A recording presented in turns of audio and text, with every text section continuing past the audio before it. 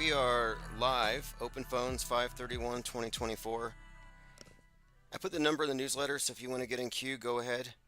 We have quite a lot to cover. Continue from last night. Last night we had a caller who had some interesting concepts about what CERN could be, some kind of direct energy weapon or something, which we'll probably revisit that among other things. And then we'll talk about the current thing, which is Trump is now a felon. Oh, that was Symbia bringing us in. Just one of the tracks. I'm going through my libraries here on the Radio King platform because we're going to reinstate the 24/7, which means after this live stream ends, the backup YouTube channel will remain on and it will stay on indefinitely. And what will happen is I will be sending out the archives nightly, which will segment off that particular days. But we need to get back into I think the original format, which is, of course, archives, but in a more targeted fashion. So, for example, I want to find all the content related to the Titan submersible and replay that now as we enter the summer solstice period, and there's another billionaire going down to the Titanic again. So we want to, kind of target our archives, and that also brings in a lot of people who otherwise might miss us during the regular times, and then from there, it's an easy click to get into the Gilded. J Dig says he didn't finish any of his thoughts, but it was interesting. Those might have been cliffhangers. I don't know what he said CERN was, other than some kind of giant direct energy weapon, but what does that mean? Like, is Earth like a Death Star? Because it seems like it would only point in one direction. Like, certainly it's not going to be used for us. Maybe they're going to blast the moon. And there was a plan at one point to quite literally nuke the moon. We've talked about this before. The numbers here are fascinating in itself. Project A119. And we often talk about 119. Genesis 11:9, the Tower of Babel falling. The ISS movie, Donnie Darko, coming out 119. Very interesting combination here, Apollo 11 and 119. But this was a top secret proposal to detonate a hydrogen bomb on the moon. These were vastly more destructive than the atomic bomb dropped on Hiroshima in 45 and were the latest in nuclear weapon design at the time. So this was going to be a flex of some kind, winning the space race by blowing up the moon, but I think instead they decided to land on it. It says here, this was going to be a show of force, resulting in boosting domestic morale in the capabilities of the United States, a boost that was needed after the Soviet Union took an early lead in the space race, with Sputnik, of course. Sputnik being the first object in orbit, 10/4/57. The project was never carried out, being canceled after Air Force officials decided the risks outweighed the benefits, and because a moon landing would be a more popular achievement in the eyes of the American and international public alike. If executed, the plan might have led to a militarization of space. Well, isn't that where we're at right now? Space being militarized. Putin has some kind of, I believe he has some kind of weapon in space. I saw some reports. Okay, they denied it. Just clarification. You can relax. You don't have to put on your mask or your space junk helmet. Russia denies the U.S. charge that it put anti-satellite weapons in space. Not that it matters, because most of the stuff falling isn't from military weaponry, but rather from SpaceX. And that's because Elon Musk is the leading source of space junk. So he's not just in the mind junk business, contaminating cyberspace. No, he's in the space junk industry, contaminating outer space, low Earth orbit. If there's a commons that humanity relies on to remain interconnected harmoniously, Musk is there destroying it. It appears to be his whole business. All right, let's see what's going on in comments. We got Baja Pickleball, Diana South, Dua Sampera, John Francis, Ollie Goering, Jay Diggs. Diana South says Space Force, new military wing. You know, Space Force is in control of all military satellites, which tells you how compartmentalized everything is, where the department, the new wing, the new branch of the military that specifically deals with fakery is now in control of that. I got Lean Dion, Portal Complex, Kevin Mooring, awesome. All right, we have some pretty decent numbers. We can get started. And just to reiterate, we are going to begin again with the 24/7 live stream. And there's a few reasons I'm doing it. I'm working on a few things here. We have to prepare for the eventual collision course that the think tank has with the world stage, which is going to happen at some point soon. The countdown is to 26 days. 26 days for Q to respond to the lawsuit, which alleges, with six different causes of action, really serious crimes. I mean, this is a civil suit because that's the path I had to take, but I'm very interested to see what its responses are going to be. But I want to say thanks to all of you who helped make that happen. This think tank has a legal department, which is me, but I think we've managed to, I think on this time, we managed to get all the pieces in order, and now it's just a waiting game. And in my opinion, and I don't know what it's worth at this moment, but just from my perspective, it would seem to me, given the incontrovertible evidence, including a written confession with a detailed methodology of his crimes, I don't see any reason why this should go to trial. And my intention is push for a summary judgment, and that's going to be my next move. But I'm trying not to get too distracted with legal work now, but I'm making time for it. But things are moving fast. Ollie Goering says, I got the impression CERN is a memory implanter. He's onto something. That's why we need some electrical engineer penguins. Interesting. Well, CERN also has this other mythology attached to it. He brought up Lord Shiva. He brought up the idea of Mandela effects, but he didn't go too deep. I wasn't able to get him to stick on one topic. I was more interested in his role with the space shuttle footage and handling that and interacting with NASA. And I think he indicated how compartmentalized things are. And he had a very good understanding of how 9/11 was accomplished. I mean, it was a magic trick. Just a big David Copperfield. Sorry, but David Copperfield is a groper. Apparently, he spent his entire career groping his volunteers on the stage, and it's finally catching up to him. But anyway, 9/11 was a major David Copperfield production. It was just a movie. I mean, it was Stanley Kubrick, to be fair, but it was a magic show. And it's an important distinction. For example, some people are mad because they're like, we know who did 9/11. It was Israel. It's like, no, it was a magic show. You're chasing a red herring. Then you have people pumped up on, the new scientific paradigm and like, well, man's greatest achievement was landing on the moon. Well, no, science, physics, etc., did not get us to the moon. You know what got us to the moon? It wasn't rocket science. It was movie magic, special effects.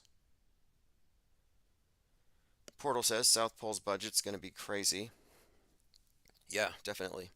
South Pole was a cartoon we were producing on the weekly back when DLive wasn't sabotaging content creators critical of the January 6th official narrative. And that's what got us taken down. But it used to be a passive source of income on the 24/7. Who knows? Maybe it could work again. My objective this time is not to be censored. No more foot bullets. I'm not entertaining propaganda mules, no matter what their intentions are. I mean, some propaganda mules have great intentions. They want to wake people up. But you want to come in here with some obvious world stage approved controlled opposition claptrap and shut us down. No thanks. Like, we're past that. You just need to let it go. Let go of your MK Ultra traumas.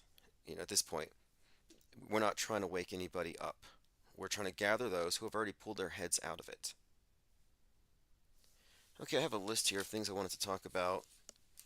Okay, so I did listen to a debate conversation that Flat Earth Dave, aka Fed, had along with Eddie Bravo and Alex Jones. Alex Jones knows who Q is, by the way, and he's being very disingenuous about it, but what else is new? Eddie Bravo was there with Flat Earth Dave, hitting Alex Jones with 2015 era flat Earth, and I was like, where the hell are they? Like they need to catch up.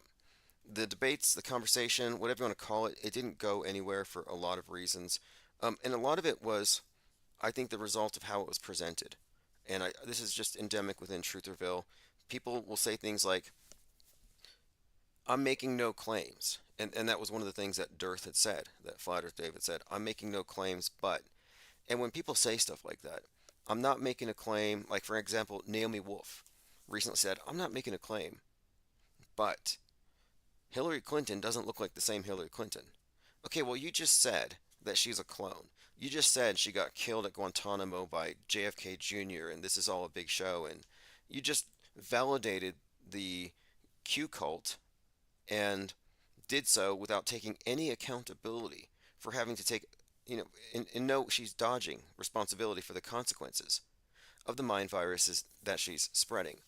And that's just a point here I think it's that I want to really hammer down on with these debates, which is why I insist if you're going to debate, you have to, one, bring your own evidence, two, you have to exist. I don't understand why people have to be anons anymore. Like, if you truly believe something enough to debate me on it, you shouldn't be hiding. If you're hiding, then I question, well, what are you trying to hide from? The possibility that you're wrong, for example. And speaking of which, I'm still taking volunteers if you want to debate me on chemtrails. Tomorrow would be a great day, Infinite Plane Saturn Day. Smarty Pants says, volume on 33, hope the neighbors get deprogrammed.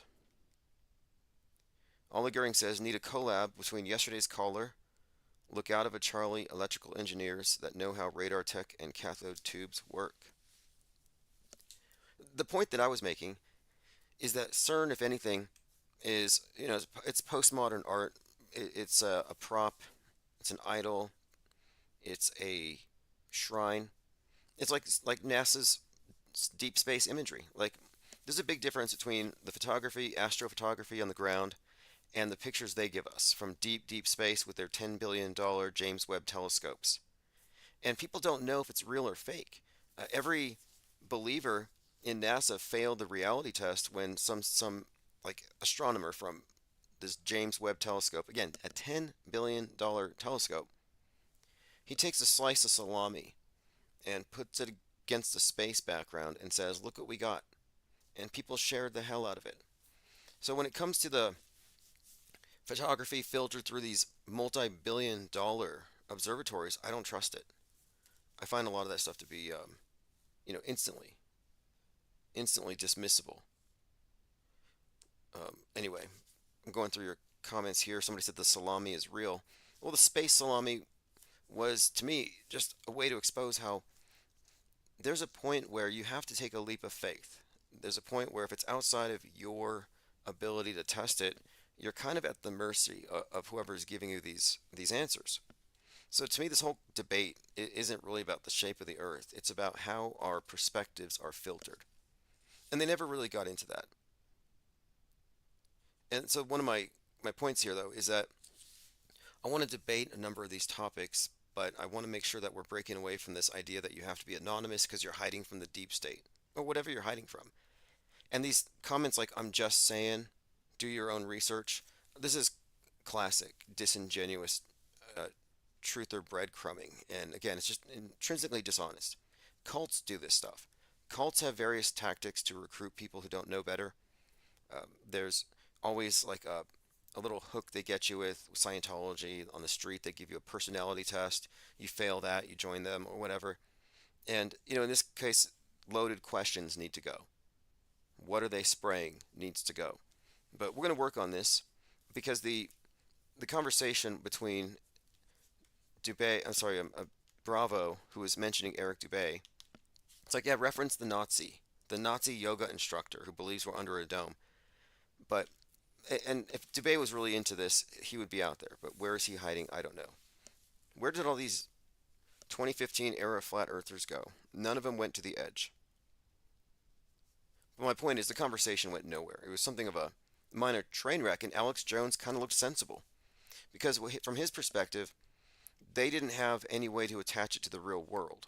He said, "Well, let's talk about Trump for 5 minutes," and they had nothing to say. They had nothing to say about Trump. Well, To me, the fakery that we talk about with the space program is produced by the same entity that produces the fake news on the ground. It's inseparable. The people who are open to the idea that the ground is fake, the news on the ground is fakeable, but they believe everything above, that's what I'm talking about. There's a compartmentalization, a leap of faith, and it all requires, I think, this suspension of disbelief, and that's what gets people locked into this model. Okay, let's see what we have here. Going through your comments, somebody had something to say about. Oh, yes. Brandon MDM, I like the idea that the moon is a reflection. Well, the Vibes of Cosmos idea is that it's a projection. So if you can imagine the Batman signal, it's a projector. You just have a spotlight with a bat on it and it projects onto the clouds. Well, similarly here, the idea is that there is a light source below, the quote black sun, and it's projecting up through the earth, and the moon is the result of that beam. But what you're seeing with the craters are in fact the land masses, and the areas that are glowing would be the water. And if you look at it from this perspective, you can quite, I think, closely align the known continents with a cluster of craters, which suggests that there's more to the world than what we've been shown, significantly more, that we occupy maybe a third of the knowable territory if we were to use the moon as a map as such. Mick J. Dub Power says, I can prove the Earth is a globe very easily. Please do. You know how much time you would save? I mean, think about all the misdirected time and energy for people who are stuck on the flat. I went to a planetarium yesterday, and I didn't step out of it thinking that the Earth was any less flat. And there's a pretty strong distinction between what you see, what they show you, and then they're like, oh, look, and look at these star clusters we get from this specific telescope that you don't have access to. And it's always really cool artsy stuff, but to me it's just religious art. Space is the new heaven, and it always was meant to be. I've been doing a little bit of digging into the Russian rocket pioneers, and they were all advocates of cosmism and space communism. So, space communism is the idea that it started off the idea that they could perfect it on Mars, create this perfect system, and then export it back to the Earth. And I think that's the agenda. I don't believe in space travel. I don't believe that there is any real landable place we call Mars to go to, but they can convince us of it. They can send people to a simulation like a Truman Show. I'm not talking about people who are duped. I'm saying actors, just like the space station. And after a while, I think people will accept, well, the way they live on Mars is perfect. No guns, no private property, no war, and no capitalism. Let's go ahead and make Earth Mars. And that's the idea, utopianism. Space has always been about presenting us a utopian vision of the future. McJ Power says, I looked into the craters on the moon with my telescope and I had a plane fly in front of it in the field of view. Yeah, I've seen planes go in front of the moon, looking through my binoculars, for example. And interestingly, it makes me think, well, the space station is 100 yards long. And compared to the airplane, and the airplane is a few miles away, the space station is 275 miles.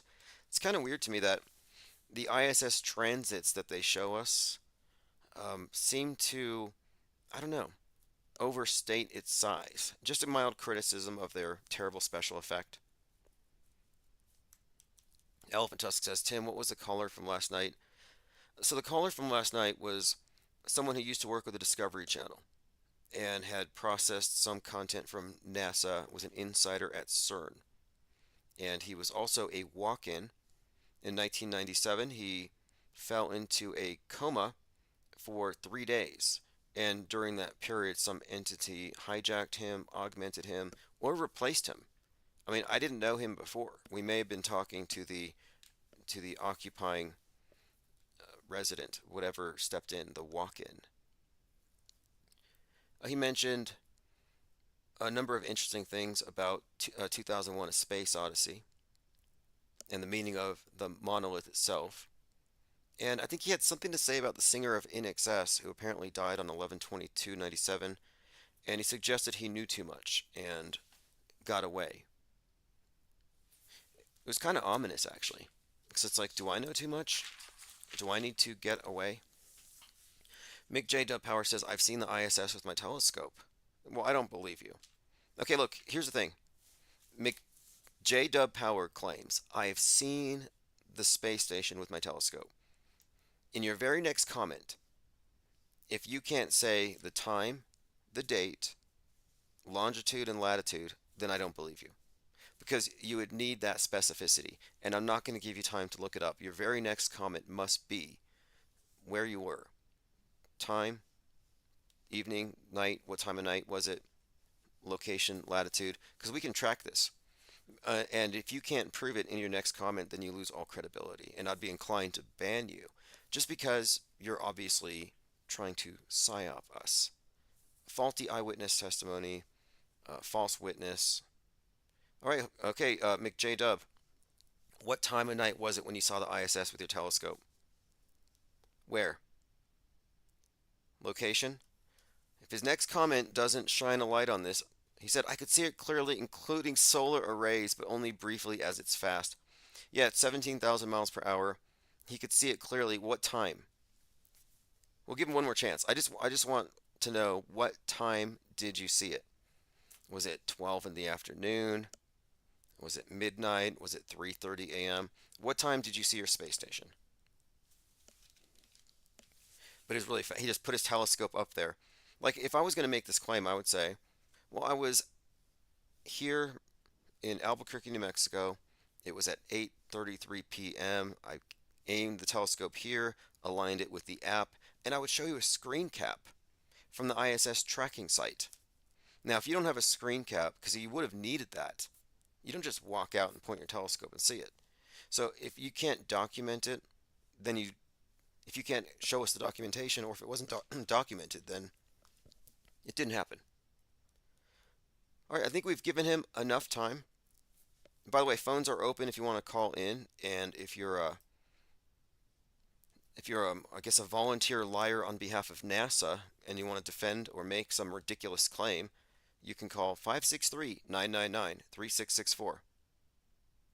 Mick J. Dub laughably says, it was a fluke and lucky. My telescope has a manual mount and I can't track it. It was years ago and it appeared when it was supposed to. He caught the ISS on a fluke. Okay, let's put him on a timeout. I'm going to just remove him from my screen. Thanks for the comic relief. Honey Bees says, was it hanging off a balloon? Yeah, Travis Cloud says it was at 11:62 on the 33rd of February on the North Pole of Narnia. Yeah, we totally got a liar exposed here. And look, this is the thing. He knows he's lying. Why is he lying? Like, why would you lie? Why would you lie about this and destroy NASA's credibility even further? I mean, I'm just curious. Like, he's not getting paid to fib to strangers. Like, he should be embarrassed. That's why I banned him. I want to spare him future embarrassment. But look, if you want to call in and debate, I just want you to put your face on the screen. And I want to debate, and then you can make your bogus claims, and we can all have a good time. It's really it's lying. There's no other word for it. He's not wrong. He didn't make a mistake. His intentions are not good. He is manipulating us. I don't know why he would do it. John Francis says, I know McJub, he's a good man. Well, he's a good man, but he's reality impaired. And he's willing to lie to strangers. And that's fine. Look, a lot of people I know are of the world, which makes you into liars. Everybody I know is deceived. That's cool. I don't care. But I'm not going to let that go unchallenged. Not here, where we are truth detectors. We are the cutting fringe of media criticism, reverse engineering psyops. You think we're going to have a space at our table for a liar who's going to come in here and try to manipulate us into believing something that's not true on bad evidence? Yeah, no thanks. Not fine.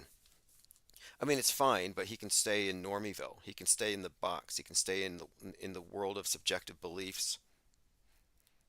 You can stay programmed. You can be a volunteer programmer, reinforcing the programming on those who start to unplug. Be an Agent Smith if that's what makes you happy. Dewis in Paris says he might believe what he saw, though, based on expectation of what to see. It could have been an ISS shaped butterfly. Right, well, beliefs aren't sacred, not in the age of information. And I don't think that people need to ask bad faith questions anymore. Like, I don't know. Maybe Hillary Clinton's a clone. This picture and this picture don't look the same. Naomi Wolf, Dr. Naomi Wolf, who's a big chemtrail theory proponent. It's like, okay, you say you don't know as though it's a question. It's not even a question. What you should do is, provide context, multiple videos. It's like, hey, look, this is a guy in a gorilla suit, and here's a gorilla at the zoo looking kind of fake. I don't know. Not my claim, but could gorillas be fake? Like, that's an easy game to play. It's disingenuous. No, look, somebody says, I don't think he's lying, mate. Okay, look, he's lying. If you're saying, I put my telescope out on the random years ago, and a UFO came into my field of view, you're lying. He's not telling the truth. He's making something up and trying to pass it off as the truth. It's a lie. We need to stop being afraid of that word. So many truthers are afraid of the word, or people are afraid of being offensive. You have to call a lie a lie. The beginning of wisdom is to call things by their right names. What are we going to say? It's a heartfelt belief. He has an intuition. It was a feeling he had, and we have to respect his feelings. No, I don't think so. Like, it's okay, you can believe in unicorns and garden gnomes and fairies, but why would you come into an auto hoaxer think tank where we are injecting criticism of mass media with a healthy dose of skepticism into the mix? Why would you come in here with some bogus claim?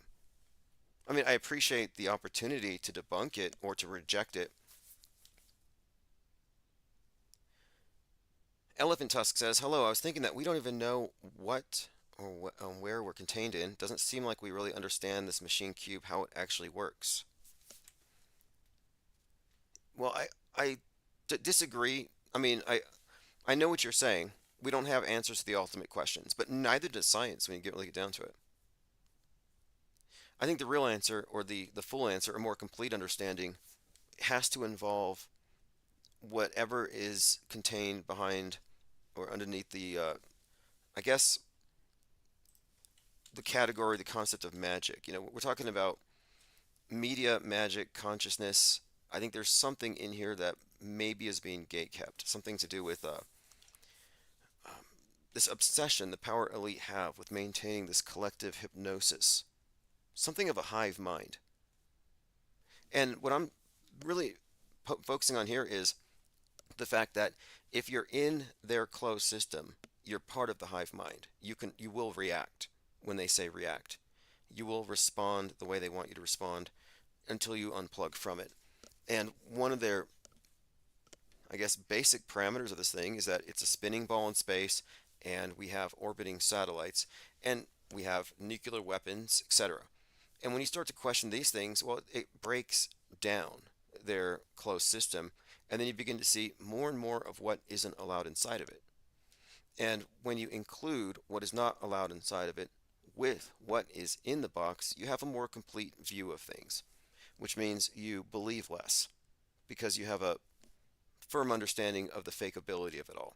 And so when someone's going to come in here and tell me to believe something, it's like, at this point, you can just provide your own evidence. Like, if you want to debate me on the ISS, bring your own video of it.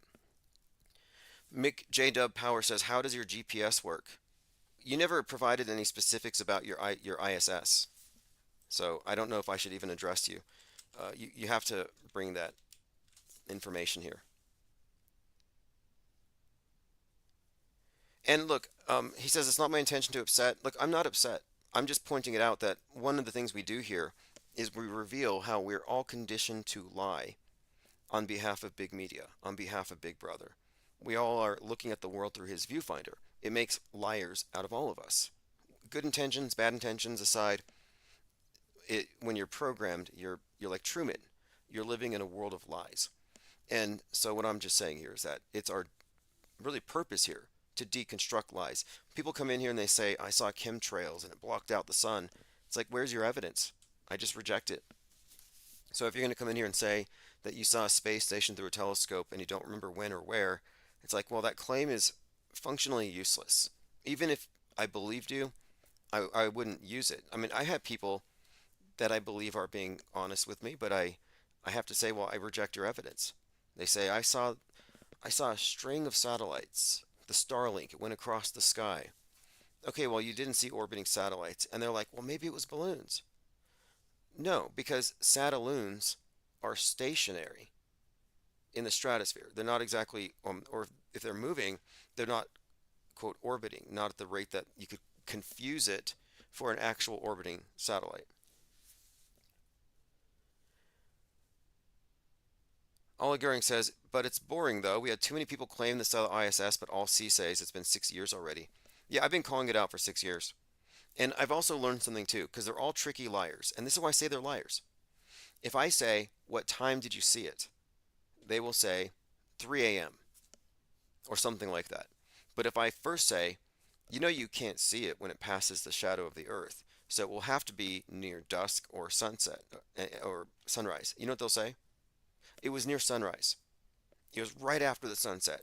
So if I educate the liar first, they improve their lie to try to get it past me. So what I don't do is I don't educate them first about the lie they're going to tell me so that they screw up and they say, yeah, I saw it at 3 a.m. So in other words, they come into this with the intention of tricking me, which again, I think it's fun.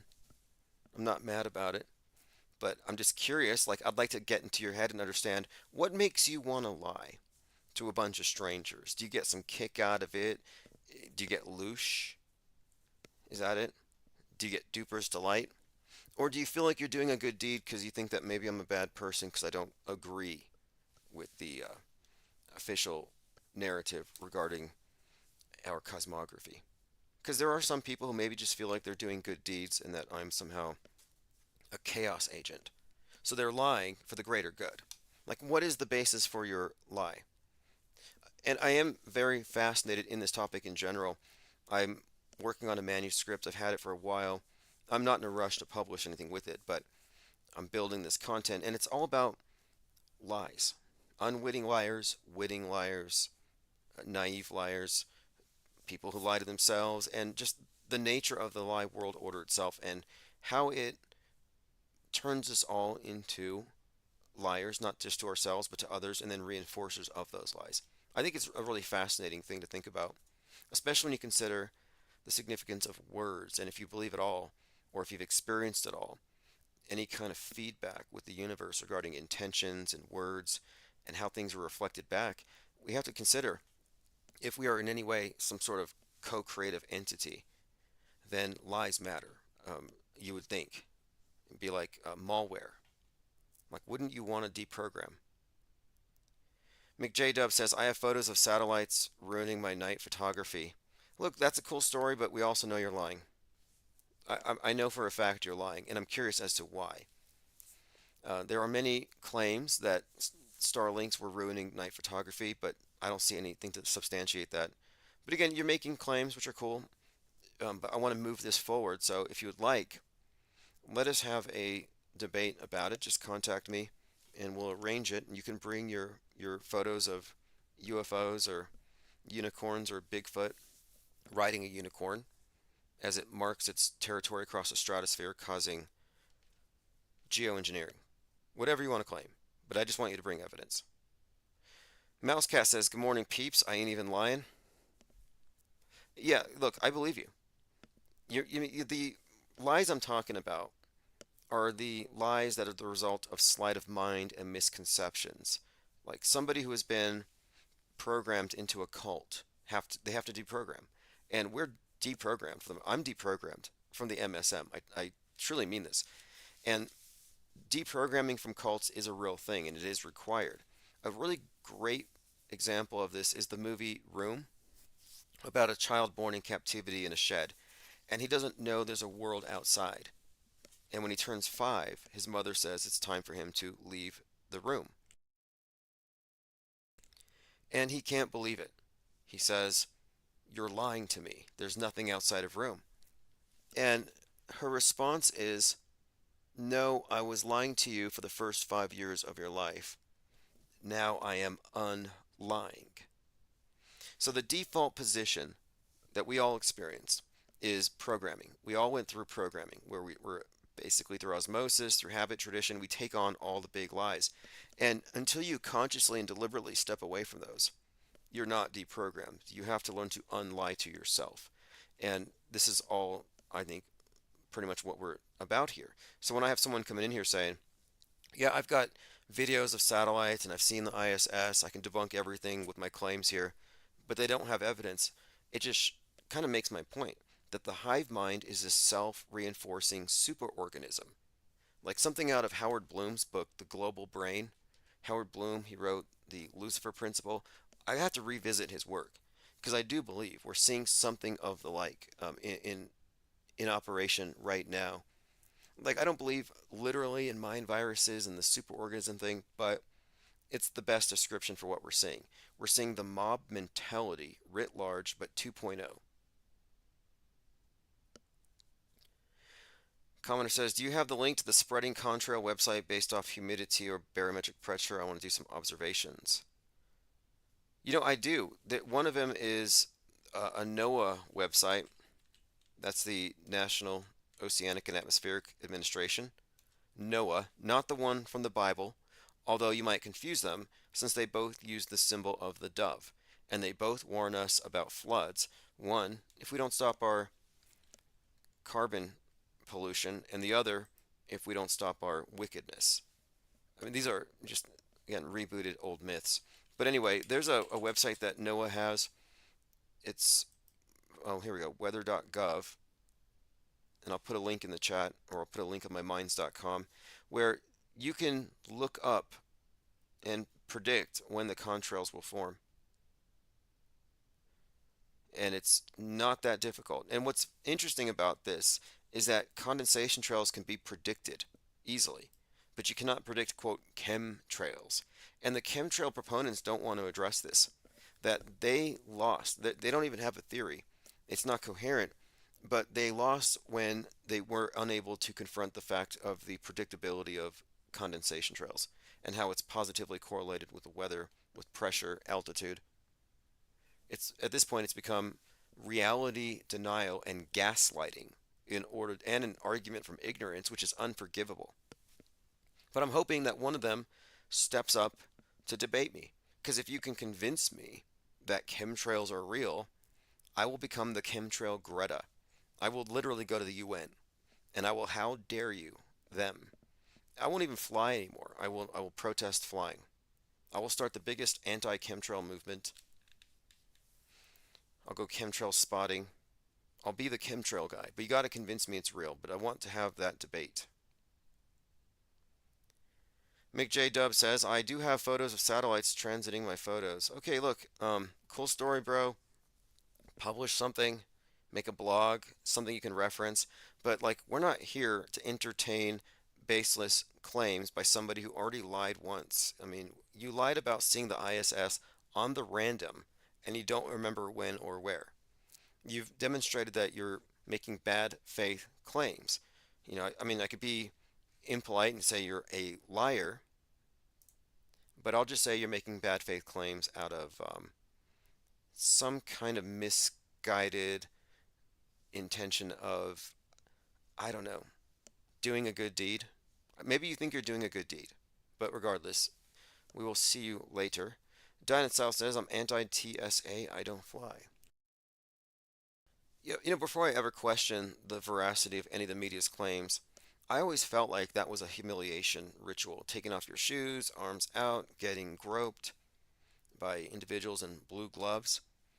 But looking at the long term of it, you can see this agenda shaping of the erosion of privacy as they destroy the private individual, as we're all collectivized into the hive mind, where now Big Brother has a compelling interest in knowing what's in your pockets, what's in your shoes, what's in your underwear, naked body scanners. So now they have their hands all over you, and we're like, it's for our safety.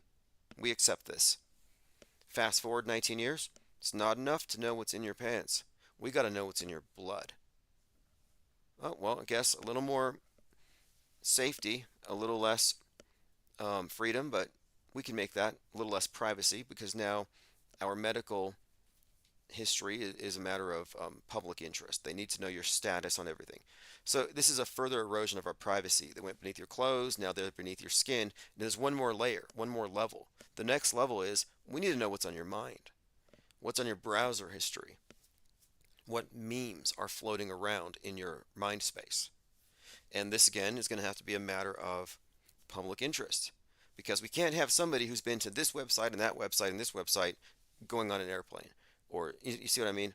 The erosion of the individual, the erosion of privacy, the erosion of the ability to maintain any kind of um, even a private space within your own mind. And this was the basis of 1984 and O'Brien, Ministry of Love, going after Winston, extracting everything out of his mind. And they led us here. They led us here. The fake demic leads to the belief in they created the model for us to understand the pandemic model, but now they've attached it to memes, mind viruses. And this is why I think when the domestic violent extremist 9/11 happens, they're going to blame free speech and the internet. They're going to blame Musk and X, disease X, the mind viruses.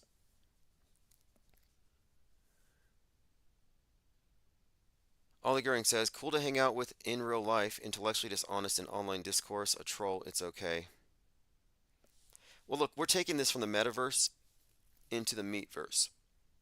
What I mean is public conversations, debates, and interviews. That is the next phase. A lot of stuff was pushed back just by a few months, mainly because of this legal stuff, but now we're back on track. I'm working on the inaugural issue of The Insider, and I am working on, of course, the Q documentary and a couple of others, but we're picking back up. That's why I think it's important to get the 24/7 back on. Lean Dion says the Australian government already did blame Elon Musk after the fake stabbing video circulated. Yep, they got us started. A. Newful says, I want to listen again to the caller from yesterday that got saved from entities from the other dimension when Agent Smith tried to kill him. That was an awesome call. I'm sure he'll be calling back.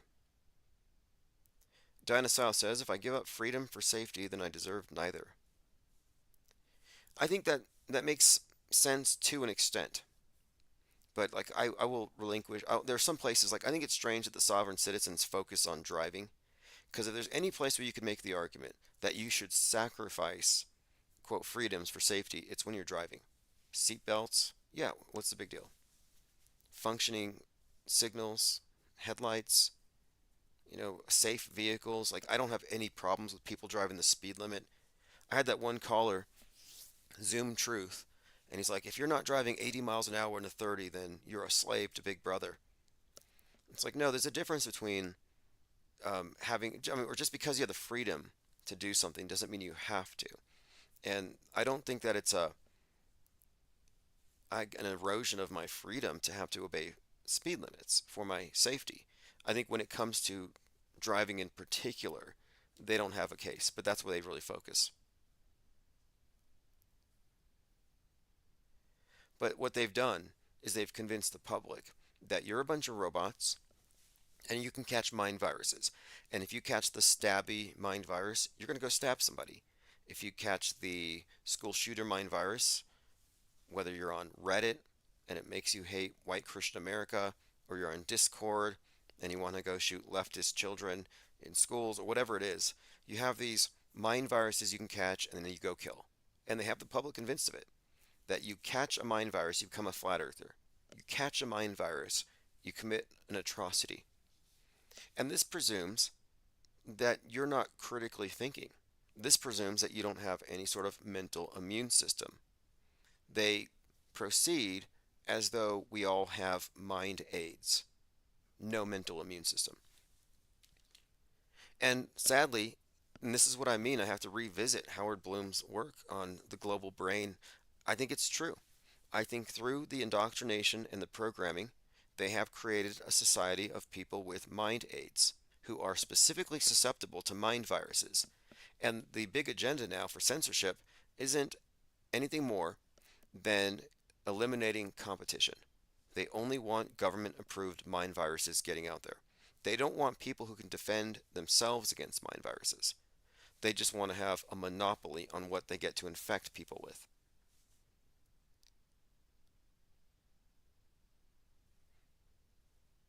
Okay, let's see. I'm going through some comments.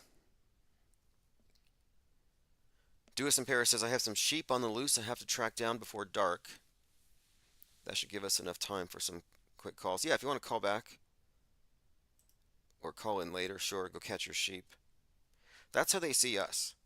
You know, the DHS, the FBI, whoever's behind this PSYOP entertainment complex, they have various departments that, and we have been targeted as a channel.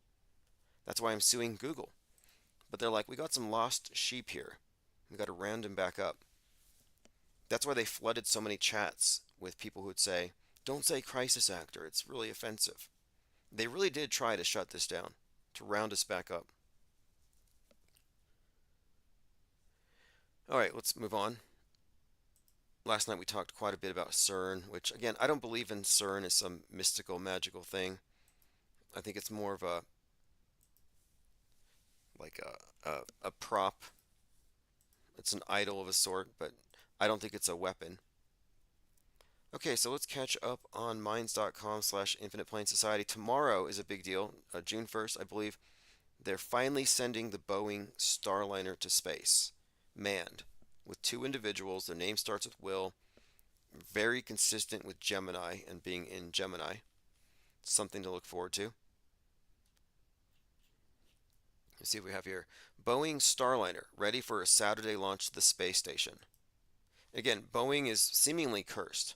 So my expectation here, just based on predictive programming, Leave the World Behind, is this looks like a setup for a disaster.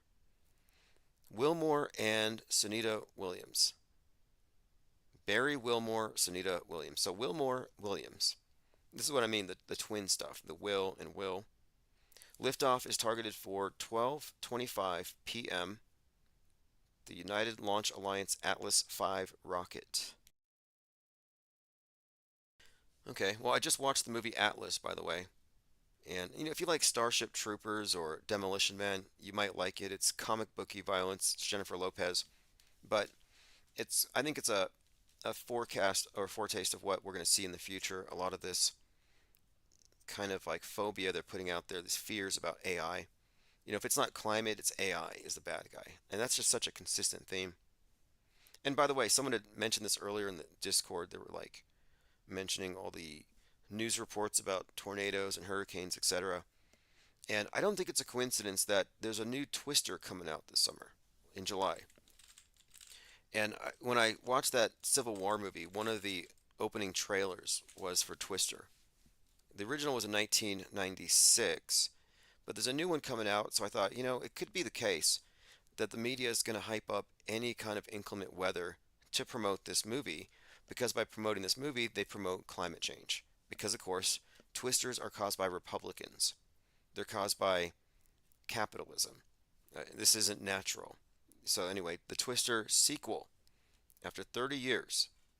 So, I'm suggesting that there's not anything out of the ordinary. I mean, yeah, it's tragic, it's terrible, people die, etc. But the media can turn a regular tornado season into something that it's not. Just like how in 2023 they were focusing on train derailments. Well, it's like there's 1,500 derailments a year, but they don't report on them. Now they do, and they think every single one is like East Palestine with toxic airborne events and mushroom clouds, which isn't the case. So I'm just saying that I think that they are indeed hyping up Twisters ahead of the movie. And the reason why is to promote belief in man caused climate change. And ironically, not only does this cause the leftists to believe more fervently in their fantasy, their neo-eschatology, but the chemtrail crowd will say, "Oh, it's true. It's geoengineering. Man is doing it. It's HARP."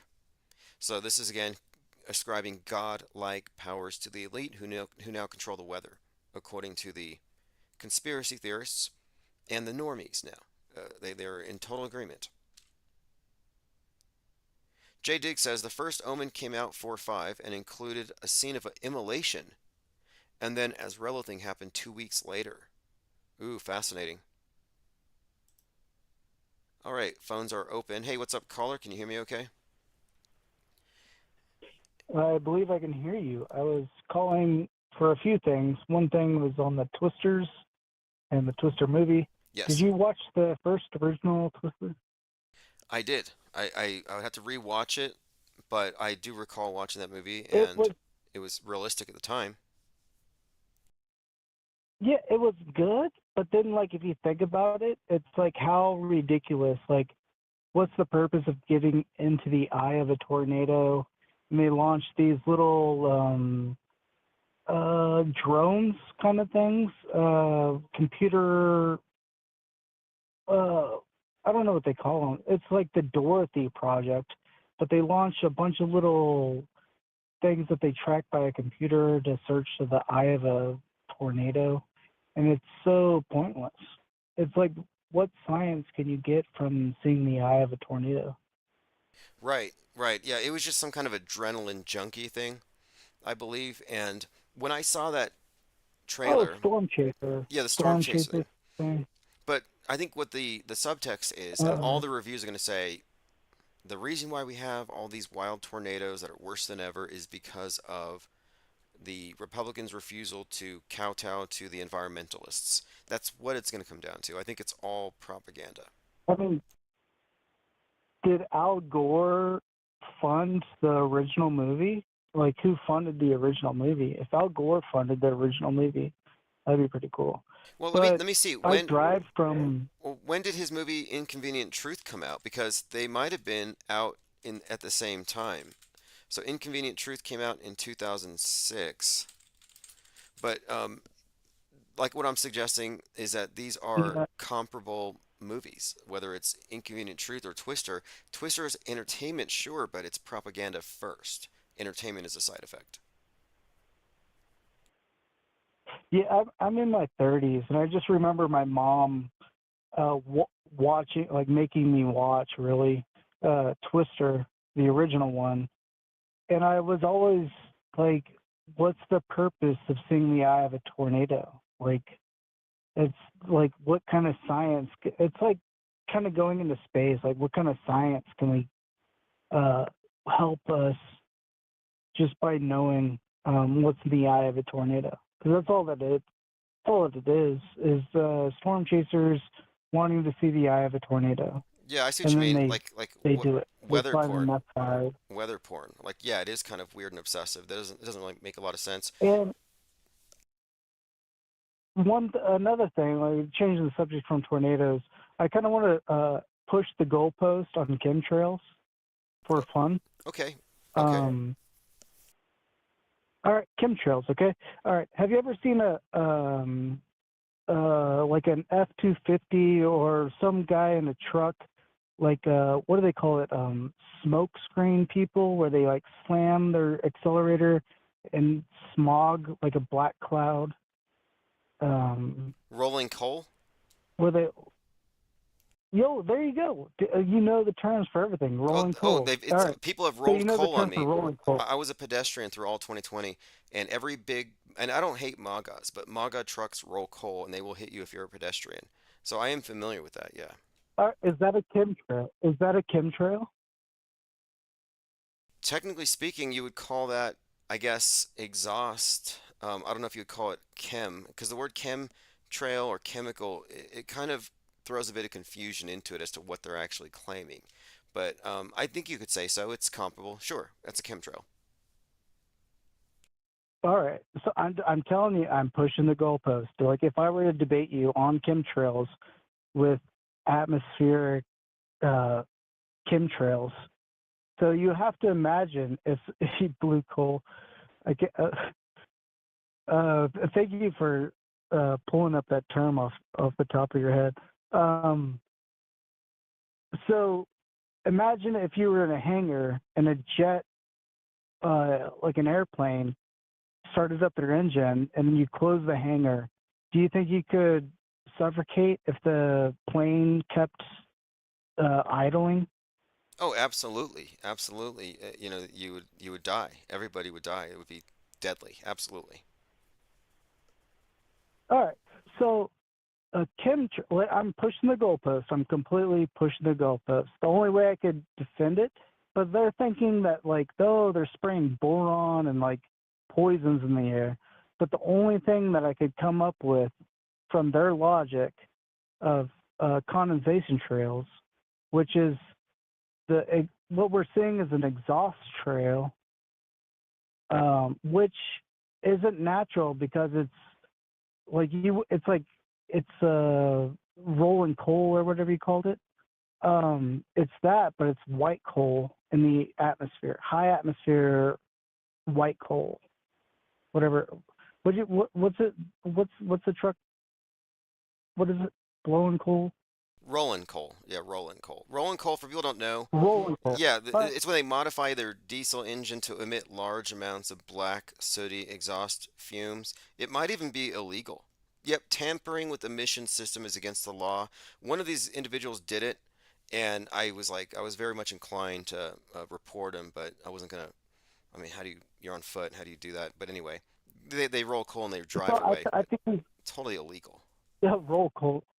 So I think these airplanes are rolling coal. I think the airplanes are rolling coal to where that is technically a chemtrail, but it's it disperses eventually, but it's unnatural, and they're blowing coal in the high atmosphere to where everyone's affected. To where, like, imagine these truckers that blow coal in your face, and it only lasts like 20 seconds. Imagine if they get their pilot's license and they could blow coal up in the atmosphere and just interrupt everyone's afternoon for a couple hours until people start boiling pickles. Okay, well, if we were getting to this, then what I would probably my my statement or my response would be, are we talking about chemtrails or jet exhaust as a separate, like as pollution? Because air pollution is a separate issue from the chemtrail theory. But no one denies that air pollution is a thing. Well, it is pollution. Well, do you believe people blowing coal is pollution? Sure, I do, and like technically you're right, but Unnatural? my question would be this though. Have you done any research on jet emissions and how they've changed over the years? Because I think there's some kind of interesting relationship between cleaner engines and persistent contrails. And it has to do with the particulates in the jet exhaust forming nuclei for the condensation. It's not even just the engine. It's the fuel itself. They've been changing the fuel itself to where I mean, you would need a lot more research.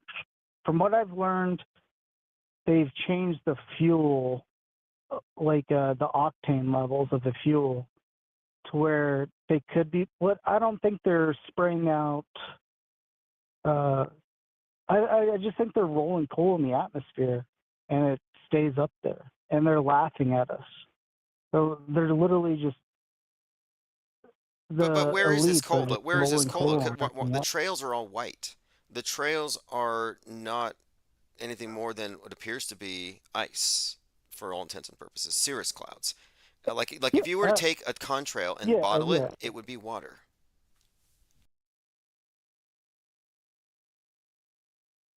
It's just the exhaust. They're purposely making their exhaust fumes with their engines Well, let me ask you a question. uh, What makes you smog what makes you not smog the atmosphere. what makes you want to believe in chemtrails or at least defend the premise? Like what is your specific interest in this theory?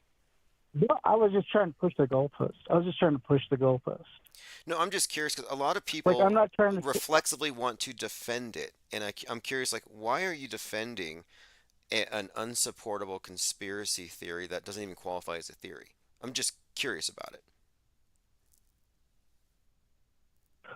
Okay, well, you obviously know what people think are chemtrails, and you call them condensation trails.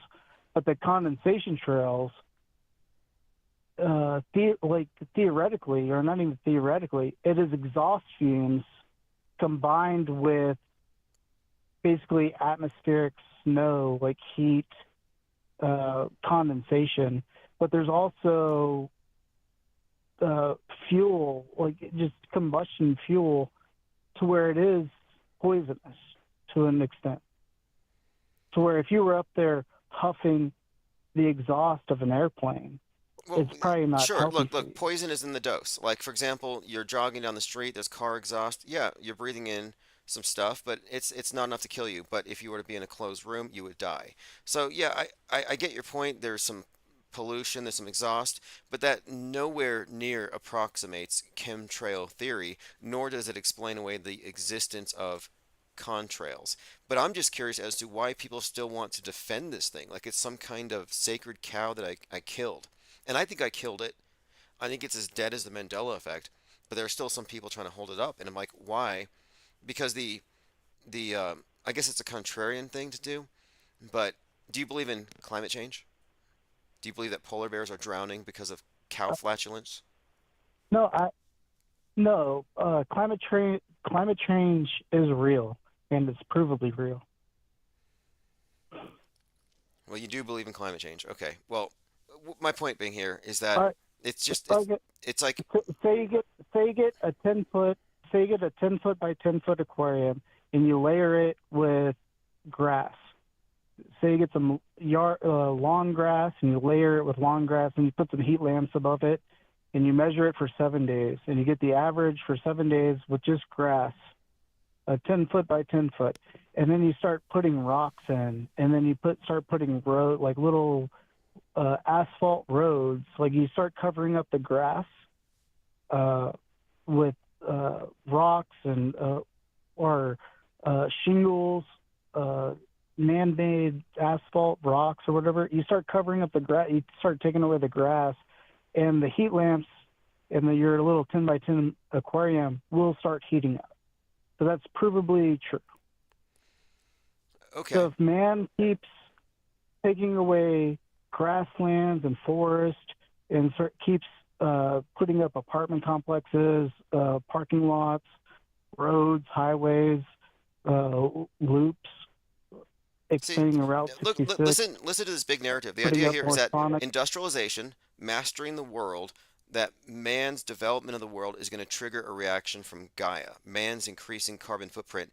This is just a reiteration of the old myth about wickedness bringing about a flood. I don't believe it. It's a cool story. I'm glad you memorized it, as we all did in school growing up, and it makes you feel guilty about breathing. But no, I don't believe it. But I don't have any sort of I like, didn't memorize it. I didn't memorize it. Imagine if you torched and salted the earth of the whole Amazon forest. You don't think it would start heating up down there? I don't know. I'd have to look into it. It might be inconsequential because compared to what man does, a single volcano outweighs us as far as carbon output. Like I think the whole Well, conversation is, the problem with you is you live in a desert. Albuquerque, you can't really. Uh, I guess you don't understand. Like you got to go to um, a national forest and feel real air and smell natural air. You live in a desert. So no matter how much asphalt people lay down around you, you'll be like, it's not warming up because the sand around you isn't collecting more, it's not radiating more heat. You live in a desert already. well, look, here's the thing. I do think that we need to maintain our environments. We need to be respectful towards animals, nature, etc. Like I'm all for it. But the topic of environmentalism has been hijacked with a political agenda that is squarely aimed at regulating freedom out of existence.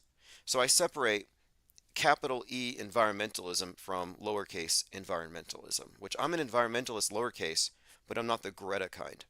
And the problem with the chemtrail theorists is that they are closer aligned with Greta than with someone like me.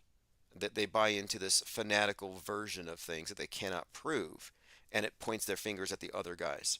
Secret government's doing it, or the private sector is polluting and they're doing it. And I'm Oh, like, I'm already telling you. I'm proving it.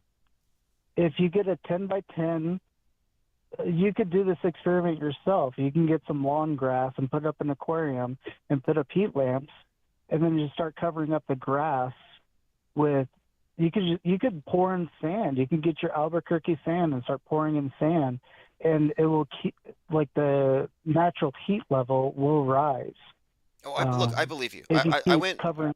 on a hike today through this canyon, and it was extremely hot. And I walked for about a mile and a half this canyon one way, and then on the other way I stopped at a park, and I just experienced a stark difference when I crossed the street from the raw open space desert, New Mexican desert. I saw a buzzard, in fact, and then I compared that to the park I was in with pear trees and sprinklers and playgrounds. And it just shows you how, yeah, we modify our environment, we control our environments, we make it better, more habitable for us. But what we don't do is we don't alter the climate itself. We may affect the weather regionally, locally. You air condition your home, but we're not changing the climate systems of the world itself. That's the big lie that I'm refusing to accept. Uh, if you look at the if you look at the limited land mass, we obviously are. Okay, imagine if we paved all every square foot of land. Say we put cement over everything, and we made apartment complexes, and then we made basements with where we grew hydroponic uh, food in the basements. But everything that the sun touches was uh, just shingles, solar panels. There's no grass, no more natural trees, and it's all just above ground uh, highways, roads, parking lots, transfer stations in between underground living areas. Do you not think that the above ground, do you not think that like trees and organic material is necessary to uh, keep Okay, I see what you're saying. Okay, let's keep say an hypothetically, equilibrium? if we cut down all the forests and we covered all the ground with asphalt, I think we would still be taken care of by the ocean. Like, I don't think we can ruin the planet. I'm a climate change accelerationist. It's like, let's just go for it. Let's just exploit, use, let's tap into it. We're here to use this place. It's ours. I don't think we can break it. I really don't. I think the earth is anti-fragile. Well, like I think we would have to go underground. Like, how long do you think you could survive in Albuquerque outside without cover?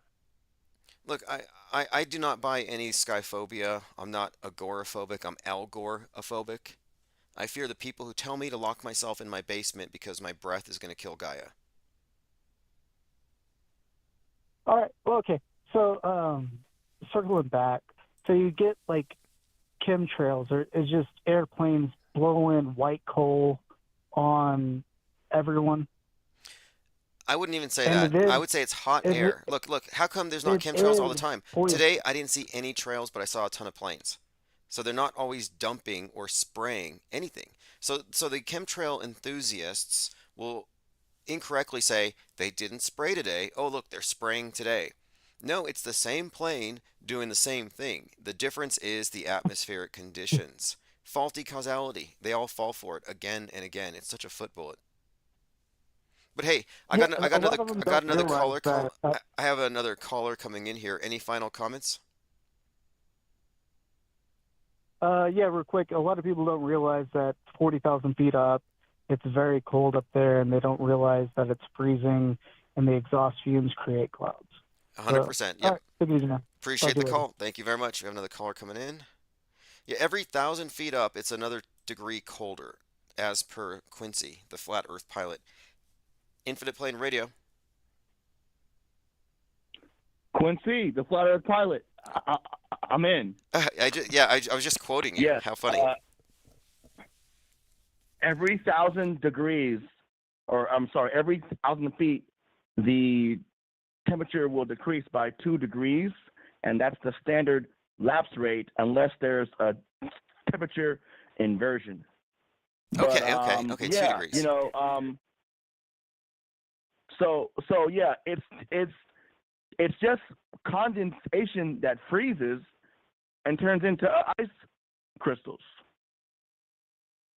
Now, are there airplanes that do spray, but they're actually spraying airplanes? If that makes sense.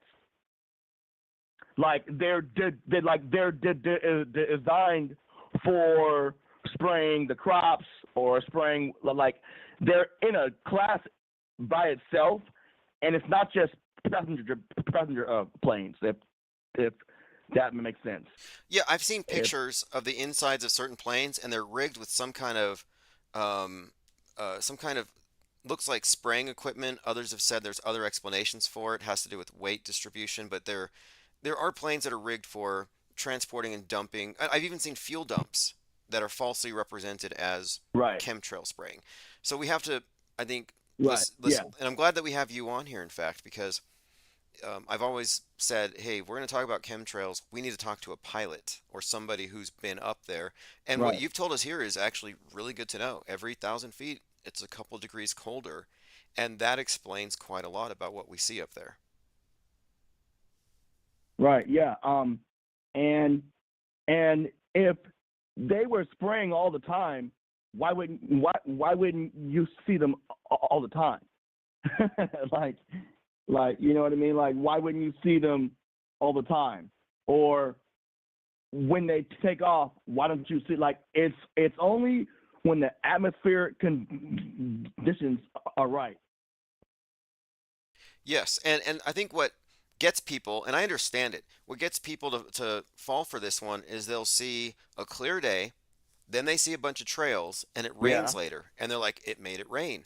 And it's like, no, it was going to rain anyway. Right. The fact you saw the trails meant that Right. the atmosphere was kind of already saturated, already prepared.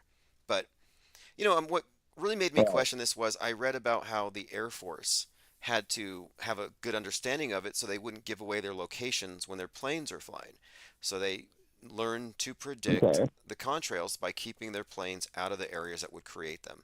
And that's been a thing since the late 50s. Now here's my question. We all know that Bill Gates wants to block out the sun. So how or what process would be massively for that to happen? Right, the claim, and this is not a tested thing, and they call it geoengineering, but when they say geoengineering, Right. they believe that climate change is real and they need to stop it by blocking the sun. So the claim is that they would spray Oh, reflective I particulates in the see. stratosphere and reflect the sun. But they also claim that Okay. contrails are reflecting the sun. And they say on 9/11, when all the planes were grounded, that it was actually warmer afterward. That's what they say. Hmm. Hmm. Interesting. Your last caller, I don't think that he understood that climate change is not about the Earth heating up because back when I was in school, they didn't even call it that. They called it global warming, and then they said, "Oh no, it's global cooling." I was in the second grade, and every Saturday we had these reports called weekly readers, where it was you're going through the next ice age. You know, the whole world's going to freeze over.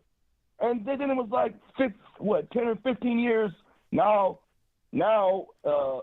It's like heating up. It's like they can't even have the science right because the science is wrong. So they try to play both sides of it and say, well, the science is changing. So if it heats up, it's climate change. If it cools down, it's climate change. If it's chemtrails, it's Yeah, what it's they've done is they've moved their climate change. goalposts, but what's If it's worse is not, this. They it's made no climate change. Well, they made predictions. They're like, by 2012, it'll be like this. And the thing is, their predictions never came true.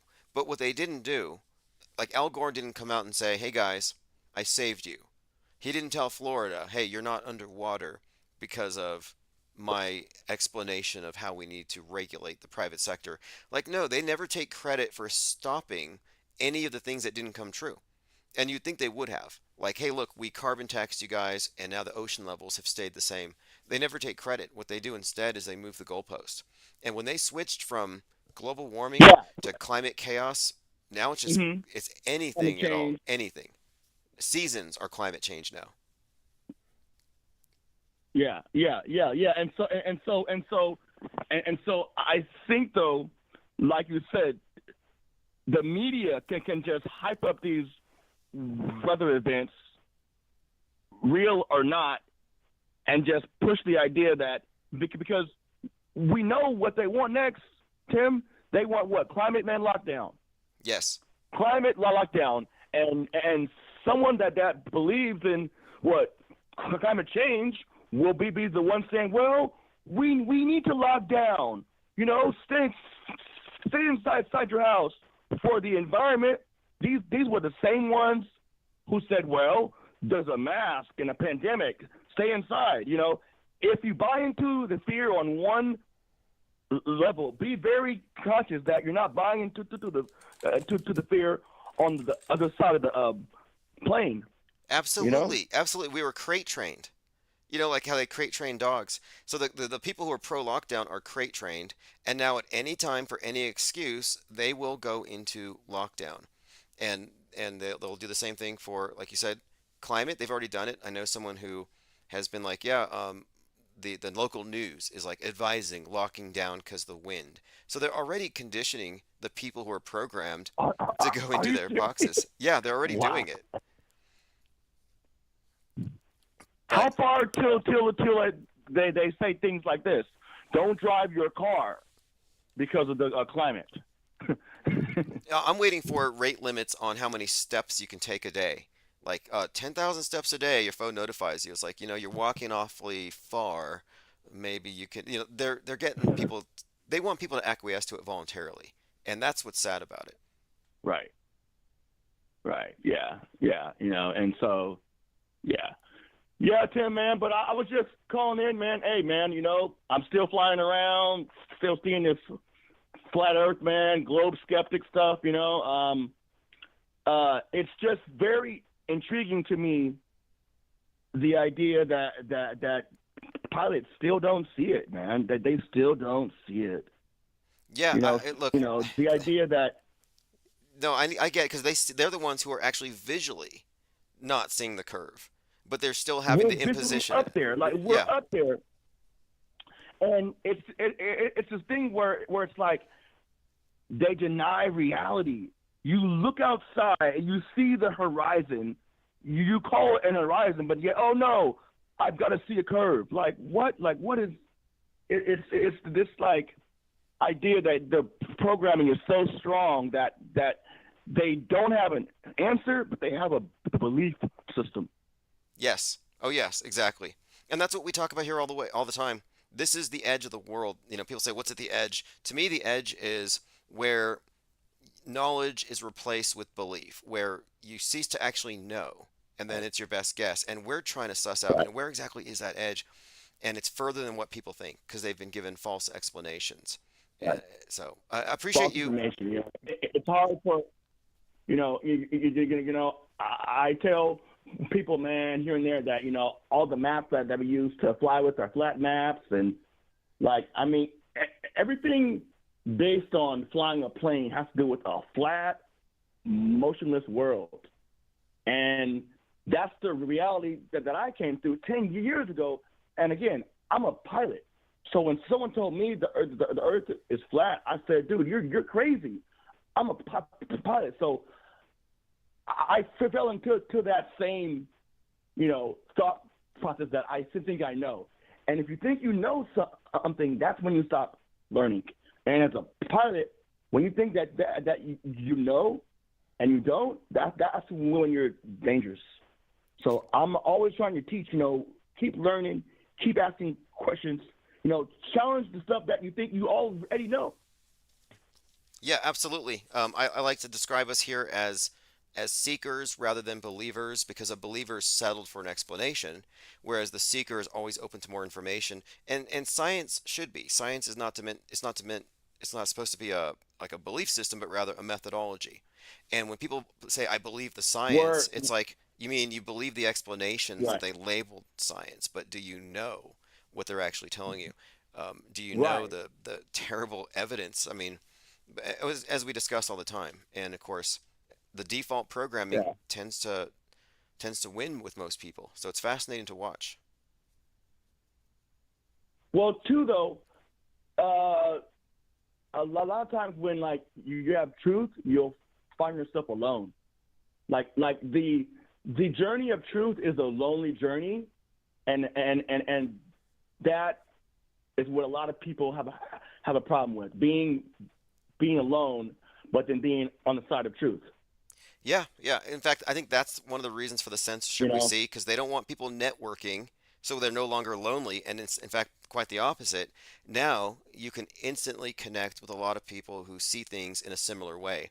And that's why they've spent so much time in the mass media demonizing truthers, conspiracy theorists. They want to stop it. it's like everywhere I go now. Oh, Quincy, you're the flat Earth pilot. You're the flat Earth pilot. It's like people know me as now that like that. I mean, like everybody at it like it's gotten so bad. People have called the FAA, and then they all know me as the flat Earth pilot now.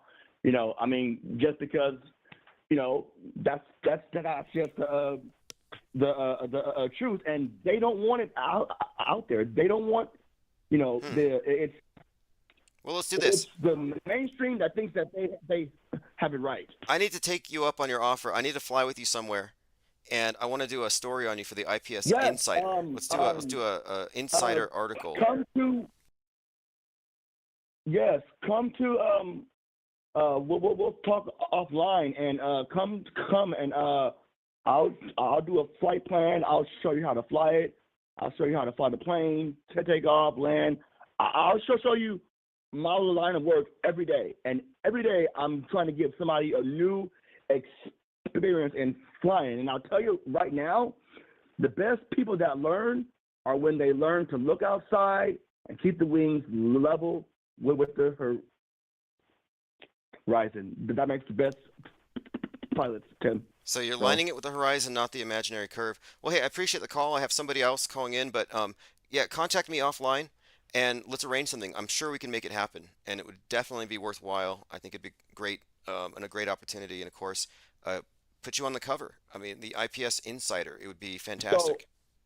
so do I email you or Yeah, send me an email are you or reply to the newsletter, and you can reach me there, and then we'll touch base, and I'll see what we can do. okay? Cool. Okay. All right. Well, hey, thanks for the call. Sounds Thanks good, for the Tim. info. You have Absolutely. You too. all right, sir. All right, we Yeah, have time for okay. one more caller here. That was Quincy, who just coincidentally called after I quoted him. Infinite Plane Radio. Hey, caller, thank you for Hello. holding. Yeah, thanks for holding. Appreciate it. Good deal. I think I know where the confusion's coming in with the contrails versus chemtrails issue. Um, there is no chemtrails. What there is stratospheric aerosol injection. And you can tell those because they stay up in the air and accumulate and turn into clouds. Now, the contrails that you talk about, they dissipate very quick, probably within 15 to 30 seconds. Because it's so cold in those conditions that the heat left over to make the crystals can't, last very long. Okay, But yeah, I think it's okay, just the that's terminology. The slang is wrong. There ain't chemtrails, but there's stratospheric aerosol injections. okay. Okay, so I understand the misconception, and what Quincy was saying is that it's an altitude thing. So stratosphere will say like 35,000 feet up. Of course, it's going to be persistent because that's where the air is frozen. Whereas lower altitudes, it's not going to persist because the temperatures won't be as high. So if you look at it purely as a byproduct of altitude, it would explain why some linger and some don't. At least that's the official explanation. But you nailed it. That is why Well, the people. ones that linger are stratospheric aerosol injections of different chemicals, whatever they decide to put in the mixture. Oh, I see what you're Now, the saying. contrails that you talk about, they last 15 to 30 seconds. It is so cold in the conditions that they happen in that it can't last very long. It's not stable. Well, here's the thing. So The that's how you same can tell plane, the the difference. same But there plane, is no the same chemtrails. There's stratospheric aerosol injections. the same You can look airplane, it up. It's legit. They are doing it. the same airplane is not leaving a trail until it reaches the stratosphere. They're using, the environment as the No, no, excuse what I'm to saying do is it. the same plane that leaves a trail that persists doesn't leave a trail when it goes The lower. ones that turn into clouds, yeah, those are stratospheric No, no, what I'm aerosol saying is, injections, no, here's not the thing. contrails. Okay, I'm saying they're not injections. You're using the word injection. It's hot Oh air. no, that's their wording. they're stratospheric Okay, okay, aerosol well, let me injections. ask this That's what question. they 90 call it. seconds. Okay, let me ask you this question then. Who or what is injecting it? Is it an airplane? What Different agencies, different No, no, no, companies, what though? What though? What is doing the injection? whoever's willing to No, take what the though? money Is it a to do it. helicopter? Is it a balloon? What is spraying the stuff out? Well, they used to use high altitude jetliners that are made up like tankers, like you were talking about earlier. Those aren't fueling planes. So are That's these 60 seconds. fueling planes. do these Um, planes in the stratosphere, basically, do they have any sort of markings? Can they be identified? Are they tracked? I think at this point they've just started mixing it in with the regular jet fuel. Okay. Well, look, that I'm just asking because I want to understand your claim. Are you I think suggesting I think it's evolved over the years. so Their program. it's not the commercial airlines, it's Look up NASA Cares program, man. okay, well, hey, look, appreciate the call very much. And hey, one more question. Do you wear a mask? Oh hell no. Why not? Chemtrails. You don't wear a mask for chemtrails? They don't work for freaking flu or COVID. Why would they work for chemtrails? Okay. Thank you. All right. All right, you have a good 10 night. Yeah, you Too. too. seconds. All right. Got some clarification there. Appreciate that. Got a great call from Quincy. And yes, uh, we had spoken before about this, and I think it would be a great idea. I would just fly out to wherever he is. I'll meet someone there. We will do some kind of interview for the IPS Insider. We'll put it into an article, put him on the cover, and he can explain his viewpoints in his own ways. He can talk about how McToon is a scummy snitch who tried to call the FAA on him. I mean, there's so much to talk about, but I think it would be a great opportunity to introduce the IPS Insider as a format for taking these callers, these calls, these conversations, and putting them into print. And by the way, the IPS Insider, if you didn't know, it's going to be a smaller version, a truncated version that's free, that's distributed through PressPass carriers. The online version, which you'll get through just scanning the code, will be full, which you can order in print in order to make it cost effective. But one of the signature features will be I will have these interviews, but you can also scan the code and listen or watch it. So every article, every picture in the print version will have links to download, whether it's visual or audio. So just a heads up, I'm working on that now, and I'm only able to work on it because of the supporters of this channel. We're reaching the end of the month here, and Patreon supporters keep the lights on, keep me in the office, keep me focused on this, and of course keep us ahead of the curve here on media breakdown, which is what we have been doing. If you look at the last year, I think we have fine-tuned our argumentation, and we have made progress, whereas Trutherville has just sunk deeper into the morass, deeper into hopium and dopium and mentanol, bad red pills, QAnon nonsense, and worse. This is where it's asked, says IPS, will you have a correspondent cover breaking news from BitChute? Yes, I should.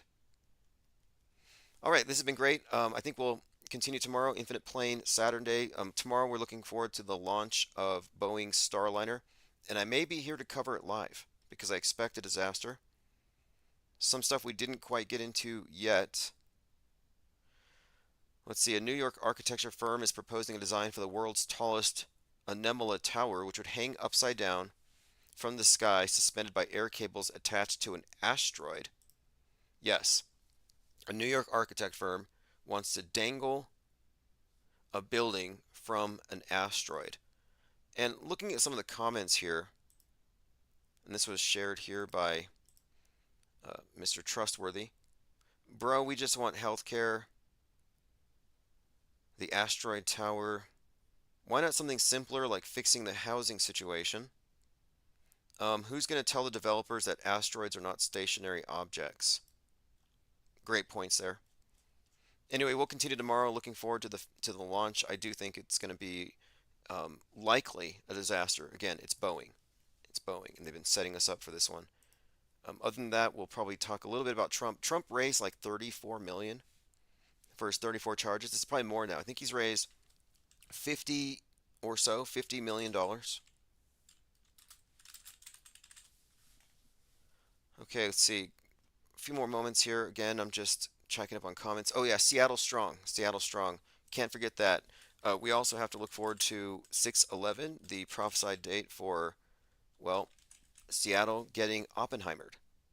Meanwhile, we're developing our own, figuratively speaking, our own weapon of mass, I guess, information, and we will be Oppenheimering the world stage here very soon. All right, this is Chief Crow and the Flat Earthworms. Space is fake AF. From Earth into the black void. Because you can see the stars. Oh yeah. We were never able to see stars from the lunar surface or on the daylight side of the moon. It's not a black void. I mean, it's black, but there's all kinds of little polka dots. Space is fake AF. Space is fake AF. There's more than stars. You can see planets. You can see moons. You see the gas. It don't let it. Say the sky was not the limit. We fly to the moon in another second, but we haven't been back since 1972. Destroyed all the papers and blew up the Challenger crew, except for the twinsies. Space is fake AF. Space is fake AF. Look out into deep space away from the sun. It's the darkest night you can imagine. Hey, space boy, you broke my rocket man heart. Where are the stars? Is it bright or is it dark? The vacuum of space, oh, the tomfoolery. What happens if you get a leak on that? You have a leak.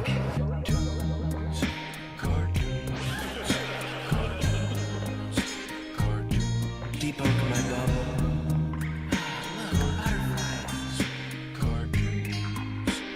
It's hard to comprehend. Space is fake AF. Two little bitty O-rings. Space is fake AF. It's not what you think, homeboy. Space is fake AF. Okay, so if you're still listening, I just disconnected the main channel, and I'm going to pivot now into the 24/7 live stream. Now, I haven't had time to set up the archives, but I'm just taking it one step at a time. So in order to have a continuity here, we're still on the Twitter channel, DLive, the Tim Osman YouTube account, Twitch, and Odyssey. So we're still live in all of these places.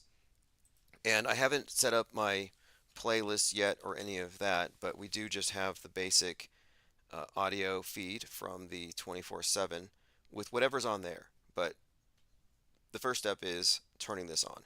Once I have this on in the 24/7 chat and we link it up with everything else as far as Discord and the other platforms, then I can expand into video and relevant archives, selectively exhumed. So let's put live, I'll put no 24/7 IPR live replay. I'm putting this on the screen.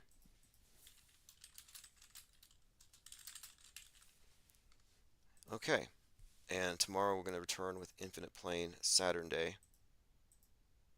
But I think this is vital, absolutely vital. Okay, IPR 24/7 one more time. I'm going to put live replay in chat.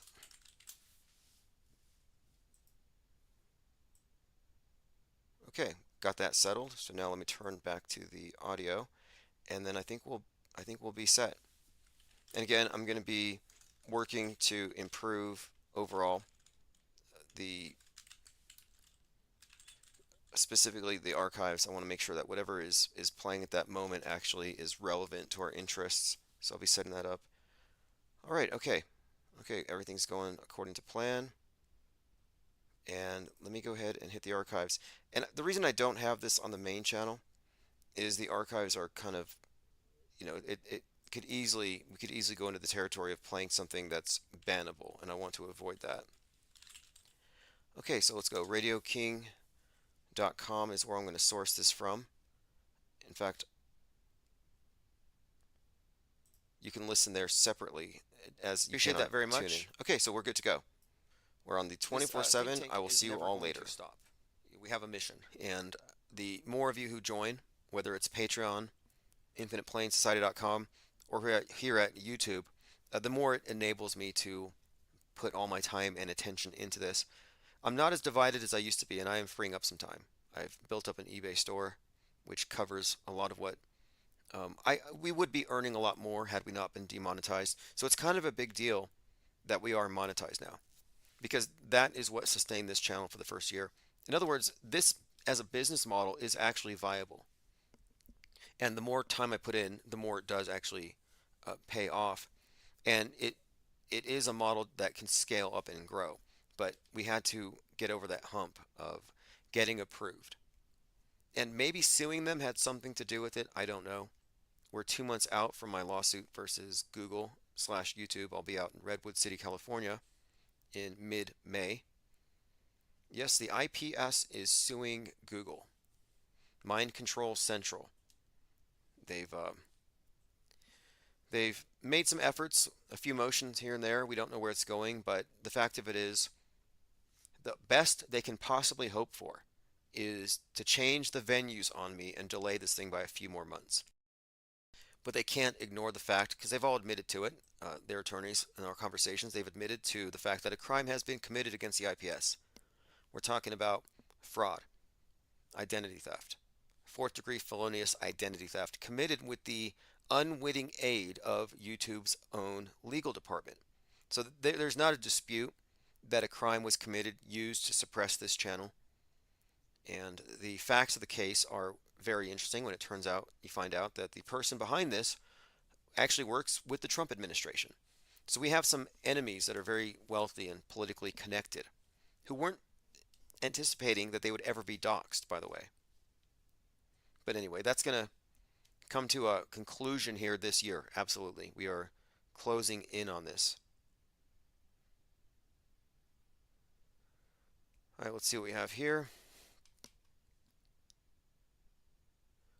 This is the 36-story Saturn V rocket with astronauts Neil Armstrong, Buzz Aldrin, and Michael Collins blasted off on July 16, 1969 from Launch Pad 39A.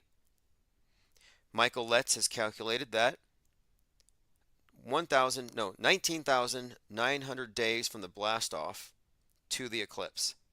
This is another example of what I'm talking about with these prophets. They're taking events and calculating the dates between that event and the eclipse and drawing these correlations. Now, the problem with this again is that they're not accounting for every miss. So there have been 1,000 launches since. but you're going to focus on this one that has this specific number. Now, does the number 19990 mean anything? That hasn't even been established. So what's happening here, and this is why they call it the Texas sharpshooter fallacy, is they're shooting at a barn, the side of a barn, just haphazardly. Then after they fired all the shots, they draw the target. They find a close grouping and they draw a target and they point and they say, "Look at me. I'm a sharpshooter. I never miss. I'm always right." But again, it's kind of a trick. It's a Jedi mind trick. And I hope they figure it out. The ones who aren't intentionally doing it, I hope they figure it out. Unlike that one individual who spent 4 years doing gematria on baseball games, who's finally giving it up because God told him to.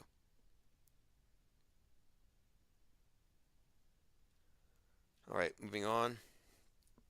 Vladimir Putin has won the presidential election in Russia, winning 87% of the vote, securing his position in power till 2030 and beyond. We've been talking about the bloodbath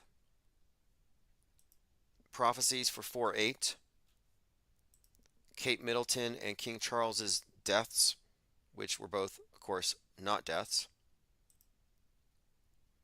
We are also kind of breaking down the dynamics within Trutherville, what's causing it to break down, how it's been targeted by what I consider to be active measures, meant to erode its capacity to discern real from fake.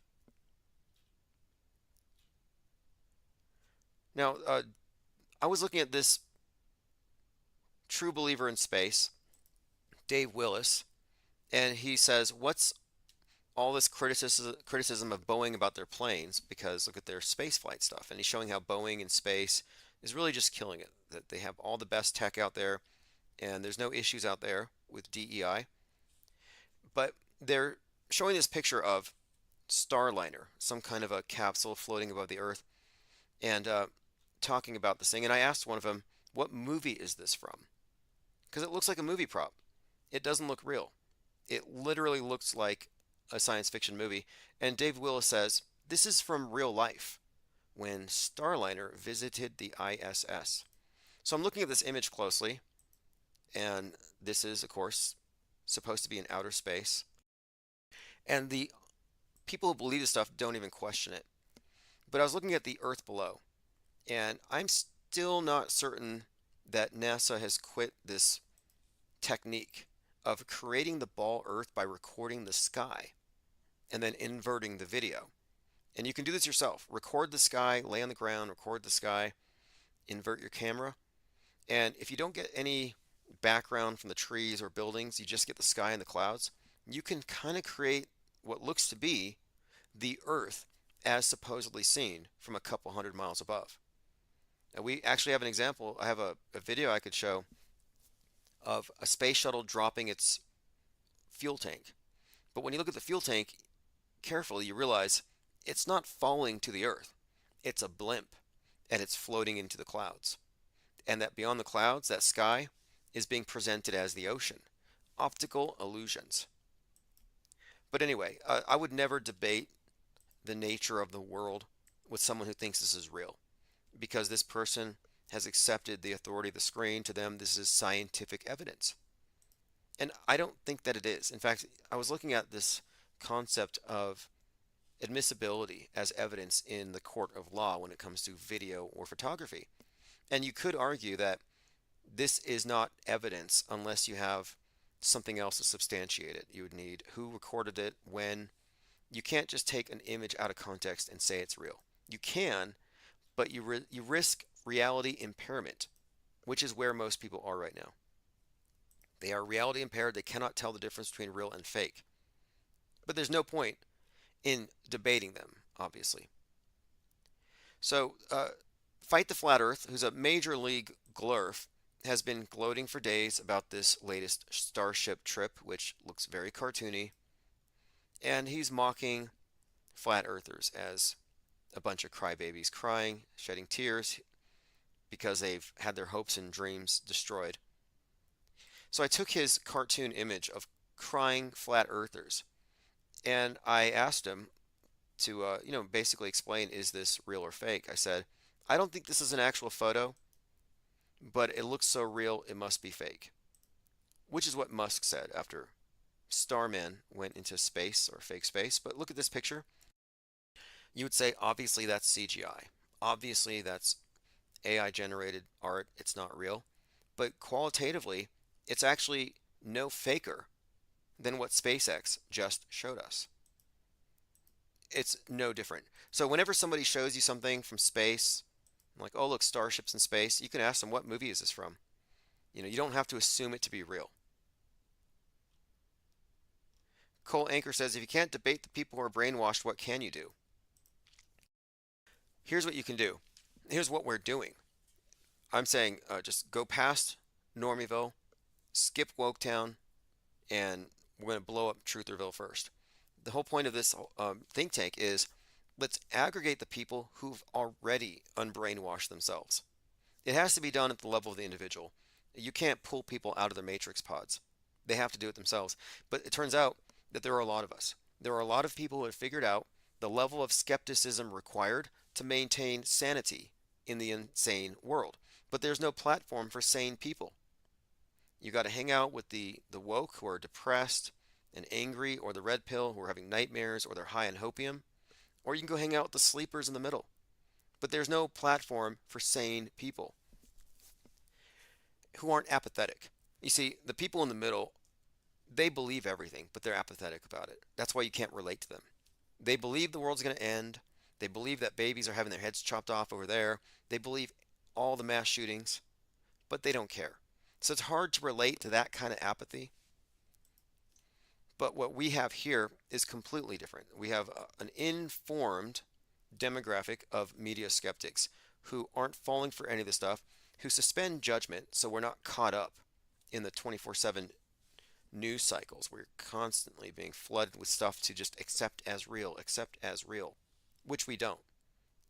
The objective here is we send out a signal, a penguin projected onto the ionosphere, or a book tour, and this signal will help us. This mission is to aggregate everybody who's already stepped out of the box, who is on the right side of the screen. And I believe that there are enough of us that we have this sizable breakaway, what I call the parallel media. And once we aggregate a good 1, 2, 3, 4, 5, 10,000, it'll snowball. And people who are near the fringes, who are being gate kept, will eventually see through that, in my opinion. Now, once we have that established, then we can decide what to do next. But you're not going to make any progress fighting an info war, because the info war is two-sided and it's actually designed to never end. The only way to win is to step off their stage. Conscientious objection. We're a bunch of peaceniks here, inactivists.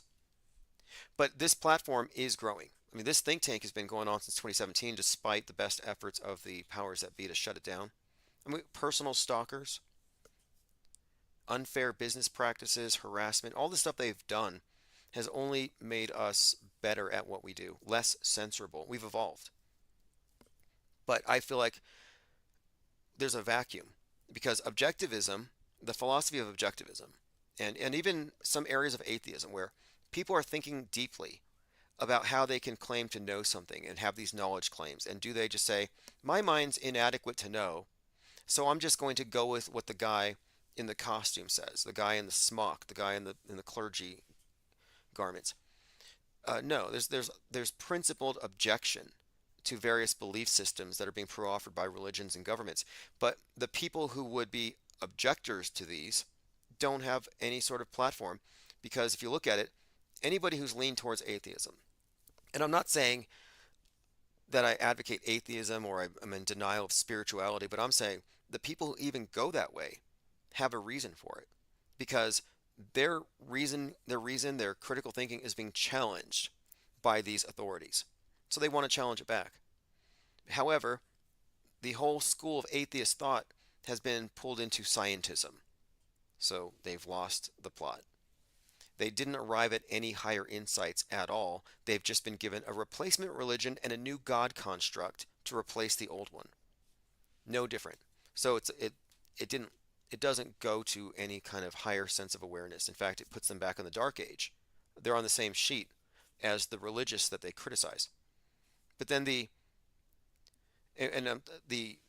objectivists, for example, they believe that there's too much collectivism, not enough focus on individualism, individual perception, cognition, epistemology, and the philosophies of the world have been inadequate to handle the task of man reaching his highest capacity as an intellectual. And the problem with objectivism is they took the televised worldview as objective.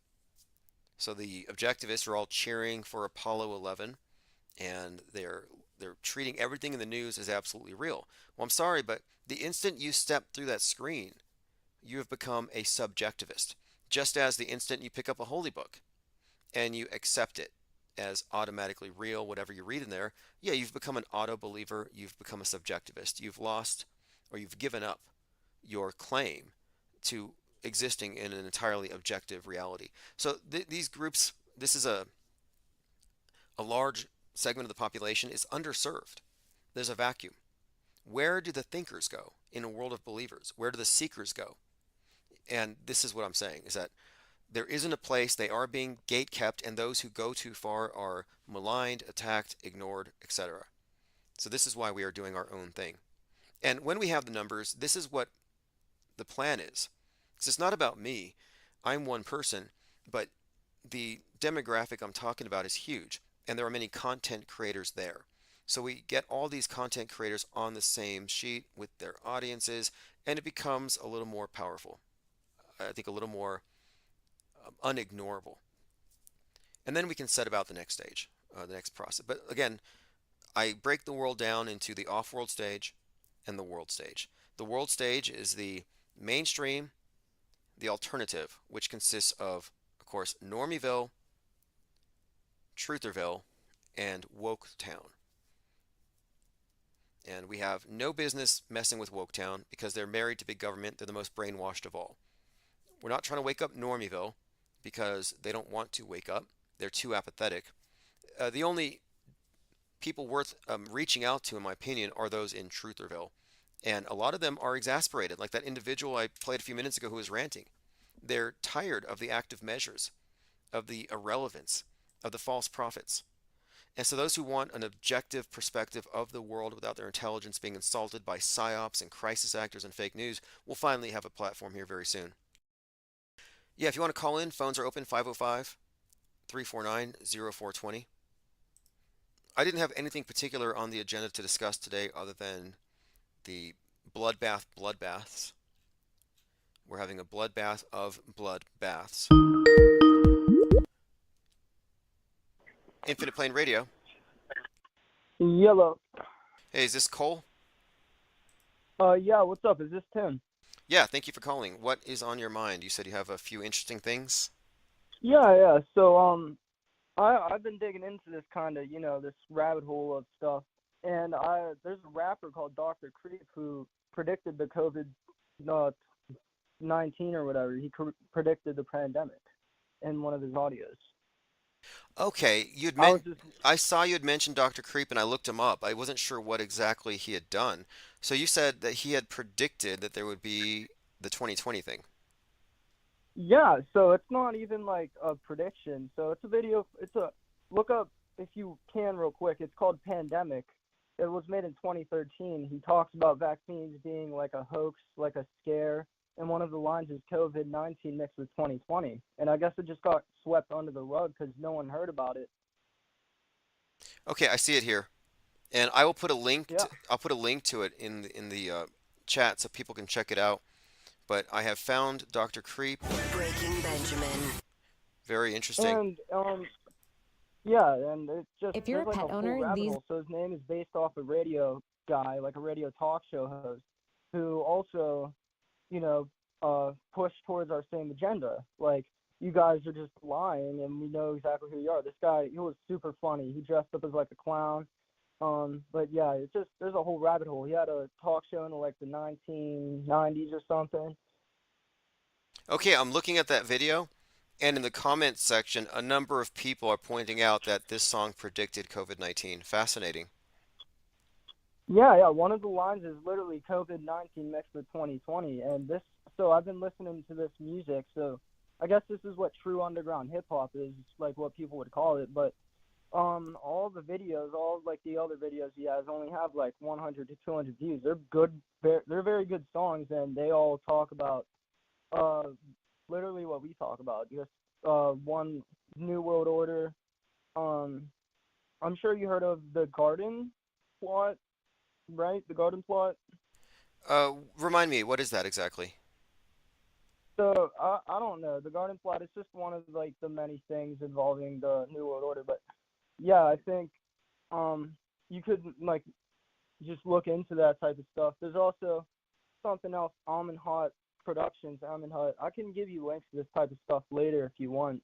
Okay, I found that one. So the Department of Defense Civil Disturbance Plan, or Garden Plot. Army National Guard plan to respond to major domestic civil disturbances in the United States. Okay. Now, where was the Garden Plot in 2020 when BLM was engaging in peaceful protests?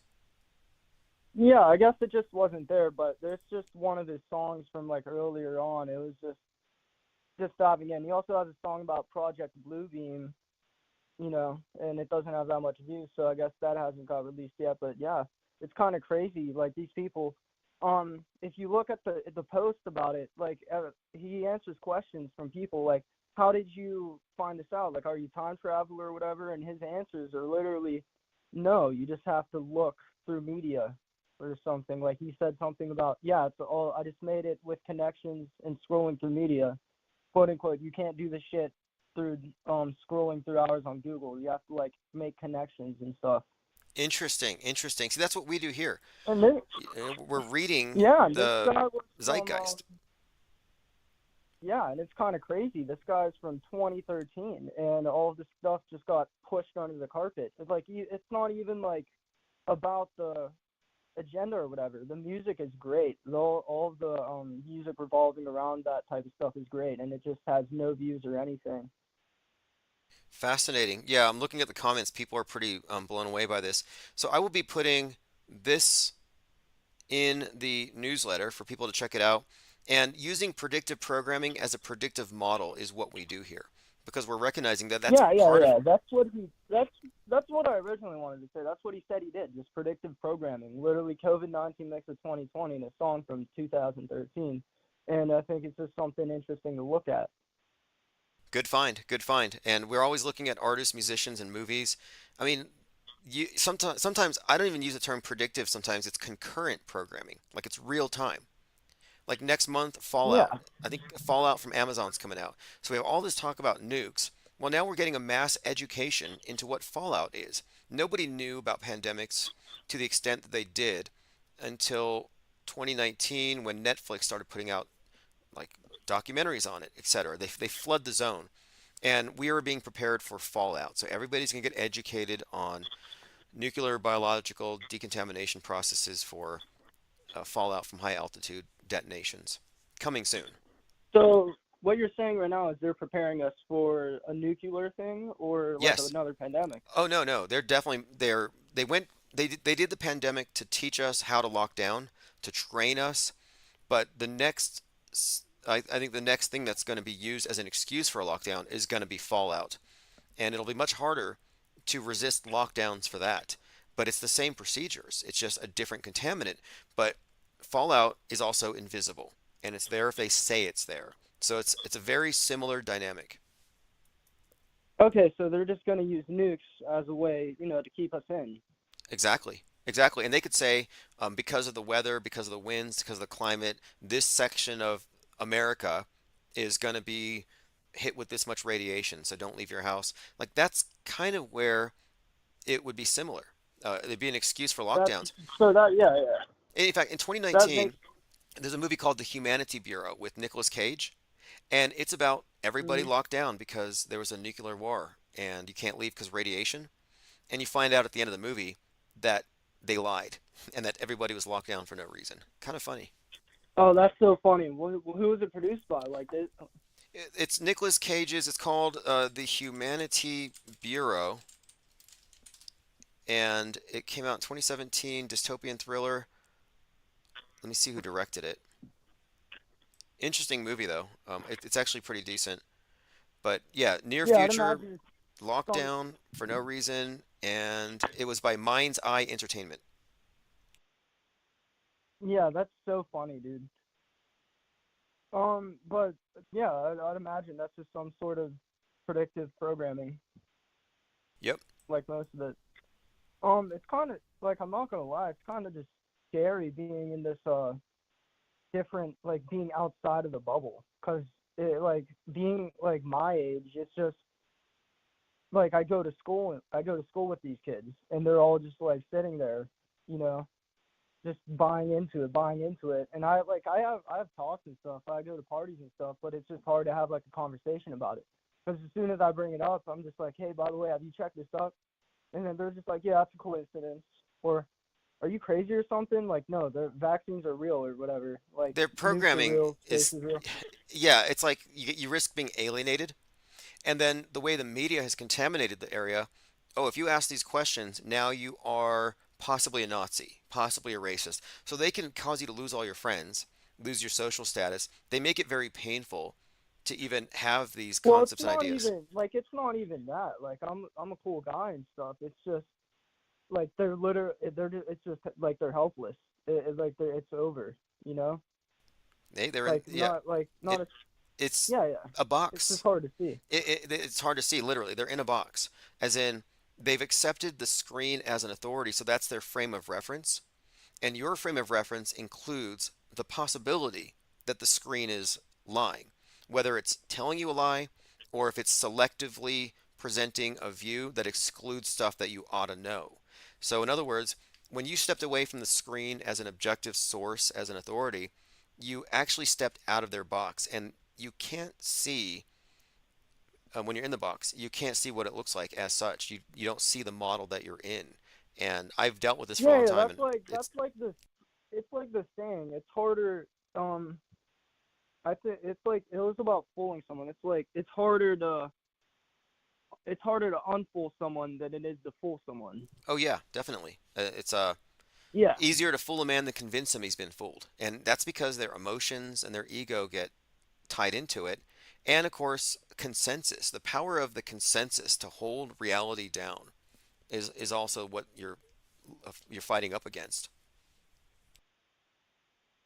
So have you done any like digging into who's in control, like who like the main source of all this is, like which rich families or whatever? I find that a lot of the people who point at rich families or certain nations or ethnicities, they fall short of the bigger truths because those explanations presuppose that everything is real. So all I can tell is that whoever is behind it, it's not one nation. In other words, government is already global. We say governments, we Yeah, say yeah. It's nations, but it's definitely not like one. It's not like a country, but like I'm talking about like just all. I found a I found a pretty good documentary or two. Just it connects like everything, like the everything with Bush, everything with 9/11, everything with just selective programming or whatever.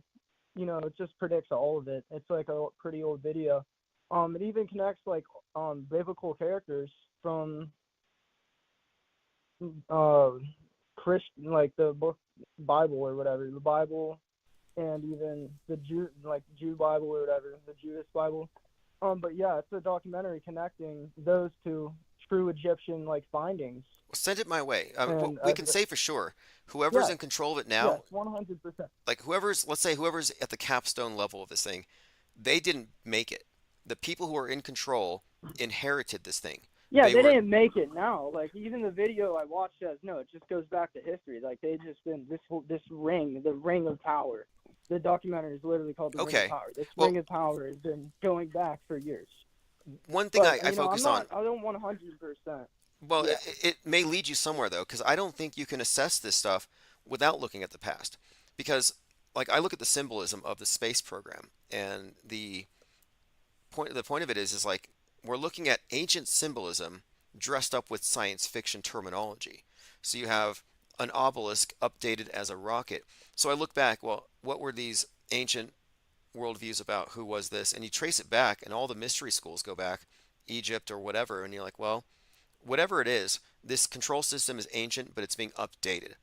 And it's not new. They didn't just take over the media. The media is replacing religion. And the same people who created the religions to control everyone's minds are in control of media. So there's a lineage here, and I find Yeah, that to yeah. be This interesting. will be our one world religion. We will look up to them. And I I don't know what happened in the past, and I don't know what they're up to now. But what I think is going to happen is it's just going to get to the point they're going to strip our guns away. They're going to strip our jobs away. They're going to strip our most of our rights away. And this will just be everywhere, not just the United States. This will just be everywhere. And after they do that, we're just going to, be working for them the whole time. Like I was listening to one of your podcasts earlier. We're just gonna be little Oompa Loompas, as you called it. Yeah, Oompa Loompas with Emperor Pope Elon in his Mars Yep. base, Yep. and neo-feudalism. And I think that is the objective here. But it's not like they're going to have to force everybody physically because they are using mind war to mentally condition people to becoming this future model citizen. And what typifies the Yeah. model citizen is they believe whatever's on the screen. It's like saying Bible believers, but instead of the state religion having a Bible, the state religion is media and they're TV believers. And the TV believers 100%. are a docile, conquered group of people. Docile, sit there, just believe whatever they see. Yep. They, they'll see a certain person saying what they like. Oh, that's my hero. I don't know. I'm not gonna look into what they actually did or who they are, but that's who I like. Let me see some more suggested videos. Then that's just what it's gonna go to. And it's they already won. That's kind of how it is with like I grow up with these people. I'm 17 years old. That's how it is. Interesting. Interesting. I was I remember specifically when I was about to be 18, I was like thinking about joining the army and stuff. But I remember at that point recognizing the difference between my line of thinking and the people who don't question. For me, it was mostly religion. I didn't even start questioning media till much later. But there's a lot of similarities, and it has to do with the authority and the individual becoming part of a collective of believers. So their individual doubts Yeah. no So longer matter. like we were talking about in that comments, I went through all of those stages. So I started off as a kid, like I was growing up in churches and all this stuff. I started off by being an atheist. That was like my first stage of getting into the truth. So I was an atheist. I started questioning religion. So then growing up, I went into Trutherville, whatever you like to call it. I was listening to Joe Rogan podcast and all these like shitty, fake scary stories, paranormal stories made by like, media propaganda people. So I was in that stage, and then eventually, I saw that video. That's honestly what started this whole thing. That pandemic video. So I saw that video like a month or two ago, and I looked into it, and I was like, oh, wow. And then I looked up, and then I looked into all the music, and it was talking about the deep state, and everything was connected. So I looked up the deep state, and then I ended up finding your channel somehow. Then I just started listening in, tuning in, and that's how, that's where I am right now. I've been looking to just digging. I've just been digging and digging. I found great documentaries connecting everything. Um, just videos from like years ago, like centuries ago, more than 10 years ago. Just, reliable shit. Right, right. Well, I definitely. Also, I'm sorry for my language. No, no, no. Actually, I appreciate your call. A lot of people here are really happy about this call. We always get these first-time callers, and it's interesting to hear people who are relatively new to this field of thought and inquiry. And to me, this is just where you go if you're really thinking deeply about things, and we share information. And it's not really about Well, agreeing. yeah, it's kind of the crazy part. I'm not that intelligent of a guy. I just saw, like, I literally just saw this, and it was just like, no, that's not a coincidence. And everyone in the comments is saying, this guy's a time traveler. How about you just look into it? It isn't that hard. 10 minutes of your time. Oh, there you go. I could Okay. see how it could happen if you're an artist, you're a writer, and you're drawing your inspiration from the world around you, I can see how you might arrive at these things in advance. And we have a lot of musicians and artists associated with this channel who are, similarly uh, putting these ideas into their music, because a lot of most music, I would say, reinforces the dominant paradigm in all of the daily news. It's like the news in audio format as music. It's all reinforcement. So it's interesting to hear true counterculture and figure out where they arrived at their conclusions. I'll check out this Dr. Creep. So yeah, the cool part is I think I have a pretty good idea from where it arrived at. It's a guy named, his name is Gil something. He made a movement. The revolution will not be televised. That was his movement. It went on for more than 40 years. No one ever heard about it. And he also started. He basically was one of the main, big starters of hip hop, and that's where a lot of hip hop and rap music derives from today. Interesting. Interesting. Yeah, he played piano. He did jazz. He did other forms of jazz which turned into hip hop. But yeah, I can link that. I'll link the Dr. Creep video or whatever. Yeah, by all means, you can post links here, or you can go into the Discord or the Gilded and post links there. That's all we do. We post links, we discuss, and we kind of it's not really an echo chamber. It's a platform for ideas that are outside of the mainstream echo chamber. But we always appreciate new people, new Yeah. perspectives, and everything you Yeah, said here. 100%. How can I get into the Discord? Just go to the main site, ips.monster, and there's a button right there. Okay, that's cool. All right. Well, hey, I appreciate you calling in. Appreciate your commentary and your insights and your perspective, and I'm glad that you have this ability to think for yourself and recognize that others Yeah. may not be on the same sheet, but it doesn't matter. I mean, it used to be Yeah. Well, I'm just frustrating. glad I could. I'm honestly, I'm just glad you made this platform for people like me, so we can.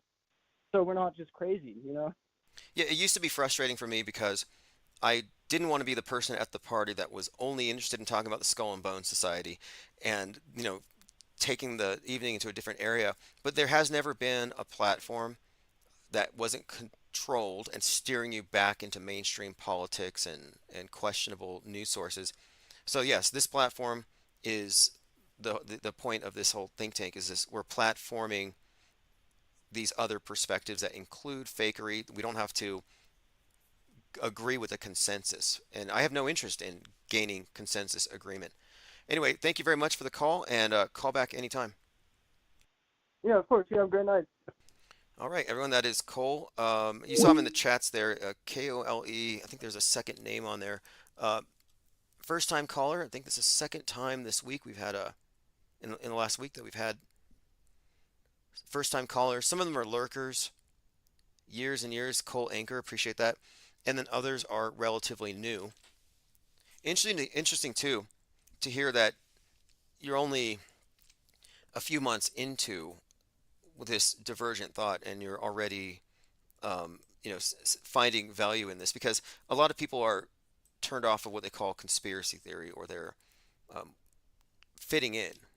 And these ideas don't mean you have to not fit in. Like, I don't think you have to be alienated because you're a thinker. I just simply understand people's frames of reference.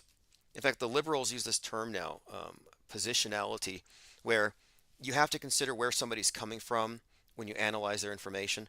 And there is some truth to that, because the MSM mind sees things a certain way, and you're not going to be able to communicate certain ideas because they won't be taken the same way.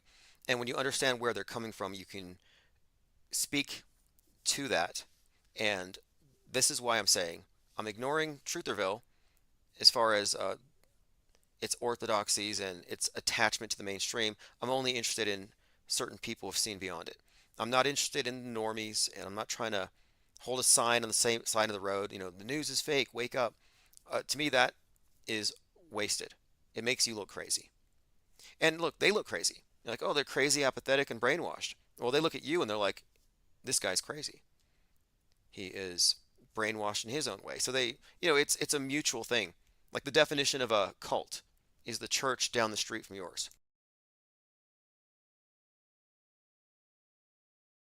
Isabel N says newer souls have less karma of the BS system. Well, here's something else too. The truth of the matter is very simple. The mass mediation gives you a worldview, and it doesn't match reality 100%. And those areas where it doesn't match, those augmentations, those hyperstitions, are things that you might want to analyze because maybe you've accepted some false premise here or there.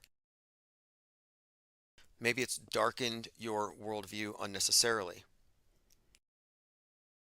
But I'm not saying to be on our level, you have to know that 9/11 wasn't what they said, or you have to recognize that these things didn't happen. I don't think you need a list of things that you don't believe in to fit in with us. Rather, it's accepting the premise that we need to be skeptical today of all times because we are, of course, faced with a ubiquitous worldview shaping mechanism which has supplanted religion. And if you're not skeptical, you're going to go into their box. And I can't go back into the box because I'm not apathetic. I wasn't apathetic, so I went into Trutherville. And I was comfortable there. I thought, this is my people. But then eventually I realized this is not only entirely compromised, but it's being sucked into the GOP. It's just part of the Republican Party, more or less. And then, especially last year, I started really doing a deep dive into wokeism. Because nobody knew what woke meant. And they'd say woke. Oh, that's woke. Cancel culture and all this stuff. They're throwing these terms around, but what does woke really mean? And the more I analyzed woke, I realized wokeism is a mirror of trutherism. And both wokeism and trutherism are where you go if you don't fall for the mainstream news. The default position. You lean left, you go woke. You lean right, you go trutherville. But there was never a position for people who don't go into the political horseshoe.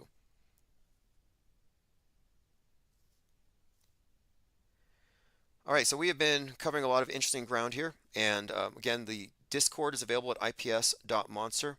Same thing with Gilded.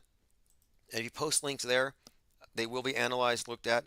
And if you comment on any of the platforms, I tend to notice and I copy and paste it into my minds.com. So if you follow me at minds.com/Infinite Plane Society, you can pretty much see everything that we're talking about, all of the links. I screen cap people's comments from Discord. I always try to attribute the comments to the commenters because we're building a network here. It's not about aggregating answers and monopolizing it, which a lot of big Twitter channels are just taking factoids out of context and sharing them without attributing it to the source. Well, I think we have to include every source. That's how you build a network. So if somebody has something to say, it's about acknowledging where it came from. Not just to give them credit necessarily, but because someone else might want to continue that conversation with them. And a lot of us here know each other, maybe not directly, but you talk to people hours and hours and hours over several years, you get to know a lot of people. And our think tank is really unparalleled. There are other think tanks, there are other groups of people like this, few and far between, but ours is going to be the one, I think, to unify this parallel media infrastructure and to make this the basis for what I think a platform for skeptics, true media skeptics, but also just free thinkers in general. Baking Brad says, Tim, you heard of Walter Bosley? You discovered him on the Higher Side Chats. No, I'll check it out. I like Higher Side Chats. He does a lot of really great interviews. Walter Bosley. Again, post links if it's something you want me to consider. I'll check out Mr. Creep. Predictive programming is so fascinating to me, and artists sometimes get it right just because they're reading the zeitgeist. They're not all plugged into the metascript. They're not all part of it necessarily. The big ones obviously are. But the idea of reading the predictive programming to gauge what is coming is possible because predictive programming is how they repeat messaging before they introduce it in the fake news. Okay, we'll be live tomorrow, likely earlier, and I'll be more active in the Discord. So if you go into the Discord server, check the voice chat. I'm going to try to be there more often. We've been getting into some interesting conversations lately, and that was something of a hub before. And I'm going to try to recreate that because we get a lot of people who can't call in but who will join in these group chats. The title of today's live stream, The Bloodbath of Fake Bloodbaths, shows you again how this hyperstitional reality works. It's a closed system. The elite are on the outside, just like on Game of Thrones. They're looking at our model, and they throw stuff in there. And once they know that the idea is contained in enough minds, they projected it onto the collective psyche. Everybody is seeing this. Everybody's seeing mushroom clouds in recent years. Everybody's been inundated with these concepts. Then they throw it in to the news cycle, give you some false witnesses, some CGI, and it becomes real. And then we alter our lives accordingly. This is Chief Crow Auto Hoax, or GTFO. Thanks for joining. Thanks, callers, and thanks, chat. We'll see you Infinite all Plane tomorrow. Radio is the voice of the If Infinite not Plane this evening. Society, which is a think tank focused on mass media deconstruction. The IPS community consists of listeners, callers, and commenters who are dedicated to engaging in honest inquiry into topics often considered conspiracy theories or on the fringe. They adopt an off-world stage perspective, which implies viewing events and narratives from a broader and alternative viewpoint. Join the live chat think tank at infiniteplane.live.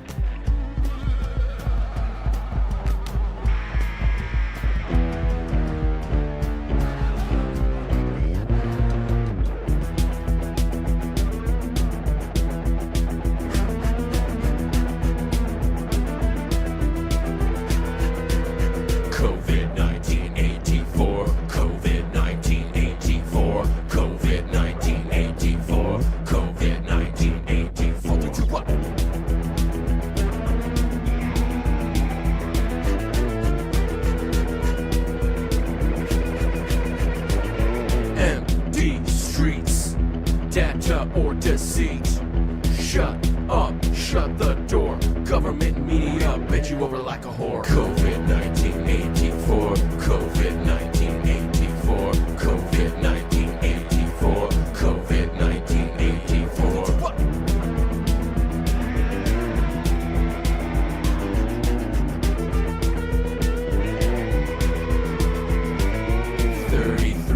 Puzzle, face mask muzzle. Going to my grandma's house. Shut in, shut up, cover your mouth.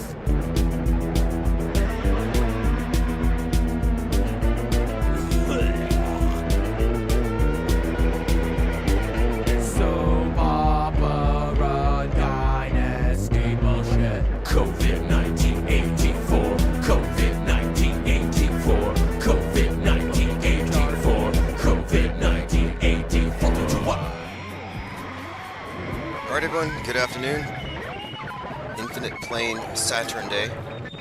Very important follow-up. This is the Skull and Bones 322 review, and we will be reviewing the production, the event, what Google might refer to as a sensitive event, but we'll be examining it and in its full context. You know, we're not automatically assuming it to be real as presented.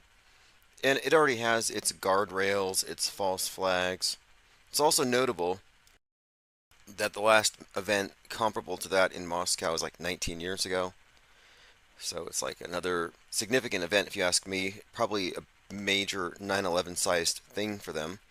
The death toll, 133. Make of that what you will. Some terrorist had his ear chopped off, which made me think of, is it Malchus? You know, the one in the Bible leading up to the crucifixion? There may be something with the ear being severed. Maybe some Reservoir Dogs reference. I'm not sure.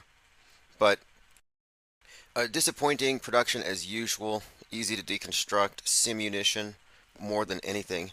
In fact, let me get out my notes. Simunition is already being used. They use this in schools. In fact, in California, I saw this recent press conference where they were saying they're going to start telling parents before they do hyper-realistic school shooting drills to traumatize their children, so they know that it's going to be just a drill, so their kids aren't wetting themselves, having heart attacks and PTSD from it.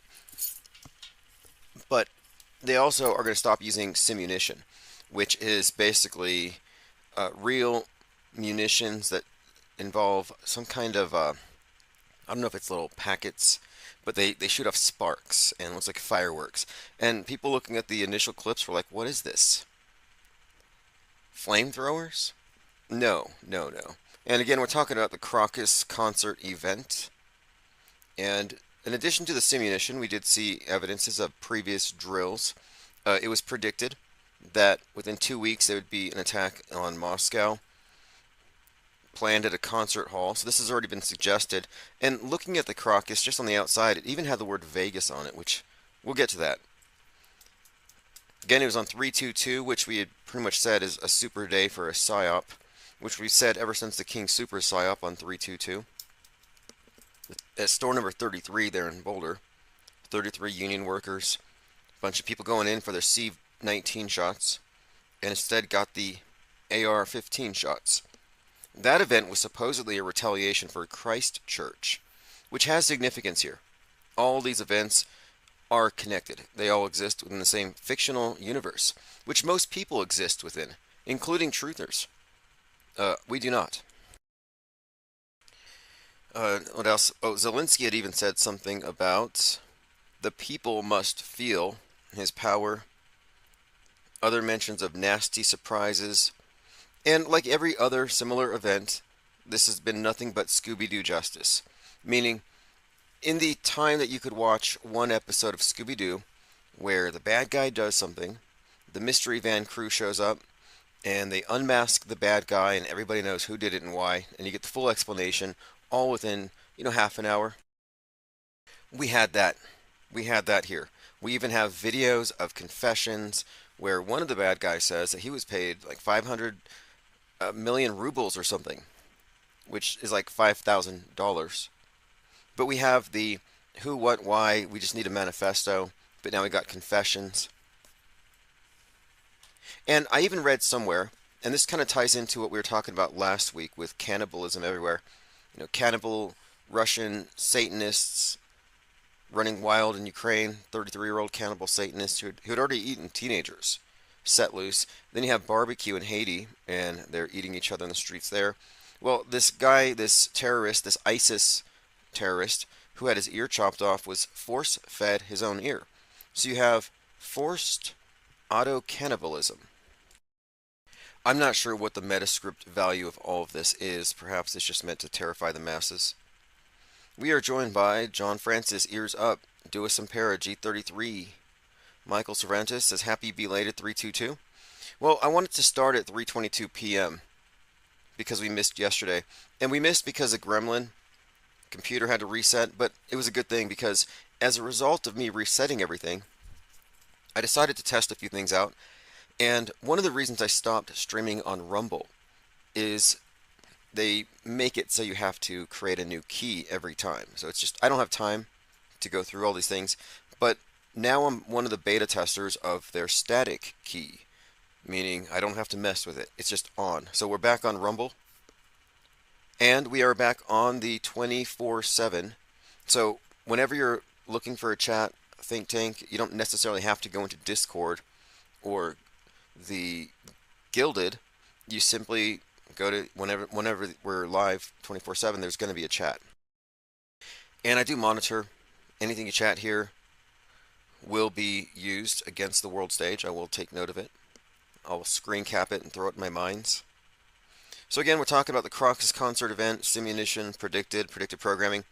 I was even watching some show called, I think it's called All Knives Out. I'll have the exact name for you here shortly. And I'm just getting started on the show, and weirdly, it has a scene where they're talking about a massacre at a Russian theater. But let's see what else we have here. Special Forces building directly opposite Crocus where the attack took place. At the same time the terrorists were able to run away, Special Forces drove to the place of the tragedy, and it took them more than an hour. Yeah, that stands out.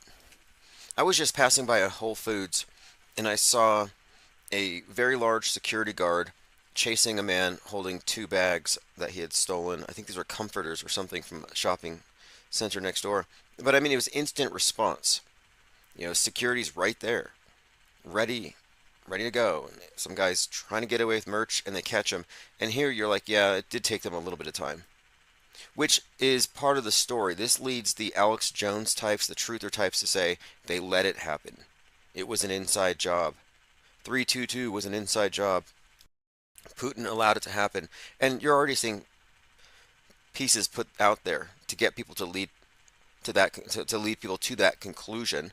Here's a tweet from Golub who says, in 2022, the Russians conducted a drill simulating Ukrainian soldiers taking hostages at the Crocus Hall venue. So at this very theater, in fact. Fascinating. Let's see, we have more piling in. Mango Penguins, Lord Laney. Says, guy running up behind him picking up the spent magazines, clean up crew style. Oh yeah, and I was looking at some of the alleged victims. I mean, we're looking at highly paid actors, in my opinion. People getting deals of a lifetime. It's the new Hollywood. But I see these two on a bench, and I probably can't even put it on the screen, but they just looked incredibly rigid, we'll say. And, rigor mortis takes a little time to set in, but I see these two, they just look like mannequins casually tossed over a bench. Just like dummy and dummier. Not convincing at all. Let's see what else we have here. Oh, Dewis in Paris says something actually happened. Totally missed it. Just waking up. Oh, yeah. 322's ritual was in Moscow. It was a theater shooting. 133 reported dead. Just as many injured, if not more. This is where it's at. Says, have you seen this? Big hit response to Nipsey Hussle conspiracy theories. I'll take a look.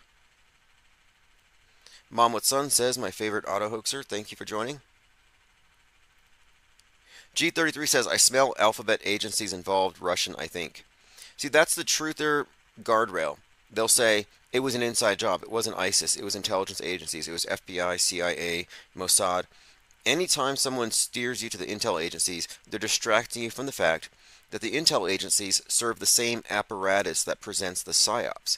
This was done by the PSYOP entertainment complex, meaning it wasn't done.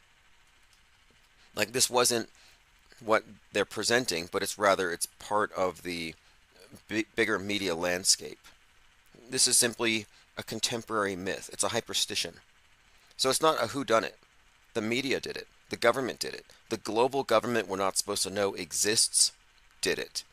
I mean, there's no point really in isolating a scapegoat, because what that does is it allows the right to say the left did it, or vice versa. I ignore scapegoats. These are all red herrings. This is where it's at. It says, Tim, why does DirecTV leave dishes all over the place? I'm not working customer retention anymore, so if you have complaints about DirecTV, I can't help, can't give you any credits. But just so you know, you can usually ask, if there's any kind of credits available if you were mistakenly signed up for something because you didn't understand the person who pitched it to you. It is a good question, though. It's mostly for show. Look, Starlink exists. But I'll say this. It's not coming from orbiting anything. The Loon X balloons were serving... They were servicing people with internet anywhere in the world. Loon X can provide stable, powerful internet, and yet it wasn't cost effective. So they stopped using it, supposedly. But after Loon X disappeared, Starlink shows up. I'm like, interesting. But they have the disc for the theater, just for the prop, so people think they're getting it from outer space. G33 says, I've listened to a Russian perspective this morning. Yeah, I'm hearing a lot of stuff suggesting inside job almost immediately. Which is, again, it's normal. With every single one of these events, they're going to do that. 133 is a key ritual number. Yeah, this is where it's at. Mention Nipsey Hussle. Nipsey Hussle is a rapper who died at 33 around Holy Week on 331, and he was in a video by is it Robbie Rich or Roddy Rich, and it's called Die Young, and it's part of this what they call the Die Young curse. But in that video, Nipsey Hussle was actually on Roddy Rich's phone in a cemetery, in the reflection, when he says, I don't want to die young, and it's at 1 minute and 33 seconds. Again, 1 minute 33, dies 331. 133 also has very specific meaning to the Freemasons. When they open up their Bibles during their rituals, that's the psalm. They put it on 133. Okay, let's see what else I have here. G33 says, I remember something similar with the Chechnya school shooting thing. Yeah, is that the one from 19 years ago? But they've been drilling for this. And blaming ISIS, of course. And ISIS, you all know what that is. And ISIS isn't some government-operated group that does bad things. ISIS is just costumes that certain people put on for these productions. Does anybody here actually think that anybody died? Yes or no? How many people died yesterday? How many people lost an ear yesterday? Because I'm noticing something that really stands out now. As we grow, there's a big group of us doing this research, and none of us even begin with the premise that the media establishes. It never even starts there anymore. We don't have anybody in the rooms trying to stop us from saying, hey, maybe you guys want to observe a moment of silence for those affected. G33 says wasn't there. Wasn't there is not a valid response. In fact, I'd say it's a cop-out. It's a indirect argument from authority, because then who was there? The media. Are you saying that the media then can be trusted because they were there? I actually wrote a whole article on this. I don't know, I wasn't there is a cop-out. On what basis can we call fake news fake? I put this out on March 13th. Let me go ahead and read this. It's not that long. Some who argue against the auto hoax critique of media will use, I don't know, I wasn't there. The implication is that we, the non-media, weren't there, therefore we can't know it was fake. This is a cop-out. To say nothing is knowable or real unless one can personally and physically attest to it presents an unreasonable burden of proof. Distrusting liars is not denialism of reality, but a defense of it. So we know something happened, but we differ in the meaning. Simply stating one does not know presents a void. What is the default assumption behind the I don't know? Are we suggesting that the events are to be assumed real since we weren't there? We don't need to be physically present to know something happened. Regarding news events, auto hoaxers do not suggest the event did not happen, but rather the reportage is deliberately misleading by design. It's up to news consumers to decide where they place the burden of proof. If one trusts media and accepts claims at face value, then the default is that each story is true unless stated otherwise, which ironically means you're waiting for the liars to tell you when they're lying. So those who reject the screen's implicit argument from authority can only claim to know an event has been reported, but cannot assume that the reporters are eyewitnesses.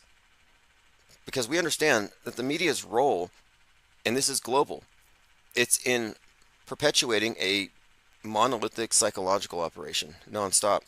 So as an informed agnostic, knowing how this works, all I can say is, based on the evidence, it looks like every other similar event. And so far, and correct me if I'm wrong, they have all fit the same pattern. So my point of it is, the burden of proof is no longer ours. But the default belief system in place is you trust it until something tells you it's fake. And no, we don't necessarily have to go with that. We have to look at the big picture, which means you can't judge it right away. So people who just believe the news automatically will say 133 people died. It's like, I don't even know if one did. I'm still waiting. So how many? Does anybody here think it was more than 0? Right now, I'm going to say 0 until proven otherwise. This is where it's at. It says, I have no idea what occurred in Moscow, just saying. I do. I do know what occurred. There was a lot of people running around. You saw what appeared to be guns. You saw some people running, some walking. So we do know something happened. But all you know is what you can see on the screen. And what it is and isn't is up to us to discern. But based on past precedent, and past precedent's been pretty clear, we're looking at psyops. We're looking at staged events. When has it ever been different? We'll start going through some of the notes here. There's quite a lot. I don't want to focus on too many of the images, but the concert hall is burning down after terrorists set fire to it. So far, over 40 innocents have been killed. This was one of the first reports. You see it on fire there, Crocus. Very dramatic. Now, if your default position is, I think it might be real, then you're just an auto believer. And look, there's nothing wrong with that. I'm a non-believer. I'm completely outside of the MSM Plus box because I know what I'm looking at. We're trained at this. We have been doing this long enough. We don't need to pretend not to know what we know or to operate on this premise. Whereas the truthers are always on the edge of their seat. Maybe this is real. Maybe it's about to go kinetic. Maybe it's time to run for the hills. More than 10 bodies found in one of the toilets of the Crocus Center. People may have tried to hide there from the gunfire, but they suffocated because of the fire. So based on this, they upped the death toll. People couldn't breathe. Someone called Benjamin Crump. Now, this is the typical take. This is Alex Jones. He says NATO strikes. So Alex Jones' operating premise is it was real, people died, except it was done by NATO. So he can remotely tell you who did it. He solved the crime. It wasn't ISIS. But how does he know? He doesn't have any more information than we do. But, auto believers are going to believe. It's a nice break from Kate Middleton. Now here's another one. Breaking, one of the shooters has been arrested at the Moscow concert, and this is Syrian girl, who's a pretty frequent InfoWars correspondent. She's at that level of just guard railing, and you see them on camera, live streamers around, arresting the terrorist. This is where, in Scooby-Doo, they come out of the mystery van and they catch the bad guy and they pull the hood off so everybody can see. So they've already solved the mystery for you. This is how you know it's a psyop and not a real crime. It's packaged so neatly. It's like a TV show. Elephant Tusk says, do you think it was staged by Russian or NATO operatives? No, that's Alex Jones' Trutherville level analysis. That is operating on the premise that it was real. You have to, think about this. The space station. The space station is shared by America and Russia. Do you not consider the fact that they're both in total compliance with the mind war at the highest levels? So whenever you're looking at these events, you can't consider it to be coming from a different place. In other words, there's going to be stories it was staged to entertain Trutherville. But the fact of it is, it didn't happen at all. They're fighting over who did it, not did it even happen. It's not a whodunit. It's a what is it? It's a hoax. That's our starting point. If your starting point is we got to figure out who did it, it's a mystery because the media is lying, they got you in the box. That's the MSM Plus box, meaning the news is reporting it, but there's more to the story. That is a fascinating thing they do. It's just the way they filter people into this bifurcated psy-war.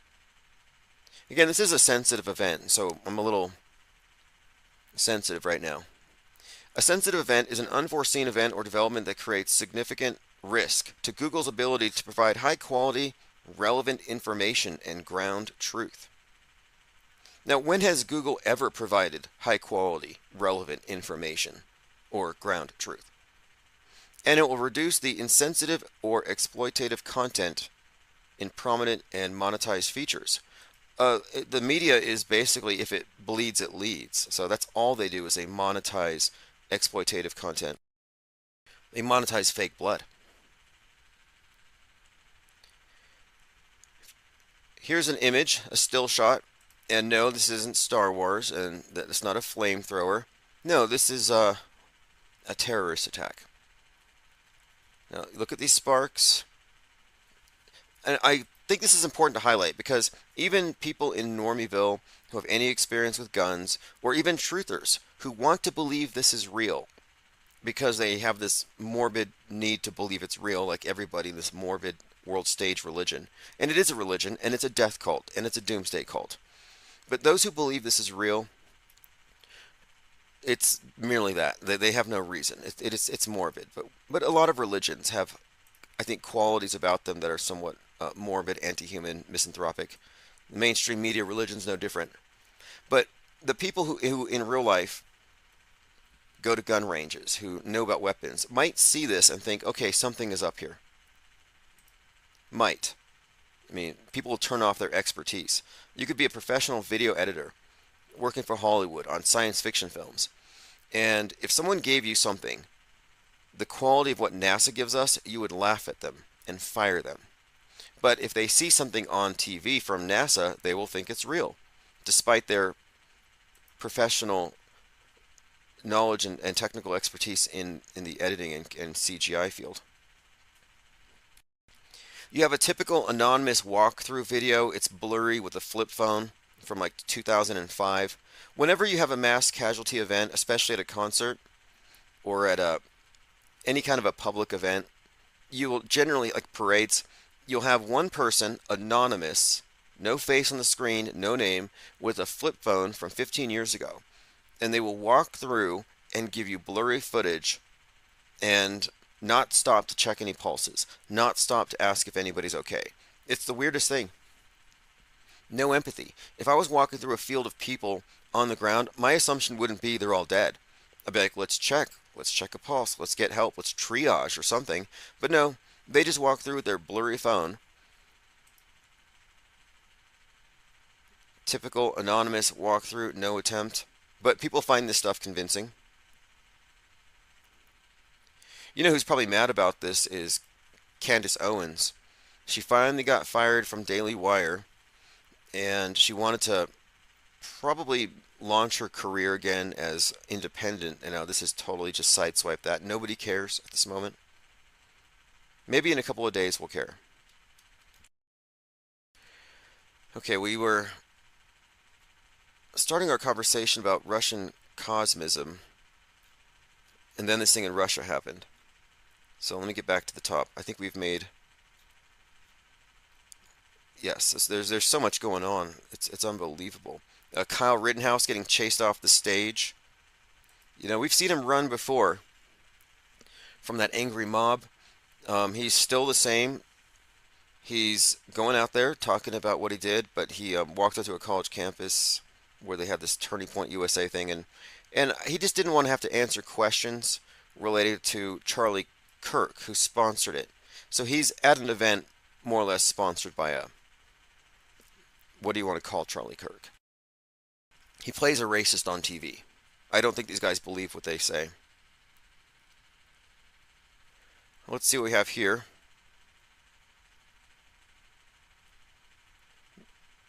Isabel Ann says, happy Saturn Day. Eclipse energy loading until Monday. All Mars just moved into Pisces with the last hoax. I figured it'd be a higher body count with that.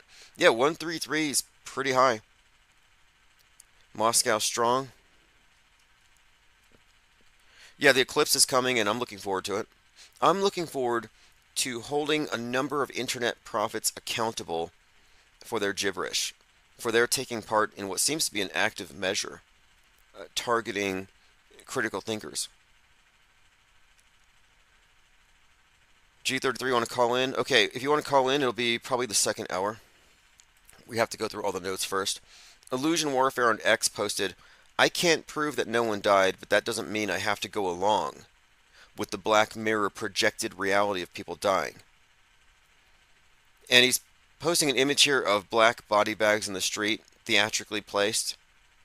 And this is fascinating here because he remarks this quite often. He calls it illusion warfare because PSYOP doesn't do enough. The word PSYOP has been co-opted by the mainstream. Hoax doesn't explain it because it suggests that it's a hoax and the media got tricked. But the media are the hoaxers working in tandem with government and law enforcement and the first. It's just so widespread. It's too monolithic to use a term like false flag or PSYOP or hoax. Illusion warfare. I use mind war, which is right out of the late Michael Aquinos, Colonel Michael Aquinos' book, Mind War, which really describes where we are right now, where we've always been. But his point here, Les Luthor's point, is he's not going to go with the default belief, and I won't either. Nobody tells me what to believe. You can't put a holy book in my face and tell me, hey, this was written, therefore you must believe. I'm like, no, I don't think so. So you're going to hold a screen up to my face? Like, hey, I wasn't there at the crucifixion, so I guess it was real. I wasn't there at Hiroshima and Nagasaki, I guess it was real. I wasn't there at fill-in-the-blank fill-in-the-blank Fank shooting, I guess it was real. That can't be your standard. If that's your standard, then the media has conquered you. They have pulled you through the screen. They have deposed your yourself, your I, you are no longer a perceiver, you are now a believer. You are no longer a knower, you are now a believer. It's like joining a cult. I don't let media think for me. And they will try to claim moral high ground. They don't have it. They're a bunch of terrorists. They will try to claim intellectual high ground. They don't have it. They're mindless believers when it comes to the news. They don't critically examine it, and they don't have an accurate picture of how it all works. Maybe it's arrogance, maybe it's habit, whatever it is.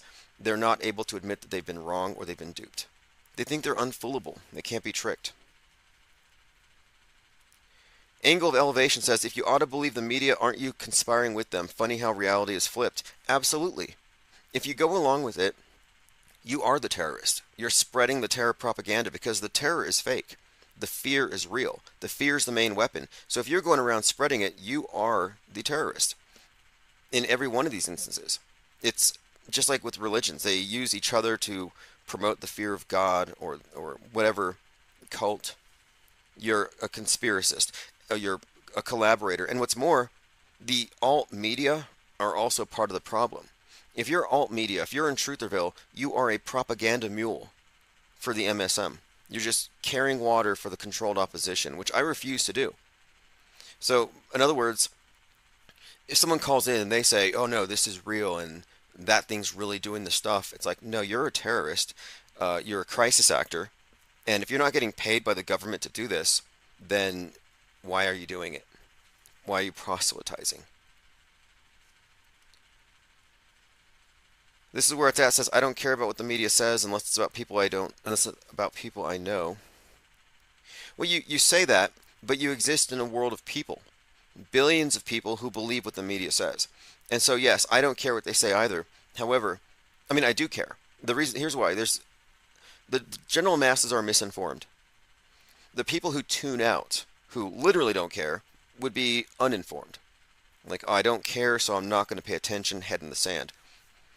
The problem with that is you're now defenseless. You're even in a worse position than the misinformed because you don't know what the misinformed are responding to. So the best position for me is the informed. And the informed knows what the sheep believe, knows what the media liars are telling them to believe, know what alt media are telling the attempts at free thinking, those who are trying to escape, what the alt media is telling them what to think. So, oh, you don't believe us? Well, it's because it was an inside job. So I like to know where everybody's at, whether it's Trutherville, Normieville, Woketown. I think we need to know where it's at because it's a game. And we're in this alternate reality game, like it or not. But you can't even step off the game board if you don't know all of its parts and pieces. So you have to be informed. To be on a level with those at the capstone of this pyramid. I know more about the fake news than the people who believe it. People will watch a news story, cry for a minute, and then move on to the next thing. They don't even know what they're crying about. They don't know the death tolls, the name of the families. They don't know the dates. They don't know how many people died, the address. They don't get into the weeds. They don't have the nuance. We do. But that's because we're deconstructing it, because we're informed. So they have an uninformed belief in it. We have a highly informed disbelief. Reasons to not believe. A principled position here versus this unprincipled auto-believers who are part of the biggest religion in the world. You know, media has supplanted religion. But there's no purpose to I guess getting emotionally entangled with any of it, and I understand if people just want to tune out. Like, once you know the score, you can tune out. I could take a vacation for 3 months, and I'm not going to be lost when I come back, because I will know that whatever I missed was fake. Unless something changes that.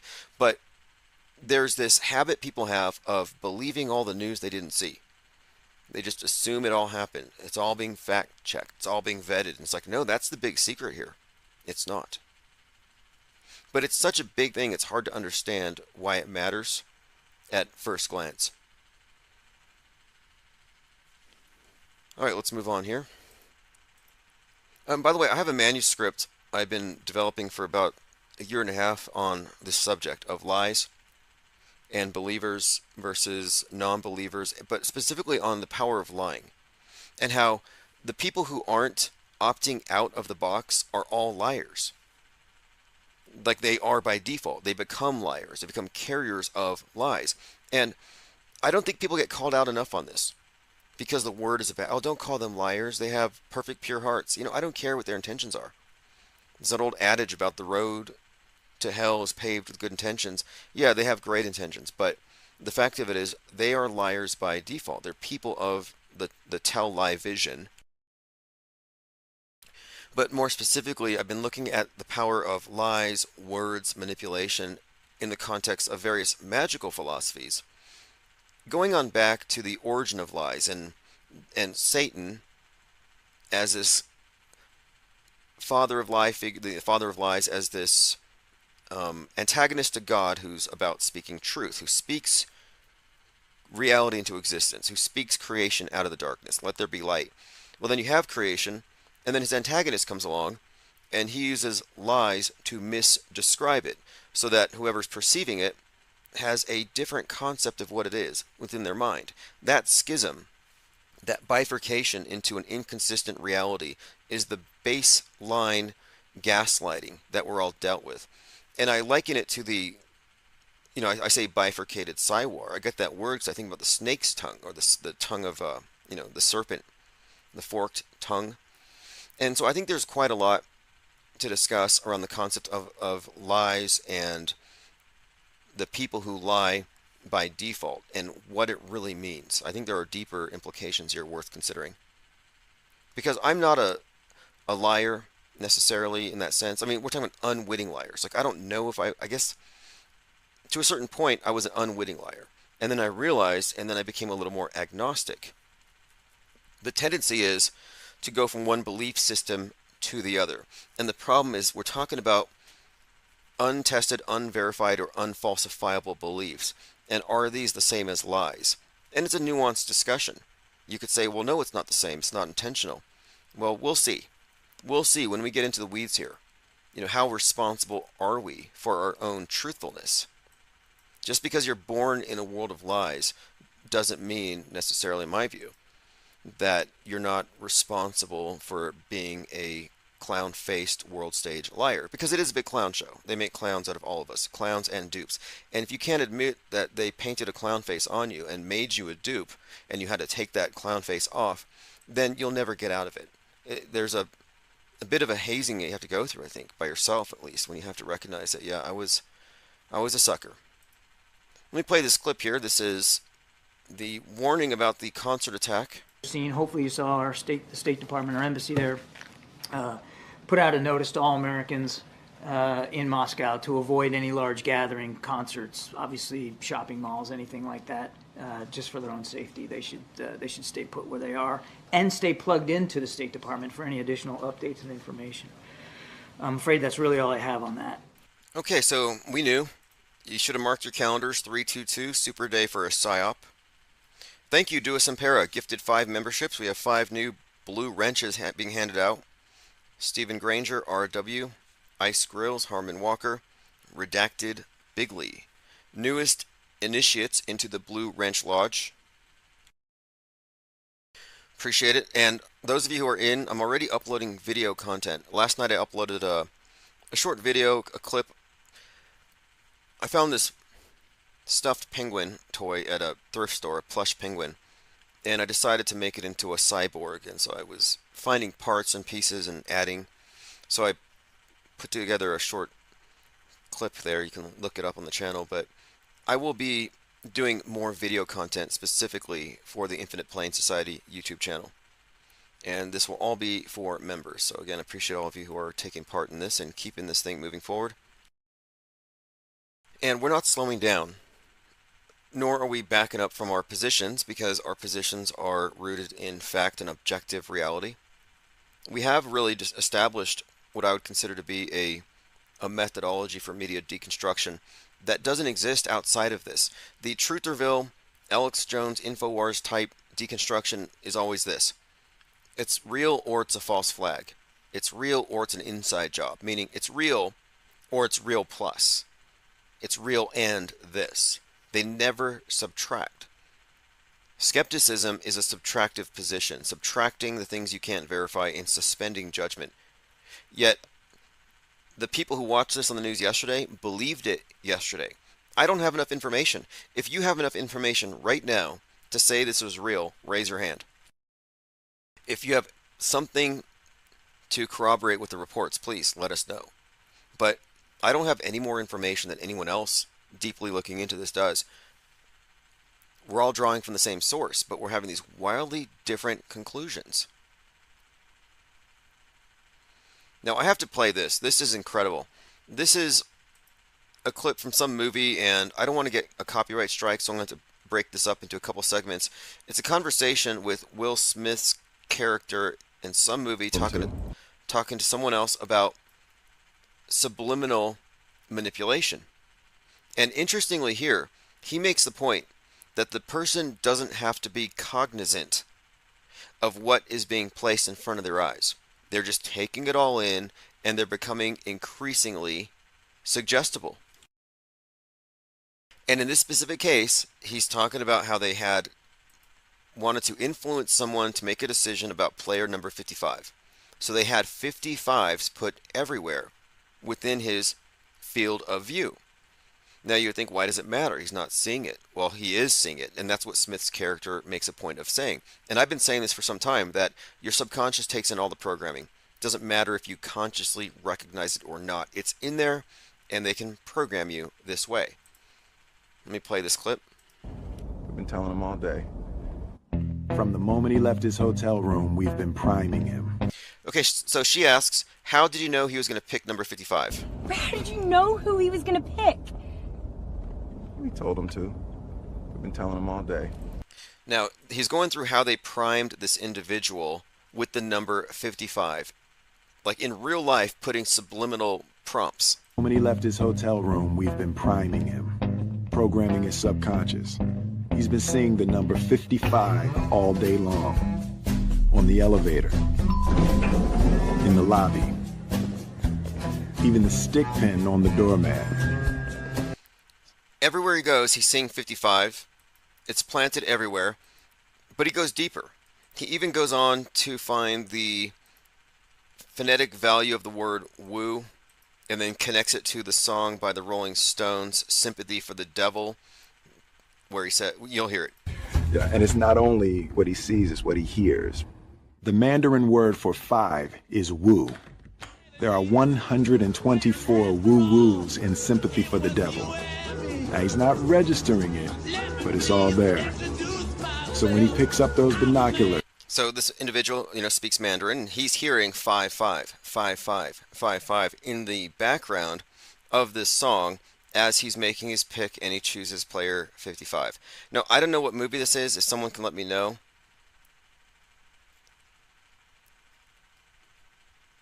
Signs and symbols rule the world, not words nor laws. Confucius. Yeah, if anyone can let me know the name of that movie, I'd be happy to go check it out. It looks like Margot Robbie, Will Smith. Shouldn't be hard to find. Yeah, this is the daily deprogramming, or daily deprime.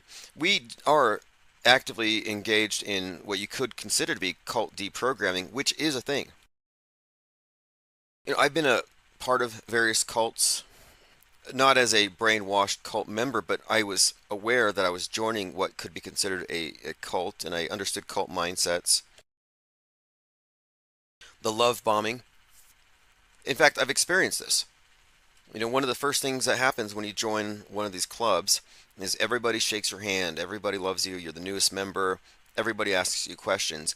So if you're alone, isolated, and now suddenly you're thrust into a place where you have a group of friends waiting for you, it is very attractive. It's very much something that I guess incentivizes you to stay a part of it. But then later, once you're a part of it, and you're washing dishes and you're just part of the maintenance, now you don't get the same type of response. So you fight harder to get it back.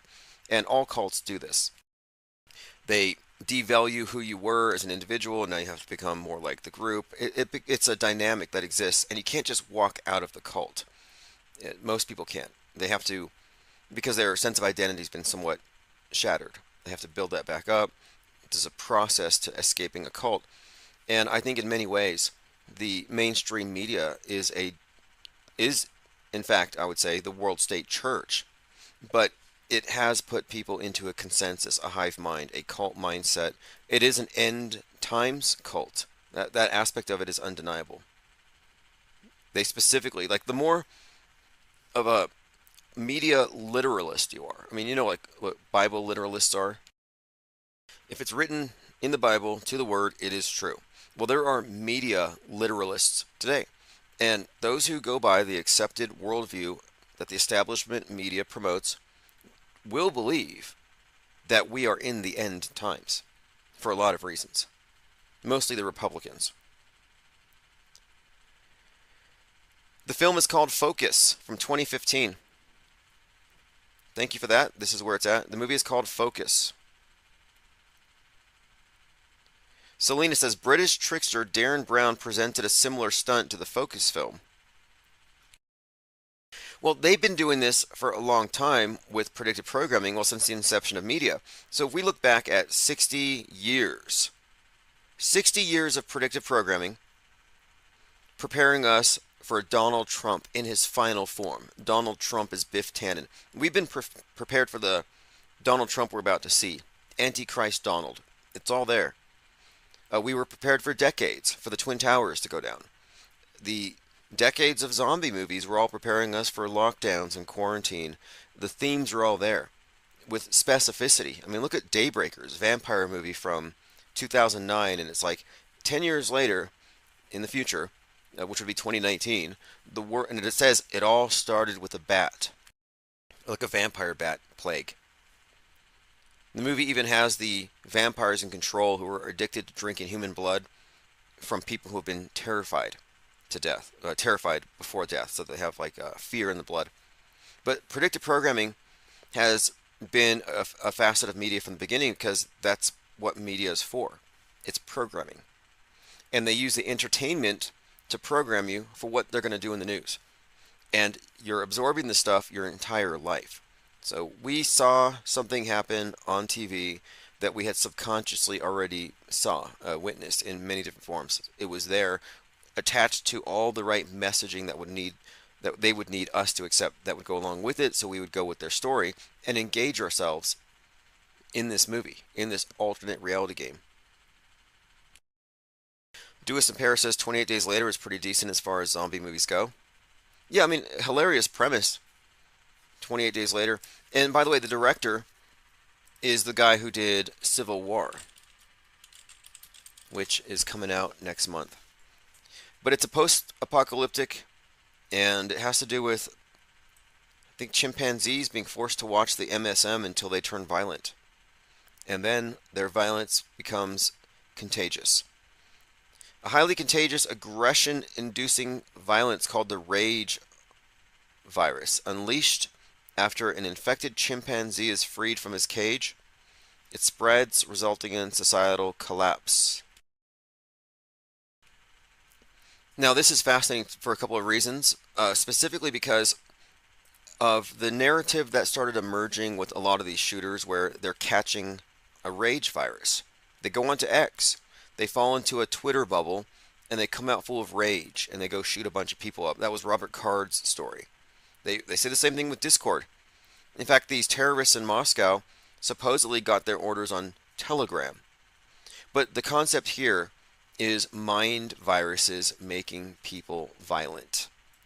Sanitize the internet, lock down the internet, make people wear mind masks before they communicate online. You see what they're doing?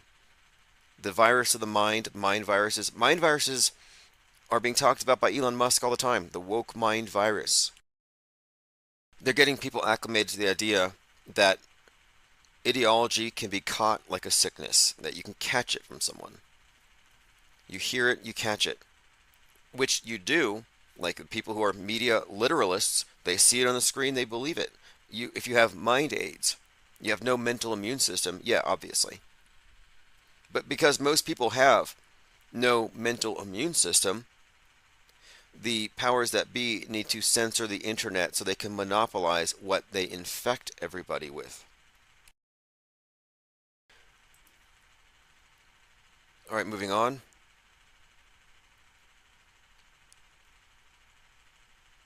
Fake News Phil, I spoke with him, JLB, and Fakeologist recently. He did an excellent breakdown of this, and one of the things he remarked, and I noticed this as well, you see the event in the footage, but it doesn't really begin. The action doesn't begin until pretty much everybody leaves the room. People leaving the concert. This is in Moscow. And you see no blood. Nobody's injured. This is nobody is running in panic or terror. And it was some kind of a rock concert here in Moscow, and people, just like Bataclan, just like the Las Vegas shooting, it was also fake. And you know what Fake News Phil makes a point here is that it's essentially a closed movie set once they flush everybody out, and those people who are still there are just inadvertently drafted, like unpaid crisis actors. I mean, look, if I'm in one of these events and I see a bunch of stuff going down, I'm going to get a check. I'm going to get a check from the GAG, the Government Actors Guild. I'm like, I'm sorry, but I got FaceTime. I think you heard me scream. That should count. I'm like, I'm not going to walk away from that thing unpaid. Like, I have respect for all my paid crisis actors out there. I have respect for paid shills. If you're paid a handsome income to just scare people about clouds and complain about chemtrails all day, good for you. Now, if you're doing this for free, if you're just a propaganda mule for the alt media, yeah, I have very little respect for that. In fact, I have open disdain for unpaid crisis actors. Like Alex Stein, for example, I kind of give him crap because he was crying over the Uvalde thing, but you know he's getting paid for his gig, and he's a reality TV star, and he signed an NDA, so it's like, okay. Let's see what else we have here.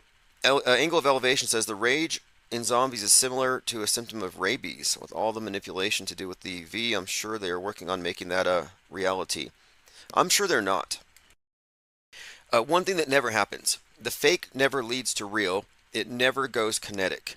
The sky is not going to fall, and it's not getting worse. It's all good news from here on out. Sorry to say it for those of you who are, disappointed in this. Spoiler alert, good news. The worst things you can imagine don't even exist. And what's more, even the thing that they're doing in the labs, like the rage thing, don't really even matter in that sense, because the whole point of it was to introduce a mental concept, a construct. The godless transhumanists kneeling at the altar of MSM and believing in scientism with their entire being, those are the target audience for this, which is a replacement for sin. They don't believe in sin, you give them the V. And the people they don't like are the carriers of it. They don't want to get cured from it. They don't want the injectable Eucharist. It's a construct. They don't believe in God, give them Gaia. They don't believe in heaven, give them space. These are all replacements. So in other words, the V thing's as real as the flood, as real as Gaia. Like, I wouldn't worry about it. These are constructs that are used to organize society into the sheeple and the priest class. And the sheeple are all dirty and need to be saved. And those who won't be saved are now enemies of those who are saved. It's the perpetual war. And it is definitely a new religion. Dewis in Paris says, I'll have to check it out. I heard Fake Phil the first time with JLB and Tim. Yes, and he did have some great takes. And I don't have to agree with someone to endorse them. I just have to like their thought process, or we agree on certain things. I don't vet everyone's opinions. G says, do you think the recent squatting epidemic making the news rounds is part of the world stage play or somewhat legit? Seems like an extension of the border crisis. Interesting. And I have seen that. I've seen squatters. I've seen one individual on the news squatting in a multi-million-dollar home.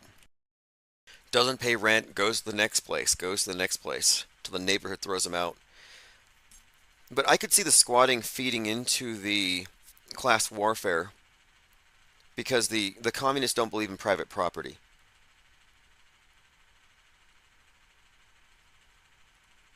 Isabel N says the V cards was to get you used to showing your status. It's about destruction of privacy. See, they don't want you to have private property. They don't want you to have privacy in your own mind. That's why they need to know what mind viruses you have. I saw something about Google trying to get access to what websites people visited or what YouTube videos they watched. Did you see that? I'm trying to do a subpoena to see if certain people had watched these videos. Let me find it. Here we go. Google was ordered to identify people who watched certain YouTube videos. Authorities reportedly ordered Google to reveal the identities of some of the viewers. I'll get to this, but I want to say this first. They want to know what's in your mind. They want to know what's in your blood. They want to know what's in your pockets. They want to know what's in your underwear and your shoes. You see the pretext, 9/11? Now we can use the body scanners. We can pat you down. Fast forward 19 years. Now we need to know what's in your blood. Well, that's not enough now. Now we need to know what's in your mind because you might have bad intentions. So privacy is increasingly shown to be a threat to society. That we have to get rid of privacy. We need total transparency at every level.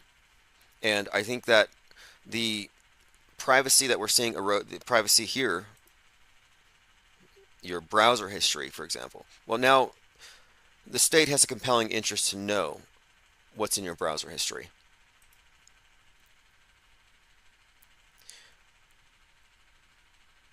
Authorities reportedly ordered Google to reveal the identities of some YouTube users. You apparently don't have to do anything illegal for law enforcement to ask for your Google data. They asked for the names, addresses, numbers, and users' activities of those who watched certain videos between January 1st and 8th, 2023, according to unsealed documents viewed by Forbes. People who watched those videos while they weren't even logged into an account weren't safe either because they got IP addresses. Fascinating. Now, this may have had to do with some kind of Bitcoin or money laundering. I'm not exactly sure the pretext, but just the development there is interesting in itself. Nicotrama says their end goal with all their big operations is the restriction of movement. Oh, absolutely. This is one of the reasons why I think airplanes are under attack. The airlines. With the DEI stuff, DEI has nothing to do with standards. They're not lowering standards. It's a ridiculous premise, and it's also kind of, it's a misunderstanding. I mean, yeah, it goes against meritocracy in the purest sense, but the standards are the same. But you have all these narratives coming from the right that, oh, the planes are falling from the sky, parts are falling because they lowered hiring standards. The left has already been against planes forever. Trains were derailing last year, and the trains were mentioned for being under-regulated, and carrying toxic waste and crashing all the time. But we're consistently seeing this. Go back to when Greta spoke to the UN. Didn't she take a rowboat because she didn't want to create any sort of discomfort for Mother Gaia, her god? So she instead, eschewed the planes. She's like, no, we don't take planes. Bad for Gaia. But planes have been a target for a long time. Even the planes of the elite. The only people who should be allowed to fly, according to the environmentalists, are the mega wealthy, so they can fly to the climate conferences every year and tell the little people how to live. Those are the only people. You know, it's kind of interesting. You look at someone like Bill Gates, who justifies flying around the world. He justifies his own carbon footprint because he's doing something for the problem. Then you got like Kenneth Copeland, one of the richest, probably the richest televangelist in the world. And he's like, yeah, well, Jesus needs him to fly around the world. So he's got like a $4 million jet. Is it more than that? Kenneth Copeland? How much is his jet worth? Wealthy televangelist explains his fleet of private jets. $21 million Falcon 7X. But he defends his lavish lifestyle. He says if he flew commercial, he would have to stop like 60% of what he's doing. So he can justify it. He's saving souls. But we're not supposed to travel. It's for the elite. And besides, why would you need to travel? Aren't they going to give you Oculus? The metaverse is meant to replace the meatverse. And I just realized on the equinox a few days ago, on the 19th, I was on a walk, and I checked my health app. I'd never checked it before, and it actually tracks how many steps you take every day. So I was like, wait a minute, I took 16,000 steps today. I scrolled back and I scrolled back, and I was like, wow, I could actually see during which periods in my life where I was more active. I was very active in 2022. I was walking easily 5 miles a day, and I've been about half that or a third of that since. But they track every step, and they've already brought up rate limiting when it comes to tweets. It's just a matter of time until people say, okay, you know what? You shouldn't really be walking more than 3,000 steps a day. Gaia does not approve of that. How many breaths are you taking? How many heartbeats? And they're probably monitoring all of the above.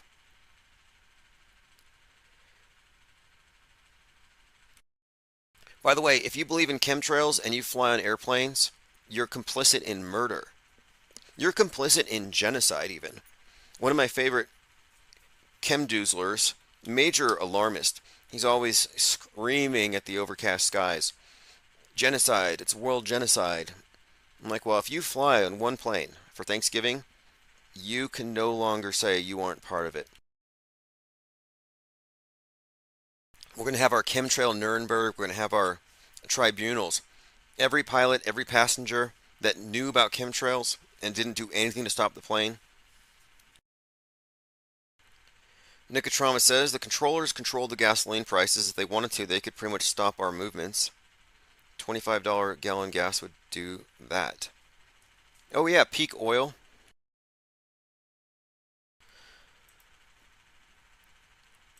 I personally don't care about the gas prices. I live in a 1-minute city.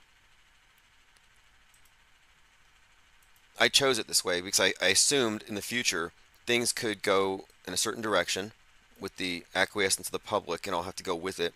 I don't want to be inconvenienced. Cygirl posted this in Gilded.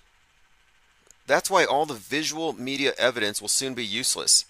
They have the whole audience playing whack-a-mole all day long on every image they broadcast. The signal-to-noise ratio will attenuate to nothing because it's all fake all the time. Informational nihilism will be the outcome of so much needless fakery. Yeah, this has been evident since 10.7. This is a problem. But this is a problem they have engineered.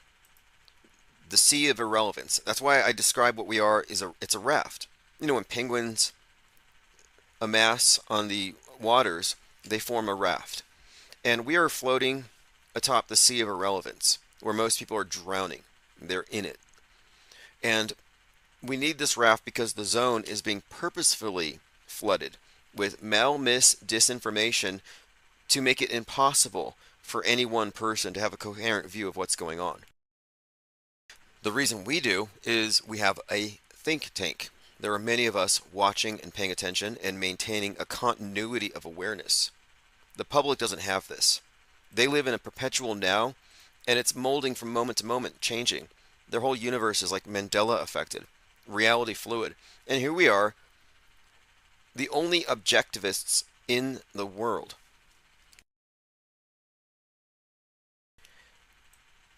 All right, we have a tweet from Aussie Cossack. Putin grants immunity from prosecution for criminal acts to his soldiers just hours after video of Moscow Crocus City Hall terrorist getting his ear cut off during interrogations goes viral. So the story here is it wasn't ISIS, it was one of Putin's, and he just got caught because one of his guys talked after having his ear cut off, being forced to eat it, and now he's granting him immunity. Like, this is ridiculous. Like, if this was the case, it would already have been done. They knew 2 weeks ago this was going to happen.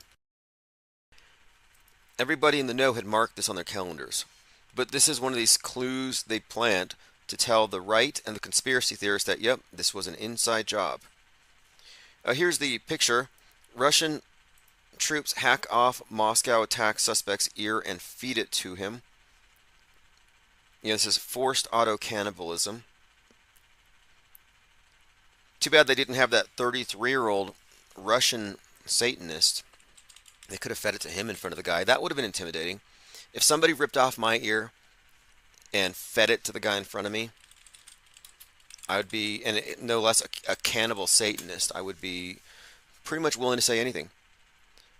Pardon Here we go. Another pardon. Putin pardons satanic cannibal Nikolai Ogolobiak, convicted murderer, 33. Satanist cannibal sent to Storm Z unit. So he's in the Storm Z unit, like World War Z. Putin pardons Satanist killer. Anyway, this guy, Nikolai, killed 4 teenagers and ate their body parts.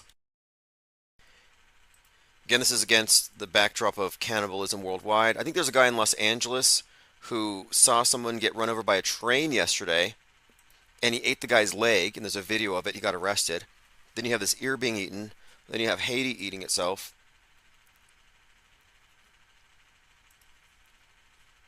But what's up with the ear being cut off? Is there a deeper meaning to it? According to the Bible, Simon Peter was armed with a sword and he cut off a servant's ear to prevent the arrest of Jesus, and that was Malchus. So there's that story. In the 2004 film by Mel Gibson, Passion of the Christ, Malchus is represented as a member of the temple guard, and Jesus heals the wounded ear. And then he converts to Christianity. So if you haven't seen Passion of the Christ, it was played by then 33-year-old Jim Caviezel, but I spell it with a Q. Jim Caviezel was 33 at the time and played Jesus. He came back, saved the children, stuff. He's a big QAnon hero. But is there a significance to the ear? I mean, we're approaching Holy Week. I don't know. I'm just putting it out there. There's something going on with somebody's ear. Now check this out. This is a notice from YouTube. This reiterates what Cygirl was saying. To follow YouTube's policy, you are required to tell us if your content is altered or synthetic and seems real. If it, quote, seems real, like who decides this? This includes realistic sounds or visuals made with AI. Label your video yes, if so. Does your video contain the following content? Content that alters footage of a real event or place. Generates realistic looking scenes that didn't actually occur. Makes a real person appear to say something they didn't say or do. So they're relying on content creators to market fake if it's fake. Because people don't know. People don't know the difference between real or fake. We are reality compromised and visually illiterate as a society. I've been saying this for several years, that mainstream society is in a dark age. They are visually illiterate, and if they're not told something is fake, they won't know. This is bad. This is a philosophical crisis. This is the end result of mind aids, just dumping all kinds of stuff into people's minds, not allowing them to develop critical thinking skills, no mental immune system. Now it needs to be designated real or fake. That's why I call it the desert of the designated real. I'm like, you're on your own. If you can't tell, I could care less. I understand how this works. I'm a skeptic. Like, what you need isn't years of experience in video editing, like I have. You don't need years of Photoshop. You don't need special effects. You don't need to be a movie buff. All you need to see through the media matrix is skepticism, meaning you suspend judgment on whether you agree that something is real or not until you have evidence to support it. Which means you're left not believing a lot. Lauren Witzke on X tweeted this. Captured terrorist involved in the Russian mall attack reveals he was offered 500,000 rubles to carry out the shooting. Someone on Telegram deposited the money and told him where to go. Now again, 500,000 rubles, according to Cupstar, is 5,427 US dollars. What would you do for $5,400? And of course, Telegram. Couldn't be Reddit. This is how you know the political purpose of the PSYOP. Every one of these PSYOPs has a partisan agenda. That was one of my big wake-up calls when I realized the reason why the right, the reason why Armalite and all the gun manufacturers and the 2A people aren't going to call out any of the fake events is because they're part of it. That's why. Armalite paid out $73 million. You think that you're going to lose 73 million and you're not going to look into it a little bit that maybe you have some kind of way out. No, they're part of it. And what you have here with this particular psyop, I think these are just, kind of clues, is the fact that it was someone radicalized on Telegram means it's not a leftist, meaning that this will be deemed to be a false flag. And we'll see. It's somehow going to be used to somehow aid Putin, most likely.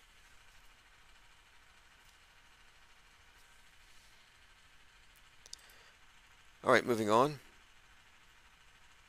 Special forces directly across from the Caucasus. We already looked at that.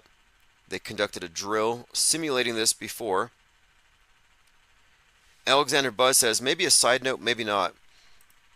But the first time the phrase fentanyl was introduced as a mystery substance to a larger audience, quote, the Russians used the most powerful narcotic known to man. Interesting side note. I'll take a look at that. What do we have here? A new technology called OmniAlert uses AI to detect guns on school campuses. Using AI. Interesting. Oh, okay. Using AI to detect fake shootings in North Carolina. Posted by Violet. New comment on my BitChute. FlyGuy24 said, this is good news, means no one died. I prefer people not being dead. This is great. See, that's the attitude. If you're disappointed that nobody's dead, then what are you? What does that make you? Corpse clutcher? If you're offended at the notion that nobody died. But a corpse clinger if you're holding on to a old worldview based upon a fundamental misunderstanding of media. Synchromorpheus posted this. This is from the Super Bowl Kansas City parade shooting. You had two number 15s side by side. It looks like ISIS. And then the Crocus building has a big sign on it that says Vegas. And the event did have many similarities to the Vegas event.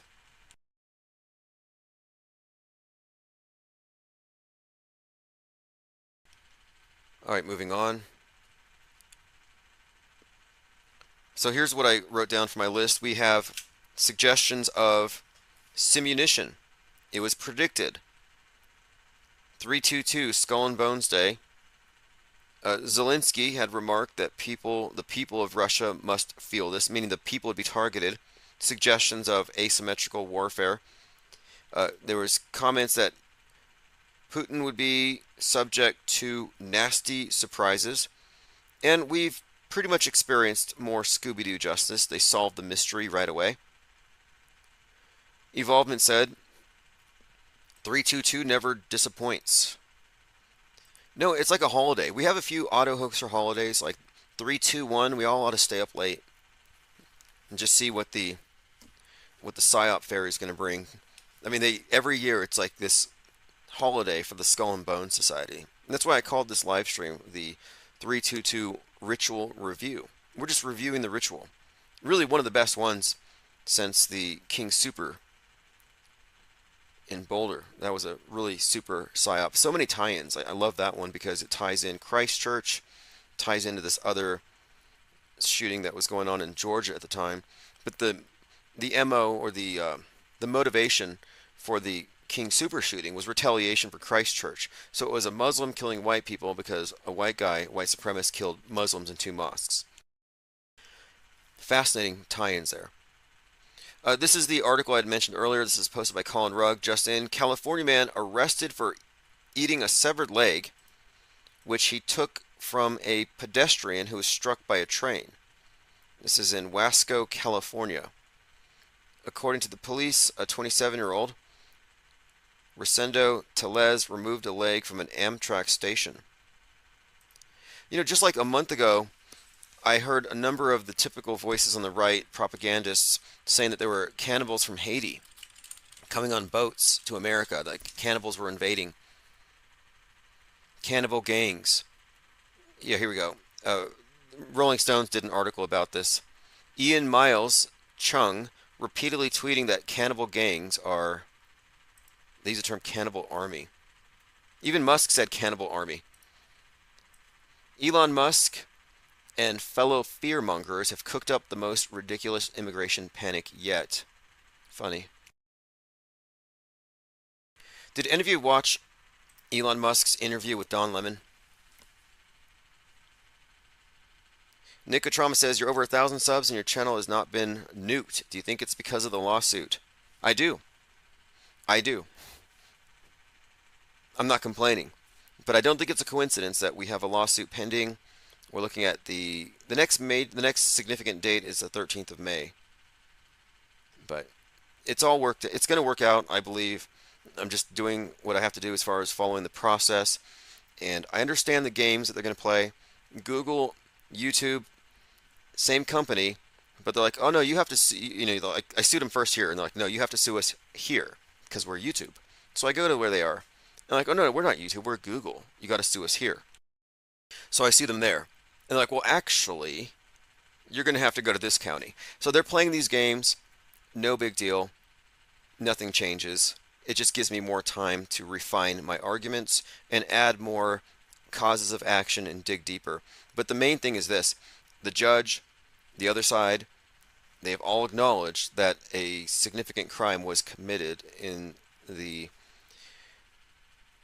I guess what you would call the collusion, unwitting collusion between YouTube's legal and the other defendant.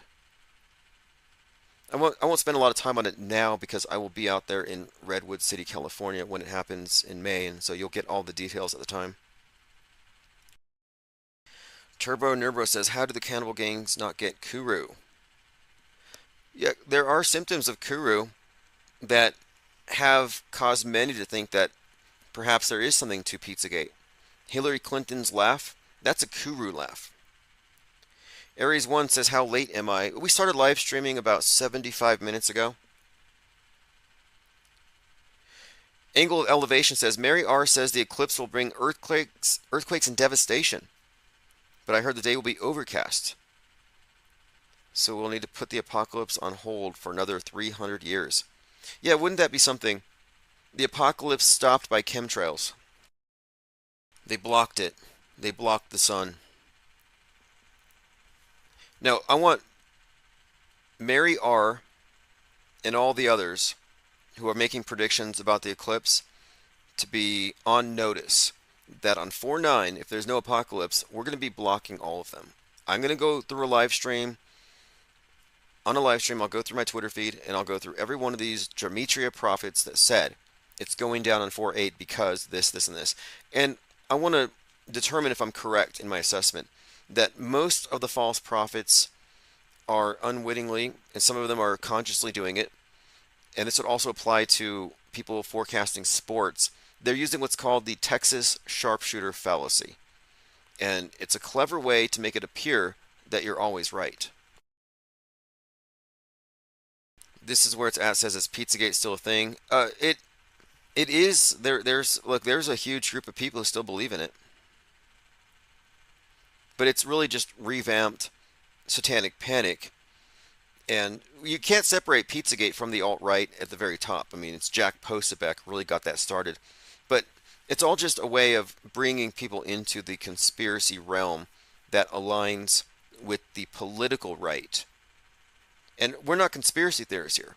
The conspiracy theories have been politicized, and they all do lead into a political conclusion. They do lead you to the political horseshoe. G says, every person or average person on the street prancing about the upcoming eclipse. Yeah, they're shutting down schools. They're getting the National Guard out. Conspiracy theories are running wild.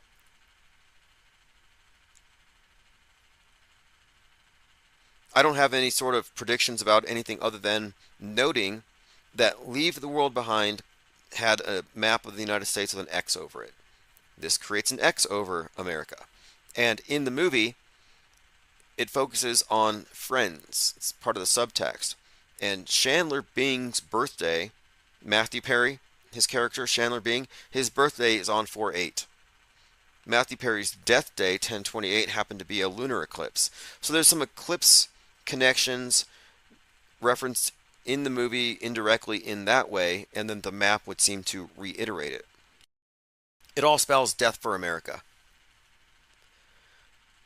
Oswaldo says, has Crow 777 still been spraying vinegar at the chemtrails. I follow his channel on Rofkin. Great content. A lot of people fall for this trick. And you don't have to be a witting liar, or you don't have to be a deceiver to use deception. You can just be using a methodology that allows you to trick people unwittingly, is what I'm saying. Not everybody does it intentionally. So you look at the sky and it's clear. A plane flies over, leaves a trail, then it rains. Yeah, A came before B, so therefore A caused B. People fall for that. It's easy. Sky was overcast. I boiled a cauldron of vinegar in my front yard. Now the sky is clear. I caused that. Like, that's what you call faulty causality. And I think he might have fallen for faulty causality with the vinegar thing. Because you could boil water, you could boil vinegar, you could do a rain dance, you could just sit there and stare. The clouds are going away regardless. Taking credit for it requires misattribution of cause to the effect. It's a simple thing to fall for.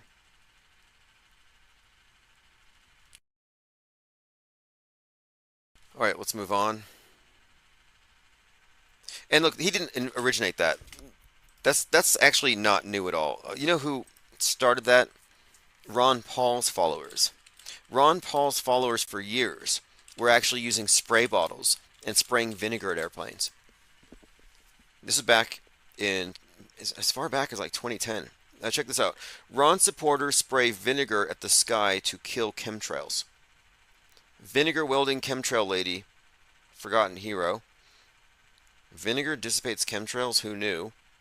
Ron supporters spray vinegar at the sky to disperse chemtrails. To me, this is a psyop designed to make Ron Paul supporters look crazy. And Ron Paul supporters are just those who don't fall for the establishment left or right. It's like the default for free thinkers, which is now Trutherville. And I think that these ideas are fed to them to make them look crazy, for no other reason. Angle of Elevation said, I heard Jaron will be setting up a vinegar experiment to see if it works. Oh, come on. Okay. Dude, there's a good reason to follow along with this, because if he does it, he will see that it works. Then it'll be a test. Will he be capable of admitting that he fell for a logical fallacy? If you can't admit that you can dupe yourself, that you can be tricked, that you're trickable, there's no helping you. You're no longer a seeker. Like magic shows. You go to magic shows because you could be tricked.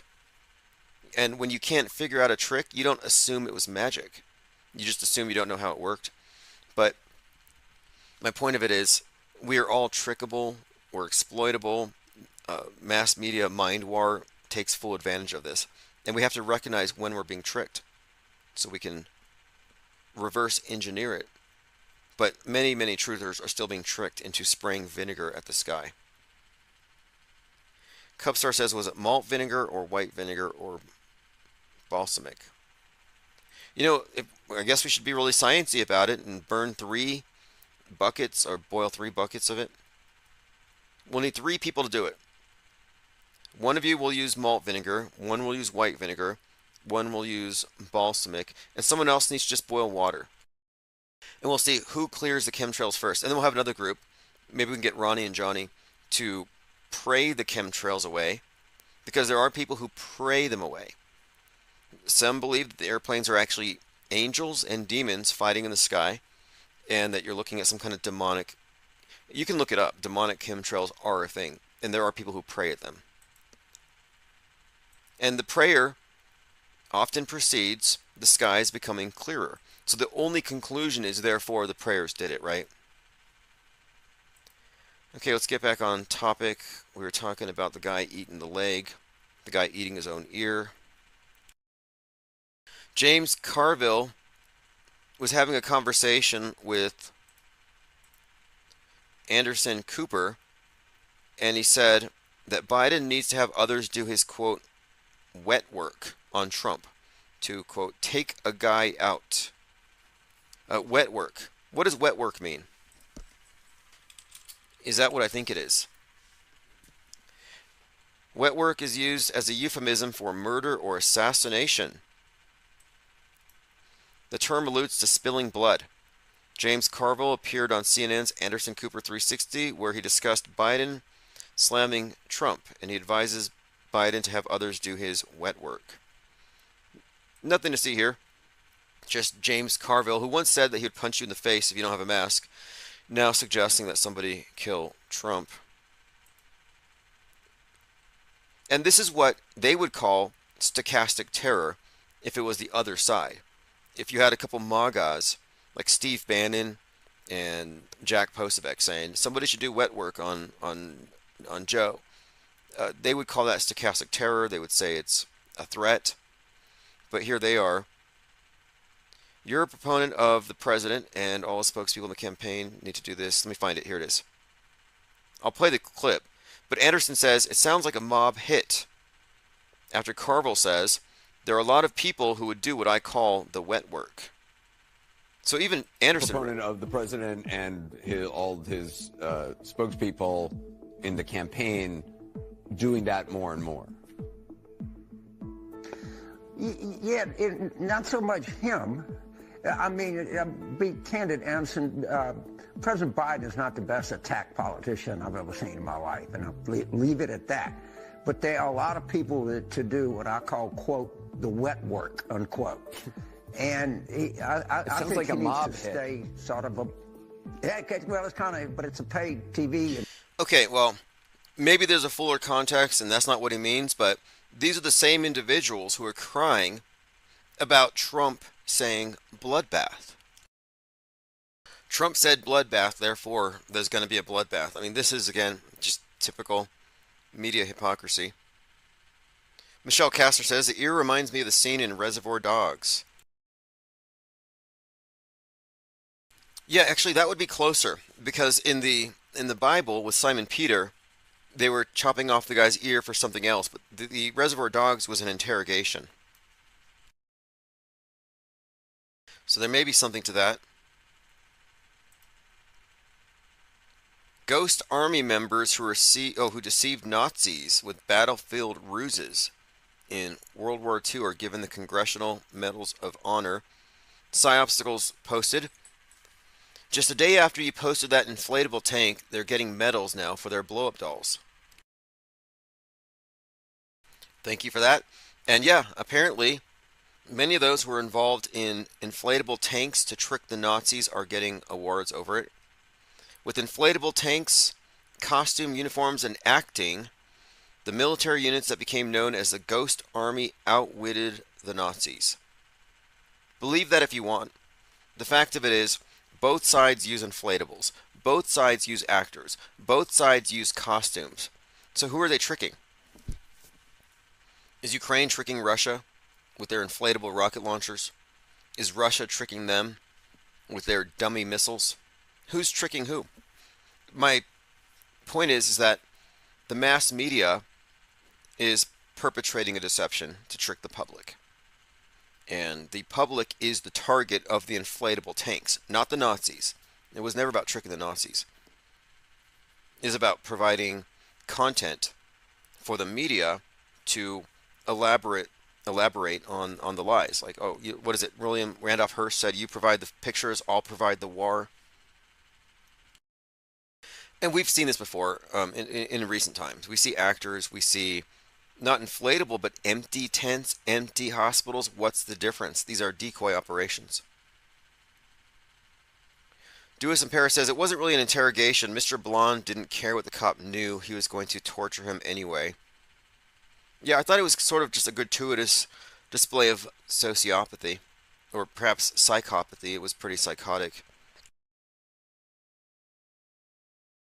Quentin Tarantino, by the way, is a huge liar. I remember he was speaking to BLM in 2020 about how the police in LA are terrible and they're pigs and they threw him in jail. You know, Tarantino. But turned out that he didn't go to jail. He lied about it for street cred. Watch cop-hating Quentin Tarantino lie about going to jail. Police supported. Oh, this is it. New York Post claims Tarantino lied about jail. Bogus jail time. I was in jail 3 different times. I don't know. It's been disputed. New York Post claims he was lying about it. Faking jail. Almost as bad as faking swatting, which is a thing now. Faking death threats, having powder sent to yourself. Aries 1 says he's also a pervert. Yeah, that's probably true as well. I don't really care for his movies. I like film, I like movies. However, some of them I just study because of how relevant they are to the collective psyche. Even if it's garbage, sometimes you have to go there. Frank Merce is known to steal film ideas. Interestingly, Kanye West, Ye, claims that Tarantino and Jamie Foxx stole Django Unchained from him. Fascinating all around when you get into the subtext of Jamie Foxx, Django Unchained, Nat Turner, Haiti, that whole thing, which might have inspired Nat Turner, whether that story's real or not. But anyway, the whole thing is Django Unchained was played by Jamie Foxx. It was kind of a Nat Turner type situation. And Jamie Foxx then attached himself to BLM and became a hugely prominent celebrity with this kind of new civil rights, starting with Trayvon Martin. And he came out with a Trayvon Martin shirt. Anyway, without going too far into the weeds here, when Django Unchained was out in the movie theaters, Christopher Dorner, a police officer in LA, claimed he wasn't getting promoted because of systemic racism, and he went on a killing spree. And during his killing spree on CNN, Mark Lamont Hill cheered him on and said, "This is like a real-life Django Unchained." Meanwhile, Christopher Dorner goes into a cabin where he is then incinerated. So 33-year-old Christopher Dorner burnt to ashes, incinerated in a cabin after his killing spree. All right, let's see what else we have here. Going through my notes. Kate Middleton, didn't want to spend too much time on this. I'll try to avoid it. Is she dead? Is she not dead? Well, she released a video and everybody's saying it's AI. And it appears to be so. And sites that are able to tell you if something is AI or not are identifying it as such. Okay, we have some war room talk from Steve Bannon. And this is suggesting that the terror attack was botched, it was a false flag, and it was meant to be blamed on ISIS, but now we're finding out that this was in fact probably some of Zelensky's guys, and this is all part of what Victoria Nuland said would be a series of nasty surprises coming for Putin.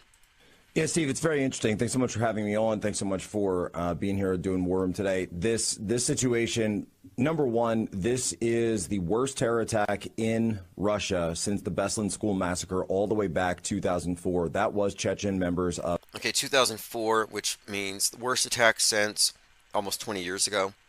And this is Jack Pizzagate, or Jack Poe, parody of extremism, doesn't believe any of what he says. And he almost single-handedly kicked off Pizzagate by going into Comet Pizza. Now he's involved in fomenting a new satanic panic, which he even says would be a good thing, that we need it. And the reason why this is worth pointing out is that the left doesn't believe in God or sin. But they believe in the pandemic, the virus. They believe in the need to sanitize in a different way. Whereas on the right, the trad right, as Posabek calls it, they're still stuck in moral panic and the real belief in sin, but they don't believe in the new modern construct. So the satanic panic and the pandemic, these are parallel psyops, one for the left, one for the right. The left fears the right fears the left, but for two different reasons. They fear social contagion and sin and wickedness and leading us to hell, possibly God sending another flood. Whereas the other side's like, they're going to kill us all, they're not V'd, and their carbon footprints are going to trigger Gaia into killing us all. So it's part of the box, the propaganda box, and the bifurcated mind war. It's moral panic versus pandemic panic. Old construct of sin, or the old sin, the archaic sin, with this new iteration of it. But anyway, Posebek is instrumental in this particular agenda, and he also highlights a lot of the more recent shooters that are coming from the left. Because the right didn't really care about shooters who were radicalized on 4chan and Discord, because those are their own guys. But once the shooters started coming out of Reddit, targeting Christian schools, now they care. But again, these individuals are all part of the system, and their base assumption is everything is real as reported, except it's a different who behind it. Of Al-Qaeda, aligned with Al-Qaeda, that perpetuated that attack. Now today, or I guess last night I should say, what we get out of Russia, this concert hall that's attacked within a 2-week window after the U.S. State Department specifically put out a cable to Americans residing not just across Russia, but in Moscow, where they directly stated extremists are planning to attack a concert hall. They specifically use that. Usually a State Department, when they put out warnings, it doesn't have that level. Now, there might have been other ways to have determined this was going to happen. You could have just been watching Netflix. You don't have to listen to the State Department. You don't have to watch the news to know what's coming. You just got to watch Netflix. That's pretty much how I've been doing this. In fact, let me play this clip. This is a movie I watched last night, or a part of it. It's called All the Old Knives. I'm sure it's totally unrelated, but this was recommended to me on Amazon. I hit play, so I'm watching All the Old Knives. And there's a conversation here about some kind of, it seems like a inside job, government shooting some theater in Russia. They sent you directly to Moscow. You witnessed the Nordau siege. Chechen militants took over the Dubrovka theater. Russians pumped gas into the theater and went in. Killed nearly all the terrorists. Well over 100 hostages, too. Killed well over 100 hostages. That kind of thing never leaves you, does it? Moscow was brutal. Moscow was brutal. Anyway, this could be nothing, but it just coincidentally I'm watching TV, and this is how it works. You can't escape the messaging. I turn on the TV, watch some random show, it's recommended to me, and it mentions 100+ people dying in a theater in Moscow and it being brutal. Coincidence? Then we have this. One of the IDs from one of the terrorists went pretty viral, and I helped with that. I spread this as well. But I knew at first glance that this is actually Matt Hyde. Whenever there's an event, a sensitive event, somebody will Photoshop Matt Hyde into it and make him the killer everyone's looking for, and people tend to fall for it. So if you didn't know, Sam Hyde, Sam Hyde, American comedian and podcaster. So Sam Hyde often gets thrown into the mix, and he gets all kinds of atrocities misattributed to him. But no, that's not really a passport from a terrorist. Now, they don't even look like ISIS, a lot of people remarked, and it looks like fireworks, it looks like flamethrowers. These weapons are obviously using what look to be simunition. Maybe we'll get to Kyle Rittenhouse. He was giving a speech the other day and he got chased out by inconvenient questions. Yeah, Sam Hyde, excuse me on that. He's a comedian, but for some reason he's been, like, I fell for it. I did a Christchurch shooting documentary. It's on BitChute. And if you look at the image of the shooter, it's Sam Hyde, because I thought that was him. Someone photoshopped his face over the real shooter, Brenton Tarrant.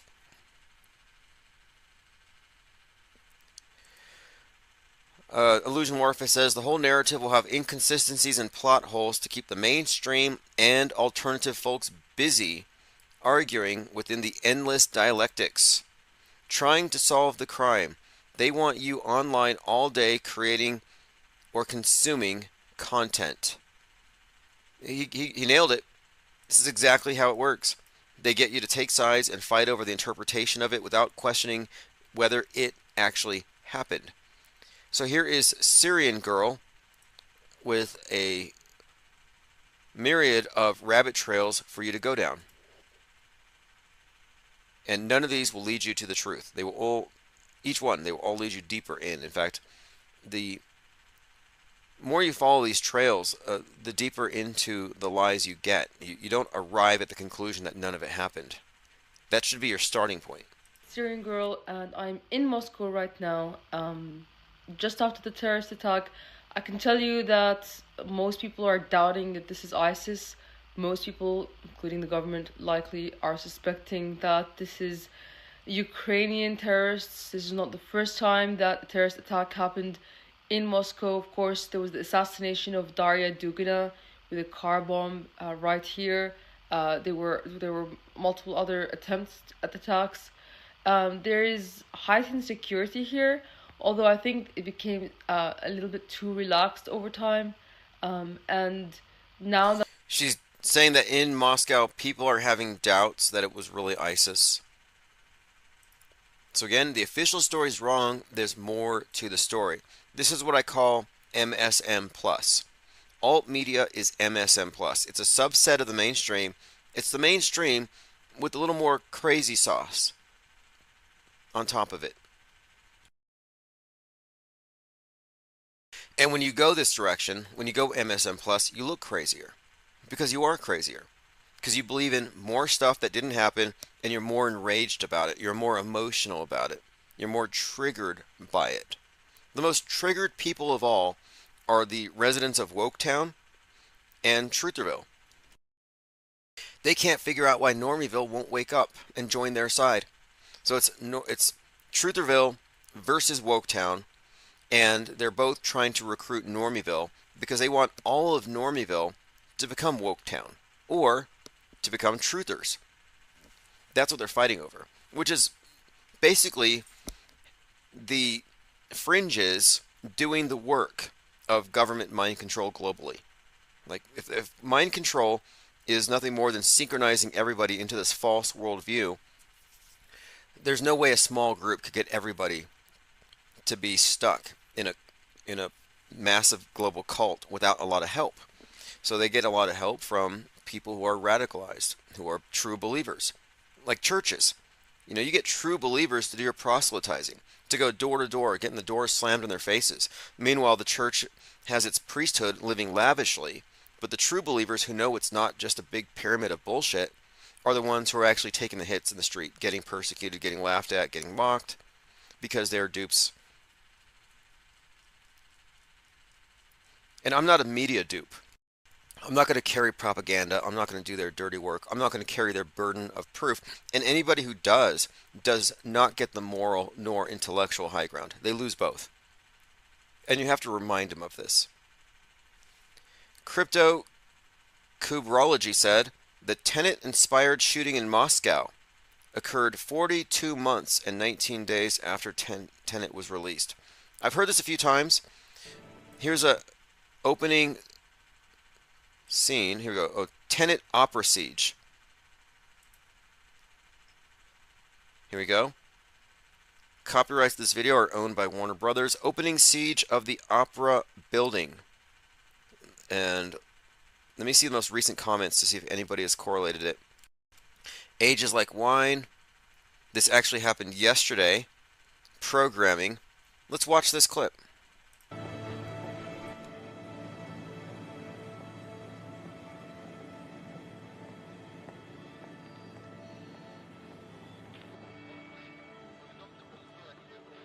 Okay, so we're looking at the scene, if you're just listening, of a concert, and here we go.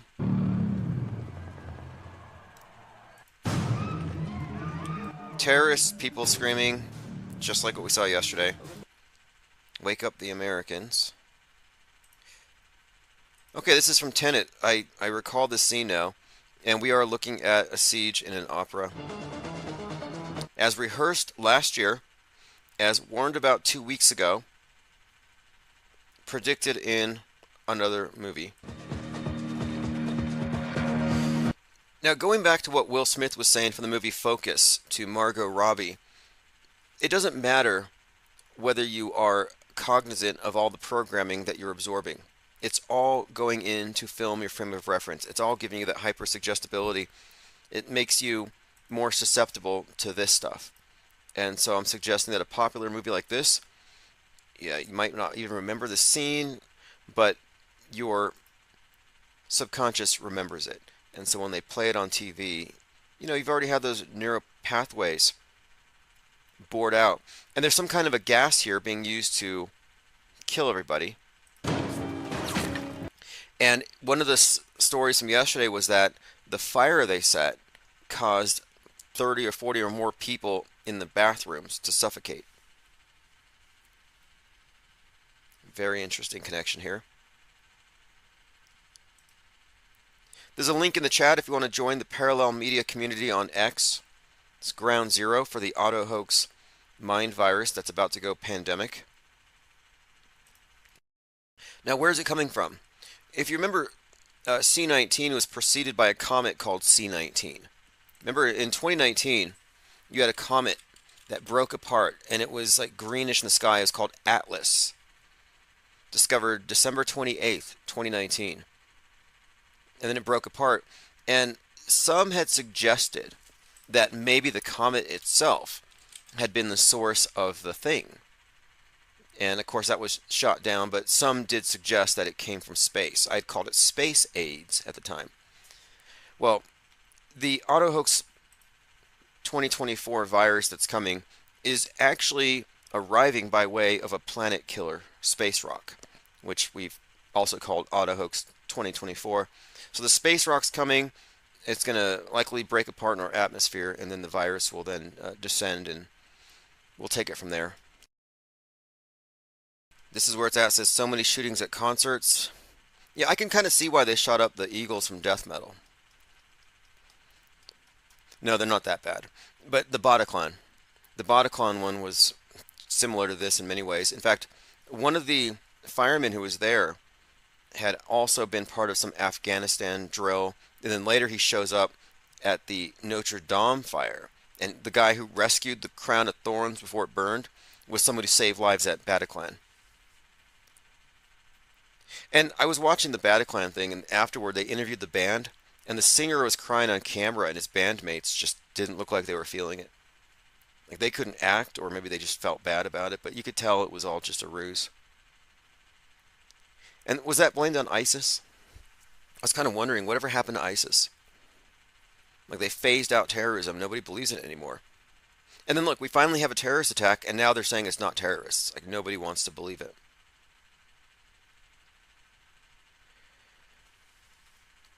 All right, moving on. Shootings at concerts, Vegas. This one also was somewhat reminiscent of Vegas. And one other point, when it comes to fakeability, I am in no way asserting that everybody there was a part of it. You're talking about a theater that can hold, 6,000 people or something. It's a closed movie set when it goes down. And you don't know if what you're seeing is being recorded live or not. They did a drill there recently. They could be using drills to create the special effects, to do the actual dramatic sequences, which then they insert into the news later. Isabel Ann says, maybe if you wear a blue shirt, you won't get shot. I didn't see many squibs. It wasn't a very squibby event. All right, let's move on. Yeah, blue is only laser proof. Yeah, Sam Hyde is an American comedian, writer, internet personality. He was involved in $1 Million Extreme, and his content includes satire and dark comedy. So for him, it's really good branding that every time there's a mass shooting, he gets blamed for it.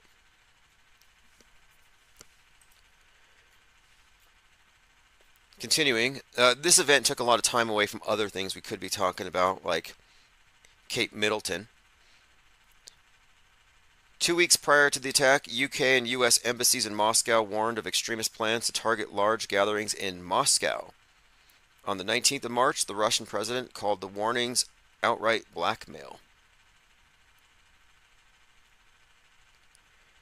Copaesthetic says, this event will be used to further gun control in the U.S. Colorado will pass an AR ban today. So will Washington, I think. Now, I saw that ruling about how undocumented citizens, migrants, illegals, whatever you want to call them, they can own guns. And to me, this sounds consistent. Don't conservatives always say that these rights are God given, that these aren't privileges from the government, but these are inalienable rights, that you're born with the right?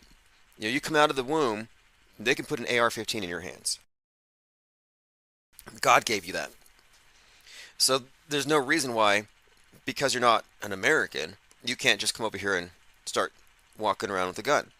And this ruling has upset a lot of people on the right, which makes no sense. It's like, I thought you guys would be on board with this thing. But it also kind of suggests something strange about the left. I thought those guys were anti-gun. So now they're cool with guns, as long as it's not a MAGA. They're cool with guns if it's from MS-13. And they came over here, in the middle of the night, they jumped the wall or something, they don't care, but they do care if it's a... You see what I mean? It's kind of strange. Contradictions. What the right should be saying is, yeah, arm up. We are the party that supports that. The Democrats who invited you here will take those guns away if you vote for them. Like, I would be pandering to my armed illegal immigrants if I was a Republican. Trump should do that. He should reach out to his armed immigrants.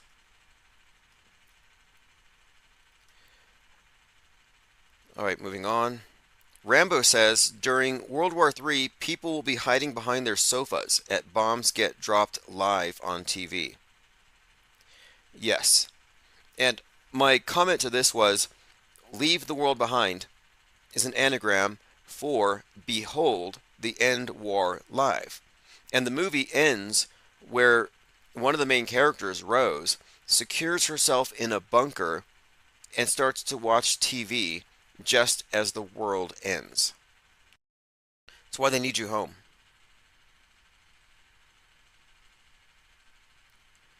This is where it's at. Says, it's odd that hip-hop stole the drill term. Drill rappers are a thing. Oh yeah, like Little JoJo, drill rap, dies, repackages, comes back as XXX Tentacion, does some work for the Parkland High School, and then he dies. I don't know what happened to him next.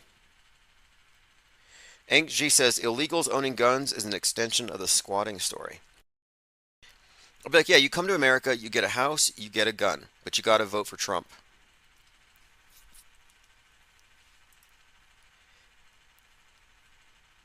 All right, let's see what else. Russian cosmism is something we could talk about next. Yeah, I did want to get into this topic. There's so many other things, like I said, but this 322 really took center stage. Candace Owens. I wanted to talk about Candace Owens getting kicked off of her network. And, she's an actress. And the only reason why Candace Owens is out there and why she's anyone, anywhere in media is they can use her to say the things that they can't say. Like, for example, if a white male said any of the things Candace said, it would be death to the Daily Wire. So they have a black female espouse these things. So like, you're a self-hating, you have internalized misogyny, you're a black female white supremacist. Doesn't make any sense. Then she's hanging out with Ye, black skinhead, white lives matter. You see, they have these very incendiary ideas, but they don't dare let those ideas come out of the mouths of the people who actually believe this stuff. It's all just so mind warping, and she's obviously being used for these propaganda purposes. There's no way she's dumb. And they're getting her off the network now because she's become a little too unhinged, I think, uncontrolled. She can't hide behind plausible deniability. She has been saying some things that, you would consider to be, quote, anti-Semitic. Whether you think that word means anything or not, there are certain opinions she's made that have branded her that way. And she has since parted ways with Daily Wire. And plus, how could you work with Ben Shapiro, who has a very hard stance on this? Nobody wanted there to be 40 dead Israeli babies more than Ben Shapiro, because he wanted to grandstand on top of those little dead bodies. And nobody wanted to believe it because, of course, at the time, and at this time that we're at right now, each side can conveniently ignore the atrocities that their side commits because they can say, oh, that was fake. But your atrocities against us, yeah, those were real. Stormy Daniels was on The View, and she says MAGA suicide bombers are now texting her threats from her phone. MAGA suicide bombers. Now, that might sound like an exaggeration, but I've been pointing out for some time that QAnon, Quran, that there's a parallel here. We're talking about the radical extremists from outside terrorism and domestic terrorism both have the similar template. And I refer to them as the MAGA ban for this reason. The MAGA ban has increasingly adopted Taliban values.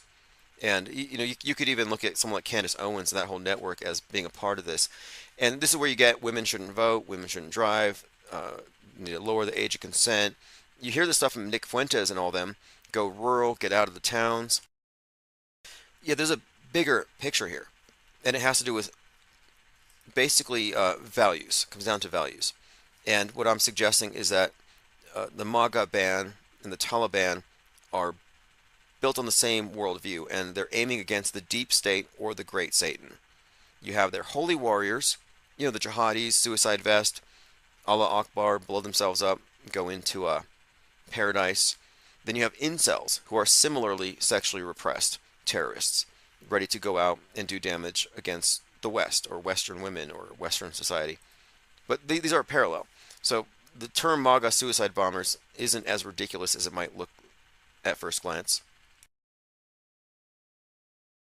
Yeah, and when he said a storm was coming last year, we had Stormy Daniels' birthday. We talked about it. And it was right before Trump was being arrested. And it was Q drop number 55 that mentions that the first arrest will shock the world. And people are like, wow, it's about to happen. The storm is coming. And then Stormy Daniels, porn star, starts making the headlines. I'm like, what is going on here? It gets even weirder and more intricate. Q drop 55. He goes to the courthouse to be arraigned on 4/4, which is the 55th anniversary of MLK's assassination. Lots of 55. Lots of instances of that just happen to show up around this stuff, referencing this storm thing. So again, Stormy Daniels, storm is coming. A lot of people read into it. Now it's 1 year later, and it's the same story. What's going on here? And then Daniel the prophet was mentioned. In fact, she had a cake last year on her birthday, and this is why I mentioned it. Last year, her birthday cake had a horse on it, and it said lawless. And of course, the Antichrist referred to as this lawless man. But there was some bizarre stuff, and it just, to me, I'm just saying, others have noticed this as well. It seems to comport with a lot of the Q nonsense. Stormy Daniels on X, a couple days late, but thank you all for the birthday wishes. So last year she puts out this cake with a horse on it, which is sort of like, four horsemen, apocalyptic. And it says lawless. Make of that what you will.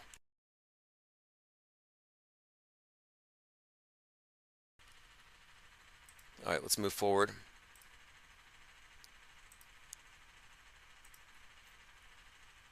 All right, let's see. This is Kyle Rittenhouse got murdered in Tennessee. Let's go ahead and play this. Let's see what happened to Kyle and why was he not able to stick around. What did they ask him? Said a lot of racist things. Like what racist things has Trump? Okay, this is great. So Kyle is up there at the top. He's on the stage and he's talking, and someone asks a question and they say, "Can you answer for any of the racist things Charlie Kirk has said?" And Kyle's like, "What are you talking about?" We're gonna have a little bit of a dialogue about what racist things has Charlie Kirk said. Okay, I'll answer the question of racist things he said. He says we shouldn't celebrate Juneteenth. We shouldn't celebrate Martin Luther King Day. We should be working those days. It's called Ketanji Brown Jackson, an affirmative action hire. Okay, if you're not hearing this well, Kyle says, what racist things did Charlie Kirk say? which is kind of a setup because you can find a list of things. And the audience member provides a list of things. He said, no more MLK Day, turn back the civil rights. He called Ketanji Jackson an affirmative action hire. Charlie Kirk, Nick Fuentes are 100% racist Nazis. That's their ideology. They don't like being called Nazis, but they hate Jews. They think we need to have a pure white government, white nationalism. I mean, it's racial purity. That's their main thing. And if you go to any of their memes, you can see the animosity towards non-whites. Like, it's not even a secret. It's not even wrong, to describe them accurately as racist. That's just where they are at. They want to organize on the basis of that. And Charlie Kirk, Fuentes, all these characters are all in the same box. So Kyle's at an event sponsored by Charlie Kirk, and it's called Turning Point. He does Turning Point USA. Turning Point is a reference to the Turner Diaries, which is about white nationalists nuking everybody else in the world except for the whites, basically. That's kind of what it's about. Race war. So you have this Turning Point, Turner Diaries. Turning Point also refers to when the ATF goes to take the guns. They're at Waco, where Trump kicked off his campaign. Waco, the genesis of a lot of this type of thinking. And it's all blaming Jews. That the Jews are opening the borders to bring non-whites in to kill the whites, great replacement theory. So for Kyle to not know any of this means he's a tool. It means he's being led around by these propagandists like a total idiot, and he has no clue who he's working for. Like, it's pretty sad he doesn't know this. But what does he do? He walks out on it.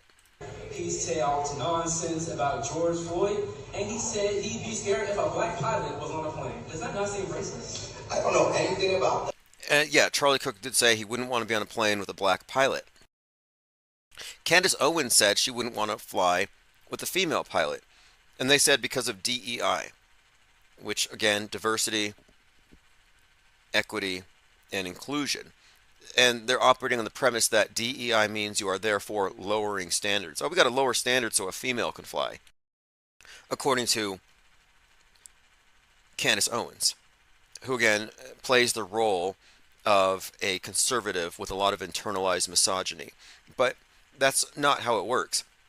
But these are statements that they have made consistently again and again. Kyle doesn't know. He's not in the know. He's flabbergasted. So he takes his, I guess it's a emotional comfort animal, his dog, and he runs out. Okay,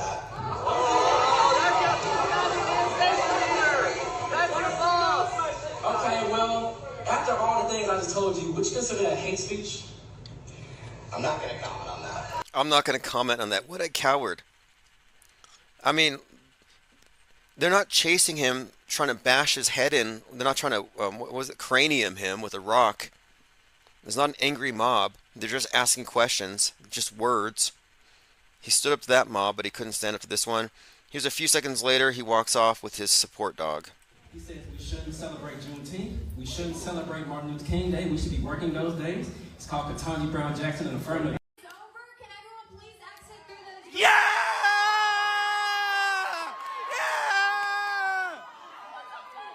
Okay, bye, Cryle. All right, let's move on. In Mr. Bond, they have a saying in Chicago. Oh, this is from Ian Fleming's book. One of the villains says this to James Bond. He says, they have a saying in Chicago. Once is happenstance, twice is coincidence, third time is enemy action. I bring that up with regard to predictive programming. This Russian thing. There's a drill for it. It's mentioned in the movie Tenet. I don't think it's a mere happenstance. I don't think it's coincidence. Predictive programming exists. And it's important not to mystify it because it gives the appearance of fulfilled prophecies or a divine hand. I mean, this was a conversation earlier this week we had. Who's behind predictive programming? Is it God? Is there a devil, a demiurge? Who's behind predictive programming? Who put that scene in Tenet? Is it a higher power? Because there's too many coincidences. No way man could do it, right? Wrong. Wrong. In my view, the truther consensus is wrong. The truther consensus is like, it can't be a coincidence. There's too many examples, therefore, a God or a higher power or a supercomputer. A supercomputer writes the news because there's no way men could do this, really. Imagine if we said, there's no way that anybody's smart enough to hack. If anybody's computer's hacked, it's gremlins. The gremlins do it. Well, wait a minute here. If we say that all hacking is being done by gremlins, then the hackers never get arrested. So if we say that all of the predictive programming is the result of AI and supercomputers and demiurges and gods, if we say it's supernatural, then guess what? The reality hackers never get investigated. And the only people investigating the reality hackers are us. Nobody else even knows they exist. They pay no attention to the reality hackers behind the curtain.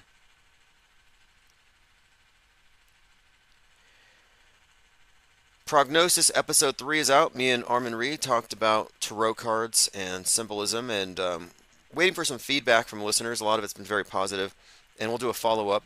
We'll talk about other related subjects. Symbolism is the main thing.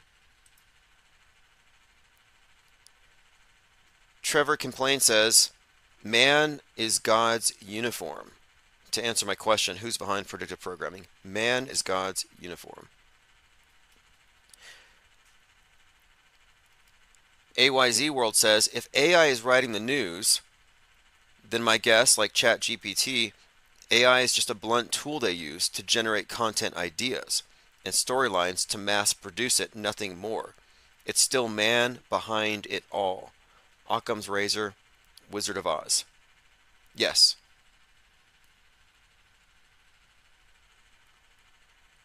And I've often heard this argument that the Bible is proof of its own divinity because it's fulfilled of prophecies, or many prophecies. And it looks like that because you're looking at it within a closed system of ideas.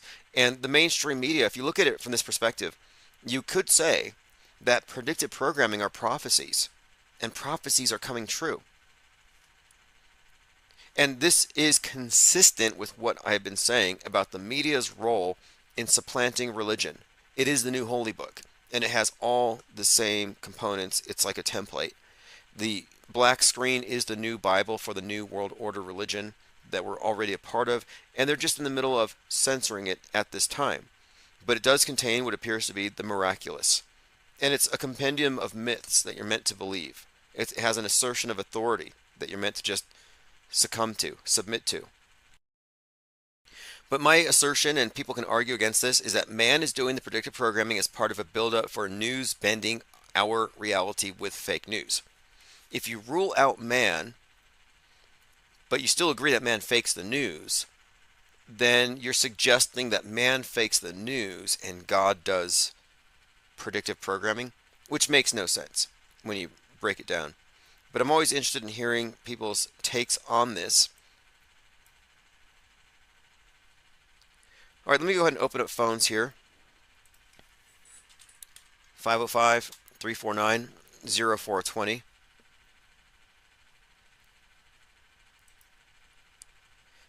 Main topic is obviously Skull and Bones Day. What happened there? What didn't happen there? If you believe it happened and you don't have evidence, I'm going to have to ask you who's paying you, and if you're not getting paid, what's the motivation? Infinite Plane Radio, how many people died in Russia on 322?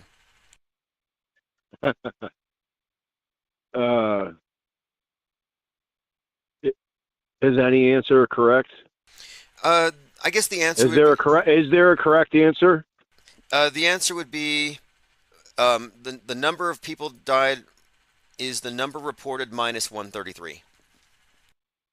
And that you go through all the hospitals, all the morgues, all the funerals. In other words, in my opinion, the answer would be just subtract whatever they added on. Well, I said earlier I don't know, so you said that's the wrong answer. So fair enough. I mean, well, you could say you don't obviously, know. You don't know. My It's thing fair. It's fair. It is a fair answer. Yeah. Thank you, my friend. considering like I wasn't there. I mean, I always told you, or my opinion, anyways, is the hybrid approach. Some fake, some real. I don't know. See, All fake. Oh, all fake. Okay, that's your. Everyone's entitled to their own opinion. We're human beings with 2 feet on the terra firma, whether it's flat or globe. We're entitled to certain things. yeah, In but my opinion, as long as you don't produce victims, you can do what you want. well, we are entitled to our own opinions, but not facts. And this is where we're getting into. Facts, opinions. Facts, opinions. This is a gray area, right? Yeah, so everyone gets their opinions, but the facts are the facts, and that's what we're focusing on. And we don't have enough facts for the opinion that something happened the way they described to have any sort of a factual basis. And so if we're only going on facts, we have to go with the subtractive. What can we prove? And we can prove something happened, but we cannot verify the accounts as they report. We can only say that it was something happened, and then we get into the weeds here.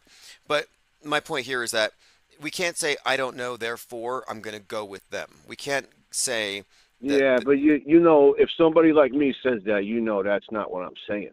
I know when. Yeah, I understand your perspective, but I agree with you. I'm making the I broader agree point. with you. Like I agree with you. What the mainstream narrative isn't to be taken as facts. And it's the alt in media. my opinion, for us, it's to be taken as a piece of reconnaissance. Yes. Yes. This is what they want us to think. Exactly. That's what they want us to think. That is how it works. And I've extended the scrutiny to the alt media. It's like, okay, the alt media wants us to believe this, the mainstream wants us to believe this. And that's what the masses will believe. But yeah, as far as you can't trust the alt anymore. You couldn't trust it back in the day, really, even though it was more organic then. But now you definitely can't. But it's there for people to interpret with their own perspective, and people like us, I think, in my opinion, we all have different. We can't all agree upon everything, but we're all kind of like on the same wavelength as far as frequency goes, because we don't believe a lot of the hype. Yeah. So from people like us, it's to be taken in to use discernment with. Yeah, I refer to this frames. It's like your frame is either Normieville, Trutherville, Woketown, or skeptic.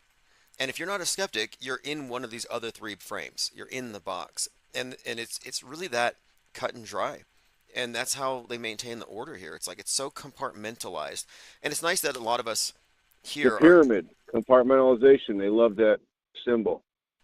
Oh yeah, absolutely. And that's how the bricks stacked. Yep. Every brick represents another compartment where they only know what's in their brick and they don't know what the next person knows in their brick. And that's how the thing functions. That's not us though, right? No, we can see the entire structure. Where do we sit in that picture? Okay, I look at the pyramid in the middle of the world stage, and we are outside of the world stage's spotlight in what they would consider to be darkness. So we have a full perspective of the stage as such. So we're like ghosts observing the symbol. Yeah, exactly. Ghost in the machine. The overview effect the astronauts claim to have. Oh, we got so high we can see the entire world and it's changed our view. Well, we actually have that. We've gone so far outside their box that we can see the box as such. Spiritual enlightenment at some level. Yeah, I think there's a point. There's a point where it's like... I mean, all that stuff where they talk about doing all the spiritual enlightenment and tantric sex and like the chakras and like the Christians talk about whatever thing that happens to them in life at one time or another, where they think it's God or Jesus or like this thing, right? Like, in my opinion, I listen to those stories and it makes sense. It's a little hard to believe, but if you do it on your own I mean, this is my perspective, researching and things that make sense, you connect the dots, and like obviously we're at some level of spiritual enlightenment where, yeah, like it doesn't work on us. So thankfully, this group can see things when we don't all agree upon one thing or the other. We all have our own perspectives, but we can kind of agree on it's not what it seems. Yes. Yeah, that's Without the holy moment. I've never had one, but I could see that things don't seem what they seem. yes. And I find this to be interesting though, where when we talk about deception, people think about like spiritual deception and there's psychological deception, emotional deception. What if it's all on a continuum? They plug you in emotionally to fool your mind, and they fool your mind to block your connection to your spiritual awareness, intuition. And it all begins with the animal level emotional manipulation to prevent you from reaching anything transcendent above your material, physical meat suit needs. So I do think that discernment does lead to a higher awareness, and the media is an obstacle to spiritual awareness, which makes me think that these televangelists cannot lead people to spirituality. These televangelists or the people who preach from within the world stage, I don't think they can align someone. Uh, really, I think it's MSM plus. It's like following a conspiracy theorist influencer to get the truth about the news. I think it goes deeper into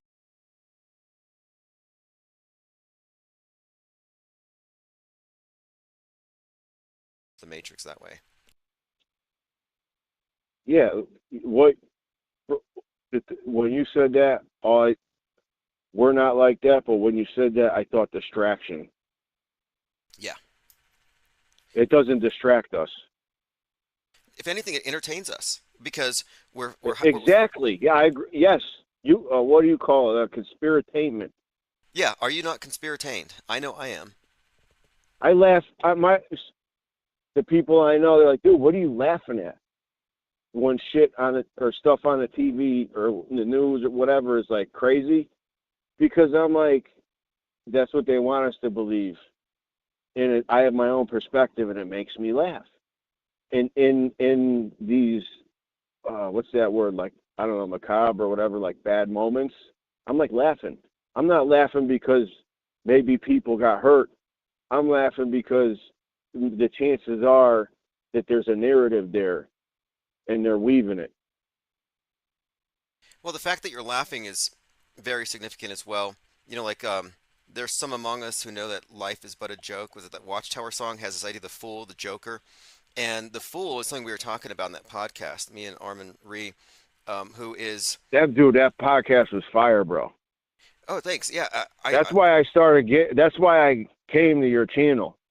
Was that esoteric stuff? Right. That stuff. When you talk that and you talk that with other people, I'm sitting there like thinking about stuff, bro. Well, we really got into the figure of the fool, who is like on the world stage in the movies. We see like Jim Carrey in The Truman Show is a perfect example of it, where he doesn't begin to wake up till you realize he's been made a fool his entire life, and then he figures out the whole thing's a stage, and he escapes it. The funny guy too, And like he is that guy. Exactly, and what you have to become the fool. He did that Numbers movie. The number 23. Yeah, the number 23, and you know what's okay? This is intriguing. The number 23 is actually about the book Cosmic Trigger. That's what the book and the movie's about by Dr. Sirius Leary in the movie. But anyway, the Cosmic Trigger is about the dog star being the thing that triggers someone to higher states of consciousness. So what woke up Truman in the Truman Show? The dog star, Sirius's satellite, or rather the stage light fell.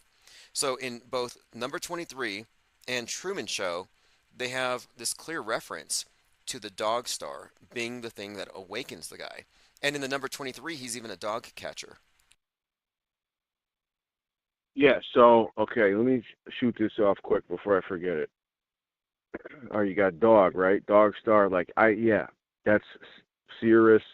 What is the most, it's the brightest star? Yes. Oh, yes. So, dog, G-O-D. D-O-G, G-O-D. We know they love inversion. Okay? You said something earlier just tonight in this stream that got me thinking inversion and there's so many ways to say that, right? Inversion, but that's what I like is the inversion. With the Moscow thing. And you said something, and I was thinking inversion and that Syrian girl stuff. Like, I get it. It's narrative weaving, but a lot of what she was saying, in my opinion, was it puts a decent perspective out there as far as like, yeah, like obviously and plus it's like another thing because it's this stream you're doing right now. You brought in the title 322, like yeah, obviously something's not right. 322 inversion, everything that's going on geopolitically, as far as like Jim carrying the Dog Star go, my Well, connection yeah, right now is the DOG and the GOD, and I know you know this, and everybody else knows this, but their narrative weaving is very intricate in my opinion, but at the same time, with discernment, it's also very fundamental because they basically go off of like duality or inversion or like some kind of trinity to get a little further into details, but basically it's like duality, inversion, foundation. well, every Masonic lodge has the Dog Star in it. It's the Eastern Star. It's Did that actually, make any sense though? yeah, yeah, absolutely. In fact, Aleister Crowley said, "Is God to live in a dog?" And he was the one who said you have to learn how to read backward and forward, that you have to learn how to walk backward, speak backward. And what they're referencing here, of course, is the Dog Star is where they believe, for some reason, they center their religion, their whole cosmology Well, around this thing. they like the brightness, the enlightenment. Of course, Sirius is going to be important. It's the brightest star. Yeah, and for people who don't, And just to throw something else out there, sure, I play hockey and I play defense, and I spend more of my time skating backwards. interesting, interesting. Well, the fact of it is, every New Year's Eve, what are we all doing? We're counting down what? To the ball dropping in Times Square. But at midnight on New Year's Eve, the Dog Star reaches its highest point and then it falls like the ball. It drops the rest of the year. So we're all oriented around that star. We're all celebrating it in some pagan rite that we don't even know we're taking part in. And the Dog Star is also related to the New Year's on the Egyptian calendar. So that star is extremely significant in all of this, but it represents in the Solar Truman, calendar. the solar calendar. And there's this idea that when the star Sirius is behind the sun, that's what they call the dog days of summer, that the sun's energies are intensified. So there's a lot built into this whole this dog star construct. But according to Robert Anton Wilson's book Cosmic Trigger, it's sending signals that when the initiates are aligned with it causes them to achieve some higher states of awareness. So it's interesting again that in the number 23, this character is a dog catcher, has this experience where his mind shatters because of this number 23. But Is that what that movie was about? He's a dog catcher. well, he's a dog catcher, yeah, and then he finds this book about synchronicities with the number 23, and it drives him kind of crazy. But that Yeah. book is not even In loosely, number 23, not Truman. no, but in the Truman Show, it's the dog star that wakes him up. It's this light that falls. So in Are both you the a dog person? Like a pet person? yeah, I mean, dogs are people. Dogs are great people. They're actually better than most people. I like dogs quite a bit. Yeah, no, I get along with, dogs because they're, whatever that word is. But yeah, animals in general. But yeah, like dogs, like I just get on with them better. Oh, hey, look what. I love people too, but it's like, man, I'm like, why do I like dogs better? But so yes, obviously there's something about the dog too. Well, yeah, there definitely is. And Dewis and Para mentions there was a crisis actor dog. There's a dog named Sirius from the K9 unit, and K is 11, 9. A dog named Sirius dies in the Twin Towers on 9/11. And 1 year prior, he was hanging out with Bill Clinton. And there's a picture where Bill Clinton says, Sirius is beautiful. Interestingly, 9/11 is the New Year on the Coptic calendar. So the connection between Sirius and New Year's. Well, that's the other thing I was gonna say is like the whole lunar calendar and then these different calendars. Like we're on the solar calendar, and you were talking about New Year's, and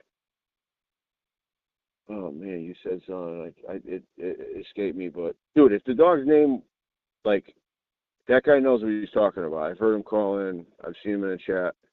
Like yeah, like the dog's name is Sirius. Like come on, Yeah, exactly. because I know I've met a lot of these cop dogs, and they all have symbolic names. These cop dogs do not have like uh you know their name's not Bubba or Doggy. Their name's like Odin or uh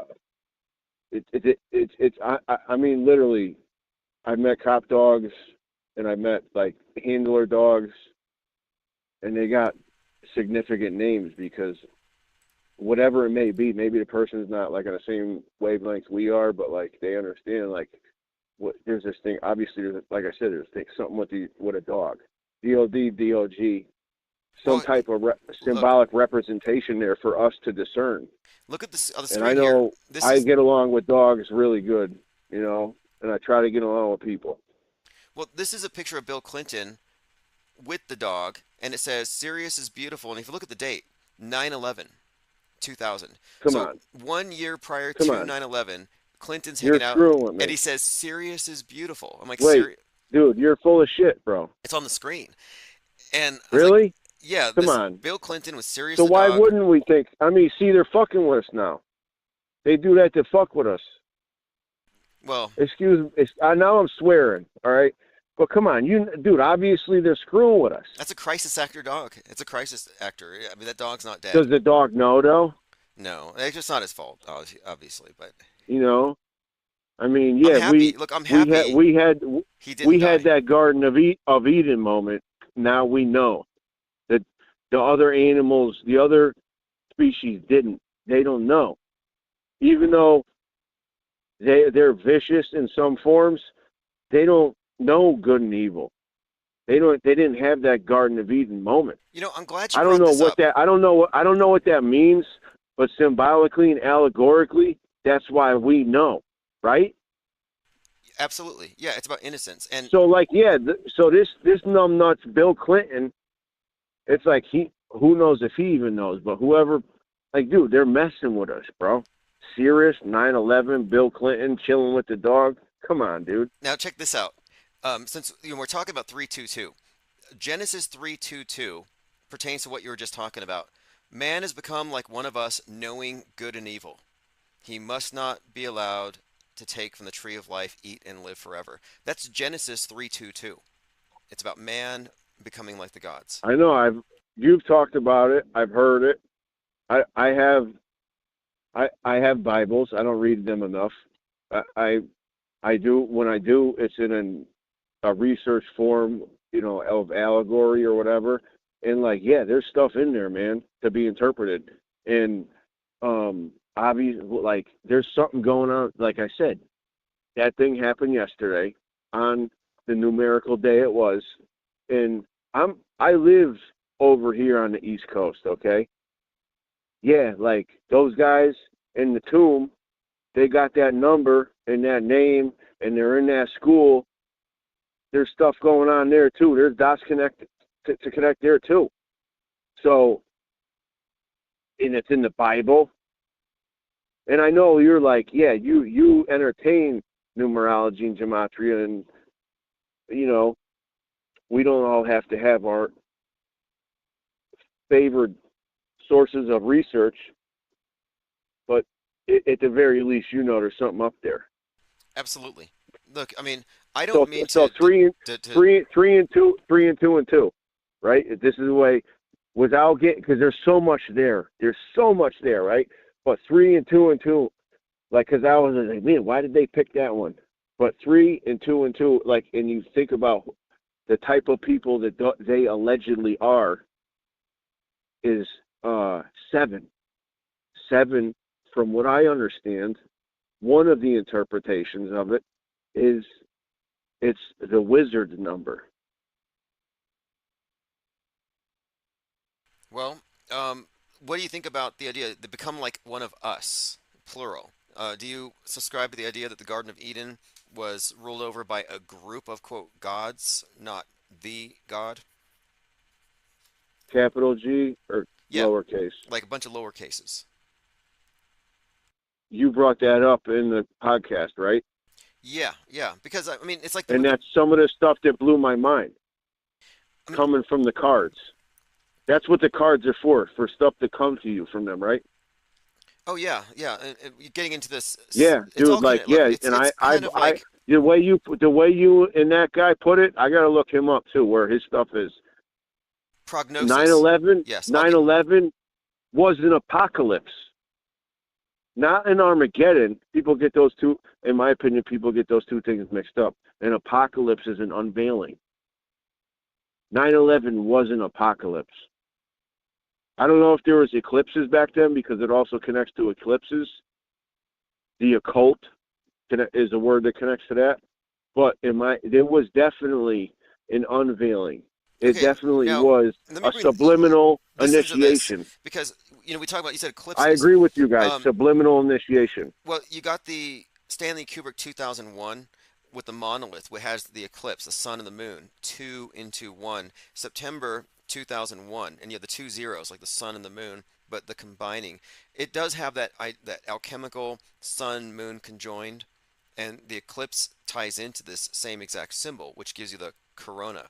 So the symbolism that they communicate is consistent, and it all does derive from Western occultism, biblical symbolism. The tarot stuff is all derived from that. The playing cards cannot be separated from the astro-theological story. It's all four suits, four seasons. It's a cult. It has a double meaning or a symbolic meaning, much deeper than merely playing games. You add all the numbers on the playing cards, you get 365. So we look at the common basis for all of this stuff, and it all ties in really to, I think, the cycles of time and our constraints, time and space control, the black cube. What would we be without? I like to wear an analog watch.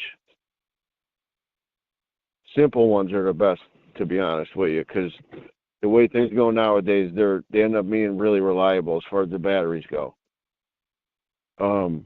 Typically military ones. But what will we be without that grasp of the sun up and down in time? I'm not saying I wouldn't. See, that's one of my main things is adapt to changing conditions. But yeah, like there's a lot there with time, and then when you go into flat Earth and Mandela and like simulation theory, like yeah, time doesn't mean much, right? But where we're at now, it's a trick, but it is in my opinion, it's very important to understand time. And actually, I think it's like moving faster every year I get older. Yeah, that's And my whole thing about the analog watch is because I watch that face. I watch that face, how it moves. okay. The clock face. You're looking at okay, Kronos, Saturn, the Father Time archetype, the Reaper, end of the cycle, and cycle and sickle. The Reaper and Father Time often have a sickle, and I think what we're looking at here is the cycle of time and space personified. But about where would we be without it? Because yeah, time exists, or it's a measuring of this process as we go through it. But there's also a level of control exerted over it, control over Yes, calendars, yes, and John yes. D. Because you mentioned flat Earth. Interestingly If enough, you could figure out the control, though, then you could get as possibly, in one way or another, ascend to their level. that's what I'm I wondering here. don't, I, Because I don't know. look, I don't know how to figure out these calendars. There's so many calendars. I got the watch in my face. I watch, the sun going up and down, the moon, and if I was smart enough, I could figure out what it all meant, and then I'd be like, okay, you guys are here. I know they're somewhere, but I don't know where. But if I could figure all that out, how the dominoes line up, then I know where they are. well, they lie about space. They probably lie about time. They lie about time when they tell us we're in the end times. They control time by writing our history, by faking it in real time. So there is a level of time and control here that makes me think that we're actually discombobulated majorly. And it's notable that John D was an advisor to Mercator, doing these voyages of exploration. We have our Mercator projection the globe concept. But at the same time, John Dee was involved in getting the Gregorian calendar accepted. So time control and space control are like the two primary objectives of the power elite. And like the movie The Village, tell them they're in the 18th century and keep them in this little area, time and space control. And I think Oh yeah, that's why feudalism. That's why I think at some level they're trying to bring feudalism back in. yes, I think that's absolutely the case. A space communism, as from the very beginning of the Some space level. program, it has always been. If you look at what the space program will lead to, Mars That's bases, why they're always messing with transportation. yes, because they don't want you to go anywhere, and they're going to make it very Mercury. comfortable. Look, um, keep us contained, happy, content, bred in circuses. Mercury got the boots with the wings on them.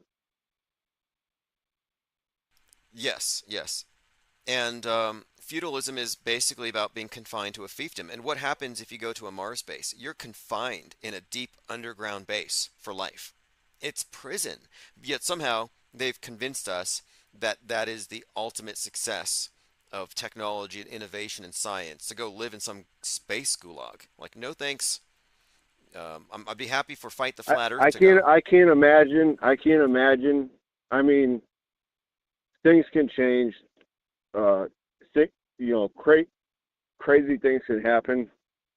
But honestly, this reality that we live in, I live in, I think we all live in, it's whatever level. I can't imagine why I would run to some unknown reality. However, the media says it's real or not, this space bullshit. Well, it's not BS. Whatever it is. Like, I'm not saying it's fake or not. It's cool. Dude, I look at the stars and the planets, and it helps me think, especially when you're somewhere where there's no street lights.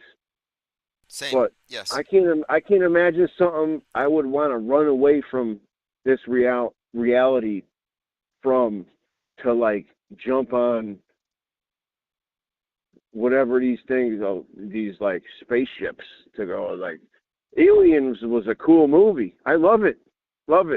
But I'm here, dude. I can't imagine something that would make me want to go do that, unless they have something up their sleeve that would. I think that they want to convince you that the world's so bad that you want to leave. They instill this with cultural pessimism and guilt tripping and making you think humans are the problem.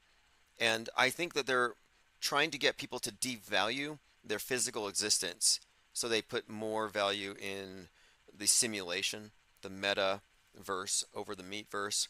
They want us to hate ourselves. I can't think of anything more misanthropic than environmentalism and the whole premise. Because their long term view looks like putting us all into cities that are enclosed like human zoos, and the zookeepers are the elite. Just all these disparate villages where they can rewild everything in between and keep us from stepping on it, because of course we're super spreaders of carbon. We're life super spreaders. It's very anti-life. I agree. I agree.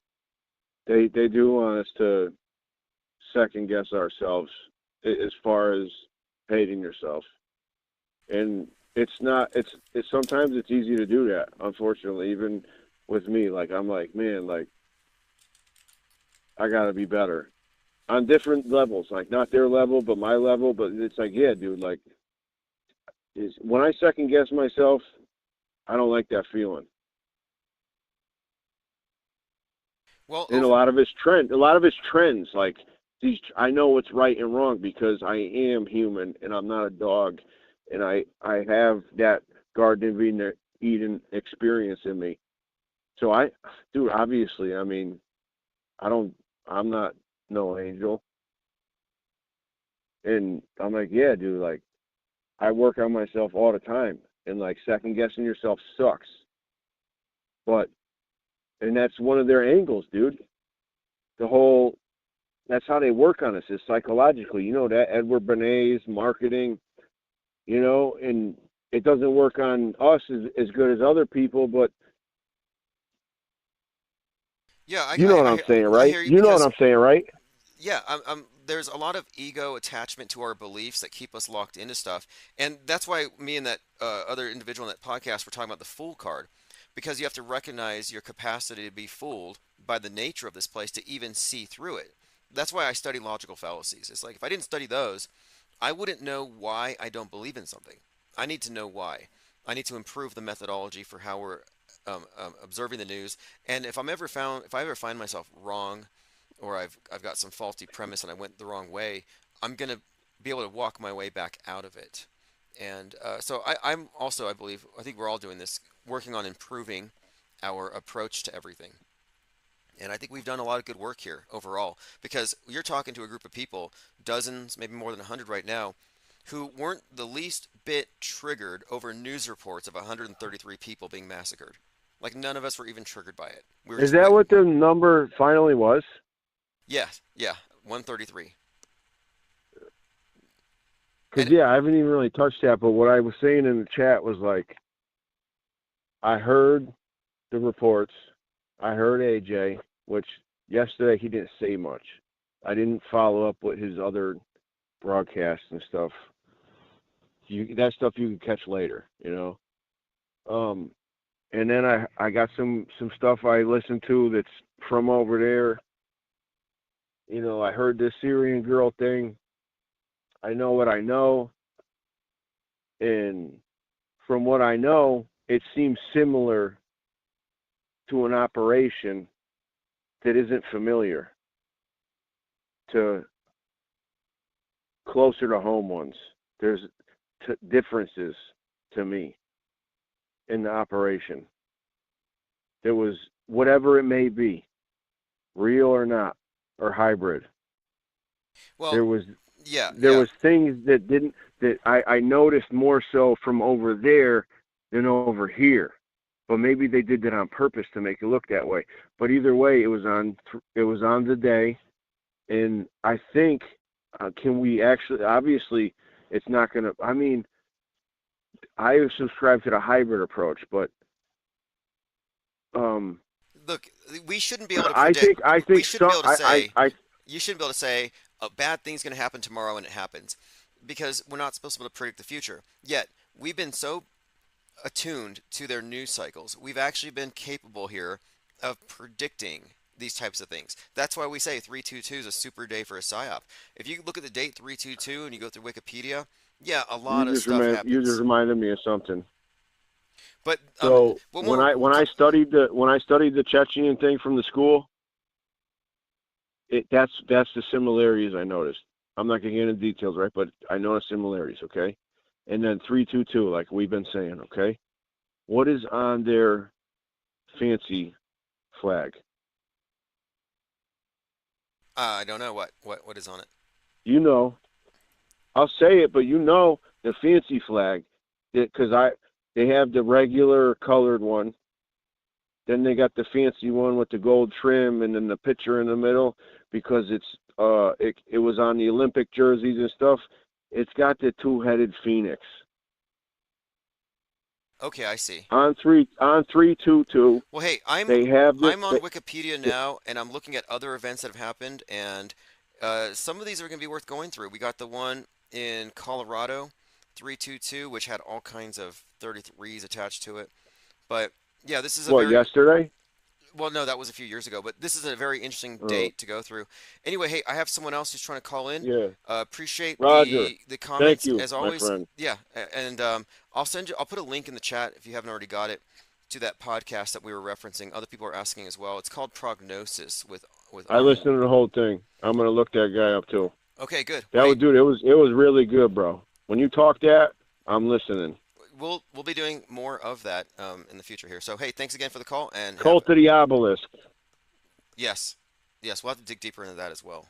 All right, well, have a great weekend. Happy Infinite Plane Saturn Day, and thanks for your comments on Later, 322. All right, Infinite Plane Saturn Day every weekend here. It's like a holiday. We gather and we talk about whatever we didn't get to cover during the previous week. We're talking about the 27-year-old eating a leg off of someone who got hit by a train. Honestly, I don't think they should arrest him for being an opportunist. If you push somebody onto the tracks and they get run over, and you eat the leg, obviously you're a murderer and a cannibal. But if somebody gets hit on their own and you just pick it up and eat it, is that really as bad? Kate Middleton has cancer. She's talking about it, and she looks like she's AI, so that's still going on. We'll see. We're still going to follow this story in Russia. I have some other little tidbits, but nothing really too much to add to what we've been saying. Great caller. Appreciate G33 calling.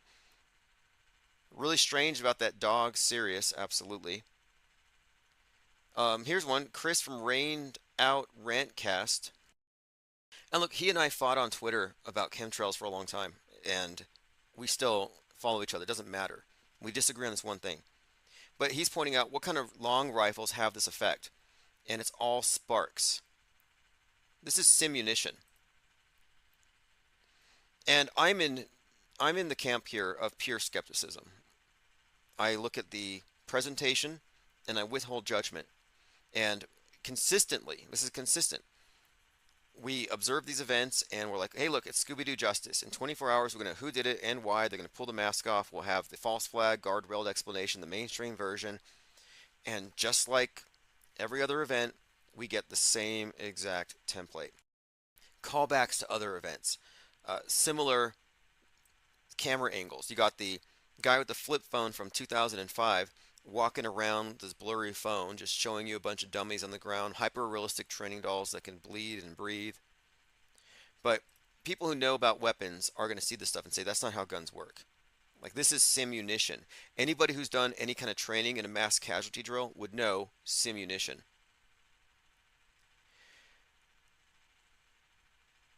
Now, this is Kyle Rittenhouse trying to explain away how he got chased off the stage.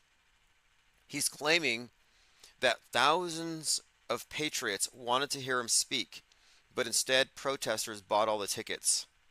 System that the university implemented to the protesters. So I showed up to a room full of protesters booing me and calling me a murderer because the university censored Turning Point and took away their ticketing system and only allowed protesters and demonstrators in. Whoa. And I wasn't able to give a speech. Okay, cry more. I think that Kyle Rittenhouse ought to do a cage match with Grossarm, with a Gage Grossarm. What's his new name? Peter Penderton? What did Gage Grossarm change his name to? Then he got hit by a car. He's like, I don't want to be chased around by the media, so I'm going to change my name and hide. So he goes into hiding, and he changes his name, and then he gets hit by a car. And after he gets hit by a car, he goes on the news again. So I'm like, wait, you just changed your name because you don't want to be found. Now you get hit by a car, and now you're going back on the news, and you're making yourself known to the public again under your new name. And so Gage Grossarm's new name, the criminal Paul Prediger, known as Gage Grosskreutz, was hit by a car. And he cared so much about it, he went to tell the news about it, and they did a story on it. And here he is as Peter Prediger, or Paul Prediger, on camera with WISN 12. It's like, okay, you just blew your own cover.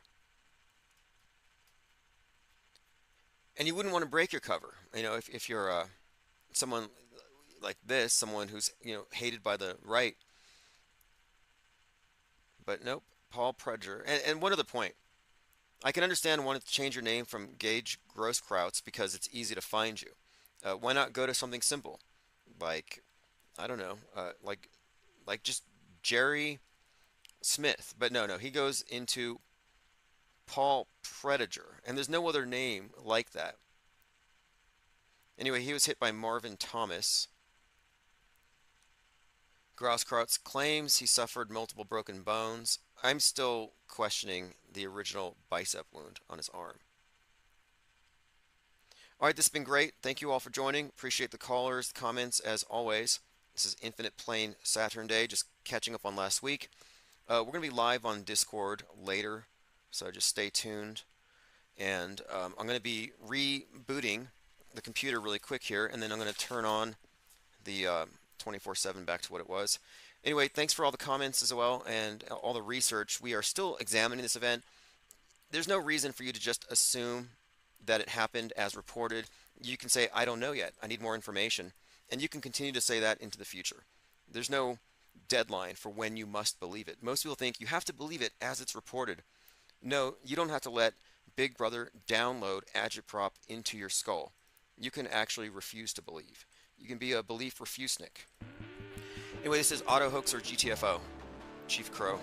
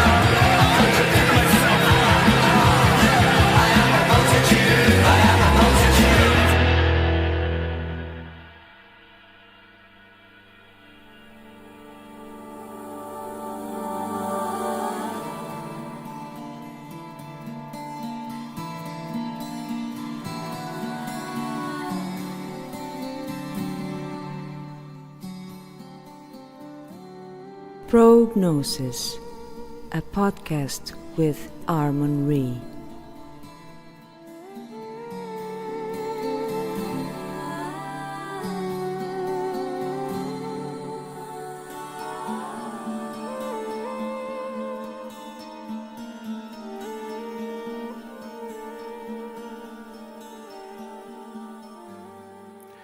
Hello, everyone. Welcome to Prognosis, Episode 3. This time, JM will not be here. He is currently focusing on real-life situations. So, for the time being, I will be hosting this podcast. Today, we will have a very special guest, Tim Osman from the IPS, Infinite Plane Society. And after a conversation we had, the idea came up for us to do a series of conversations about symbols and about the deeper structures of reality and how they connect to the mind, the soul, the spirit. So let's start with this. We will probably begin with a bit of a conversation about some of the major arcana, focusing on the Rider-Waite deck of the tarot. So, hey, Tim, welcome to Prognosis. Yeah, thank you for having me on. And this is a subject that comes up quite a lot when we're discussing the regular news because, as people who pay attention notice, there tends to be a lot of what you consider to be occult symbolism and subtext. And much of the symbolism can be traced, I believe, to the backbone of Western occultism, the Kabbalistic tree of life, and all the associations that go into it. And these have all been correlated with the modern tarot deck. And the cards all have quite a lot of explanatory value in teaching symbolism. And for me, it's been very useful to point at these cards to help, I think, understand what's being communicated. Because even though we're talking about the regular news, it's worldview formation. And it seems like they're not just brainwashing us psychologically, but I think there's some kind of a spiritual confusion that they're also sowing. So I'm looking at this as symbol literalism, or sorry, symbol literacy. Yeah. Like Yeah. we have to be able to read this language, or it will be used over our heads. And historically speaking, you see that the poor, the masses, are always left illiterate when compared to the elite. Yes, I agree. And even yesterday, something came up when I was watching a movie. It wasn't a very serious movie or anything like that, but there was a character there that used a pendant in the shape of a sword, sort of like a claymore. Those Scottish kind of swords. And it had, since the claymore was with the point downward, it looked like a crucifix, but it wasn't exactly a crucifix. And that reminded me that I had actually, in my teen years, bought one such items, and it was a Celtic sort of pendant identified as the Sword of Lugh. Now, Lugh, I checked, and is clearly, if one checks the correlations, a sort of reiteration of Jesus Christ, because he is seen as a warrior, so he defeats the devil, let's say, which is Balor in the Irish myth. He is seen as the savior that came to save the world from that evil. He is seen also as the king, and of course the correlation there with Jesus Christ, even Christ means the anointed one. And he was also seen as the craftsman, and Jesus is the carpenter. So these symbols all come from a sort of an archetypal pool, right? And they are just basically recycled and used in different contexts, but at their essence, there is a core that remains stable. And I think that this is used exactly so that there's a connection inside our psyches that really is able to sort of read into this in a subconscious level, I would say. No? Oh yes, and these are updated and recycled. I would say they are going through iterations. And a key term that I use here is syncretism, where these are being amalgamated onto existing bodies of symbolic language and motifs and updated. For example, everyone has seen more or less Star Wars. Well, Darth Vader, Dark Father, is Saturn, Lord of the Night, and Luke Skywalker is the sun, light, and it's about this archetypal battle between light and dark. But when you really get into the detail, Luke losing his sword hand. Well, the sword, the lightsaber, would symbolize the phallus of Osiris, which gets chopped off when he's hanged. And what happens to Luke? He hangs on a cross in Cloud City before he has his hand reattached, or his sword hand, which symbolizes having his member replaced, which is intrinsic to the myth of Osiris's death and regeneration or reiteration. So this is just an example where they have updated these ancient myths and put it into our science fiction paradigm seamlessly. Oh yeah, yeah. Although it wasn't one of the chosen arcanas, now that you touch upon it, we could actually start with the Hanged Man. Since you mentioned that scene in The Empire Strikes Back, I believe, and the Hanged Man, that where basically the figure is doing a cross leg kind of thing, like a figure four, and is hanging upside down, and basically is obtaining enlightenment. This is a myth that is well known in Norse mythology, where Odin was hanging upside down to discover everything about the universe, right? What is your particular reading on that one? Fascinating card, really is, because Yeah. And a lot of people in the truther realm would mention this because the falling man on 9/11, which interestingly enough, the falling man looks like he's doing the hanged man pose on 9/11. That photograph was taken by the same guy, Richard Drew, who photographed RFK as he was falling to his death 33 years prior. And then last year, a 33-year-old actually fell into the 9/11 Ground Zero viewing pool. And before he fell in, his legs were crossed like the hanged man. So people have looked at this, and it's a fascinating symbol. On the level of, I think, the aspirant learning the symbols, it might mean something to the effect of, to understand this realm, you may have to invert everything, that everything's upside down. Like Alice in Wonderland. It's a change in perspective, which is a huge part of it.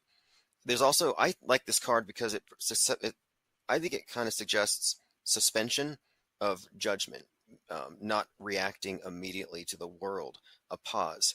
There's a few meanings there, and then of course you have the obvious reference to Christ, who's going through a hanging period, which is then followed by a rebirth, a new perspective, a higher perspective.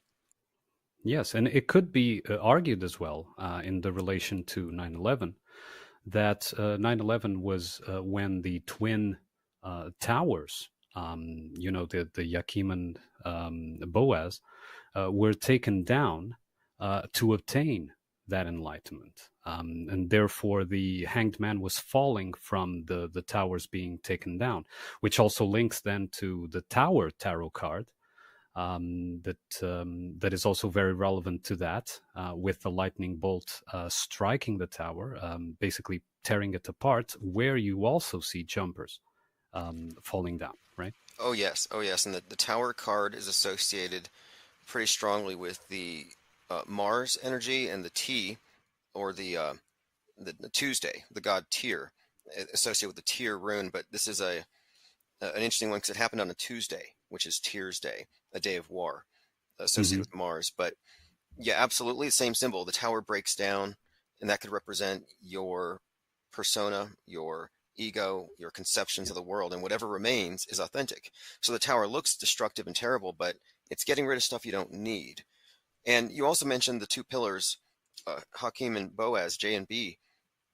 Those are featured on the Priestess card, which we hadn't mentioned going over, but it has it right there, J and B, white and black, which interestingly, I see this show up frequently in the archetypes or the characters of Batman and Robin.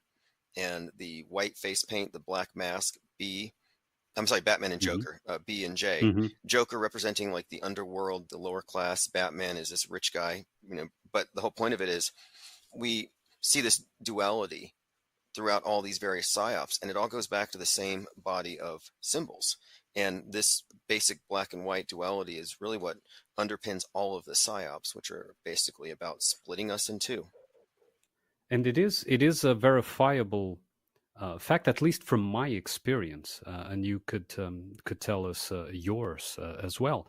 But from my experience, it is a verifiable fact that 9/11 was indeed, to me, an enlightenment event, because that is basically what started, not started, but really did a major impulse into my journey of figuring out reality, of looking into reality from a different perspective.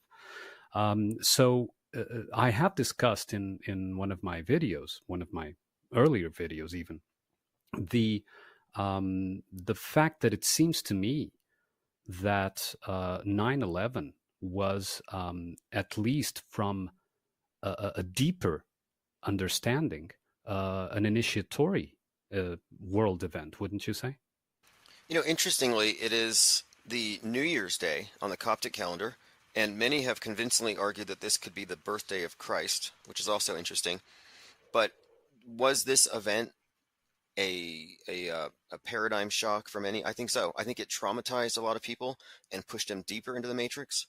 But a lot of Hmm. people, it had the opposite effect. And I know for me, I was aware. I was aware that what was being presented wasn't 100%. There was too much in the subtext, and on that day, even then, I was noting a lot of stuff was bubbling up online. A lot of we had considered to be the conspiratorial viewpoints. Now, a lot of those were obviously led by controlled opposition, but the doubts were there, and it had a lot of people looking. And I think what ended up happening is they created what I consider to be almost like tantamount to a crucifixion, a contemporary Hmm. myth. They changed the whole world with this one event. Oh yes, absolutely, absolutely, and the effects were, like you said, disparate, which could bring us to even consider that it was a sort of quoting that passage in the Bible of separating the wheat from the chaff, right? Where the reading that you would take from that event would be either on the side of pushing you further into a fearful kind of reality, fearful perception of reality, because it is based on perception, or releasing a bit of that fear, which is basically what you've been doing with the IPS, right? Releasing or trying to present the fakery in order to release that stress, that fear, that anxiety that may come if you consider these events to be real. Oh, sure. In fact, in our previous conversation, you had Hmm. we had discussed this, kind of got into this topic, and I think we got into death a little bit. And I think what Yeah. we're looking at here is in initiatory societies, you have to overcome your fear of death. You do a simulated death, and you had mentioned how subconsciously there may not be your subconscious may not perceive that its death is merely symbolic, that it can actually fear, like a person, its Hmm. own end. And I think that facing and overcoming that fake death, that I guess it'd be something of a transformative awakening if you go through with it. But fear keeps a lot of people from giving up on certain things or from reaching certain conclusions. And I think fear is the primary thing that holds this worldview in place, to be quite honest, whether it's fear of the consensus or fear of whatever scary spectacle they give us. But the death card itself, which is a very important card in the tarot, it Hmm. really suggests transformation. That death is merely like the scorpion shedding its exoskeleton that it outgrew. Oh yeah, yeah, and well, death in the psychological or spiritual sense, what I've come to realize is that it is, in fact, like you've mentioned before, a change of persona. And the problem that usually arises with the personas is that there is a certain amount of ego identification with a persona being worn, and that is healthy up to a certain point because we need to deal with society. So these personas help us within the context to contact with others and live a regular, let's say, fruitful life through that persona that sort of hides and even guards the ego from direct contact, let's say, a contact that could be problematic. The issue there is when it inverts. So the persona becomes or the ego becomes so identified with the persona that it mistakes one for the other and considers that the persona is the self. And if that happens, what usually we observe, at least from my perspective, is that there is an attempt to change or to perceive the external reality as a context that reinforces that persona, when in fact that persona may have become obsolete and is no longer fitting the context and is merely holding on for survival. Because, like I've stated in other conversations we've had, the fact that the persona is a mental or a mind construct does not mean that it won't behave as a biological organic entity that fears death as a biological entity would. So it really tries to sort of manipulate. It becomes a sort of internal conspiracy, right? It tries to manipulate perception of external reality to make it fit a context where it is relevant. A good example that I usually present about this is, imagine that you're faced with a threat, an immediate threat. Someone is coming over to punch you or something, right? At that moment, a fighting persona may emerge within the mind. So it's a persona where it's basically its basic traits are to be able to handle that fight, to acutely deal with that perceived threat. Once the threat is resolved, however, if the persona has become ingrained and the ego has attached to that persona and it refuses to leave when the context is no longer that of a threat, it will produce more threats in the outside world so that it can remain relevant. And we see this in society, for example, if you see like a military intervention to resolve a direct perceived threat, right? And then the military, once it's resolved, refuse to leave. And in order to maintain their position of power, they have to make the society perceive that the threat is continuous and still there. So it works both at an individual level and a collective level. Sure, sure, and that's true with this. You talk about the ego being something that in some way becomes secondary to the spiritual nature, and they become confused and conflated with it. And I think this is very similar to what we see with worldview, where we have our worldview collectivized, and we all have to operate as though that is the truth, even when it isn't. And this, to me, is kind of the central problem that we're all facing. But on the individual level, you see this in the devil card, actually, where it symbolizes man allowing the material world to dominate his spirit. So he's chained to the black box, which looks like an iPhone, and that's his ego. And you can look at it, someone living through their Instagram account, where now they are living as though they are the image they project. And squatting on top of that is the devil, who is a very bestial being. And this symbolizes that you have become bestial. You live at the level of the animal, the ego, the five senses, terrestrial survival only, and neglect what's higher than that. And so the devil represents man's carnal nature, which isn't the whole picture. It's not that it's bad, but if you think that is all there is, it actually is. And it becomes limiting, and it does become a self reinforcing kind of mechanism there. And so I'm looking at the devil card as kind of illustrating that principle. And that's why the torch is upside down. The light is inverted. And as you described, once they set a precedent, they have to maintain this new status quo. And I think much of our world is set up this way with what I'm now calling hyperstitions. Things that don't exist, but they convince us they exist.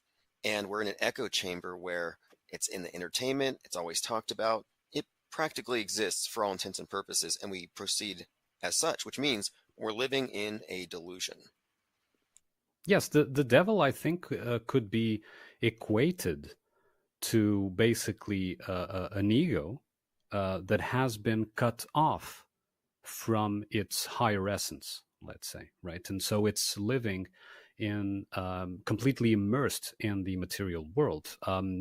Some would probably name such a mind as an NPC, right? Functioning on the automated material level, where all the programs come from this identification with a particular acceptable persona, acceptable in the sense of the societal terms, and all these threats. For example, the threat of terrorism that emerged from 9/11, or peak oil, or the climate environmental issue that really never actually manifests as such, is a reinforcement of that external context in order to make the personas that match that desired framework, let's say, to be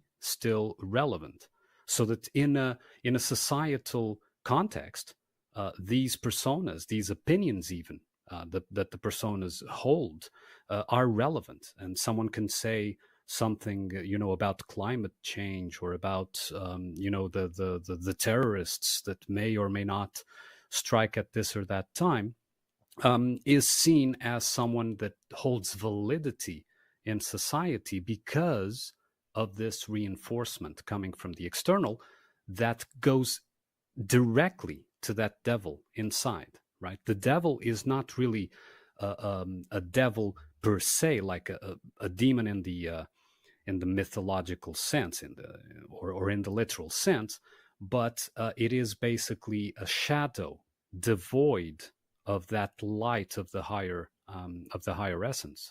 Wouldn't you agree? Specifically, because when I describe the devil, I don't think it's necessarily bad, but it's our, you could say lower, but it's our carnal, meaning it has to do with keeping the body alive, propagating the species, defending territory. It has nothing to do with higher purpose, with intuition or transcendence. It's not transcendental.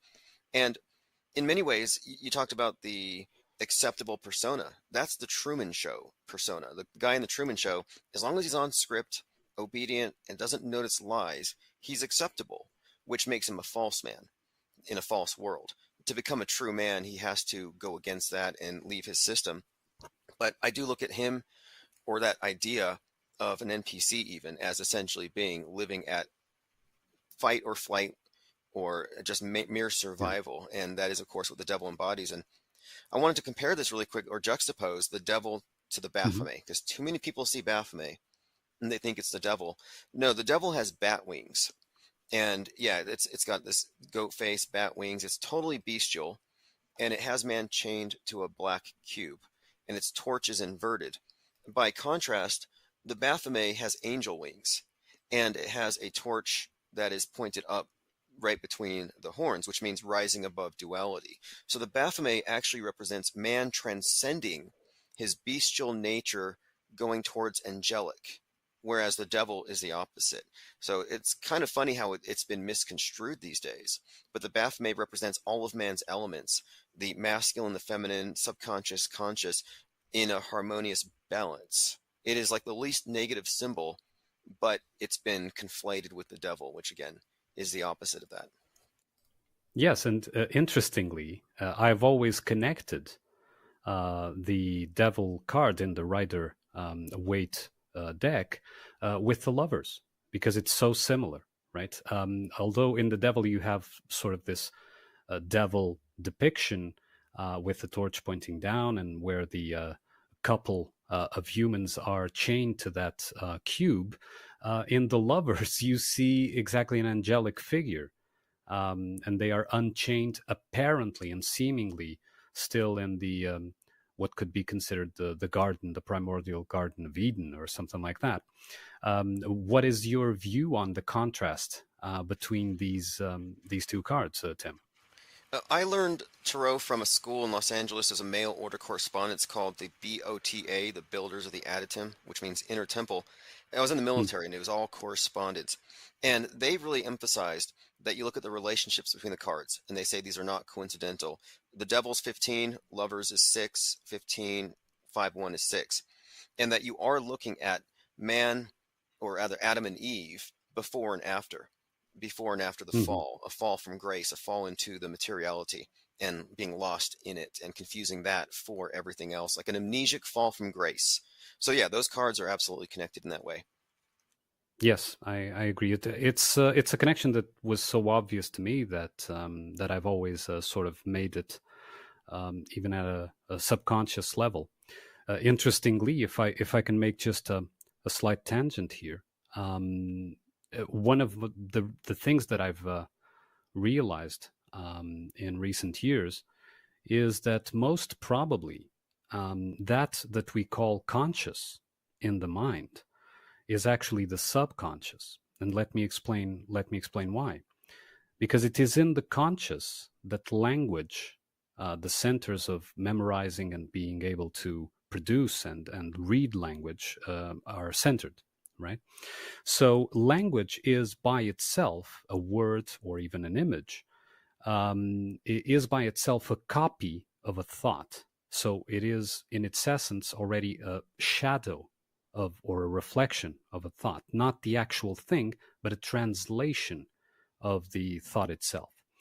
So if it is already a copy, it can only live at the degree that is, or the layer that is below the conscious. And so the subconscious, which is where the symbols, the characteristics that are not really evident and even linguistically, like the sort of reading between the lines kind of thing, that is where the conscious must be, because that is closer to thought than the actual language itself, right? When you listen to someone and you're reading more than what the words are saying, or when you look at a picture and you're reading more than the actual just the traces there and the colors and so on. So if we consider that, and I think this is an important distinction, we see that mostly in human existence, in the reality that we're set in, it is mostly a subconscious reality by nature, and it is the conscious part that I then relate inversely to the subconscious, but just speaking in psychological terms, it is the conscious part where language is not there, but actual thought that is elevating the human spirit to transcend the reality itself. What are your thoughts about that, Tim? Yeah, I think that's important to recognize that, yeah, the what we think of consciousness is more of an aperture and a filter. It's our viewport to the world, but that we're actually it's holding out. It's rather making sense of, or giving us a cohesive picture of what would be sensory overload. We're getting so much information all the time from all directions that if we had to deal with every sensation, every perception, we would go mad. And expanding the ego, mind expanding drugs, that experience actually gives people a taste of that, where you explode the boundaries of the ego. And the ego, or our perspective, is not the entirety of our being by any sense, and it's easy to confuse it for such, and to ignore just how much is being occulted there. And I think this is another point too about how it's something of a filter, and it becomes somewhat rigid, and it does defend itself. And I think that's why we have all these symbols like the tower or Mm-hmm. the death card, because the ego can become like an exoskeleton, or it can become a limiting thing. I mean, again, they're talking about a false concept of the self that is merely the tip of the iceberg, thinking it's the entire thing. And Yeah. occasionally you can get that higher perspective and recognize that you are this entirety of the thing, and you're multi-layered. But our modern mainstream society just sees us as apes that have evolved and have acquired Yeah. an ego. It's pretty much the opposite of how I see it, where I think, if anything, we are spiritual beings that have been attenuated to a physical level. That Absolutely, yeah. I the agree. I attenuation. agree. And, yeah, I agree. And also, you touch upon a very important point, which is that it then becomes what is described as, or could be described as, a demiurgic kind of energy, where the small thinks it's the whole, right? Where the limited considers itself to be the entirety. And this is very, very important to also understand what goes on in this reality, and how it is presented and how we perceive it. Because if we come from a perspective of being just these limited entities, individuals, however you want to call it, without any further, um, uh, layers to us, then it's basically being lost in the dark, right? It's being completely immersed in the baser nature, the baser impulses of the devil card, like you were depicting, being chained to these urges, to these impulses that control us. The mind eventually starts thinking for us instead of us thinking with the mind, right? And this is really, really important, I believe. Yeah, absolutely. And the other thing about this too is with tarot cards and symbolism is you're talking about, or you're working with symbols that are intelligible to the subconscious mind. I think these are archetypal themes, and I think they're very, and as color in that school of esoterica that I was mentioning, the BOTA, they made a big deal about color, and they send you blank cards that you get to color in yourself, so you're fully aware of what yellow represents as the background of the magician and the element of air, the intellect, etc. So you're taught these things because it suggests that you're communicating to your entire self, not just your ego when you're looking at these cards. In fact, they call the major arcana the keys, because they claim that these are keys to unlocking communication with one's own intuition and higher self, which, if you think about it, we're talking about intuition, synchronicity, and when you look at the cards themselves, they include the regular playing deck, which are divided into four suits, and the four suits are the four Mm-hmm. seasons. And so your regular playing cards, four suits, four seasons, add the pips, 365, there's your year. So it's already tied in to time. And our whole conversation here about synchronicity and the tarot cards, yeah, it's basically built around this cycle of time. And I think that's kind of where even the divination aspect, where you put the cards out to gain some deeper understanding, it's not about reading the future as though the future's Yes. predestined, Mm-hmm. but it's rather about accessing your intuition and using these symbols, Mm-hmm. perhaps, even if it's just free association. But the idea is you're thinking outside of the box that your ego would usually, the outside of your ego's narrow view. And to me, it's really about, I think, opening up communication, which makes me again bring back the conversation about the mainstream news events that have all these symbols and colors and archetypes. They're talking to us on a deep level, Oh, yeah. and that's why I think this conversation is very relevant. Yes, it becomes a sort of alchemical process, right? Of transmuting the mercury of existence here, of the immediate reality, into a gold of transcendence, spiritual awareness, right? So it is working within what is given at this baser level, and through the internal process, through the internal crucible, let's say, this sort of spiritual, chemical, metaphorical kind of process to transmute that mercury of existence into a golden realization, right? And in one of the earlier videos as well, I discussed that it's similar to what Jung presented in his alchemy studies, but in regards to a specific event. So something that happens to you, and it goes, if one analyzes it and really contemplates on it, it goes through these stages. Like the first stage would be the nigredo, the black, right? And it's basically a decomposition of the primal elements of the event itself. So you basically analyze and deconstruct the factual or the presented factual aspects of it, right? And then if you go to the next level, you can stay there. But if you go to the next level, you go to the albedo, the white, right? Which is then an emotional kind of processing. What does this make me feel? How does this change and interact with my emotions, kind of thing? And then it is going through that crucible in that level, in that emotional level. And usually you see people, like, some get angry, others, get apathetic, etc., and so on. But it depends if they get stuck there or not. And if you go beyond it, you go to the citrinitas, which is the yellow, right? And the yellow is already a mind, kind of a sort of higher mind. So the blackness was a lower mind, like mere fact checking, mere fact deconstruction.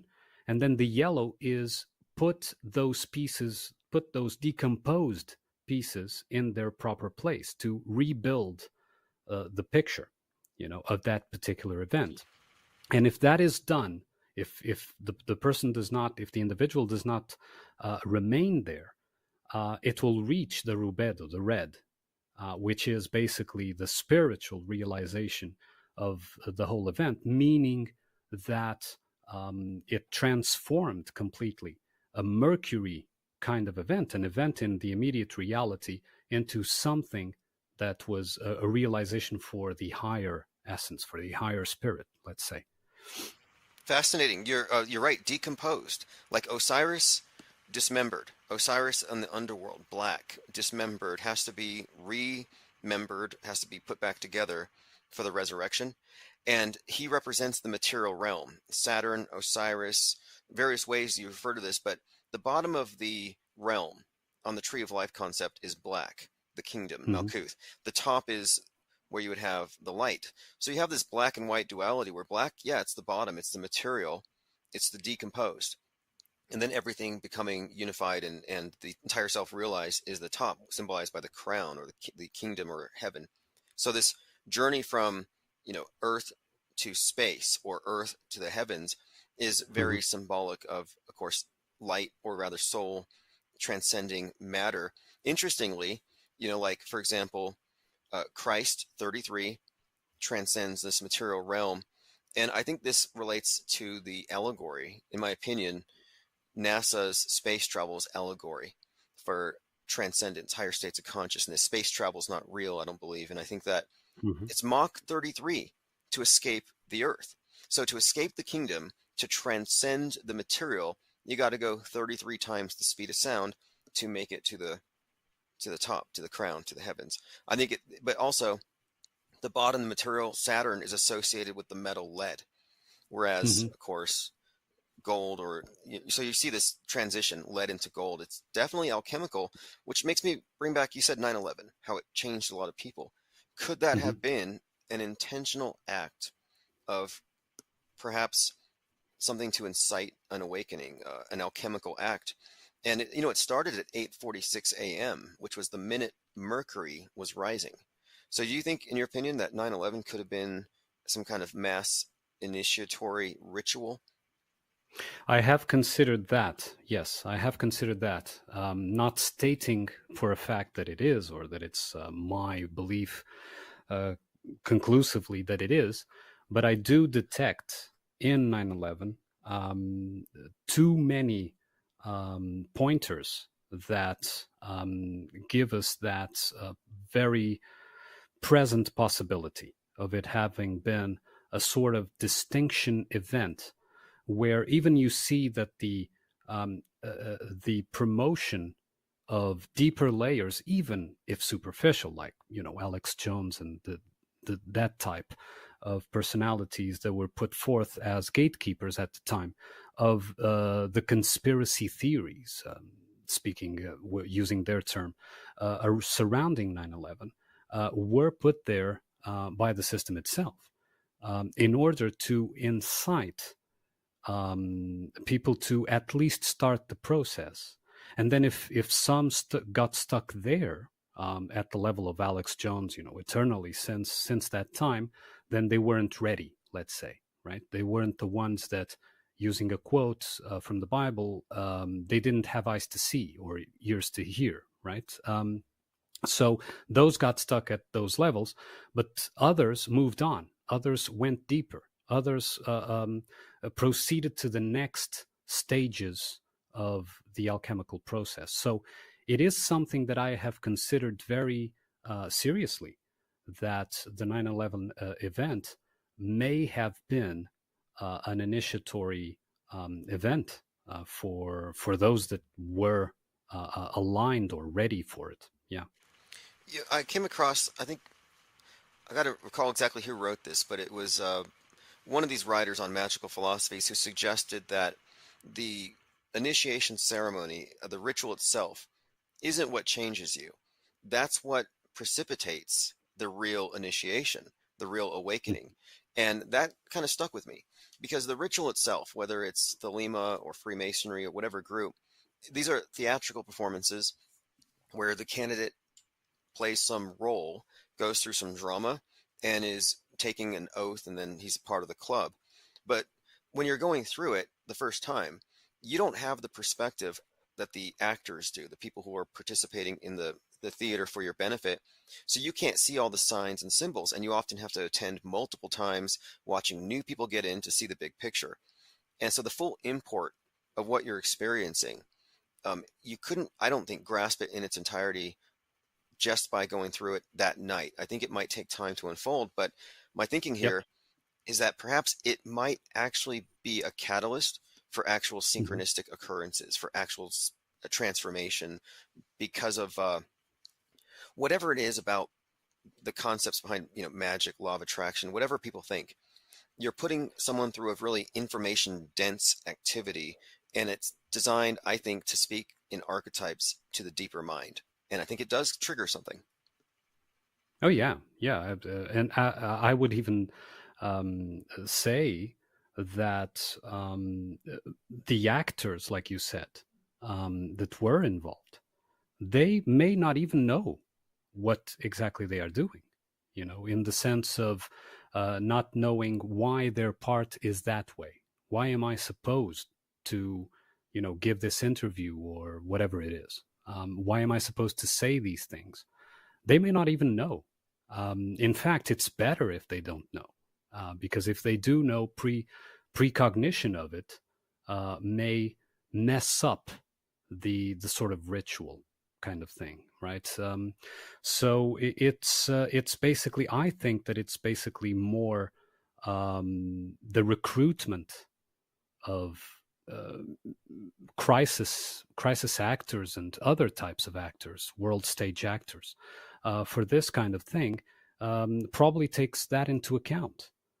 People that really don't just follow the script and don't have much deeper layers of thinking about it, so that it doesn't spoil any of these any of these events, any of these ritual parts that they are participating in, I think.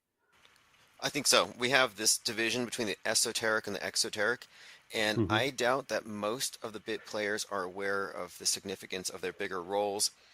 Jim Carrey, I brought him up earlier because of the Truman Show, and that movie had references to the dog star, which is the star of initiation.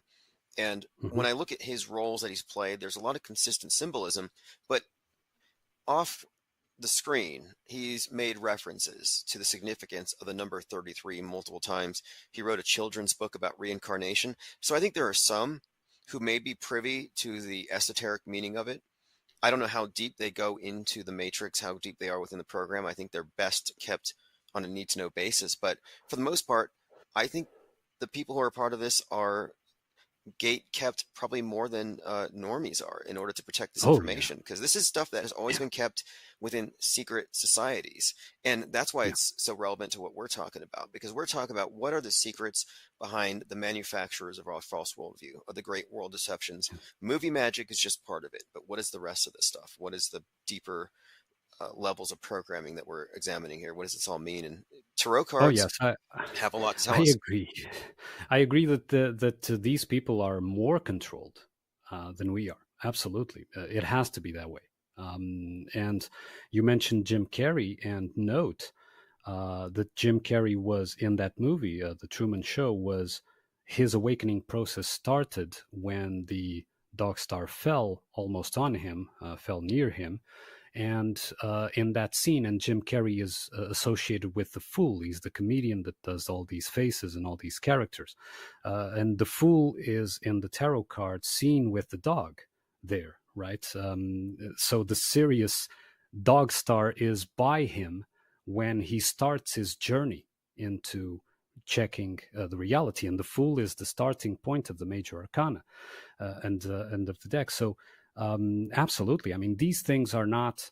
Jim Carrey wasn't chosen at random or just because he was talented for that role. Good It point. had to do. Yeah, it Yeah, had because to do. well, Sorry. I'm saying he's a It- joker, right? Isn't he? He's always been yes. portrayed as Yeah. a clown, as a joker, as a fool. Interesting. Exactly. Yeah. Yeah. And you've made several correlations over time about how the previous parts that actors play are as important to the world stage as the characters in the movies that they represent, right? So there's sort of a meta story going on for the actors themselves, right? And so Jim Carrey being a fool in the sense of the type of actor that he is very relevant in that imagery, because that is a starting the starting impulse comes from that tarot card of the Fool, where Jim Carrey is basically presented with the dog, and it's the dog star that starts his journey into figuring out that he's living in a controlled reality. So Sure. absolutely, yeah, The beginning of wisdom, begins yeah, with knowing you don't know anything. That kind of that adage about realizing that maybe you don't have all the answers. And the fool is card number 0, which hmm, symbolizes, of course, emptiness, a starting point. And it is the first card in the major arcana, or some would say the last. You could place it alternately because it's a circle, it's a cycle. And that particular scene where he sees the dog star, that begins his awakening. So now he's going to break away from being a fool, because as the actor in the Truman Show, he's being played for a fool and has been his entire life, which suggests, I think, that in this reality, we are all fools. To hmm, the extent that we are tricked into thinking we are our bodies, and our bodies alone tell the story of who we are. It's the fool of the flesh itself, the veil, which puts us in a state of amnesia. So the fool represents one, somebody who's ignorant, but also the starting point, someone who is now curing that ignorance, the seeker. yes, yes, exactly, exactly, and that is seen, like you've shown several times on the IPS, seen with many actors. You mentioned several times that it's relevant, for example, to Leonardo DiCaprio, that the several roles that he played, and this has a significance. He's not chosen for those roles at random. There is a sequence to these things, like Tom Hanks as well, and so on and so forth. So there is basically, like you call it, a meta script for sure, a story outside, like a layered over the stories of Hollywood, and Hollywood is clearly, to me, druidic in nature, right? Yeah, yeah, And the so, Hollywood. yeah, Yes, yes. And yeah, and I refer to this as the meta script, and the story being told across many different platforms or many different movies, and it's told over time with these actors. And this school I mentioned, the BOTA, they were explaining in their text that the character you see in the major arcana is you. You're the one, you're the fool, you're the magician, you're the hmm, empress, you're the emperor, you're the hierophant, all the way. That's you in different aspects of yourself, going through it was described as a pictorial journey of the Yes. evolution of a person's soul. And the Fool card, if you look at the Rider Waite deck, he's about to walk off a cliff, and the sun's shining behind him, and he's got the dog, and he's about to step off the cliff fearlessly. And the meaning there is he's exiting the solar, the known, and entering the lunar, the unknown, the subconscious, and he's doing so fearlessly, diving into the dark. Yes, yes, and basically, if you link it, you say that he's leaving the solar and entering the lunar. If you check the moon card, the dog is not only present as well, but so is this scorpion, like you said, that represents this shedding, this rebirth, this death, and consequent rebirth, because the soul is immortal, basically. And the only thing that dies are the concepts that the soul wears. So the exoskeleton is also present there. And the moon is way ahead in the journey that the Fool started. And eventually, the end of the journey, like you said, will return him to that state of the Fool. Or like I say, in one of my ideas, presentations, is the innocence, this state of innocence in the sense of not really knowing, being completely unaware of what it is and where it's going, and that state of innocence is returned after the journey. But this time, although it is a sort of release from the weight that reality puts on that particular individual, it has acquired a sort of self-knowledge, like the oracle at Delphi, the know thyself, right? It has acquired a certain self-knowledge to then begin the new journey, not really from a 0 point, but a bit further ahead. If one can picture like a spiral, right? Every time the spiral moves, it's not a circle, it's a spiral. It goes slightly either inward or outward, as you prefer, but it becomes, it starts again on that particular point, but a bit further. There is something more that has been acquired for the new journey, for the new cycle, right? Yes, yes, that there's the circle, like you're repeating the same patterns every year, same thing, different year.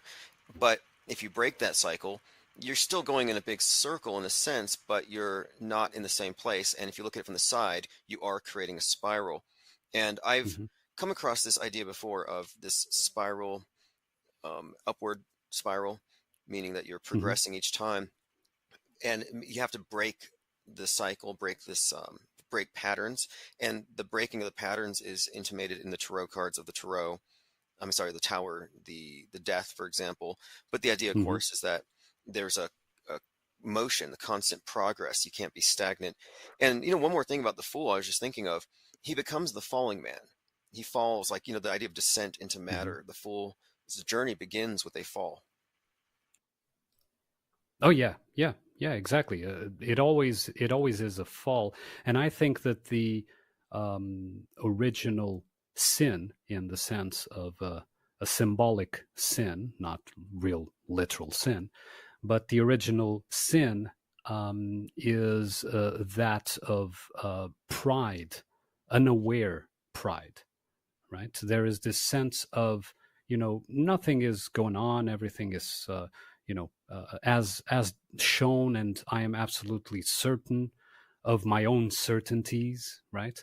That we see at the starting point, and we've all been there at the starting point of any of these journeys. And the Fool is also sort of proud of itself, and we see this countenance in the Fool card of him, joyfully but also proudly pouncing about, going to the cliff, not knowing that his entire existence is going into a turmoil, right? A journey of turmoil that will bring him to a very different perspective.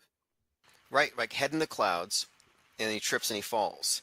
And one of the other concepts here, of course, is that the journey is not necessarily pleasant. It's arduous. It's, there's the death, there's the tower falling. A lot of the stuff looks terrifying, the devil and all these things. But ultimately, these are, I think, I think, great pictorial representations of our predicament as ignorant, unaware beings of our own role in the universe, and we're having to climb out of this or rise from which we have fallen.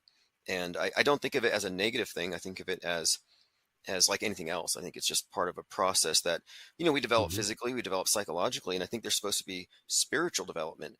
And I think that's largely impeded by fear, ignorance, and uh, probably just conformity. Like Truman, he was a conformist Yes. to the ways of the world.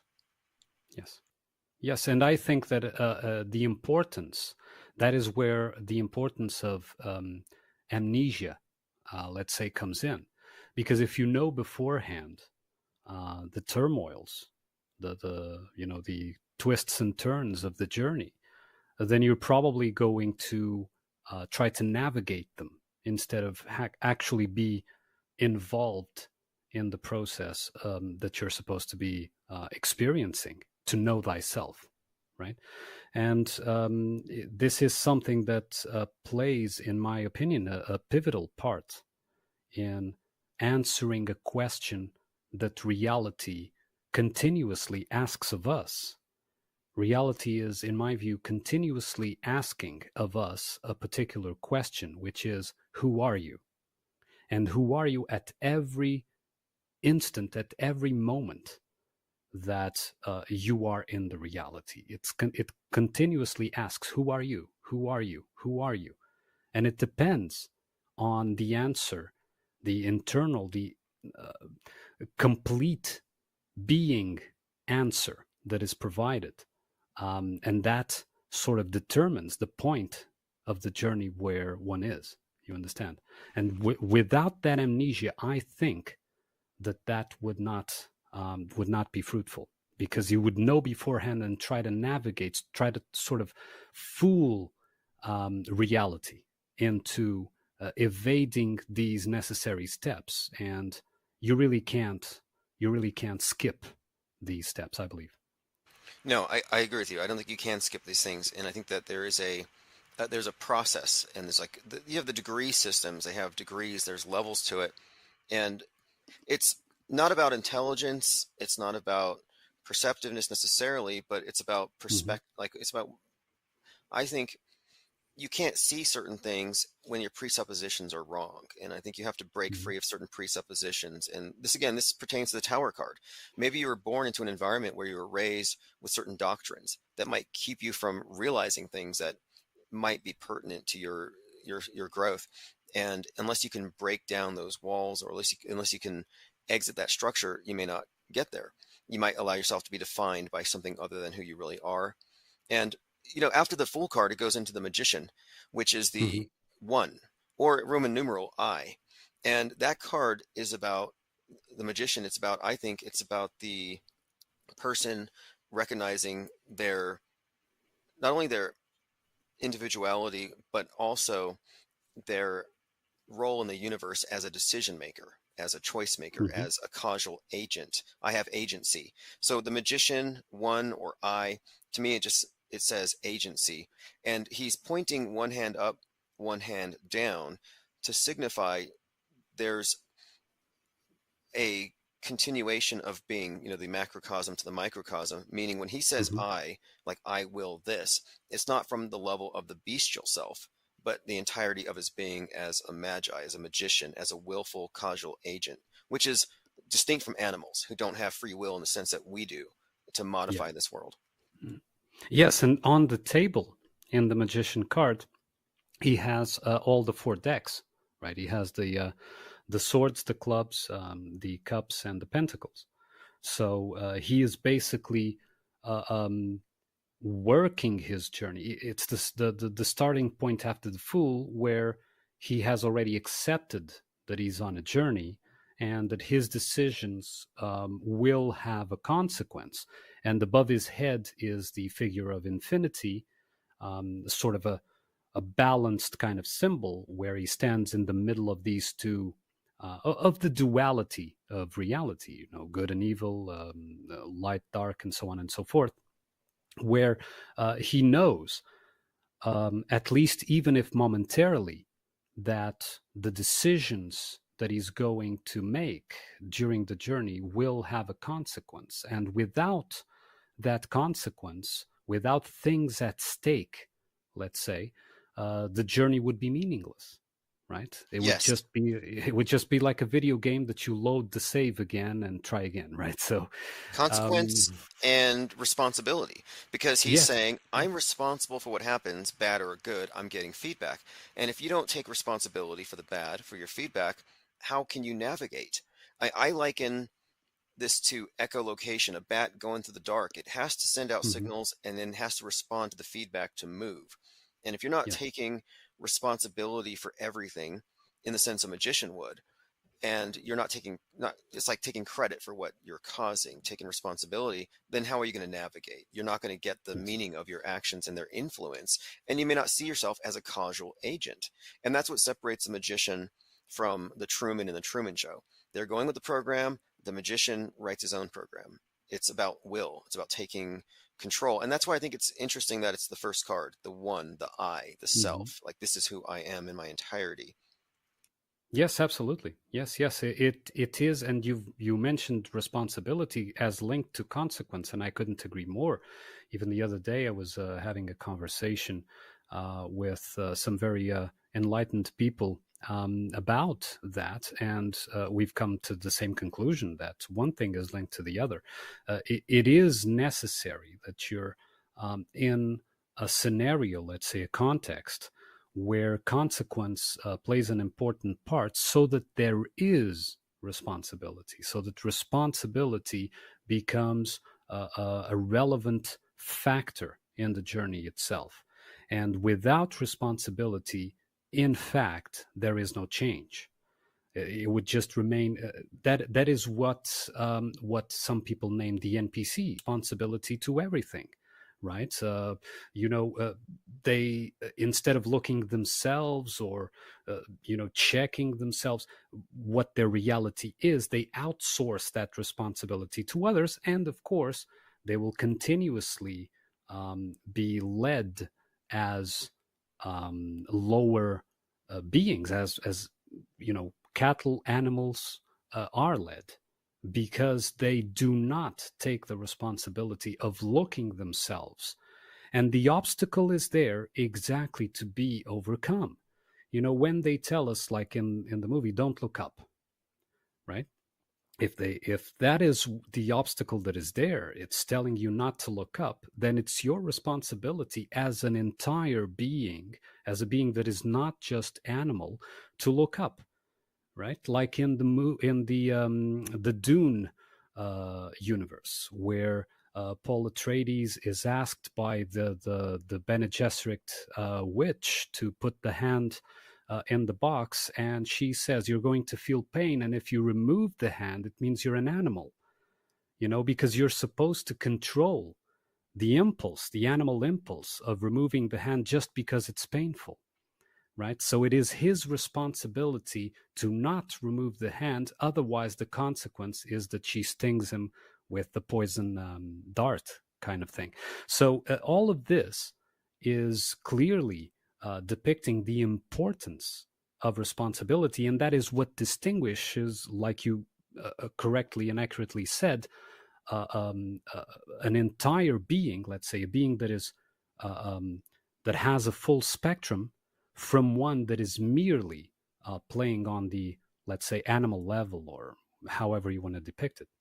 Yes, I like the NPC thing because the playing character is like a magician, a willful being that's taking responsibility for its actions. The NPC is going with the script because it's safe.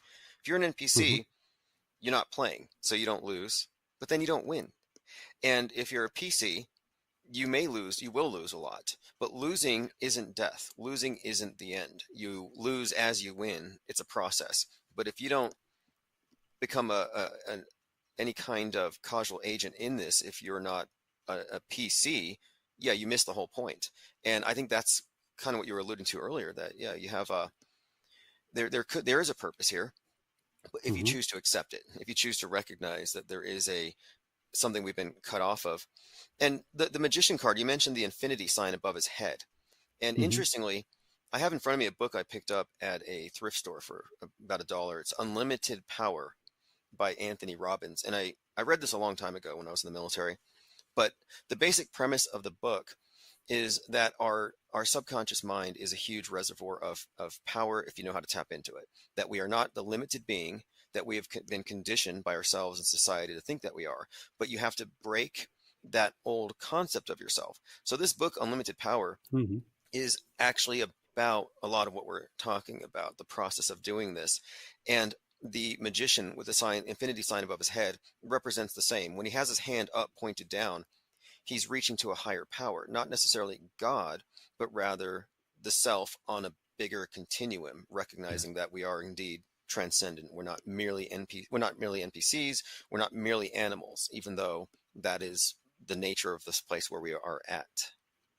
Yes, and while you were mentioning the fact that if you don't play, you don't win, and those who play sometimes lose, but losing is also a kind of victory. It brings victory in a different manner, or it may not even be an immediate perceivable victory, but further along the time, let's say, it brought to my mind the Wheel of Fortune, and that playing is sort of a gamble, right? And it also, I mean, these connections come to mind fairly immediately. It also reminded me of that lyrics of the Gambler song by I forget his name, Ken Rogers, is it? That he says, the gambler says to him, you have to know when to hold them, when to fold them, when to walk away, when to run. And you don't count the money while you're sitting at the table, that kind of thing. And I think that that is basically a depiction as well. Uh, you know, whether it was conscious or it just read that way of the gambles in reality, of the game participation by the playable character, by the magician, that goes eventually through this Wheel of Fortune that determines sort of the scenarios where it has to show its worth, to show who he is, right? Yes, yes. In fact, the Wheel of Fortune has, I have various depictions of it. The Rider Waite deck Hmm. has the word rota or tarot, but if you read it, it says tarot, Tarot, in a Hmm. circle. But you could start at the R and you get rota, like rotate, and it all implies this circle. And circle, I always connect with cycles and the Hmm. ups and the downs, the ebbs and the flows, and that's a huge part of the meaning of the moon card, the Hmm. the ebbs and flows, and that's why you have the dog on one side, the wolf on the other, the tame and the wild, and it represents that there is this intrinsic duality, the seasons change, and that nothing is static. And that, of course, implies here that you're going to have lows and highs. And if you're able to understand this, then you wouldn't be hit so hard by the lows and you wouldn't be, I think, overwhelmed by the highs. It's to me this is like similar to the tarot card of the chariot. And the word chariot has Mm. connections to character and it's your persona, but it has a chariot rider holding these two reins, and he's got sphinxes, one black, one white, and it's all about how if you can balance the duality, you can ride your chariot, but if one side dominates, you wreck. Yes, yes, yes, and it's the Wheel of Fortune also is clearly linked to the idea of samsara, that eternal wheel of karma, where you're stuck basically in the uh, feedback loop of the consequences at a lower level because it's never looked at from a higher perspective. And so the wheel turns and turns and turns and gives you the feedback without ever stopping unless you consciously look and break the cycle. whatever cycle it is. I mean, we can talk at a micro or even a macro, right? But whatever particular cycle it is, it can be broken. And you mentioned the chariot, and it is broken by the rider of the chariot, by the one that is standing again in the middle of those two forces, providing an equilibrium between them, a balance between the dark and the light, between the black and white, whatever depiction, left and right, that you want to call it. And it has to be done. The chariot can only be ridden from the middle point. You cannot do it from either of the sides. You have to be in between the two sphinxes in order to make the balance, to make the equilibrium, so that it goes and breaks eventually Yes. that cycle. And I would say too that this balanced rider who has the black and the white represents the magician who has control over his life. But I think that this, black and the white, sun, moon, solar, lunar, conscious, subconscious, I think that the unification of the two is what we're talking about with this balance. But I think our society is stuck in the solar. The lunar is kept kind of in this other area where it's purposefully, I think, not only is it relegated to just mere new age ism, but it's outside the purview of science. The idea of the soul is not even connected to our science of the day. And I think our society is very unbalanced. It's deliberately the opposite direction of unifying these two sides. The Truman, for example, has no inner knowledge. He's just the outside shell. He is the the armor what the charioteer has. He is identified with the armor. He is identified with the shell of the crab, which is what that card's associated with, Cancer, the crab. But yeah, I think it's certainly the case that our society is definitely not geared towards going into the other. And the extreme is this: if you're only in the lunar side, you are a lunatic. Meaning, if you're only in your own mind, solipsistic, and you're not, I guess, weighing your own perceptions with the rest of society, you're in your own world. That's the world of a schizophrenic or narcissist who's gone through the mirror into madness. And so madness and lunacy have always been somewhat associated. And I think that's significant, meaning that you're too much into the lunar and you have to be brought back into the light of the sun. But also on the other side of it, we're not that we're too sane, but we're too materialistic, too reductionist. And I think, purposefully, it's been this way, it's been designed this way, but I think we've been cut off. So we have to have a balance of the two. Absolutely. Balance between mind and emotion as well, right? The moon would be emotion and the sun would be mind, would be the rational kind of thing.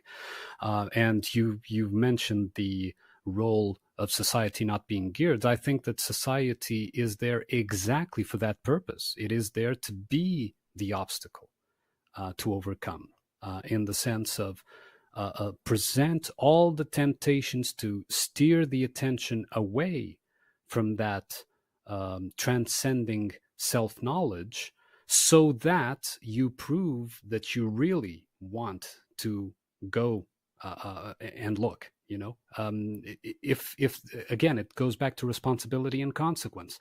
If there is no obstacle, if it's all easy, then there's probably not seen as a worthy endeavor, as something that has to be performed. That the question has no validity because there's no consequence. You just load the game and start over that particular part, right?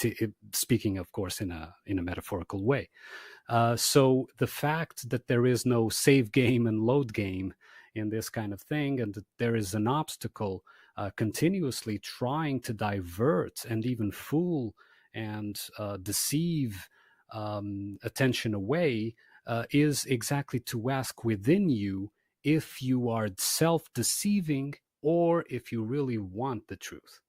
Do you want the truth? Can you handle the truth? Speaking that line from that movie, the title evades me, but with Jack Nicholson and Tom Cruise. A Few Good Men, is it? I think, yes, it is. Yeah. And I think there's that expression, when the student is ready, the teacher appears. And I think the teacher is the universe, synchronicity, whatever happens. And I think that we can attract the experiences to us that we need if we're seeking. And in this sense, for example, the initiation, you go join a group, a cult, something because you're seeking. And when you go Hmm. through that, you put all your energy and tension into this. I think the follow up to that is you will then be gravitating towards those things that will give you what you're seeking. So Yeah. symbolically, you're shown the light in the chambers, and symbolically, you're told, "Oh yeah, you've been in a place of ignorance your entire life," and that to me is that choice to do this, to go through these different schools, or even to research something, to go to the strange section of a bookstore and look into Hmm. symbolism. I think these kind of serve as catalysts to attract the experiences that cause oneself to evolve, even if it means trials, travails, things that are very disquieting, that take you out of your comfort zone.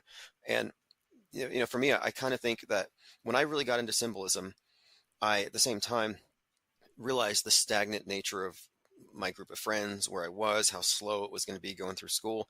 And I specifically joined the military to break away from my old concept of self. And I found it to be, because I was going into it with this intention, I found it to be something of an initiation. They shave your head, new Hmm. uniform, new name. You're referred to by your last name. You don't know anybody. And for me, I took it to be something of a spiritual retreat when I went to basic training. I really took that to be a way to get away from the world and think about everything else, think about this other stuff. And this is when I really got deep into the tarot. Yes, yes, and those types of directives, let's say, that push you or pull you, if you like, towards a certain direction, which is basically what you wanted. The path that you're on sort of attracts you, right? More than probably you're attracting it. It attracts you. It attracts your attention. Is very relevant also in the contrast between a synchronicity that happens at an individual level, where only you can witness it and really make sense of it. Even if you tell it to someone else, it can never be experienced by anyone other than that particular individual experiencing that particular synchronicity. And the contrast with a collective synchronicity that is fakeable, because a collective synchronicity can be manipulated and created to resemble a synchronicity that many people witness, because exactly of the collective and external nature of the sequence of events, right? If I you know if we make an agreement to provide a fake synchronicity for someone, like at this hour call this person and say this word, and at that hour I will appear in front of that person and say that other word. This was contrived, this was fake. It was a fake synchronicity that that particular person uh, um, experienced in the completely layer of the external. It had Yes, no relation to the internal um, universe, let's say, while a singular, an individual synchronicity only makes sense to that particular person, that particular mind that was thinking of something at the same exact time that that something else occurred that no one was aware of, right? correct. Unless you become unless you become sort of paranoid, thinking that the whole world revolves around you, right? And everyone You're is conspiring. That's an important distinction, because Yeah, you could engineer circumstance where externally it meets the requirements, right time, right yeah, place. However, that's a far cry from a personally meaningfully significant event that absolutely. Yeah. usually is guided by intuition. And Hmm. for example, the Hierophant in the tarot card, he has a key, and Hmm. the Hierophant symbolizes the higher self, but also the intuition. And this is like the idea here is that, of course, the intuition, your higher self, it's like it's a direct link between you and your higher self. The intuition is the communication. But when I was thinking about my future path, back to the conversation about when I joined the army, Hmm. I remember at the time I had gone to my parents' house and I put my key in the door. And the instant the key goes in the door, and the key, of course, is a symbol, and the door is a symbol. We're talking about a new path, a new place, a transition. So key, door. The instant the key goes into the lock, I hear the phone ring. So 3 levels of communication or symbolism: key, door, and phone, a message. And something told me to get that. So I answered the phone. It was an Army recruiter for a family member, but I said, he's not home, I'll sign up. Like, I made the decision to sign up at that instant because I knew the significance of this threefold, this 3-layered synchronicity with the door, the key, and the timing of it. And I felt like this was an answer to what I put out there, that I needed to get away from the world I was in. And this synchronistic event for me was all I needed to know, that this was the path. But no one else could have told me that. It was too personally significant. Oh yes, yes. And speaking of my own experience, back in 2005, I believe it was, I was heavily involved in Buddhism, and had everything arranged to be ordained as a monk. And I had the plane ticket. I had everything taken care of. I had left things, the affairs more or less in order. And I thought I had everything, planned out. This is what I want to do, and I'm going to proceed with this. Of course, what I really wanted was to do that transcendental journey, and I thought that the path was through being ordained as a Buddhist monk. And what happened was that when I reached the airport, I was going to do the check-in, and my identity card was expired. And I immediately knew that, deep down, I knew that the identity card was expired. I didn't forget about it. I knew.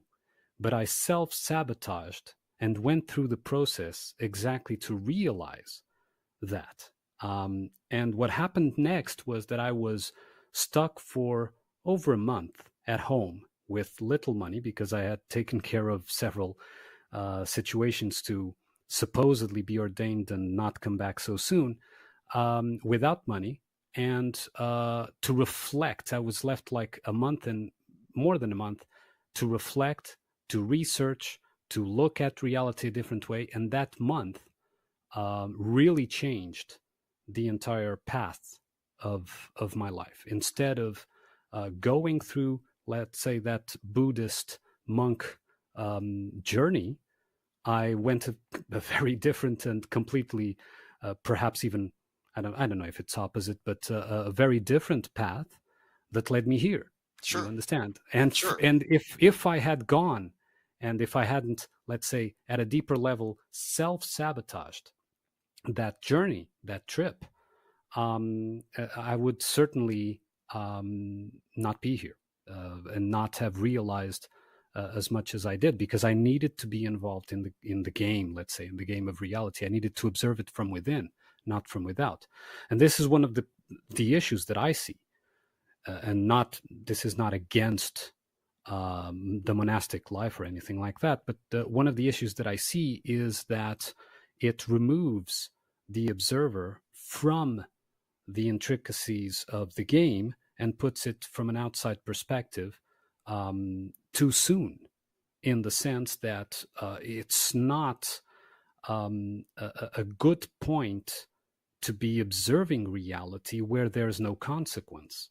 Yes. Because from the monk perspective, you can only advise others on things that you don't know yourself, you haven't experienced, right? You haven't experienced bad relationships. If you're a monk, you haven't experienced, having to pay the rent or whatever. And so you can only give this external sort of,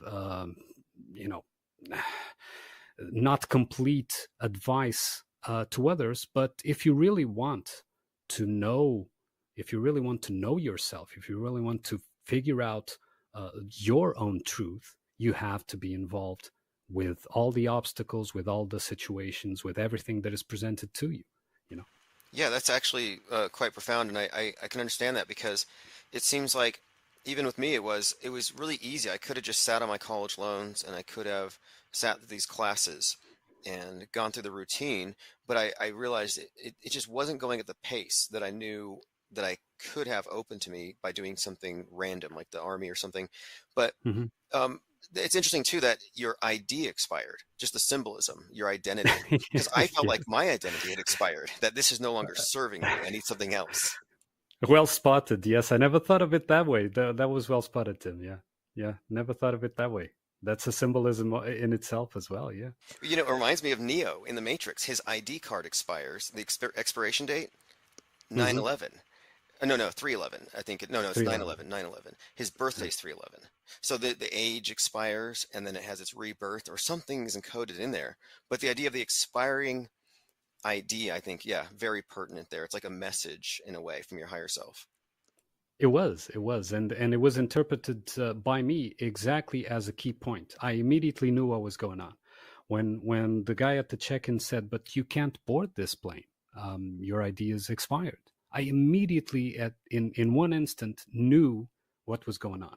I immediately received the message. It was a complete knowing in one instant that was because I could have just, okay, I'll take care of this document and come back, just reschedule the flight or something like that. But no, I immediately knew.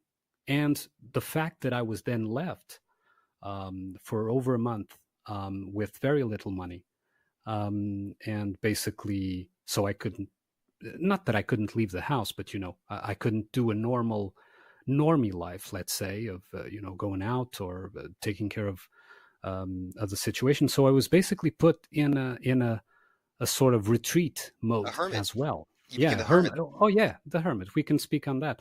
I became a sort of hermit where, for that period of time, I had to reevaluate everything, and I immediately knew that was what I was supposed to do. The hermit card is a guy who Mhm. is or a person who's alone in the dark. They're holding a lantern, their inner light, often wrapped in a cloak, which symbolizes a cocoon because they're going through an Mhm. inner transformation. A lot of activity within that cocoon, even though from the outside you don't see it, and they emerge from it. So it seemed, and the hermit card, interestingly enough, at that time, I was having an insane number of synchronicities with the number nine, and Mhm. hermit's the ninth card, and it's the number of the self for a few reasons. You multiply nine by any number, add it, it goes back to nine. Also, um, I think isn't I the ninth letter? Another thing is just that it's about the Hmm. self, returning to the self, and of course, somewhat monastic, but it's the solitary also, the solitary nature of it, the solitude. Yes, and looking for the inner light in the dark and in solitude and in introspection. Basically, you can even see that his eyes are closed and he's sort of looking within himself for the answer of the next step to take or whatever it is. But he's holding that lantern, and it's sort of a caged version of the light that he has inside of his own universe, right? Of his own reality. But it's he puts it in that cage, that lamp, so that he can observe it in the reflected reality. And it's my belief that reality is basically a mirror, right? So that's why it keeps asking the question, "Who are you?" And so, yeah, the hermit fits very, very nicely with my experience, and I'm sure that also with yours in the army or in the military where you joined. Yes, and even though I was surrounded by people, one of the things Hmm. that the description of the card as I was reading it explained was that even though the hermit's alone, he's in the dark, it actually represents you in your regular life surrounded Hmm. by people who are in the dark relative Yes. to their Hmm. understanding or their embracing of their full nature, the higher spectrum of their consciousness. And so I even then was aware, yeah, I may be in a barracks with 200 people, but for all intents and purposes, it was a very solitary time for me. Yes, yes, yes. And it was, well, in my case, it was actually solitary because I was actually alone. But it could be surrounded also by people. That is, it's like being in the sea, right? You're a drop in the ocean, so you're alone as well, even if surrounded and connected to all these people and to all these other drops of water, metaphorically speaking. You are your own individual drop, just going through the flow and navigating the waves that come and go while you are observing. The rest is just going, right? So it's the fact that you're surrounded by people changes nothing in that regard. Yeah. Yep, exactly. And it's again, it's about, I guess, individuation and recognizing, where your effects, where your consequences, your responsibility lies as a playing character, as something with agency, and Mm-hmm. someone, and to me, that's one of the main meanings of that card, of course, is the separation of the self. And whether you're surrounded by people or completely alone, it's really about the inward journey, looking in was your focus. And of course, that lantern, as you described. And you're right. He's holding it up and it lights the world around him, but it's his inner light. Yes, yes, it's like a caged version, a reflected version of his light, cast out into the surroundings, into the dark surroundings, where he's trying to figure out who he is on the one hand, and where he's about to go on the other. So it is a place for reflection on the next step of the journey, on the decision to be taken next, in my view. And like we mentioned about the Wheel of Fortune, that is the card that comes right after, right? The major arcana that comes right after is the Wheel of Fortune. So he's basically going to get into the gamble. And I personally was going into the gamble again. I was going into the roulette, let's say, after I realized that the path of being a Buddhist monk wasn't in my cards, so to speak. I went back into the game and observed reality from that standpoint, from the standpoint of being involved in it, and it's been very fruitful. Of course, my path does not necessarily need to be the path of others, but I'm just using my own experience as an example. Oh yeah, I think that's why I like the tarot, is that we all have our own paths, but we can see certain similarities because we have a common structure. And you mentioned the roulette, the Wheel of Fortune, spinning the wheel. Mhm. Very interesting because you add all the numbers on the roulette, you get 666, which is the number of the material realm in many ways. It's often associated with Saturn, but I think that that number really correlates to man and his place in the material world with the time space constraints. So spinning the wheel to go back into the world, and the roulette 666 kind of strikes me as possibly significant. So many of these, like the playing cards I mentioned earlier, gambling, the idea here seems to be somewhat dualist in its meaning. It also kind of suggests something about incarnation itself. And so I think, Yes, yeah, yeah, so and I think, it's something that you can't fool. You can't fool the Wheel of Fortune. And there's that argument that you present often in the IPS lives about that the predictive programming is there to avoid karma, right? So that if we know beforehand what they're going to do, then they will avoid the consequence of the actual action taken. And that is not correct, even at the particulars that karma consequence is not supposed to be avoided. And I equate here karma with consequence. I mean, to me, this is just a sort of a synonym in my view. And if you remove karma, you remove again responsibility. So, and responsibility not in the sense of, oh, I'm not accountable for this. No, responsibility in the sense of actually being able to have an influence on your journey, to have the free will. For you to have the free will, you have to face the consequence of that free will. There is no free will if there is no consequence. One does not go without the other. It's like life and death. There is no life if there is no death. Death is a part of life, and so you cannot evade death. And if you do evade death, then you're not living, right? You're undead. exactly. Well put. Like, okay, you would say, like, I mean, we use this reference because it's so good, but in the Truman Show, if he Mhm. stuck to the script and didn't break the cycles, would he ever have truly lived? No, he would have Yes. remained an NPC. So you have to go through these deaths. He had to die to the false man that he was to really become alive.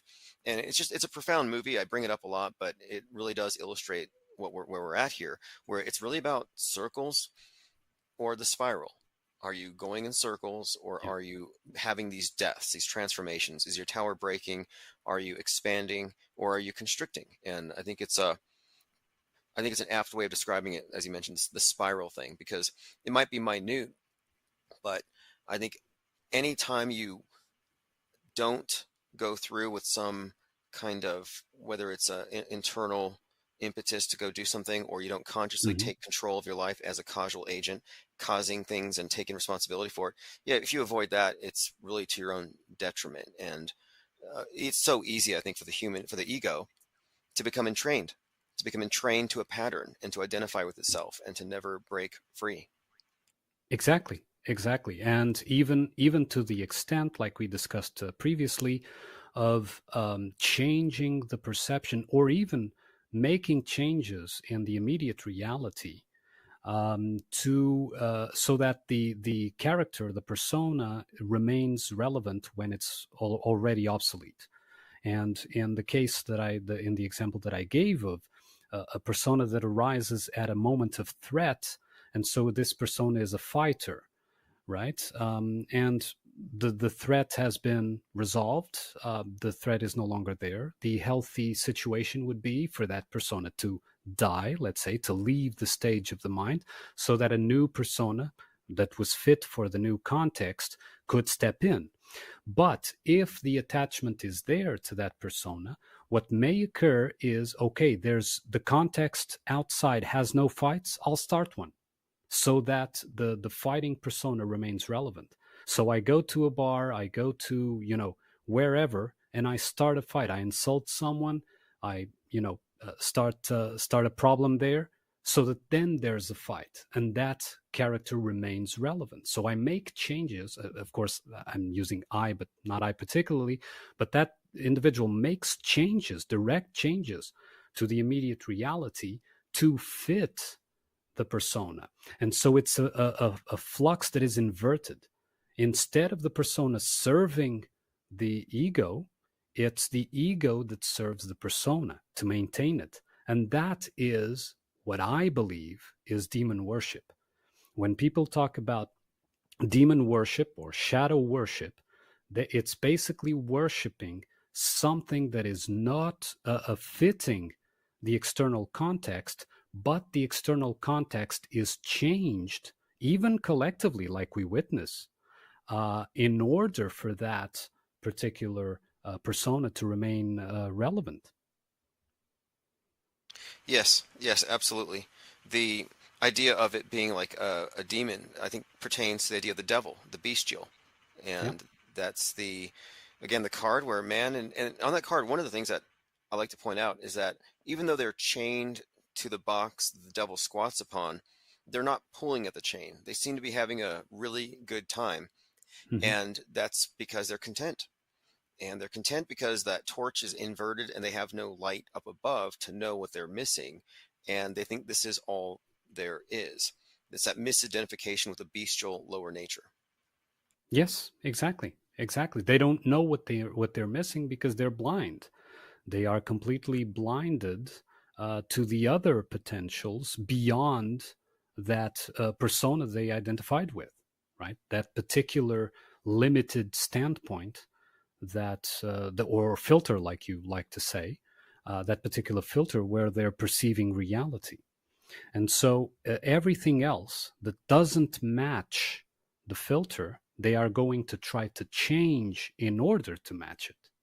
And we see this in society exactly because what is intended, in my view, is that a certain group wants these types of personas to be still relevant, to be maintained, to be eternalized, exactly at moments when the opportunity is there for transcending those personas, for those personas to die, and a new, renewed persona on the let's say, parallel point of that spiral that we were talking about to emerge. And if it does not, if there is no death, then it's a circle, not a spiral, like we've said before. You know, at the beginning we were talking about 9/11 and how some Mm-hmm. people came out of this thing traumatized and they just go into another news cycle. They go into another event and they believe it. They believe every subsequent terror attack. But then others who see through it, they break that cycle of automatically Mm-hmm. trusting and they're no longer susceptible in the same way. And Yeah. I think that's kind of what we see with the propaganda matrix. They want you Mm-hmm. in a static worldview with their news cycle that leads you in circles year after year. They recycle the news. I mean, I'm noticing this all the time these days. I'm like, okay, the movie Groundhog Day. We're living Groundhog Mm-hmm. Year. This is Groundhog Year. I can point to Yeah. articles where it's like this is repeating themes, and I think that's kind of what got me to look into tarot and symbolism. I realized I was repeating cycles, and there wasn't a way to break the cycle from where I was. I had to exit that environment, and that's why I made that trip. And I think that similarly, that to break free of the mass media mind control, you have to step outside of their frame of reference. You have to, Yes. even considering that they might lie, could be the thing that breaks the cycle for you. And whatever your opinion on 9/11, whatever people think, is it Alex Jones's version? Is it fake? Mm-hmm. Whatever they think, just the question and the pause, I think may be enough. It's like the lightning bolt that strikes the tower and breaks the preconceptions. That pause may be enough to break a cycle and get someone to reevaluate their perceptions and step out of the box. But I think that there's a deliberate effort to keep people locked into their ego, locked in the Yes. box, Mm-hmm. Truman in the Truman Show, following the scripts. Yes, and that effort is, like I've mentioned before, is in my view a function. It is not necessarily something to be fought against, but it's providing an opportunity to be an obstacle, to look beyond. It was like in the a similar type of event to 9/11 was the CV thing into 2020, 2021, about the masks, the shots, and so on and so forth. It was very similar in all respects in terms of perception, right? And it was an opportunity that also many took.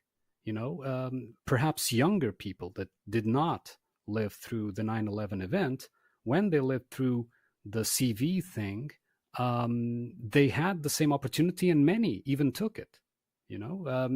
So this is the obstacle is there to perform a function, to give a sort of friction, let's say, to give an oppositional force, a diversion, exactly to be looked beyond.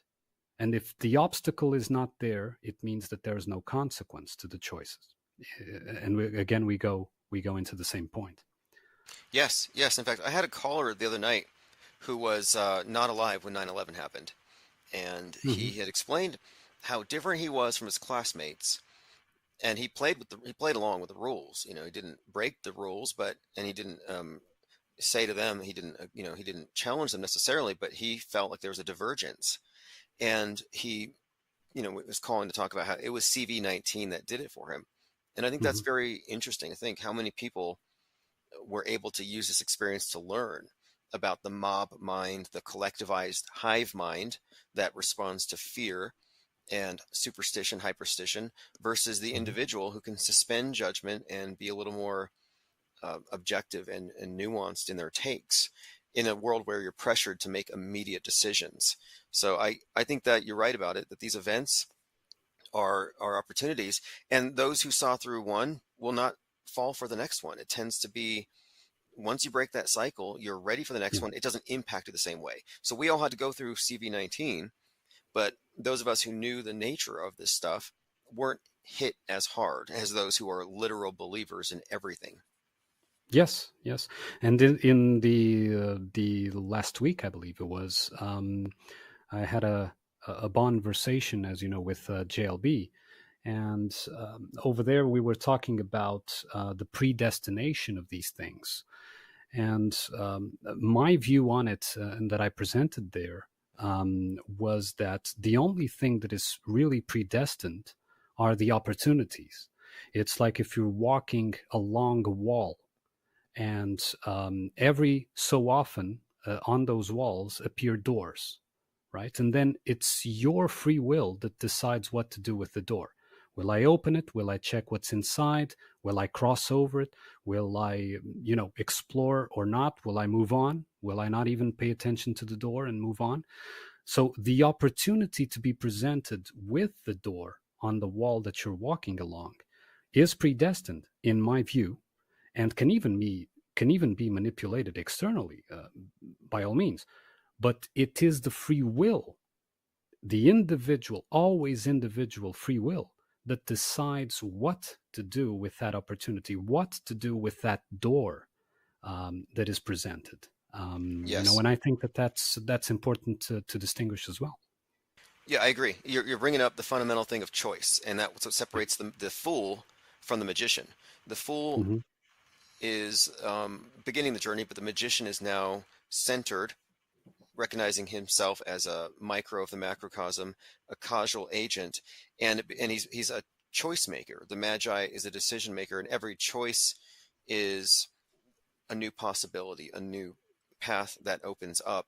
And to continue down the hallway without making a choice is to live the NPC. It has to be about the decisions, and every decision is an act of magic in the sense, an act of will. And when you make the decision, you're taking Mm-hmm. the responsibilities for what happens, and you have to make a decision as an individual. That's where it becomes, Absolutely. the I, the self, the one, the magi. Do you agree, Tim, with my view? And this is just my view, that's why I'm asking you, that if you do not pay attention to the opportunities, these kinds of opportunities that we're talking about, that at an individual level, they will increase in intensity until they are like out of your control. So you ignore the door, ignore the next door, ignore the next door, until eventually a door explodes, right? And you have no control and you're just sucked in. And it's basically a chaotic individual moment for that person. Do you think that that is what happens? It's interesting to think about because I do encounter a lot of people who I see who are not intuitive, who don't even lean towards looking into this stuff in any way. And I don't know if they spiritualize the calamities of their lives, but I do see people who grow from various things that seem from the outside very traumatic and disruptive, and or they just have opportunities that are thrust upon them that force them to change. And I wonder, could these be things that are impelled from some higher self? For example, someone's Mm-hmm. completely irresponsible, doesn't have any sense of direction, then maybe he meets someone, has kids, and now he puts his life in a whole new frame, and now he rethinks everything. It could be that life creates opportunities for growth, and eventually you're going to grow whether you want to or not. I'm not sure if it works that way, but I kind of think it wouldn't surprise me. Although I think you do have the option to be stagnant, and a lot of people do succumb to that. I'd like to think that you hit a rock bottom and you're forced into some kind of path to jolt out of it. But I don't know. I mean, maybe that's what this whole experience is for, and maybe those who are incapable of it or unwilling are, I don't know. I mean, maybe death, literal death, might be necessary for some incarnations in order to progress. Yes. Well, yeah, that's why I asked this question, because in my individual observations, I do see in myself and other people that occurrence of when things are ignored long enough. And like even in others, I see messages. Even from the outside, they are so evident that they become visible to another person like me. And I see messages, and these messages keep getting ignored. And at a certain point, something happens that removes their control from the actual occurrence and makes the choice for them. And it's basically traumatic because then the persona, since it did not take the step voluntarily, is completely taken aback and completely left to to basically, go adrift in this flood of events happening outside of completely of their volition or control. But this is my observation. It does not mean that it's true. You understand? So that's why I wanted to ask you about it as well. Well, that is one of the meanings of the tower. The tower is simply Mm-hmm. you've built an idol out of your sense of security. You maybe you know it all. Maybe you're just too secure in your life and you're not advancing, or perhaps not thinking too much about the consequences of your actions. Maybe you're just too complacent. So the tower could represent complacency, and the lightning bolt knocks the crown off it and it has these kings falling off the roof of it. But it represents something random, something disastrous that breaks everything down. But it needed to happen in order for you to rebuild Yes. in a more authentic way. So it may be that it's inculcated into this, maybe it's intrinsic to the system that there are some kinds of safeguards against too much stagnation. Maybe that's why we have short lifespans.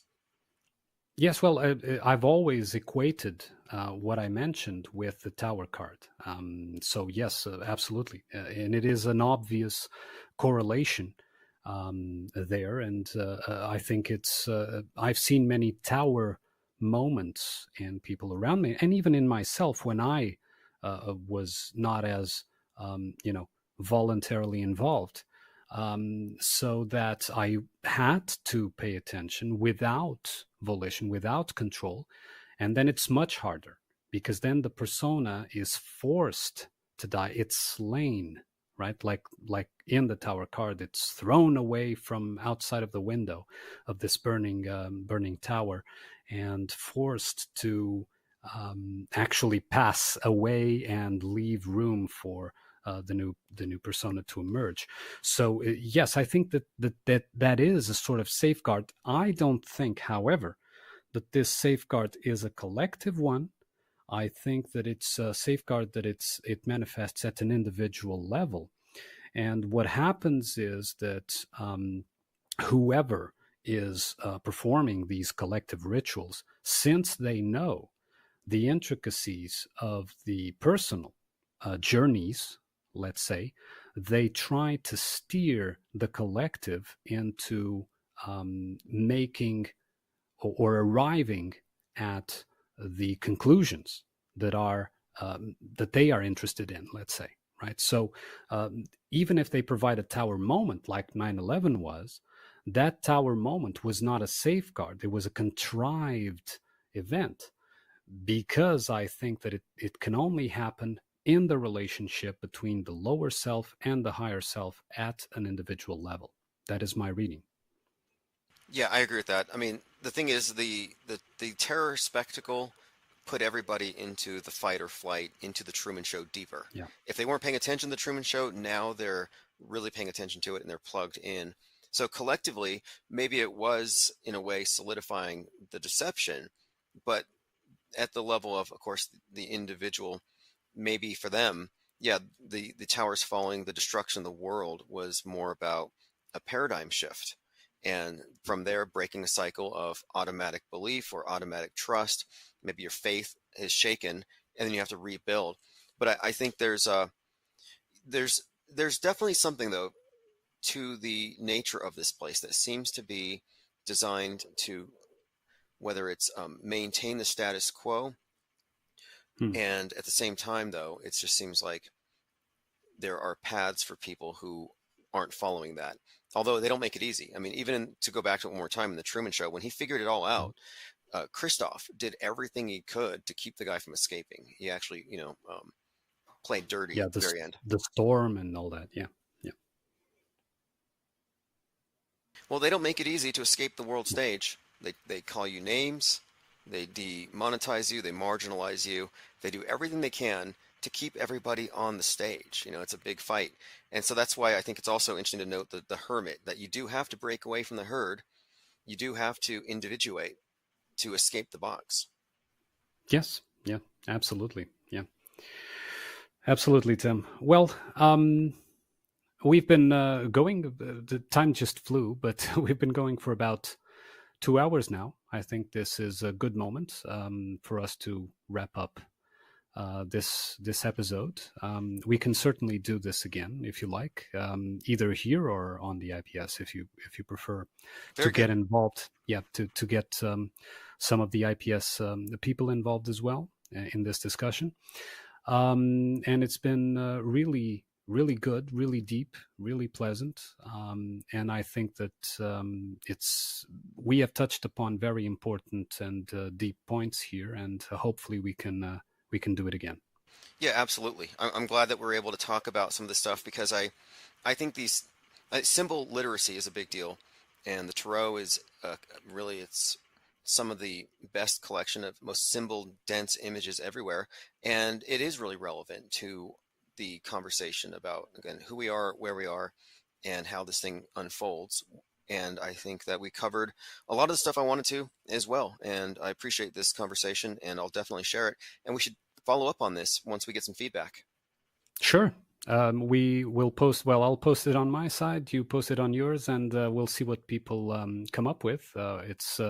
This is a very interactive thing, and we do want to hear what people have to say, what their own contemplations on this are, and so that we can also address some of those contemplations in a future episode or down at the IPS. It depends on how we prefer to proceed from here. But this is also, therefore, a call for everyone to share their ideas and their thoughts about what was related here. Wonderful. Well, thank you again for having me on, and we will talk very soon. And I look forward to other people responding, and we'll continue this conversation. Thank you. We'll sure do. Thank you.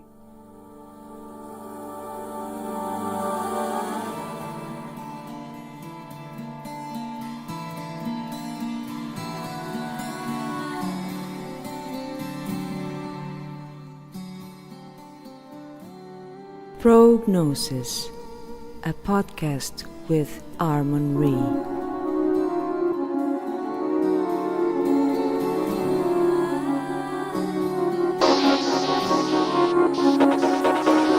It was like a movie scene. There was gunpowder all on the floor. It was just so real, but it felt so safe.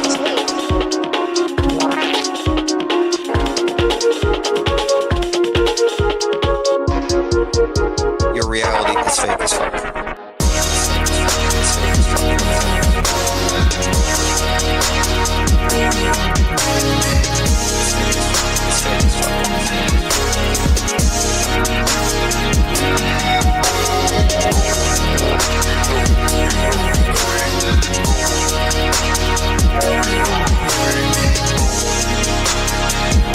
I don't feel compelled to apologize for what I'm saying. I don't feel like silencing myself or anybody's feelings. I think the earth is flat. Sandy Hook is a host. Nobody died at 9/11. Megan Kelly's a dude. Alex Jones is Bill Hicks. The space program is fake. And all of the female astronauts are dudes. All of them. They're all trans. Trannies in space. Crisis actors on the ground. Fake 9/11. Q is fake. Trump is fake. Melania's a dude. Joe Rogan's a bitch. Eddie Bravo sucks. Chemtrails are fake. If you believe in chemtrails, you're a fake enabling fool. Nobody died at Sandy Hook. Nobody died at Aurora. Nobody died at Littleton. Nobody died at 9/11. Nobody died at any of the terrorist attacks like Bataclan. Nobody died at Thousand Oaks. Nobody died in Vegas. None of those gay people died at the disco shooting in Orlando. There's no evidence for any of your religious saviors to actually exist. There are no prophecies. There is no end times prophecy. Global warming's a hoax. There's no space junk. There's no satellites. The space station is fake. And like I said earlier, your reality is fake as fuck. It's fake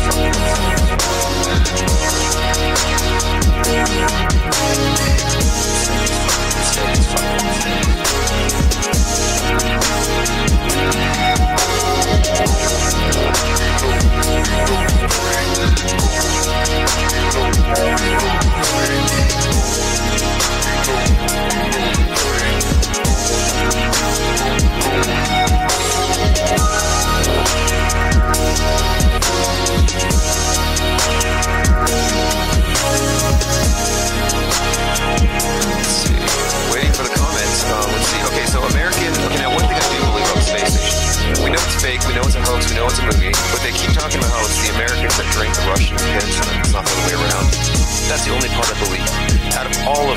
party believes that those American astronauts are actually drinking drugs.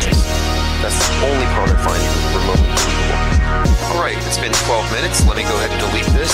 I know you were listening, trolls. I know your ears are bleeding. Go ahead and call your mommies. You have a 5-minute intermission. I'll be right back.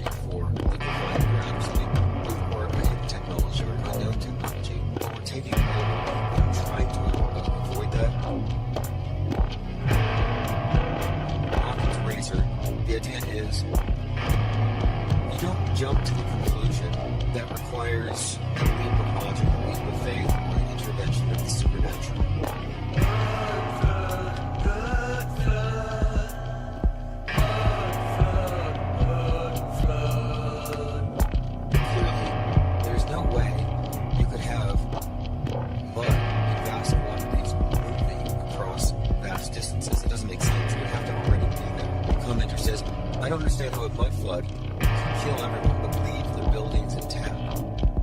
Because gravity. They're inferring a whole lot from photos.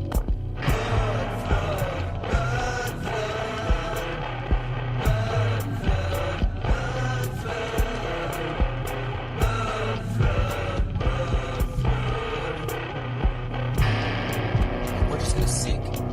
And the only buildings that don't sink are the ones that have the foundations built down low enough, built before the last mud flood, maybe even several recent before, inferring a whole lot from photos.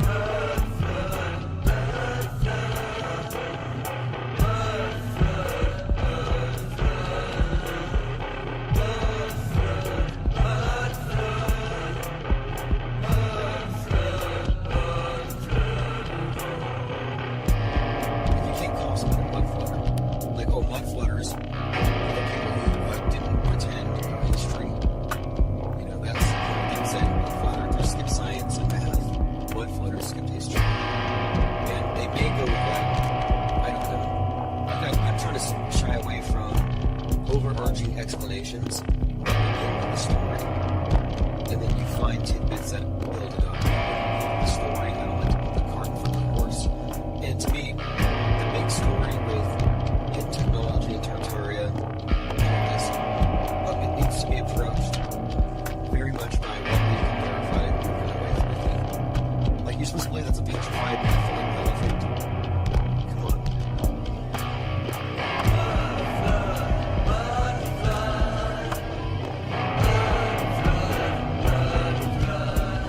So again, this is evidence that we can believe is real. This is coming from a biblical mud flooder.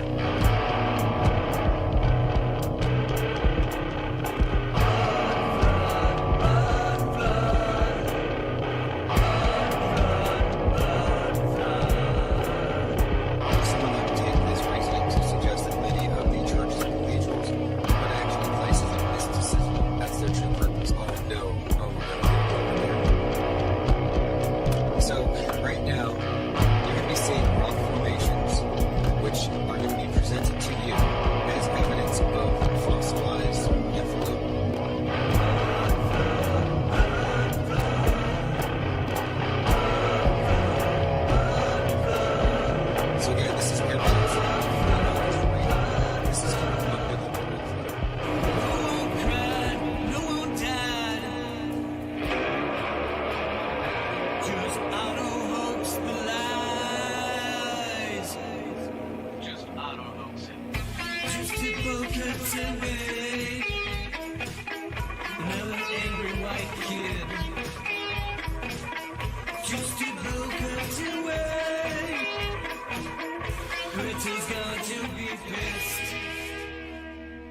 are live now. It is 10/26, 2023, about 8:30 p.m. Mountain Time. That is just a bowl cut away. Crisis actor for hire by One-Eyed Jack and the Shells.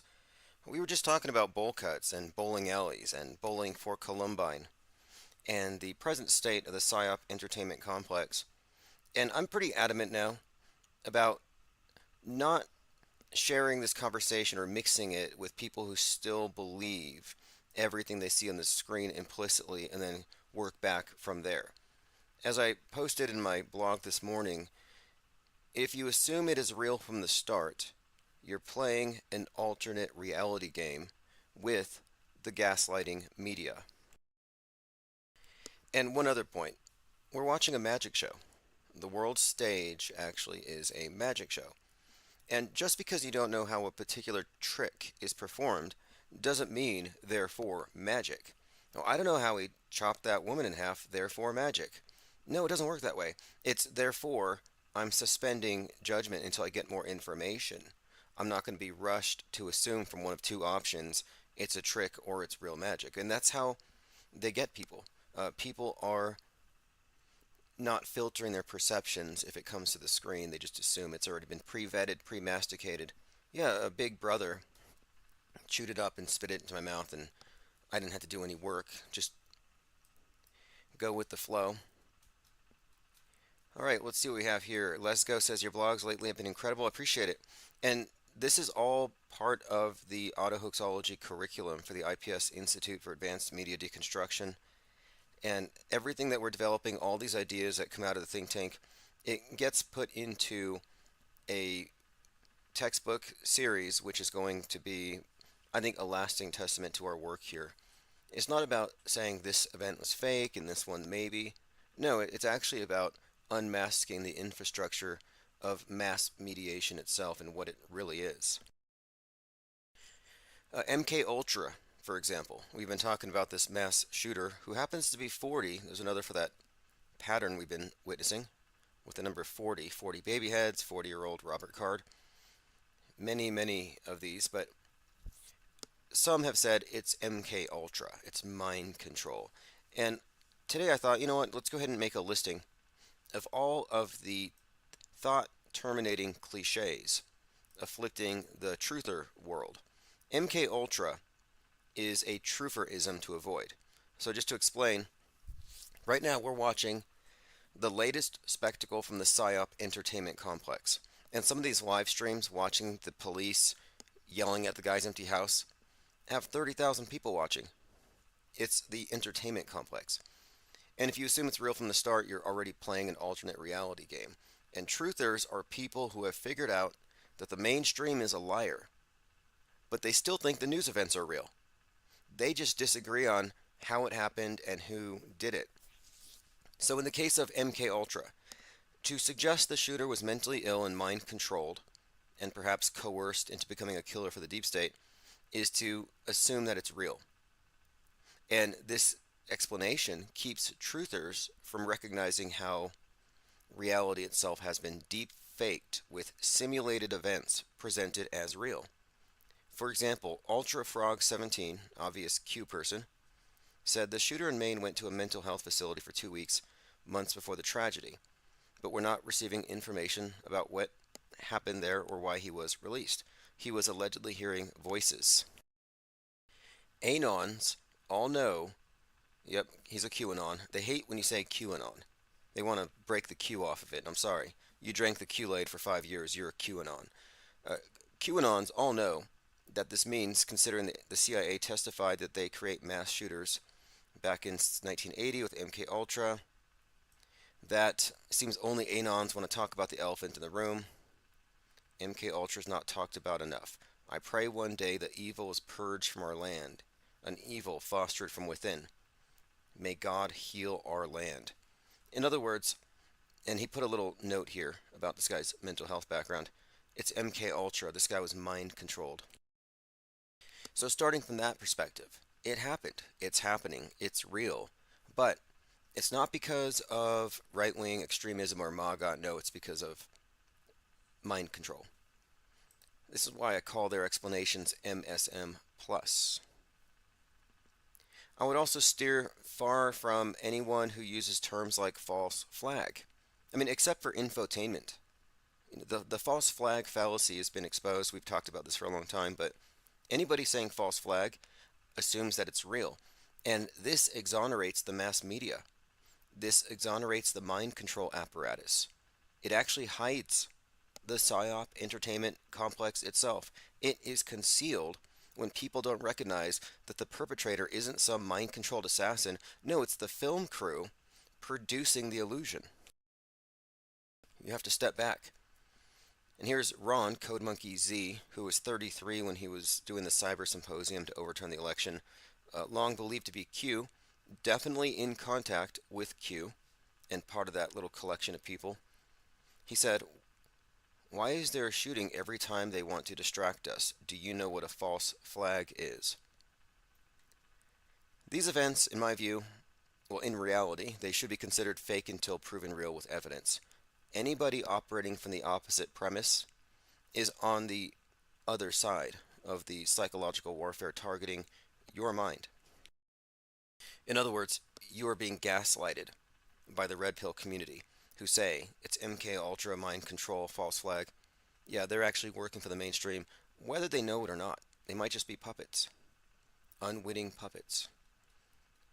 All right, we are joined here by Portal Complex Music, the HBIC, Allison Chavez, Anna South, Portal Complex, Jungle Jim, Bilky's 14, Maddie 33, awesome. Salty Siren, Ears Up, Jennifer Reeves, Nicotramas, Phil Blanc. Okay, we have about 50 people here. I think we can start. Skyfish says, just like the Batman theater shooter, remember all the MK Ultra surrounding that one. I'm glad you brought this up because this event is echoing a number of previous events. So you have that aspect. James Holmes, DARPA, MK Ultra, mind controlled. So we got that aspect. Right now there's the chase, and he got away on a boat. Well, if you remember, the Boston bombing also involved a chase and cities going into lockdown. And right now there's lockdowns. And he escaped on a boat.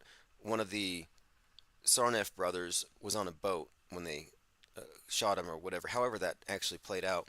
There was a shootout at a boat. But I'm seeing some reflections of some of these previous events. You know, these things are callbacks. They love to do that. They love to say, this guy was inspired by this guy's manifesto. All right, Lean Dion's here with the Bat Soup. Cubstar's here. Truth Hurts 21 said, didn't they just bring out MK Ultra on the Reawaken America tour? It seems to be circulating again. Alan Smith says, did I actually catch you live? Yeah, you did. We have a bit of time tonight, and I want to catch up because, look, last night we were watching this, and I'm like, look, Walmart distribution center has a shooting. The person coming out is wearing a Patriot shirt, and every time I see Patriots associated with PSYOPs, it's a reference to domestic extremists, to terrorists, to MAGAs. And I think that we're onto something with this because immediately after, the majority of the reportage is about how this guy is a MAGA and he's been radicalized, and you can tell by who he went to on X. So to continue here, Osher's here. G33 has said, what's up? This is a joke. Oh yeah, this is a big joke. That's why I'm like saying, just because we, you know, this, I mean, there are a lot of people who aren't up to speed with how fake things are. Like, I don't think we need to put the brakes. We don't need to pump the brakes on this. I'm just from the day one. It's fake until proven real. And you'll see that there's no reason to think it is. And the people falling for this are just suckers at this point. I'm trying to be a little more sympathetic, but okay, Bowling for Lewiston. Some thoughts on the fake Maine shooting rampage. And they frame it as a rampage. And I think that's part of the framing, as you'll see. So here's one of the headlines on Drudge. Slaughter at bowling alley. Manhunt underway. Towns lock down. So as Israel is sending soldiers into Gaza, we have this person in America locking down entire towns. This is a significant development, and the fact that it's happening at the same time is so that they can draw parallels. They'll say, hey, look, we're worried about what's going on over there. It's way worse over here. We have been discussing how, and this has been a long time, conversation here, but we've been discussing how the pandemic itself was a pretext for censorship. But we've been saying that Disease X, or Twitter, would be the catalyst, that they would use it as the ultimate pretext for killing free speech online. And Elon Musk is the free speech fall guy to bring about this change.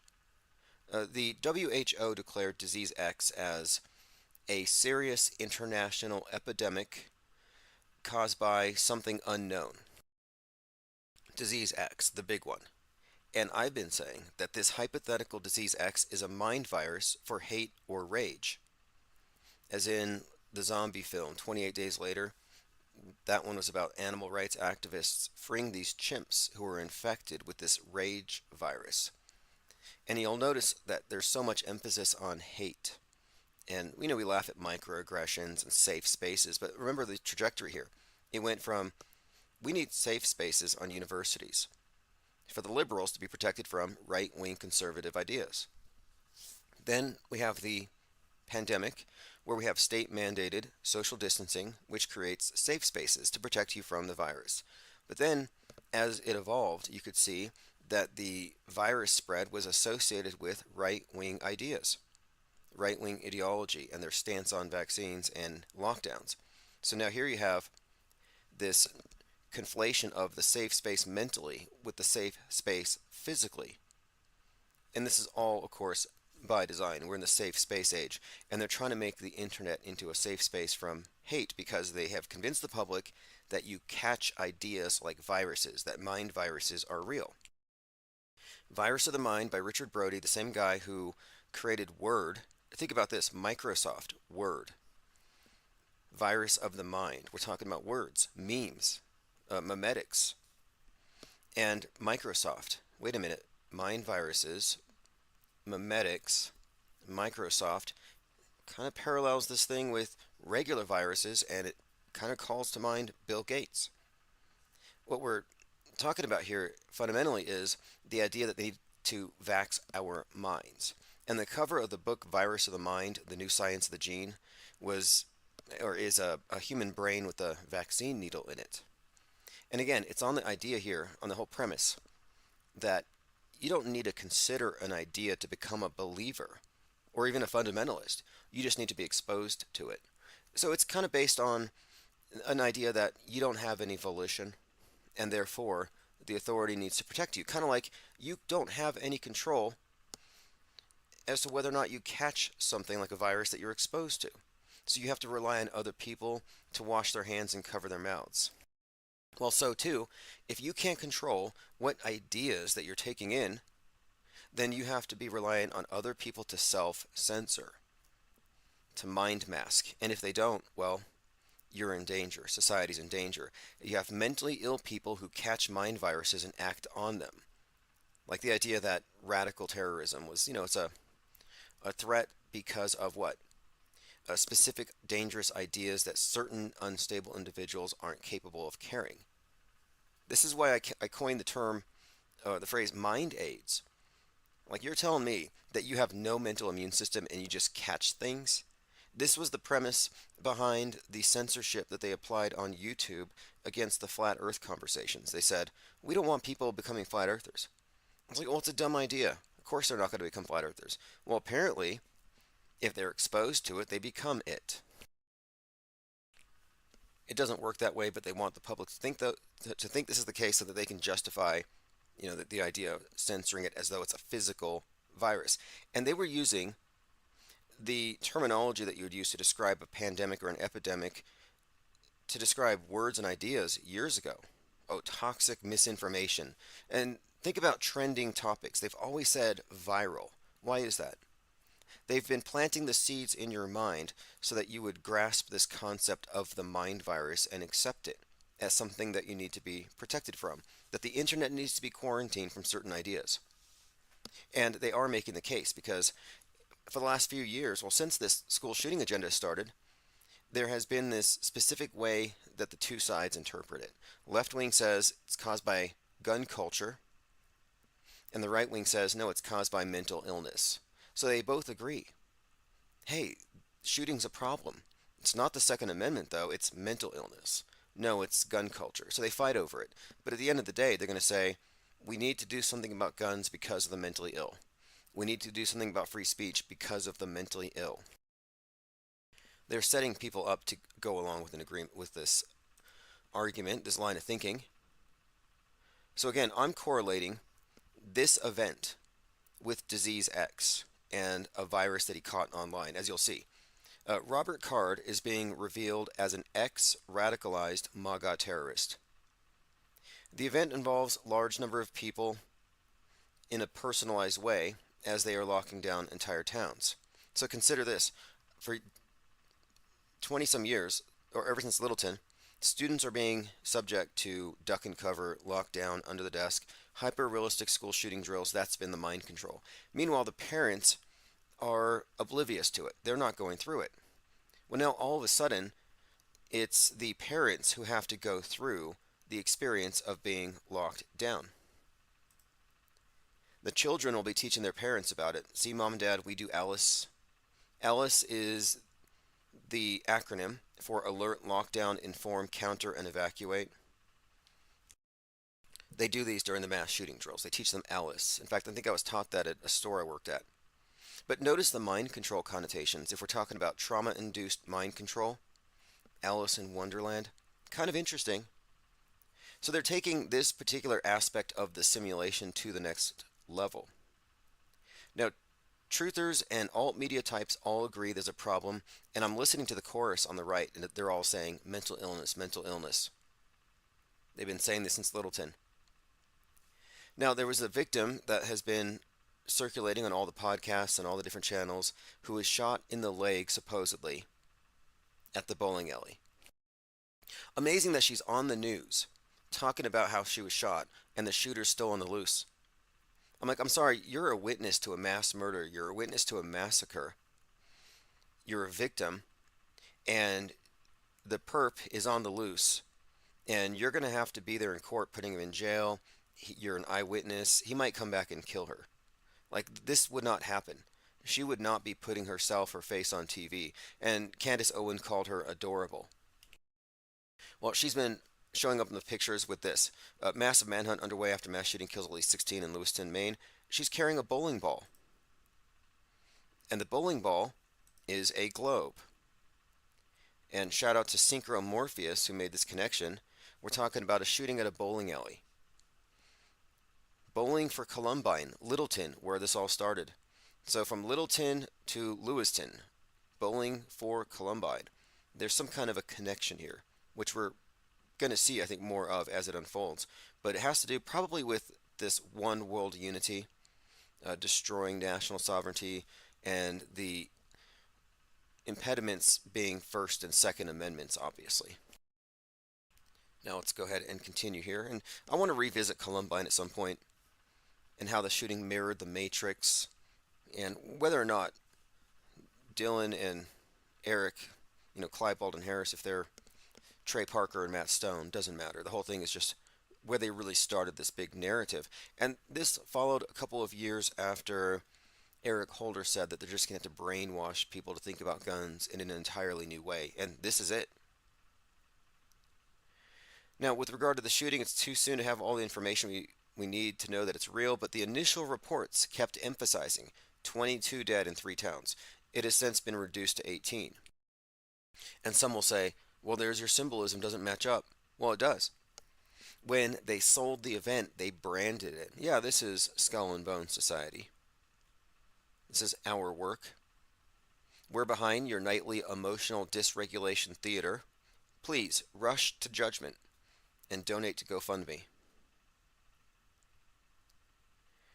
All right, let me catch up on some comments here. We're going through the latest event, shooters still on the loose, and there's some fascinating connections to the bigger War, including some Boston shooting connections, Aurora, Columbine, a big one.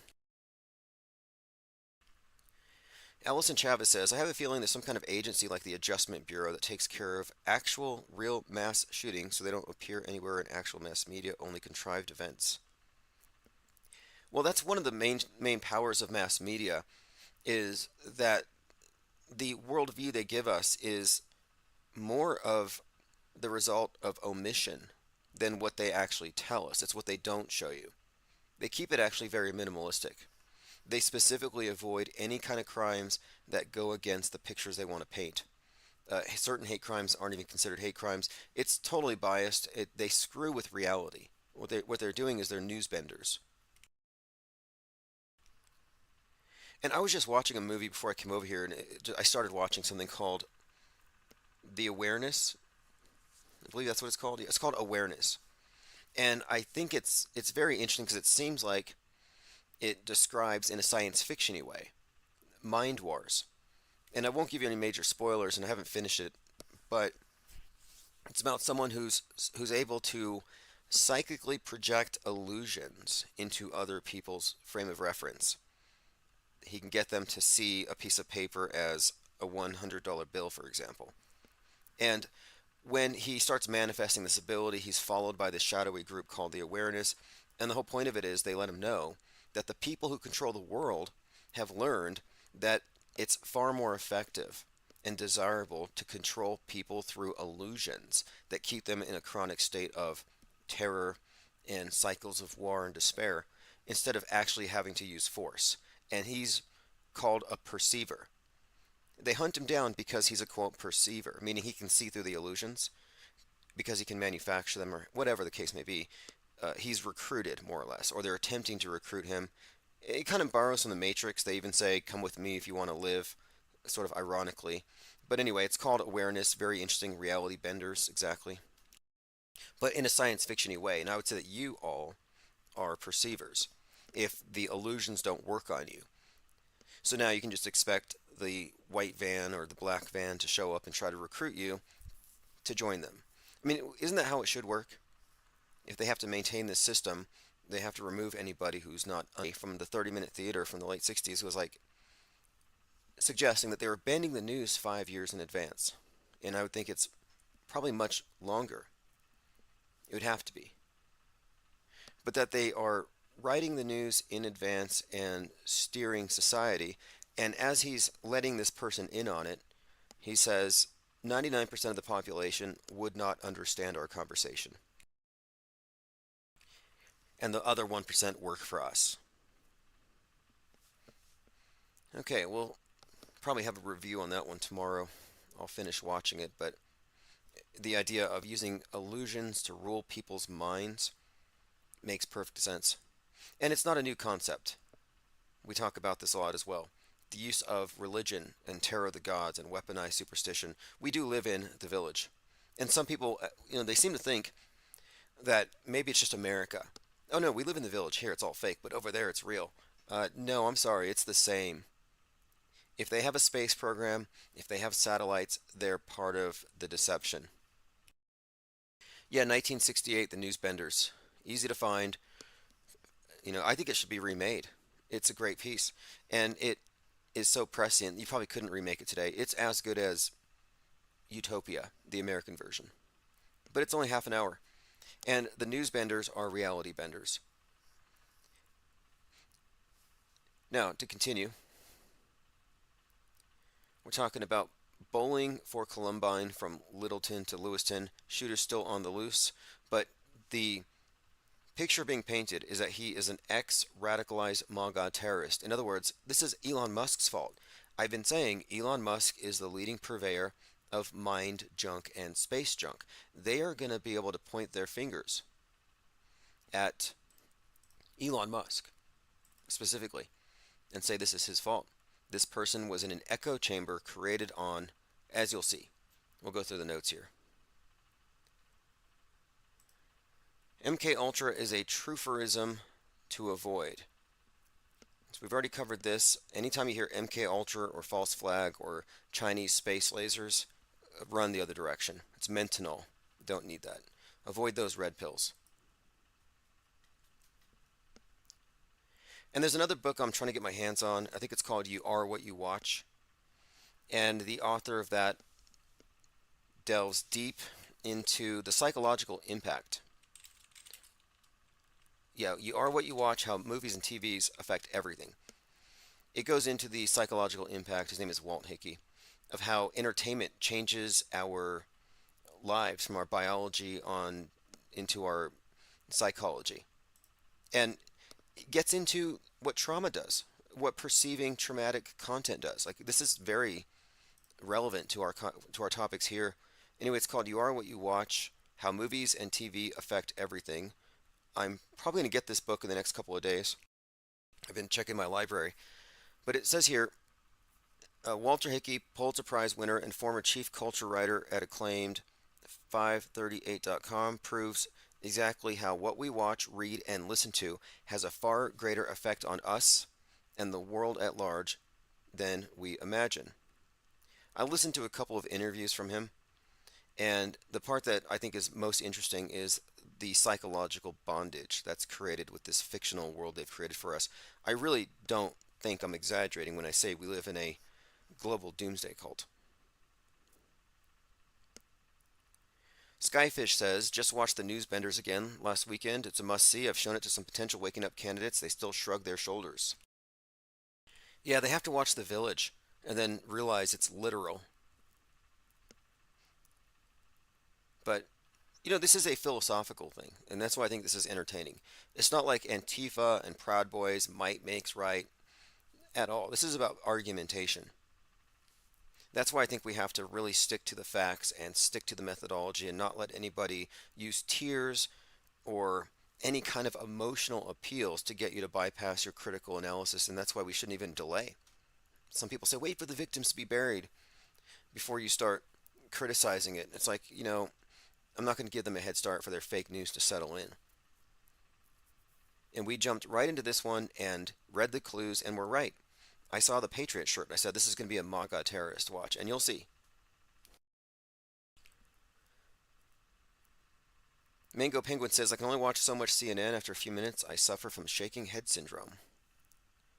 I watched CNN for 4 months straight when I was in between residences. It was always on, and I monitored it with great interest because I realized this is what everybody else thinks. So one minute, I'm watching some documentary about anti-Semitic activism or protest groups in America and the rise of anti-Semitism. And that same weekend that this documentary is playing on CNN, there were reports about this night of hate. So if I was worried about Nazis, I would have stayed home, just assuming they're roaming the streets. Well, I find out the documentary is like 6 months old.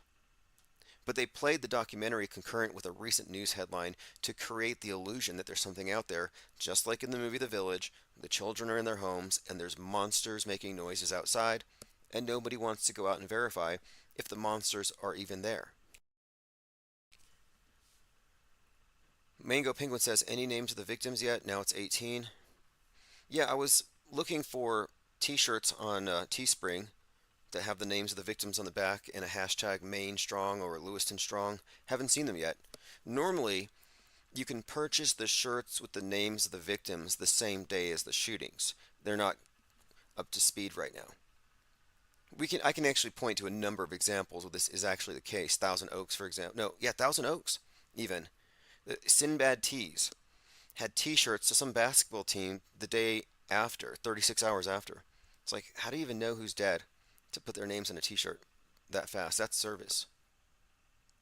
And then, of course, you have the other guy who works for the Dead Kid Industrial Complex, the fake Dead Kid Industrial Complex, who makes all of the crosses for all of the mass shootings. One guy does it all. You could probably contact him, ask him if he has the names. Like, I'm going to make some shirts, set up a GoFundMe. Can you give me the names of the victims? Pulls out his script. Yeah, here they are. Lean Dion says, same as music. Yes. And if you saw it, they cloned Tyrone. If you haven't seen They Cloned Tyrone, it focuses on mind control through music as well. Kind of a nod to Josie and the Pussycats. A very good movie on the topic of mind control and how it literally works. Reverse History says, I've been reviewing a documentary ABC News special from 1979, Mission Mind Control, from 1979, replete with MK Ultra victims, worst crisis actors ever.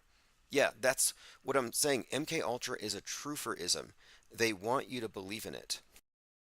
I believed in it. When Sandy Hook, Newtown went down, I assumed, Yeah, this guy's an obvious MK Ultra mind controlled assassin who was then killed by the black ops in order for the Democrats to take the guns. Makes sense. Like, you know, the mainstream is lying. Your intuition tells you they're lying. You've learned not to trust them. So they spoon feed you an alternative version that somehow makes sense, only it's darker, it's nightmarish. And it makes you wonder how everyone else can be so apathetic when the world is run by such evil. So you go from the bliss of the blue pill to the nightmare of the red pill. And most people stay there. And this blue and red thing is a false dichotomy. Red's not meant to wake up all the blues, and it's going to happen someday because it's the same pharmaceutical company. Elephant Tusk says, do you know all those weird graphics they use between stories, the ones that are like moving around in 3D looking abstract? Those are meant to hypnotize the masses. Oh, sure. I was really into hypnosis, auto hypnosis. I still kind of am. And I'm easy to hypnotize. I mean, just inductions. Pre-record them. Talk yourself into a trance, wake yourself up after, and have no recollection of what went on from point A to point B when you snap your fingers. And most people are easy to hypnotize. And I happen to think that even with sporting events and the countdown, the shot clocks, I think there's a lot of it going on to make people suggestible. And let's see what else we have here. Oh, that's a horrible thought. Diana South, I think all those dead rubber children are made for necropedophiles. When they go out for a cold one, they don't mean beer. Yeah, you know what? It is tremendously sick all around. The fact that there's even an industry manufacturing fake dead kids to emotionally screw with people into agreeing with war, that's probably just fake anyway and just an excuse to take their money. I mean, this is just extreme drama. Okay, continuing. I want to get through a lot of topics here. What are they praying to? Newly elected Speaker of the House of Representatives, photographed here, kneeling with about 6 others, right there on the U.S. House of Representatives. They're right there. Let's see who else is there. I can't see all their faces, but it's definitely him. New Speaker of the House, kneeling. Again, it says here praying, but I'm like, I don't know. Like, okay, well, what are they praying to? This came out. The 40-year-old shooter, Army reservist, is also part of a militia. And there's actually someone who knew him in his neighborhood who claims that they were always firing their weapons and people had to learn how to avoid them. And it kind of reminds me of some of these stories we had a few months ago where someone would knock on the wrong door, get shot, their basketball goes into the wrong driveway, they get shot. There's a number of stories like this. And one of these stories, the neighbors said, hey, would you please stop shooting your AR-15? And he went next door and he shot up the family. I mean, all fake. But they've painted him up as a militiaman as well. So here you have your MAGA terrorist caricature building up. And as you'll see as we go through this, he definitely fits that. Let me go ahead and play this clip. And look, this is his neighbor. So again, I want to point out, he's on the loose. He's not dead yet. He hasn't been caught. And eyewitnesses are already going out on TV, doxing themselves, and talking about him. So here again, innocent till proven guilty, right? Presumption of innocence. But his neighbor's on TV talking about him. And there's a line here that stood out to me. I know there was a baby that was killed at the bowling alley. Oh, really? A baby? How many? And Leon, that 40? you grew up near Robert Card and his family. Can you tell us anything you know about the person of interest in these shootings? Well, I grew up about half a mile away. Bowdoin is a very interesting community. There's kind of like a center hub near the school and the town store. Okay, anyway, this is his neighbor just bad-mouthing him. And what he says here is that they're all gun fanatics. Associated with right-wing militias. It's known in the town to stay away from right-wing militias, gun fanatics, everybody knows to stay away from them. Them and to not approach them. If you see them, you just turn around and walk away. I remember going to the town store when I was a kid, about, around 12, 14. Okay, anyway, just another crisis actor with soulless eyes. But now here's a part that's really bizarre. He's talking about how his neighbor, this shooter, came out covered in blood after killing a deer. I don't think it works that way. Like I kind of think that when he killed the deer out in the woods, he probably didn't bring all the blood back with him. They dressed it in the field.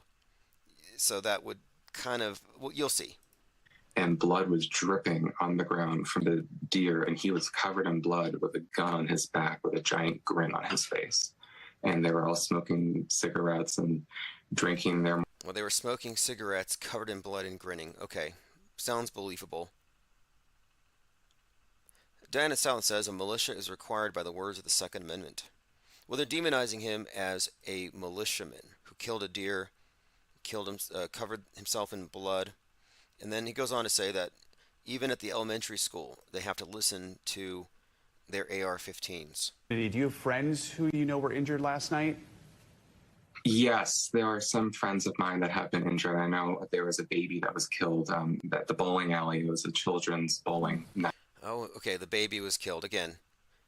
Now, it wasn't pulled out of an incubator. It wasn't beheaded by Hamas. This was an American domestic violent extremist baby. I don't want to mix up all the dead baby stories. It wasn't a space laser in Maui.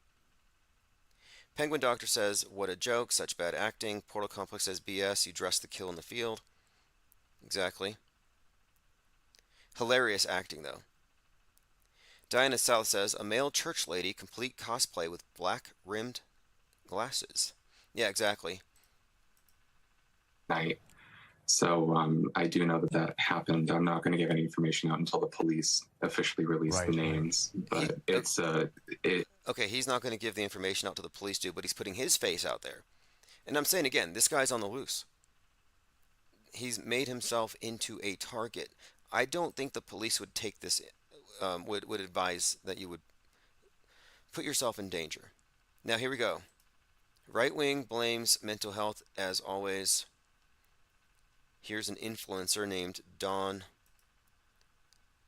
Is it Lutcher? Typical. Very typical for the type of things that they will scapegoat. He says, all of the recent shootings were related to mental health. There's a good chance that this is because of liberal indoctrination, entertainment, and media over the last 20 years. El Paso, Virginia, Lewiston, Uvalde, and Nashville. That's their talking point. They all say it like a bunch of parrots. Liberalism caused it. It doesn't make any sense. Now, here we go. Robert Card's Twitter history. Trump Train, Jim Jordan, Babylon Bee, McCarthy. It's a who's who of Christian fascism ideology. That's just the start here. Kamala Harris coincidentally tweeted this. This was actually not the day of. This is the day before. The day before, Kamala Harris tweeted, Congress must pass an assault weapons ban. President Joe Biden will sell it. So this is meant to sell it. This is meant to sell a political agenda. And this is one of the hallmarks of a psyop. When you know that there's a political agenda already glued to it in advance, there's pretty much a good chance you're looking at a psychological operation. Shelter in place. Again, the shooter caught disease X. Shelter in place.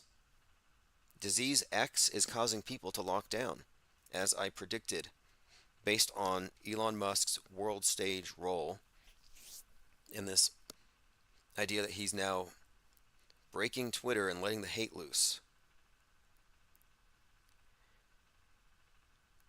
I guess there's more to it. He's a veteran. There's so much more here. I'm going through my links. Somebody commented that their Ring doorbell has a higher resolution, and why are they using this type of camera in 2023 with their CCTV? And yeah, I noticed that as well.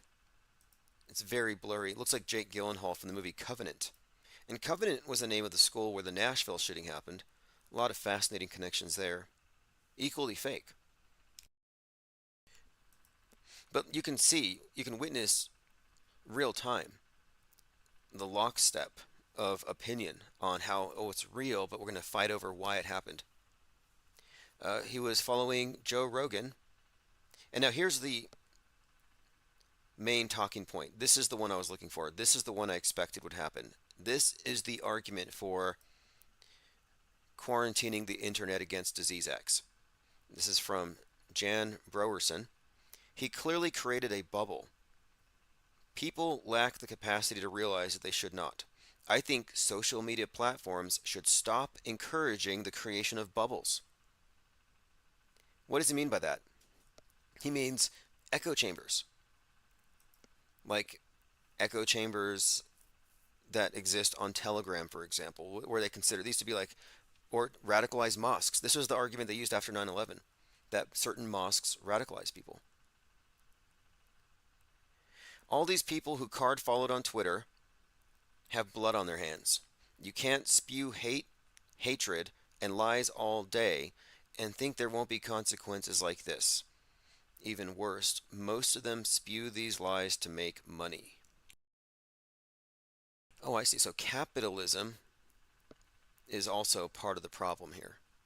But as you can see, he was radicalized by the people on Twitter, meaning he has mind aids, he caught mind viruses, and because he doesn't have a mental immune system, we need to shut down the internet. This is their argument for everything.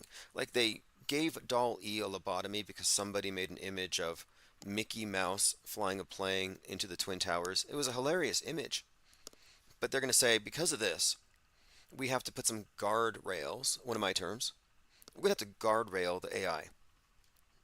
I'm like, that's like saying that nobody can have crayons because the bad kid in class wrote a bad word on his desk with the crayons. This collective punishment just assumes that we're all bad, and people go along with it. We need to be protected.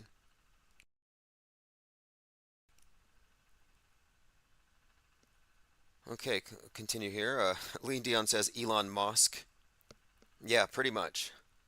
This is Elon's radical Musk. X is his echo chamber. Apparently, that's how it's being looked at. Just in, FBI maintained more than 40 confidential sources on criminal matters related to the Joe Biden family. Who cares? Just saw the number 40. Okay, I predicted this. I said this 10/7 being the new 9/11 times 15. How this is Israel's 9/11. I said, watch. They're going to say it was an inside job. Like a lot of people said, oh, there's no way this could have been real. This was just, obviously, they stood down. Well, that's what they said after 9/11. They said they stood down because it was real, but they stood down. No, it was fake. But look at this here. Matt Wallace. New report. IDF veteran reveals shocking evidence.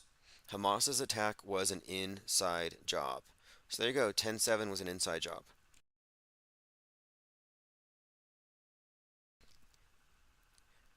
No, I'm not trying to be hypercritical for any other reason than honesty. Donnie Darkened says America doesn't have a gun problem, it has a mental illness problem. Okay, now my my issue with this is he's going along with the presupposition that there's mentally ill people killing people, that we need to solve mental illness. My point of it is he took the bait. I'm like, why are all these big channels taking the bait? No big channels can touch auto hoaxing with the 10-foot pole. They just won't even go there. Typical right-wing talking point hides the fact that the thing is a psyop, and I want to make the point that the people who are not going to go there because they're afraid of offending the victims are apparently not bothered by engaging in mind war against innocent people. Kimberly A. on Twitter said, this is extremely personal. As a veteran myself, I see the suffering and direct impacts of a failed leadership. This happened in my home state less than an hour from my parents in one of the worst cities in Maine. This is personal. This is from Kimberly A. I said, no, it's 100% a hoax, a psyop, and nobody died. You are looking at a mass casualty drill used for propaganda purposes. Relax. Of course, nobody wants to hear that. Here's another talking point from the original Acadian sheep. No, the original Acadian Shepherd. He said, quote, "This dude was a trained crisis actor, and he trained with others in simulations, and the training exercise goes live." 911 days after 9/11, you had the terrorist attacks in Madrid and the 3/11 2005 attacks. And in that event, some people had caught on that there were some crisis actors going on. There's a drill going on at the same time. And the way InfoWars damage controlled it is they said, oh, yeah, sometimes these are drills, but sometimes they go live. Does that even make any sense? That they're going to do a covert drill and it might happen, it might just go live? It doesn't make sense. But they've used that as a guardrail so people don't know it's fake. And here you have it. It's another guardrail. Drills do not go live.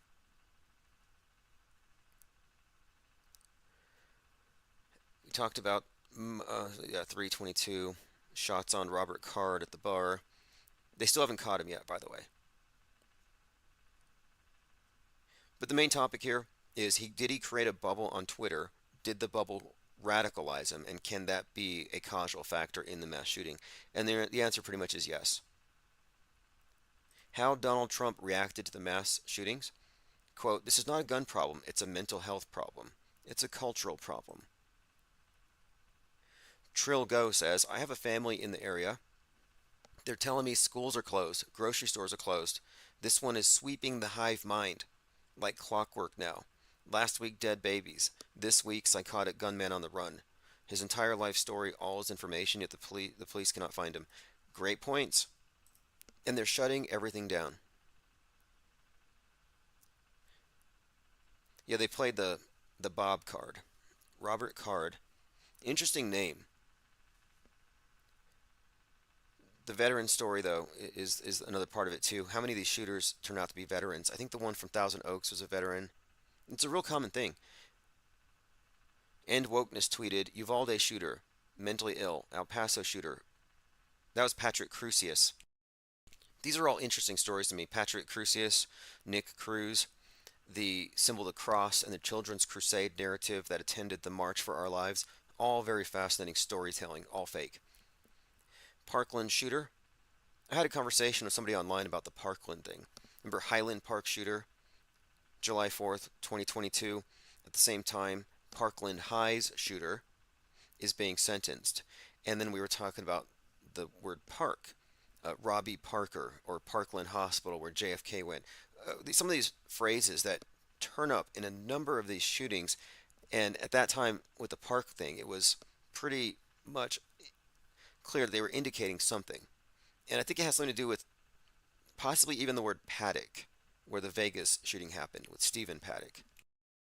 And I think it's all a metaphor for the world stage. I mean, there's layers to their storytelling here. Like, for example, really quick here, Highland Park shooter, July 4th, 2022, shoots up a 4th of July parade. 4th of July, July is the 7th month, 4774. He had a 47 tattooed on his head. Obsessed with the number 47. Obsessed with going to Trump rallies. Had a picture of Lee Harvey Oswald on his wall. So if you put this together, Highland Park, again, Parkland Hospitals where JFK went, he's going to Trump rallies. He's got a 47 on the side of his head where Trump has a 47 for the president, number 47, that he's aspiring to be. And then his mom's at a Target. So you have the sniper, Lee Harvey Oswald, the Target symbol, 4th of July, 47, the president, number 47, or at least projected to be. In other words, the subtext here with the shooter, his name was Robert Krimmel. The subtext there was something along the lines of, I called it "Where's Oswaldo?" Because not only did he go to Trump rallies, he dressed up as Waldo from Where's Waldo? Where's Waldo? Where's Oswaldo? Where's the shooter? He's at a Trump rally. I think it was foreshadowing. Not to mention the date, July 4th, Patriot holiday. Very interesting stories attending all of these various psyops. Continuing, a Fort Hood shooter. Now, the Fort Hood shooter, that was Major Hassan, soldier of Allah. They said he had secondhand PTSD from hearing about the traumas experienced by U.S. soldiers committing atrocities against his people, and that's why he did the shooting. I think he shot 9. Now, the Fort Hood shooting, though, was especially fake and hoaxy because they didn't let the media on the base. They had to use the Army's own media personnel. So it was a second rate psyop. Sandy Hook shooter mentally ill. That's not a nice thing to say about David Hogg. Virginia Tech shooter shot 33. Mentally ill. Anyway, the mental illness is a red herring. It's a distraction. It's to keep you thinking it actually happened. Ron Filipkowski says, "What a surprise. The mass shooter's favorite accounts were Musk, Cat Turd, Don Jr., Tucker Carlson, Dinesh D'Souza. But Mike Johnson says we need to pray more." Yeah, I was speculating about this yesterday. What happens when you pray for people who aren't really dead or fake dead kids? Like, who receives that energy, that loosh? Does it bless the crisis actors? Like, are you actually helping them in some way? Maybe you're, I mean, I'm not saying it's bad. I'm just saying, like, that energy's got to go somewhere. Elephant Tusk says, "Do you remember in the 80s there was a number of incidents with people shooting up fast food restaurants?" Right. Like that guy who shot up the McDonald's. Was it John Huberty or something like that? Yeah, John Huberty McDonald's. That was pretty gruesome, supposedly. San Isidro McDonald's massacre. Yeah, that was a theme. That was 1984. We have to go back through these events. Just because it's in the past doesn't mean you can assume that it's been vetted. Yeah, the movie Falling Down was obviously based on that character who had a breakdown. I think it's because the ice cream machine at McDonald's was broken. And the movie Falling Down, Michael Douglas, which has predictive programming for Corona, weirdly, has his breakdown, and part of it involves freaking out over the ice cream machine being broken. Mango Penguin says, "Our thoughts do affect the physical realm. That may be so, but belief does not create reality in and of itself. Otherwise, moon landings would be real, because most people believe that stuff." Yeah, here's the park thing. Let me go through this really fast. Because this is, in my view, this is indicative of the story. You know, we're talking about newsbenders. Well, how do they bend? Are you ready for fun? How do they bend the news? Well, they bend it primarily through storytelling. I have a clip here of Alex Jones talking about gnomes and DMT I might get to. Okay, so the Highland Park shooting happens as Nick Cruz, Parkland shooter, is in the news. In Westworld, they exist in a park, like Jurassic Park, a place for simulations or synths. Then we had a shooting at Greenwood Park Mall. There was a shooting at Benjamin Franklin Parkway, and, of course, Highland Park. Then you had a parking garage shooting in Lake Eola Park. And then there was Shakespeare in the Park, and a parked car was shot up. This is all over the course of a single weekend. And another shooting at Peck Park. One of the shootings, the one at Benjamin Franklin Parkway, had a bullet lodged in the hat of an officer. Anyway, this was all over the course of a weekend, and it had us looking very closely. And then it's like, wait a minute, JFK went to Parkland Hospital, and then the whole Sandy Hook thing, which is a huge part of this narrative, is fronted by someone named Parker. So there's something to it. And the etymology of the word park and Paddock, Stephen Paddock, there's some kind of connection there. I think Cubstar noted, yeah, Robbie Parker. Okay, Northern Girl said, "Tim, I'm in Maine looking into this. What are your thoughts on all the victims being sent to the same hospital? That is a trauma level 3. Other hospitals nearby were 1 and 2. Life flight wasn't utilized. I know this is a hoax. It's my first really paying attention." Yeah, your first real-time auto hoax deconstruction, that's got to be fun. Meaning, you know how it works, and you're seeing it happen all at once. Yeah, you would think they would be going to trauma level 1. Let me see how this works. Trauma level are, here we go. It has to do with the specific capabilities. Level 1 is the highest. Level 3 is the lowest. Interesting clue there. Commenter also said, I have a press pass and may take a ride to Lewiston. I'd like to prove I'm right to one of the stupid idiots in my life. Hilarious.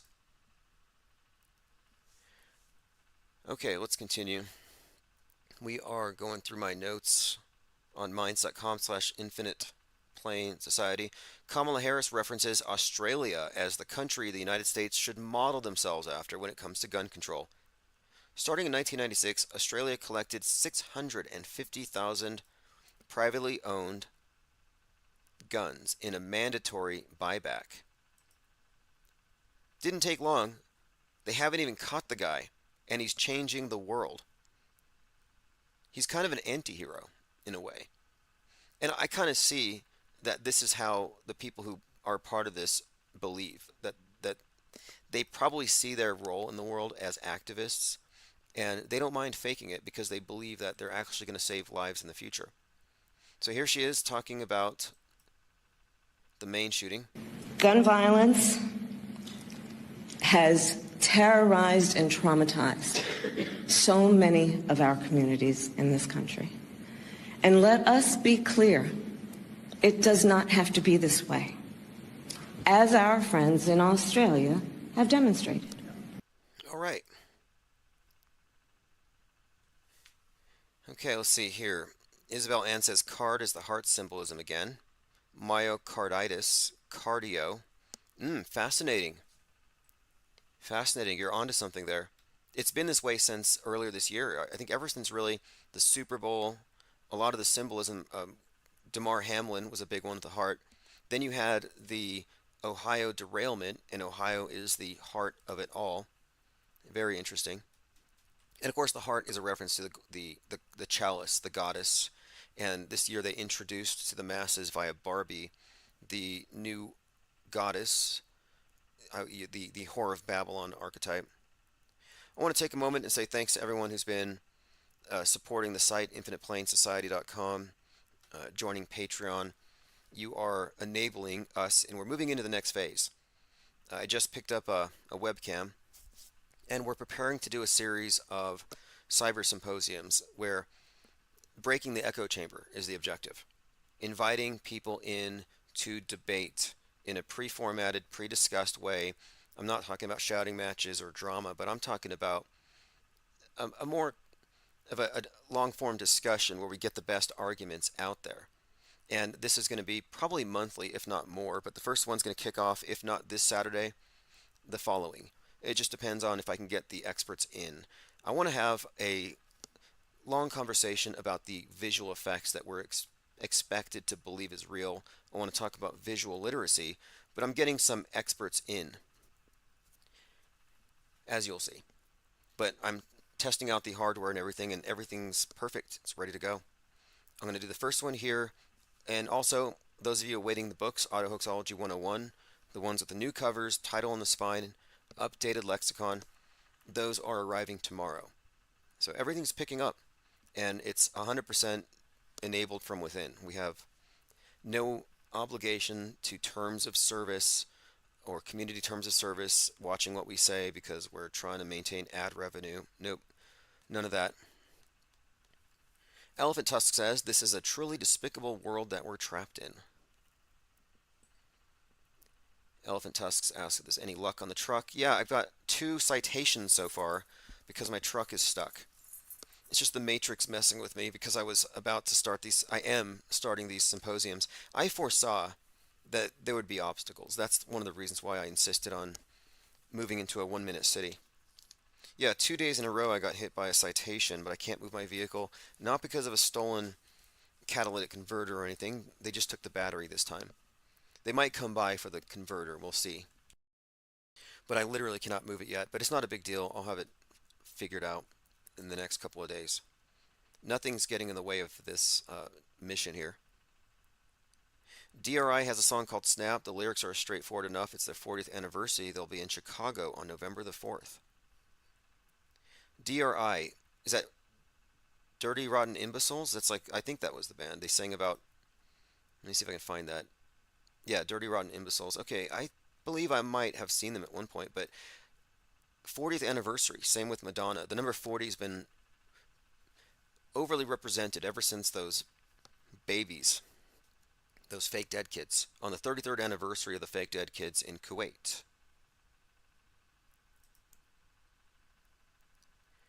The Apple Watch double tap. So we talked about this for a little while, how the first Apple computer was $666. Well, it turns out that to use your Apple Watch, you have to make the 666 sign with your hand. So it's your index finger and your thumb. You put them together, and it represents, depending on who you ask, white power or the devil. But in this, or A-OK. But here, the Apple Watch, you literally make this sign with your hand and it activates it.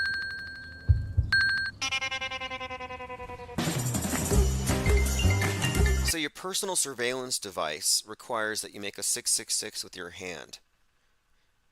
Like, it's pretty blatant. Look, if I was a believer, a Bible literalist, and I was in a doomsday cult, I would be so pliable in the minds of any cult leader because they can just draw from all this pretty obvious, like overt, I would say, overt symbolism. They're not even covert. It's not even a cult anymore.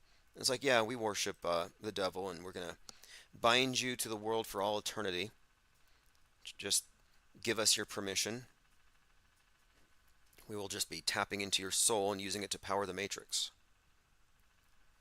This guy pretends to be JFK Jr. and he has tons of groupies. His name is Axel Vasa, and he used to hint at it. And all day long he takes selfies. He's obsessed with selfies. I'd almost say he's pathologically narcissistic. And in his pictures, he's always saying, "Look in my eyes, you know who I am." And then he retweets Q stuff. And today he said, "They tried to kill my father," referring to JFK. And I'm just saying, as phony and as fake as this is, when people want to believe something, they will go with rumor, they will go with cognitive bias. And this guy has figured this out, and he has himself an endless supply of women who all wanted their time with JFK Jr. Like, this is a dream come, it's a fantasy come true for so many, and he's milking it shamelessly. We'll probably hear about him someday in the future. Like that other guy had a documentary on him. Was it Negative 48? He also milked this desire for JFK Jr. to show up. I mean, everybody's waiting for this savior to show up. He doesn't show up, there's a vacuum. If you're enterprising, opportunistic, charismatic, you can fill in the void. Yeah, it's me. Someone is asking if there's a manifesto yet. Yes. They found a note written by the shooter at his home. I don't know what's on the note. We don't have any details yet. I call this Scooby-Doo Justice because it's like a single episode. You get all of the facts that you need. They tell the whole story, and at the very end, you're let in on who did it and why. Manifesto revealed, and it's always the same template. It's like an episode of a cartoon where it's predictably going to end 3 minutes towards the end. Lean Dion says Axel is one of the most cringe on MAGA X. I think Axel should fall in love with Q Mum. Between Q Mum and Axel, it's just so much cringe, and it's nauseating how they're just so disconnected from reality, and they're shameless about it. And what's annoying about it is this: I have compassion for people who are literally delusional and can't control it. But these people are delusionists for money. It's worse than just political misinformation or biased commentary. It's, I don't know what you want to call it. It's pretty remarkable. Okay, so we're still waiting for information on what's on his card, on his manifesto. I have a link here for those of you who are insisting that the space station is real. Also, Exalt. Maybe you want to check this out. I'll put a link there. Because we're just a couple of months away from Christmas. If you go to noradsanta.org, you can track Santa. NORAD will help you with that. And it's on the website, so you know it's real. Lean Dion says, allegedly Card wrote his plans on Discord. Wouldn't surprise me. And they're going to say Discord is where the bubble happened. Although actually now, I still think that the main focus is on Twitter, on X, that he's X radicalized. Also, the bar and grill where he shot people, was called Schemengees. I think I called it Schmegels yesterday. It's spelled like scheme and G's. Nothing to see here. Multiple schools in Maine will remain closed as manhunt continues. Again, they're locked down because of disease X. Televangelists invoking holy war to push for weapons for Israel, strikes on Iran. Yep. Speaking of 9/11, if you look at the SS death index, 405 people died that day, and none of them in the trade towers. None of them at the WTC. 5 Minutes of Fame says the government never lies. Santa Israel, ask NORAD. Exactly. Isabel says 40 days, 40 nights of rain for Noah's Ark. It's a good one. 40 days in the desert. But another thing, and I thought this might be sort of a kind of a callback to COVID. Quarantine. You know, the root of quarantine is 40 days. And so there's something with the word 40 that has some special significance here. Yeah, the 40 days of Lent is what? Being tempted by Satan. Well, the new devil is COVID. And the lockdowns were actually a form of Lent in this new world order religion, where we had to think about our relationship not to Satan, not to sin, but to viruses and super spreaders and misinformation. Like, I really believe that we went through a mass religious conversion. Let me play a short clip here. Go to the Social Security Death Index and click on the Advanced button. Type in the year of death of 2001. Type in the month September, the day 11, and then put the state of New York. Take a look at what the Social Security Death Index lists as the number of people who died in New York on 9/11/01. It's 405 people. You can click and sort by age and count and see how many people are under the age of, let's say, 80. You're going to come up with an even smaller number, probably somewhere around 200 the last time. Go to the Social Security Death Index. So what do you make of that? Again, I'm not surprised. Not surprised at all. But again, we're looking at news-bent reality with an objective lens. Skill says, Zionist propaganda does not work. You know, one of the things about it, though, is that I don't think that there are different competing governments and their own. I think it's one unified, monolithic worldview manifesting apparatus. I don't think it's divided. And one of the indicators here is, what do they agree on? What are their commonalities? History is lies agreed upon. Our worldview is lies agreed upon, and who agrees upon these lies? It's all of the people in power. And look, this is also the point of it, is that as long as they have you thinking, oh, it's these bad guys that we need to deal with, you're kind of caught in the realm of belief, the subjective realm, reality fluid.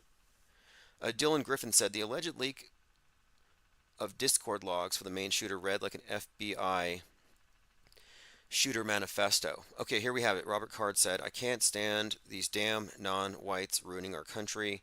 I've had enough political correctness. I've been trained to kill. I'm good at it. I'm going to show people what true Americans are capable of. Again, MAGA extremist, as we called it. They can't hide from me. I know their patterns. I'll take them out. I know every tactic. So there's quite a lot here. It could be made up parody, could be fake, but it's already made up parody. It's already a parody of extremism. It's already a Poe.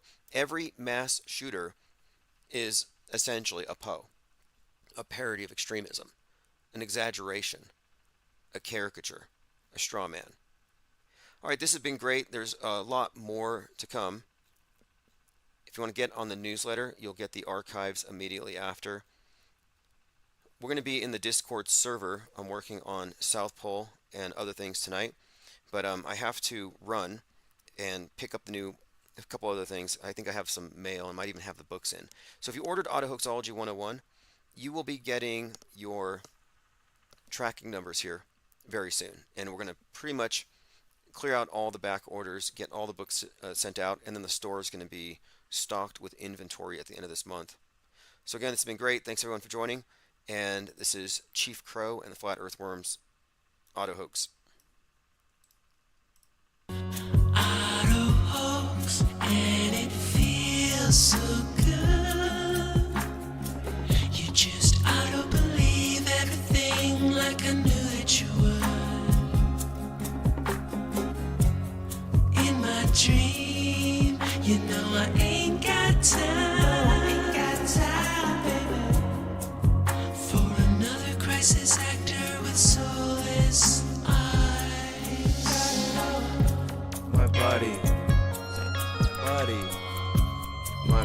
and me. Telecommunications Act of 1996. 96, y'all.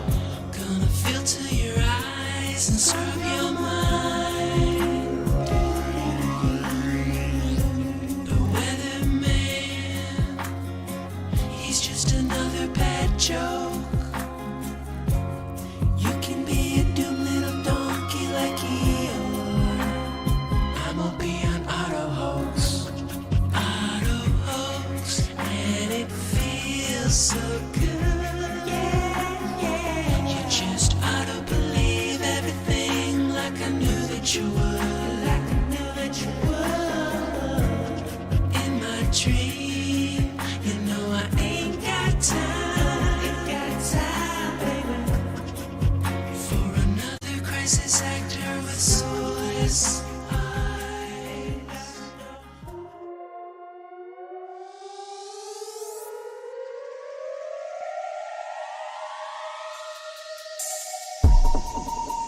3/11/2020 was our new 9/11, and it wasn't as spectacular, and it wasn't all of a sudden, so it didn't exactly shock people in the same way. It's more like it crept on.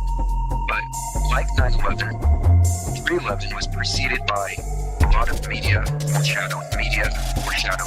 I lost my mind dealing with drama. That comment, the shit with weight, it's just a matter of time. Cause I find myself in front of these pages. Can't you see what the rage is? Lost time and lost wages.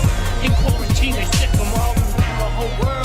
Playing victim, you don't realize that they don't face the fact that they're hitting them. Cause I'm running them on through to this phase of shit that they're sitting in. Sick of listening to their words. Why they're tumbling, falling out of their mouths. We're taking it down south to the border. This couldn't be so tight with color that Supreme Court of hair. The fear, they pushing no justice gets served. They got some motherfucking nerve. You're gonna like the way we run shit, we run it tight. You fucking heard me right. And it be like they're closing so many doors. The IPS crew is here to settle scores.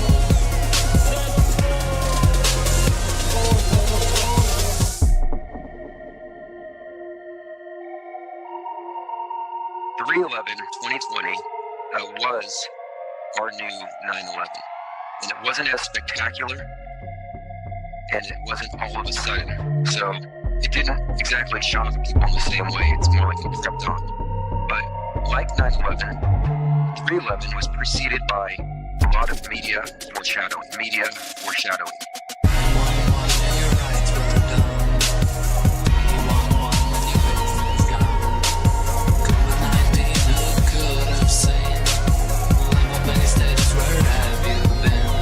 Is it the flu or is it slow death? Anyway, you better fucking hold your breath. Your neighbor cough, call the cops. Means of control deployed like lollipops. Research the reports and the hoax flops. All of the news as anxiety drops. Spreading fear and stress to paralyze. Out of chaos to develop the enterprise. Preparing communist now, a new paradise. They have to destroy to let the phoenix rise. Spreading fear and stress to paralyze. The phoenix rise.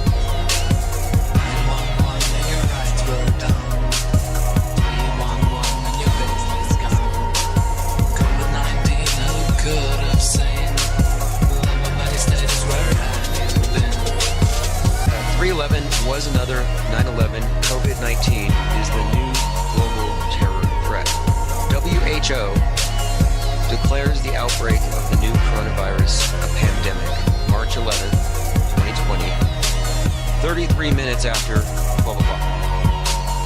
33 minutes after noon, on 3/11, it was officially declared this is a pandemic. 3/11/2020 was our new 9/11.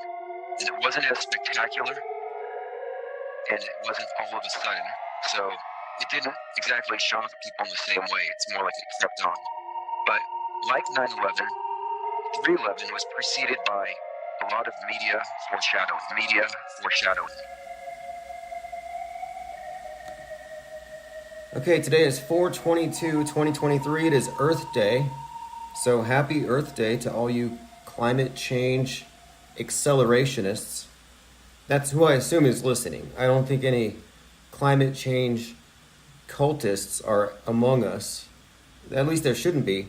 In fact, yesterday I was watching CNN or monitoring the propaganda streams, and I saw a commercial for a place called Noah's Ark, where it's a scale model of Noah's Ark, and you can take your kids. It's real, it's big, and it's very immersive. It's kind of like a Disneyland, but just one particular ride. You just go in, look around, brainwash your kids, tell them what's going to happen if they don't mitigate their carbon footprints. Oh, no, wait, no, that's the old model. It used to be, if you don't stop your wickedness, the God's going to flood you. Now it's, if you don't mitigate your carbon footprint and reduce your dinosaur fuel usage, the globe will flood you. But the globe is the God construct. And that's why they renamed NOAA from the Bible the National Oceanic and Atmospheric Administration. Same old Noah, same symbol, a dove, same agenda. The priest mitigating the globe or the God's wrath to control you. I mean, how many of you go to NBC and do the climate change confessions? Probably none of you. Like, I try to turn people off of recycling. It's a waste of your own energy. Joined by Rocco Calzone says, Noah's Ark with dinosaurs. Yeah, I don't know if he had any dinosaurs on Noah's Ark. Although, there are dinosaurs on the moon according to science. And the same scientists constantly tell us about things coming down from space. And they use, instead of feet or meters, they use animals as units of measurement. Like there's an asteroid the size of 69 alligators coming our way. Or there's 10 camels high, this big chunk of rock, 10 camels high, and it's going to hit us. I'm like, what is going on here? It's almost like Noah's Ark in space exploded and all the animals are raining down. Always just aimed at brainwashing children. Adults ignore this stuff. Like, oh, it's the size of 5 elephants and 2 crocodiles. Like, that's how you talk to kids. That's not science. It's like Sunday school for adults. Like, you can laugh at the people with their Noah's Ark, but guess what? The world was just ogling at Elon Musk's space ark. There is no difference between the Starship and an ark. In fact, even he has made the comparison. Elon Musk tweeted an image of a rocket going to space with NWO soldiers blocking the masses, and only a few people were allowed in and some animals. It's a space ark. Same program. All right, we're joined by Benton says, I stopped recycling, thanks IPS. You know, if you say climate change is a hoax on TikTok, they kick you off. And the CCP probably takes down your name and number, IP address. Same thing if you confess your sins on NBC's Climate Confessional. It goes straight to the CCP. Cubstar says, they just found dinos on Mars. Yeah, I thought I saw that. I've seen squirrels, I've seen flies. I mean, we've seen all kinds of things on Mars. T-Dog135 says, what's up, Helmet Karen NPC? Yes, this channel is called Helmet Karen NPC because I figured if I label it such, it'll go beneath the radar. No one's going to censor a channel that is a Helmet Karen. That's ahead of your time. Mask Karens, yeah, nobody cares anymore, but Helmet Karens, that's coming. Copaesthetic says, crack truth serum through my veins. Yeah, this is the only media network out there that isn't rooted in blind faith belief to whatever the mainstream media promulgates. We actually know what's going on, which is a huge difference. You have believers versus believers, the cult in blue, the cult in red, Democrats, Republicans, and they don't realize that, no, they're controlled by the top. The purple of royalty, the red and the blue mixed. It's a false paradigm, false left-right paradigm. And you have the woke and the red pill. You know what? The woke and the red pill are the same toxin. And you hear this cliche about how far left and far right, eventually they kind of meet. They kind of become like a imitation of one another. They actually become the same thing. Like they reach the same end. And you can see this with Antifa versus Patriot Front.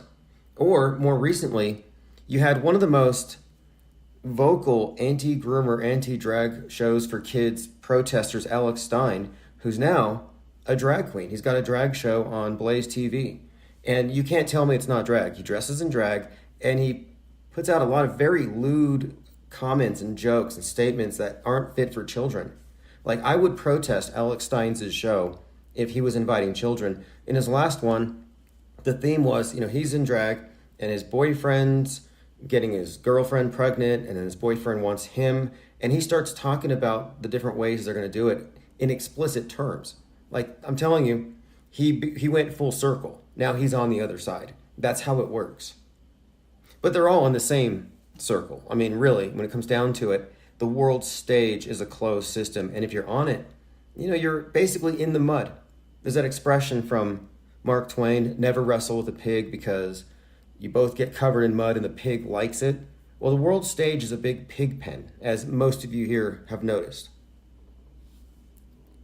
Benson says it had 33 engines, then it blew up. Yes, 30 out of 33 ignited. And one of their rockets, they added 9 rocket engines to it to make it 42. Now, the 33, if you didn't know, and the thing blew up on purpose. The 33 represents your spinal cord. It really does. Spinal column, the vertebrae. It represents the fire snake. That's the consciousness rising from the bottom chakra, from the kingdom to the crown, which is up above, from black to white, from 10 to 1, like they do their countdowns. If you're looking at the Kabbalistic tree of life as a model of the cosmos and consciousness within it, and what you're seeing is just allegory. The rocket going to space and blowing up just represents the third eye opening. It represents transcendence, ascending above the material realm into the heavenly, cosmic consciousness. And it has other connotations as well, some of them a little more mundane, having to do with procreation. But ultimately, it's the mystic aspect to this paradigm we've been given to replace the old archaic concepts of heaven. Space is heaven. Digital transcendence is going to be a thing. Rocco Calzone says, I liken the world to Animal Farm by Orwell. The pigs are wearing clothes. Right, exactly. And it's a closed system. I've been looking at that movie Snowpiercer as a pretty good analogy of how things work, where everyone's on a train. It's a runaway train. You can't get off, and the people at the very front know the big secret, that they're cannibalizing the people at the very back. And it's notable that the train conductor is the guy who plays Christoph in The Truman Show, which is another closed system. And The Truman Show is a great example of a world built on lies, and that's what we live in. Truman is just a microcosm for all of us. And all the people around him, the liars, the stagehands, the ones looking from above, they represent the hyper immersive, overly saturated with media environment that we're in.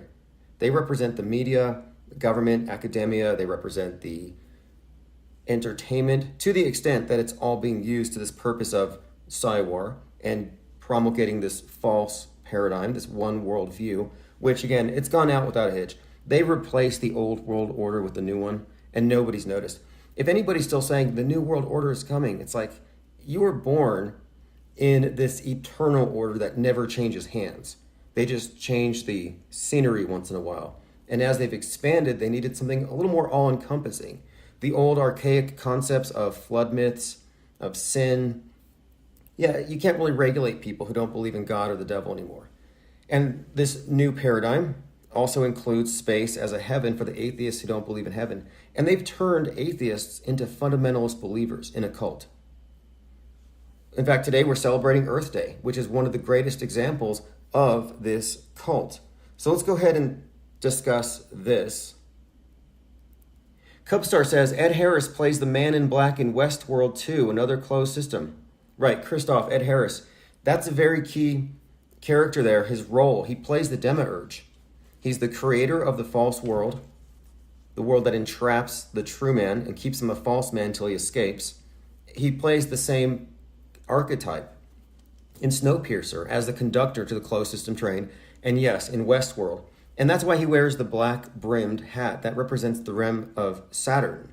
It represents the rings of Saturn, the Saturnian god of death. Again, the bottom, the kingdom, is the black.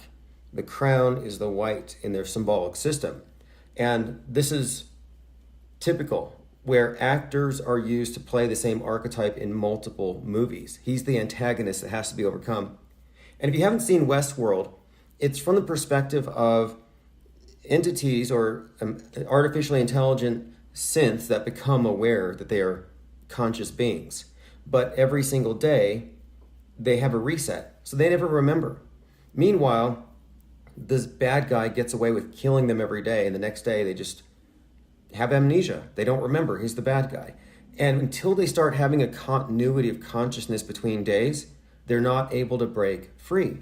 And that perfectly explains how these resets work and how you have a way of keeping the public amnesiac to the control system represented by the man in black who has to be overcome.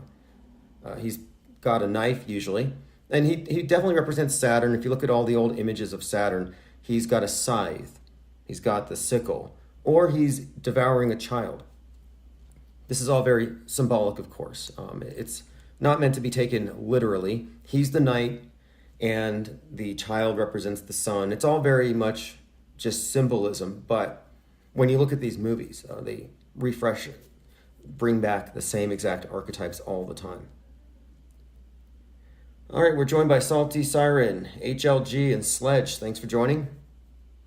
Now, let's continue. It's Earth Day, and I wanted to get into a few things. One, the climate change activists, the cultists, have a group called Tire Extinguishers, Tyre, Tire Extinguishers. And they're going around deflating tires on SUVs on Beacon Hill. Wednesday night, 43 luxury SUVs had their tires deflated.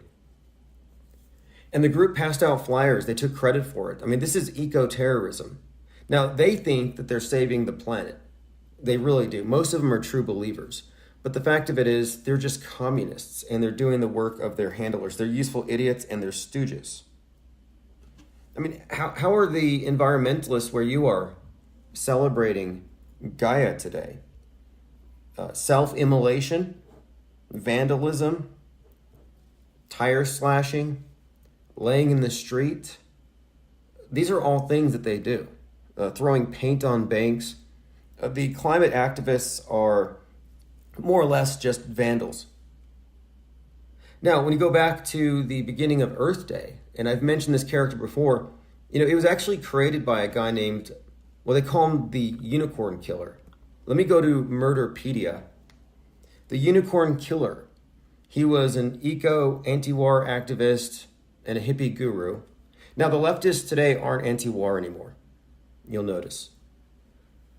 Now, what he did back in I think it was in the 90s, but yeah, he was tracked down in 1997. His name is Einhorn, which means one horn. They call him the Unicorn Killer. But basically what happened is he composted his girlfriend. And I'm like, that is about as green as you can get. Talk about recycling and everything. He recycled his girlfriend. And I think he put her into a trunk, and the neighbors noticed. Yeah, here we go. It was in 1981. Okay, in 1981, they found the remains of his girlfriend, who was a cheerleader, in a trunk in his apartment. And she had been there for 18 months. He slept with their corpse stuffed in a trunk next to his bed. And for a year and a half, he got away with it until the neighbors complained about the stench.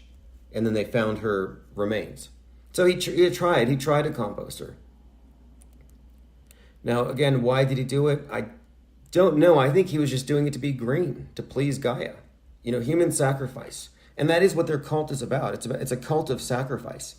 Give up this, give up that, recycle that, do it less, travel less, breathe less. It's a cult of human sacrifice. Breed less, have less children. Now, they know you won't go with it if they just tell you to just throw your kids into a chipper, but they will condition you to sacrifice in little ways. Death by 1,000 small sacrifices. That's why I used to go watch the recyclers at the recycling bin, genuflecting before the green god, before Gaia. I would just walk before Lord Baal, and I'm like, look at these good believers with great intentions. They feel so guilty about their consumer purchases that they're over here on a Saturday morning recycling. And I guess this is meant to make them feel better. And of course, everybody doing this will prevent the globe from flooding the world. No, he didn't have her in a car trunk. He had her in a trunk in his room. All right, continuing. I'm looking at the NBC News Climate Confessional. These are anonymous. For example, waste nothing. I was taught to eat everything on your plate. We grow some of what we eat and we compost the rest. Okay, that was a brag. That wasn't a confession. Okay, here's one. I still eat red meat. I've been trying to like beans for 10 years. I use reusable plastic bags to offset deforestation. Here's one. I still use plastic bags. Even before they made us wear dunce caps, they were already flexing by making us switch from paper to plastic to no bags, to reusable bags, back to no bags, back to plastic bags. They went from plastic bags to paper. Then they said, no, it's bad for the trees, climate change. Then it's like, bring your own bags. Then COVID happens. Like, you can't bring your own bags because they're infectious waste. So use the plastic bags and throw them away. Now people start using the plastic bags and throwing them away. Well, this angers Gaia. And then people are left, well, who's more important? Do we save ourselves from the pandemic or do we put Gaia first? And right after the pandemic started, there was satellite imagery from NASA, which we know is real and you can trust it all because it's just pictures from space. And it's like, look, 3 months after the lockdown started, the air is so clean that lives will be saved from removing pollution. More lives will be saved than will be lost to the COVID. So they kind of, in an indirect way, made the argument that, we could just shut down the economy once in a while and save lives and save the planet. We can do both. Continuing. Now, Robert F. Kennedy Jr. is running for president on the Democrat side. And I'm wondering, how does this comport with the broader belief about Kennedys among the QAnoners? The QAnoners believe that the bloodline of Christ, like if you read those Dan Brown books, basically the bloodline of Christ, because he had a baby with the Magdalene and they're still secretly ruling the world, or they're trying to. Well, they tried to. JFK was the second coming of Jesus, according to Q, and they killed him.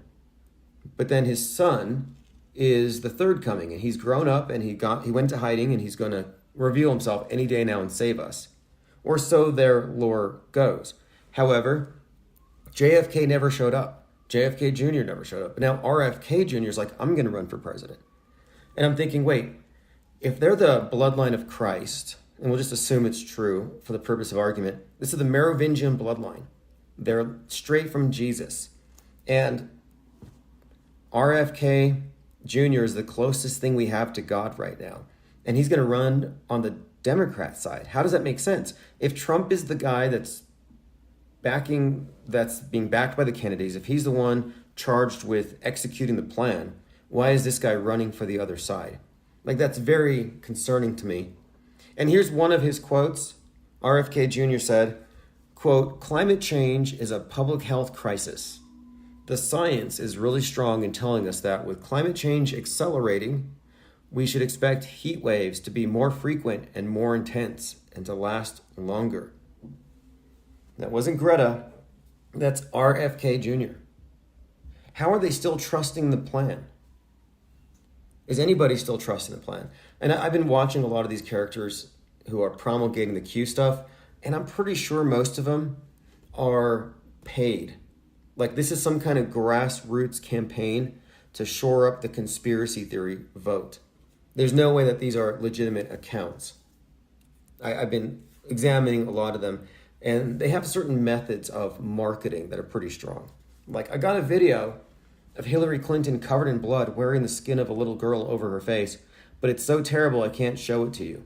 And then other people in the comments are like, that's okay, I don't need to see it. Just knowing it exists makes me trust you.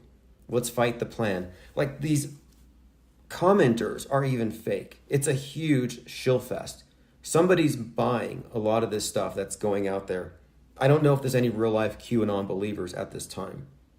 And most of the ones who took it seriously or semi-seriously are savvy enough not to, 100% stand in front of it anymore. They've all kind of backed out. Okay, continuing. Joseph Goebbels said, always accuse your enemy of that which you are guilty. Okay, well, that goes for the America First. That goes for all the conservative anti-groomers. And pretty much that also goes for the mainstream media. Now, we all know about Ollie Alexander and the fact that Fox News won't denounce him, that Jack Posobiec won't denounce him. All the people that were rubbing elbows with this individual who has a lot of power because he slept his way to the top, starting with Karl Rove, they won't denounce him after he's been exposed as having been preying on teenagers for years. Which makes me think it's a mutual blackmail society, and nobody tells on anybody because everybody has dirt on everybody. And this is also concerning, and it doesn't seem to be bothering Fox, but Ellie Alexander, the Predator, literally has compromising blackmail material on a United States representative. Like, that should be a big deal. MTG has some kind of connection to Ollie Alexander. They've shared information about one another, but he has said he could actually destroy her with this information. And just having compromising material on a U.S. representative is a pretty big deal, but it's being ignored. But again, they're all psychopaths in a blackmail ring involved in who knows what, not just human trafficking, but they're accusing Democrats of what? Well, everything that they're apparently doing. And by the way, Trump was at a pizza party yesterday, and not only did he eat a pizza in front of everybody, but he put it out there and he said, somebody, he kind of offered it out there like he was going to sell it, like an NFT. I mean, he is like one of the top NFT salesmen, former president. But yeah, he waved around the pizza as though someone was going to jump up and buy it, which I wouldn't be surprised. I mean, he signed Bibles. Now, the media does the same thing. They do a lot of projecting, like Goebbels had advised, where they're perpetrating a hoax, a psyop. And you call it out and you say, hey, that's a hoax. And they say, oh, you're a hoaxer, which makes no sense. It'd be like a stage magician pulling a rabbit out of a hat and you call it out and you say, oh, that's fake. And they call you a hoaxer. Oh, like, you're a magician. Like, no, you're literally doing stage magic and we're calling it out. And then you're calling us hoaxers? Sorry, I'm not the hoaxer. I'm just the kid calling the Naked Emperor what it is. Cubstar says, MTG has been a bad dog, big bad dog. Yeah, there's this rumor that the dirt that Ollie has on her is that when she puts on wraparound shades, she's Dog the Bounty Hunter. Now, I don't know, sounds like an internet rumor. A lot of people are digging into this one. Like, for example, Alex Jones was personally warned about this situation years ago. Well, months ago. Probably last year. Who knows how long they've known. InfoWars is somewhat culpable because Ollie Alexander was trading in their name, meaning he was offering people jobs at InfoWars in exchange for collateral. Now, he doesn't officially work for InfoWars in any capacity. He's not their human resources. However, apparently, if you were to tweet him a picture of your eggplant emoji, you might get a seat next to Alex Jones. Not quite sure how that works, but Jones needs to answer for it, or at least scrub the guy off their website. Commenter asks, any number correlation with the coronation of King Charles the 8th of May? One thing that's notable is 3/11/2020 novel Corona, the new crown. 911 days later, the Queen dies.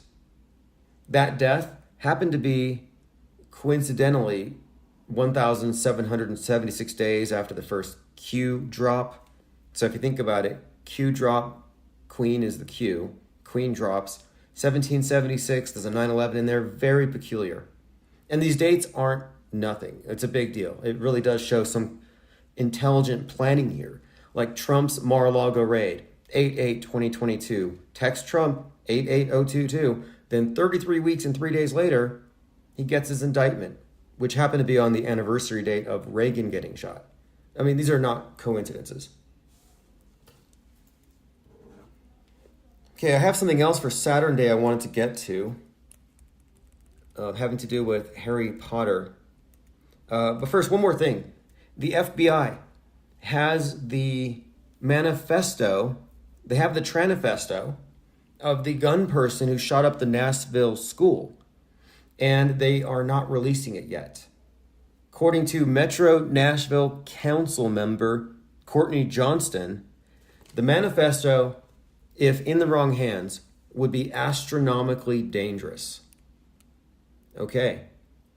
Something about this manifesto. We have the one from the Louisville shooter, who was a Redditor, who apparently was so anti-gun, he decided, I'm going to get a gun and shoot a bunch of people to make a point about guns. Like, that's not even slightly believable. But that's the story. I'm sorry. It's not believable to critical thinkers. But the masses have lapped it up. The right wing has lapped it up. All these characters on the right, without even having to name them, they all take their marching orders from the same place. I know their opinions before I even hit play on their most recent podcasts.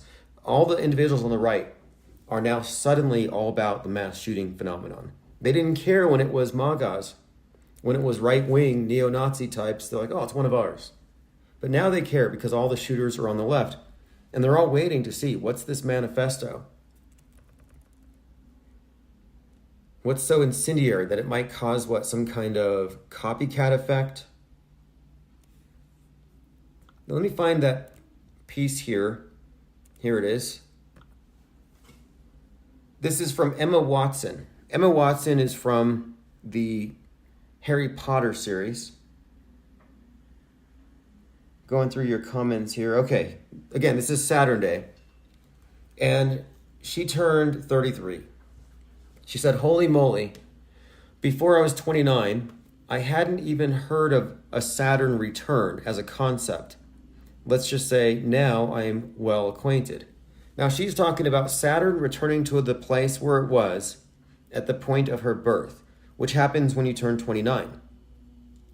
And apparently it goes through that area for the next few years. And the Saturn return concept is something that we kind of experienced with the Great Reset, where it was the great conjunction of Saturn and Jupiter on a winter solstice, the likes of which hadn't happened since Jesus was born and we went back to 0 on the year. I mean, perfect for a reset. Or last year on 2/2/2022, Pluto returned to 27 Capricorn, the point where it was when America was born. So it was America had a Pluto return. Well, here's Emma talking about her Saturn return. And she said, I stepped away from my life and I learned to surf, rode horses, learned how to make gin, adopted Sophia in Mexico, an angel, not a dog, Harry Potter reunion, played pickleball, then golf. Anyway, she goes on for a long time about all these things she did in the last few years discovering herself. Quote, I eat green things now. I make things with Squarespace. And today I feel like blah, blah, blah. But here's the part I wanted to get to. She says, thank you to the witches in my coven who are so pivotal in helping me arrive at where and who I am now. Now, nothing too heavy there. I'm just pointing it out that we talk about how the billionaires use astrology, that millionaires don't, as per JP Morgan, who wants to use governments and corporations to seize private property to save the planet. This is just more evidence. It's the culture. Hollywood is all about witchcraft. The media is all witchcraft. It's all black magic when you get down to it. I mean, lying is the basic form of, if you ask me, lying is the basic form of psychological warfare, gaslighting, and even what they term magic, or black magic, surreptitious mind control through nefarious means. And they're all part of this system, and it's their religion. Going through your comments. Cubstar says, Moon 29 days, Saturn 29 years, the closest and the furthest. Oh, fascinating. Fascinating. You're right. Closest and the furthest luminaries. Julian Assange has a tweet here, assuming he's real. I mean, Julian Assange is almost totally just a construct at this point. I'm surprised people care about these fake whistleblowers. And when I say fake whistleblowers, it's like a movie whistleblower. Nothing he's saying pertains to the real world. It all just builds on the existing false construct. But he said this: every war in the past 50 years is a result of media lies. Like, that's supposed to be profound or something. But it's only a half-truth. How about this? Every war in the past 50 years is a result of media lies, or I would say is a fabrication of media lies. These assumptions that everything's real, but it's being distorted by media, only takes you deeper into the fiction. None of these individuals will say that's fake. Their starting point is it's real, but it's worse than they say. It's bigger than what they say. Oh, speaking of the coronation, the Pope gave a couple of fragments of the cross, dogwood, by the way, that Jesus was crucified on for a coronation. At the coronation, they actually have fragments from the cross, and it's going to go through in a procession. Now, if you didn't know, dogwood used to be really tall, sturdy wood trees, and you could make crosses out of it, and you could crucify saviors. But after God punished dogwood trees, and now they're shrubs, you could not crucify somebody, I don't think. I don't even think it's biblical. I think it's sort of one of these things that's been added on later. Yeah, according to the story, it was the dogwood tree that provided the wood upon which Jesus was crucified. And this is from plantmegreen.com. Now it goes on, and this is mostly, I think, a legend. The legend holds that the tree was once very large like an oak, and because its wood was strong and sturdy, it was used to build a cross upon which Jesus was crucified. But because of its role, God cursed the tree to be small, so it would never again grow large enough to be used in a crucifixion. Yeah, this time they used, AK-47s? What did they use to shoot the second coming, JFK? They didn't use 3 nails in a tree, they used 3 bullets. If you believe the QAnon lore that the second coming was JFK. Anyway, it says the tree was also blessed to produce beautiful flowers every spring, just in time for Easter. How was that blessed? I mean, wasn't Easter when the bad thing happened? Anyway, there you have it, a little bit of extra biblical lore. But the Pope gave 2 fragments from the cross. And my question is, if we were to examine these fragments, would they be different from the dogwood of the day? Would they be larger, sturdier pieces, unlike dogwood? Like, this is the pre-cursed dogwood. Very curious.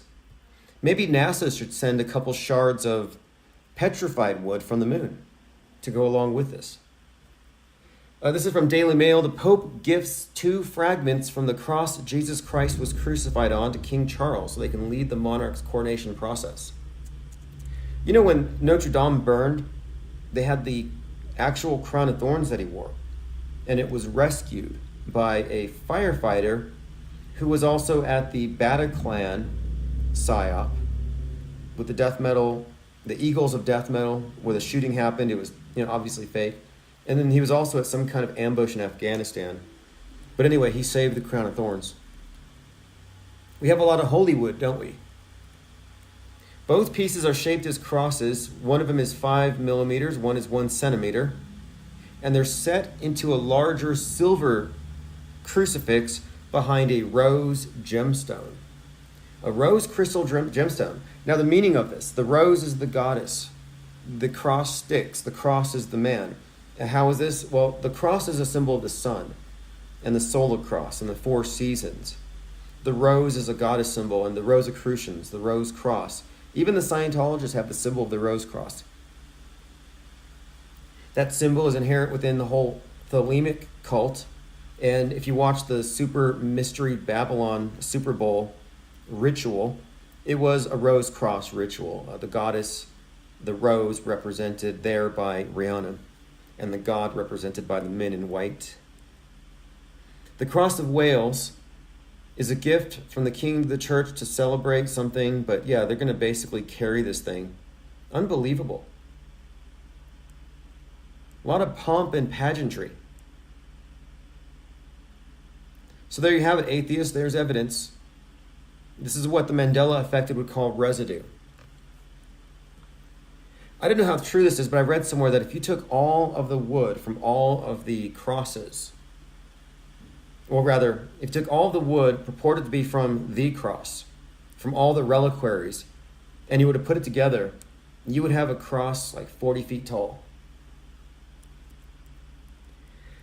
Okay, arkencounter.com. So I'm watching Fox, and I see a commercial for the Ark Encounter, and it's open now. It's basically like a big ark, as I said. Kids are free, has 3 decks of world-class exhibits, virtual reality experiences, travel back to Noah's day. They even have a woolly mammoth on board. Experience a Bible history at the life-size Noah's Ark. Meet Noah, his family, and the animals on the ark. Family-friendly. It's a theme park near Cincinnati. If anyone wants to go out there. But I'm watching this on Fox, and I'm thinking, okay, brainwashing as usual from the religious side. Then I go to CNN, and they're advertising a show, some kind of show called Sci-Fi Show. No, it's on the Sci-Fi Channel, and the show's called The Ark. But again, I'm just pointing it out. This is a repeated theme here. And it has to do with this doomsday cult that we live within. The bunker, the space ark, Wall-E. It's literally a spaceship ark. Why are they recycling biblical stories? It's because they're replacing them. That's why. Okay, continuing. We've had a lot of shootings this week. They've introduced a new form of PSYOP. One of the new PSYOPs is the wrong door PSYOP, where they're like, okay, child or teenager goes to an old man's door, knocks, gets shot. Girls basketball rolls into a neighbor's yard. She and her dad go to get the ball, get shot. Cheerleaders get in the wrong car, get shot. Pair of ladies go into a driveway, wrong driveway, get shot. This is a pattern, and they're all being talked about in context.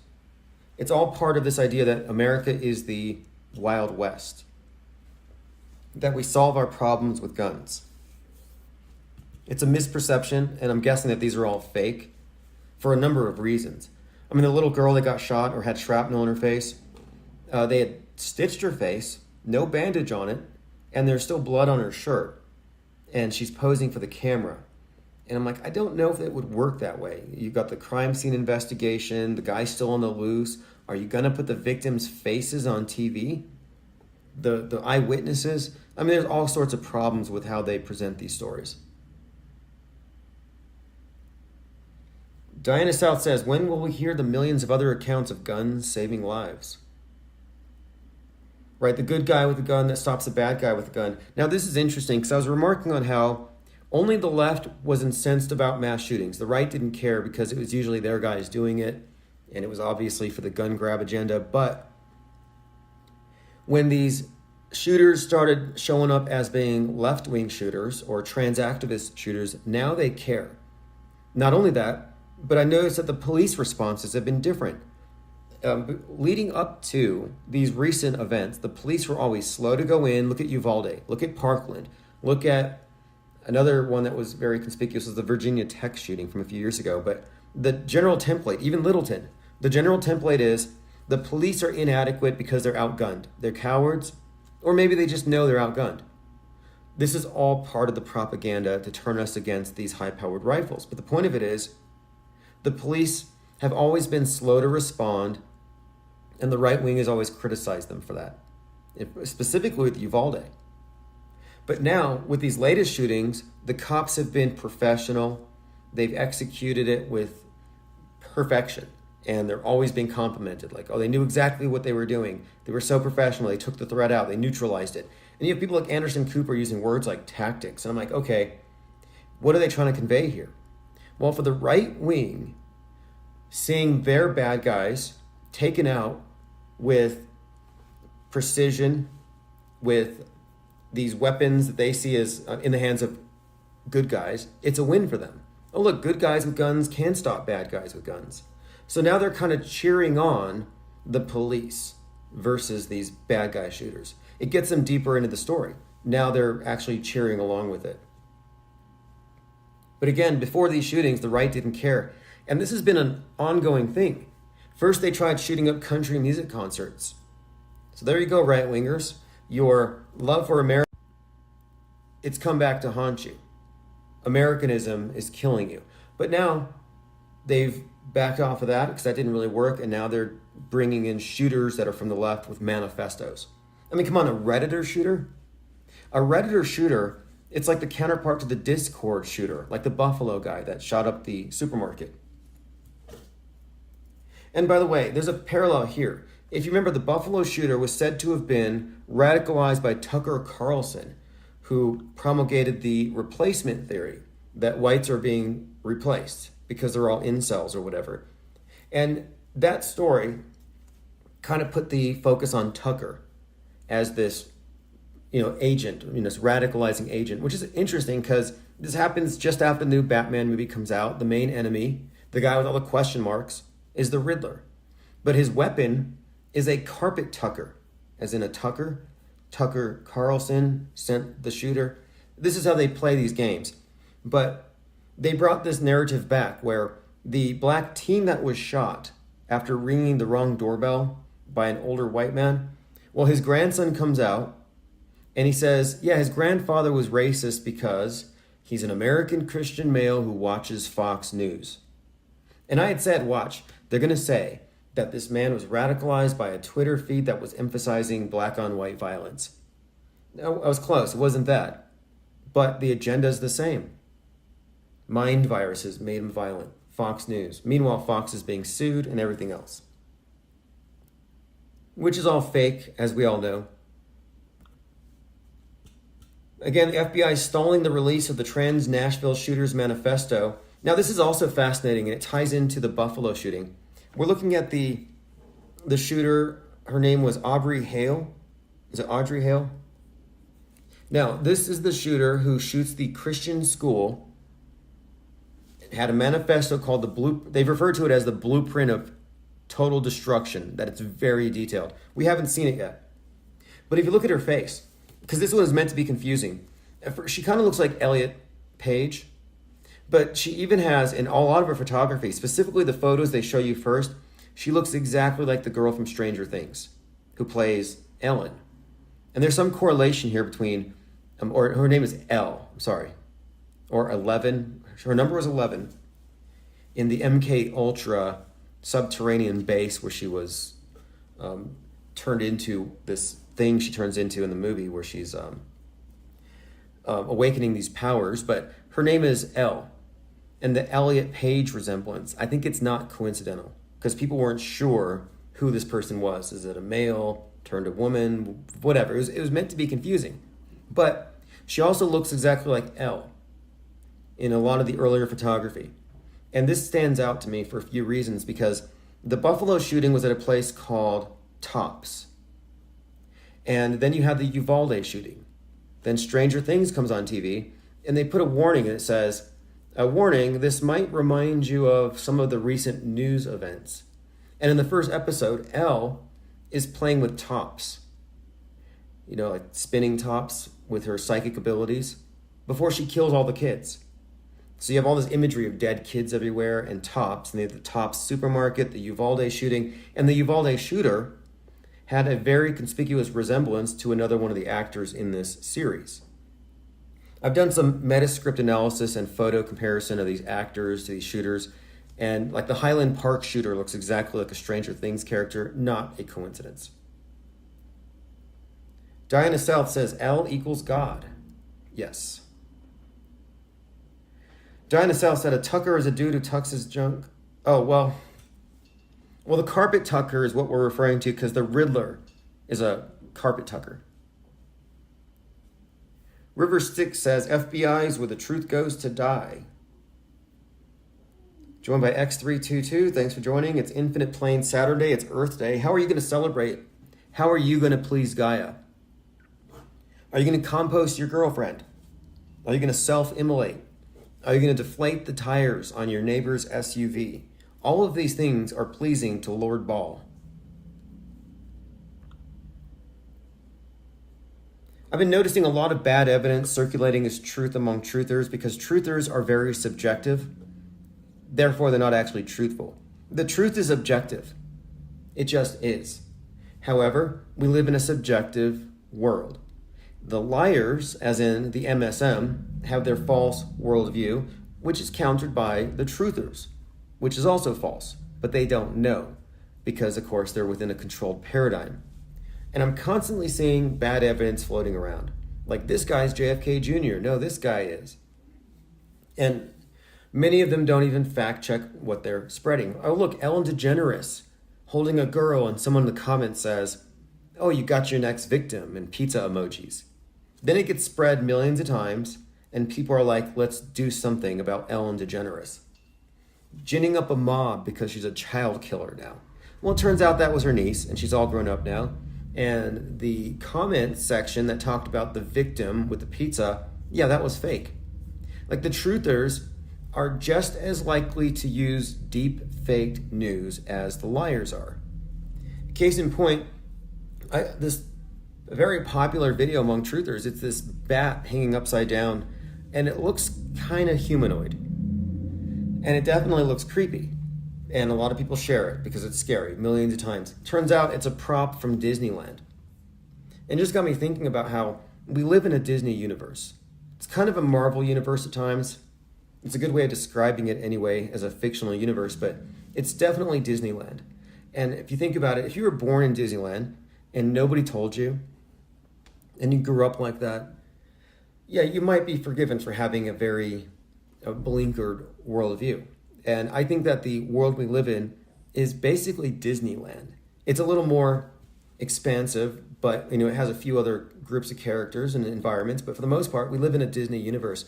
And it's only enabled by the belief, the blind faith belief, or the ignorance of the people who just continue to spread it. Like, here's a comment from Les Luthor. If you follow anybody on Twitter, you should follow Les Luthor, L-E-Z, Luthor. He coined the term illusion warfare. Like, I say psyops. Shills or the uninformed will say false flags.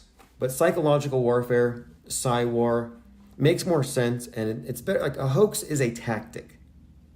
A psychological operation might require a number of tactics. It might be a whole strategy. But we're in a psy-war. And this psychological war, it's a war that takes place in the minds of believers to get them to believe something happened and get them to all act in concert as though it did happen, and they're able to fake it till they make it. And here's what he wrote, because he's talking about what I'm describing, the truthers who just share stuff. He said, illusion warfare.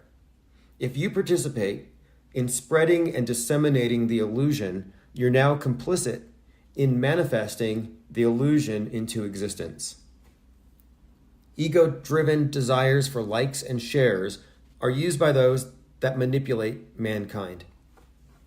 And he's always calling out truth or chicken feed. But this is a great example of it. People sharing a lot of the Pizzagate stuff without fact checking it, just saying, well, it might as well be true.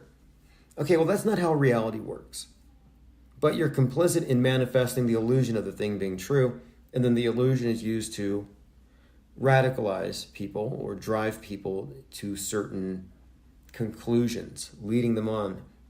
That's how this thing works. Hillman Adventure says, other people's standards of evidence are so low they've been hypnotized. 100%. And Rocco says, I love your village analogy.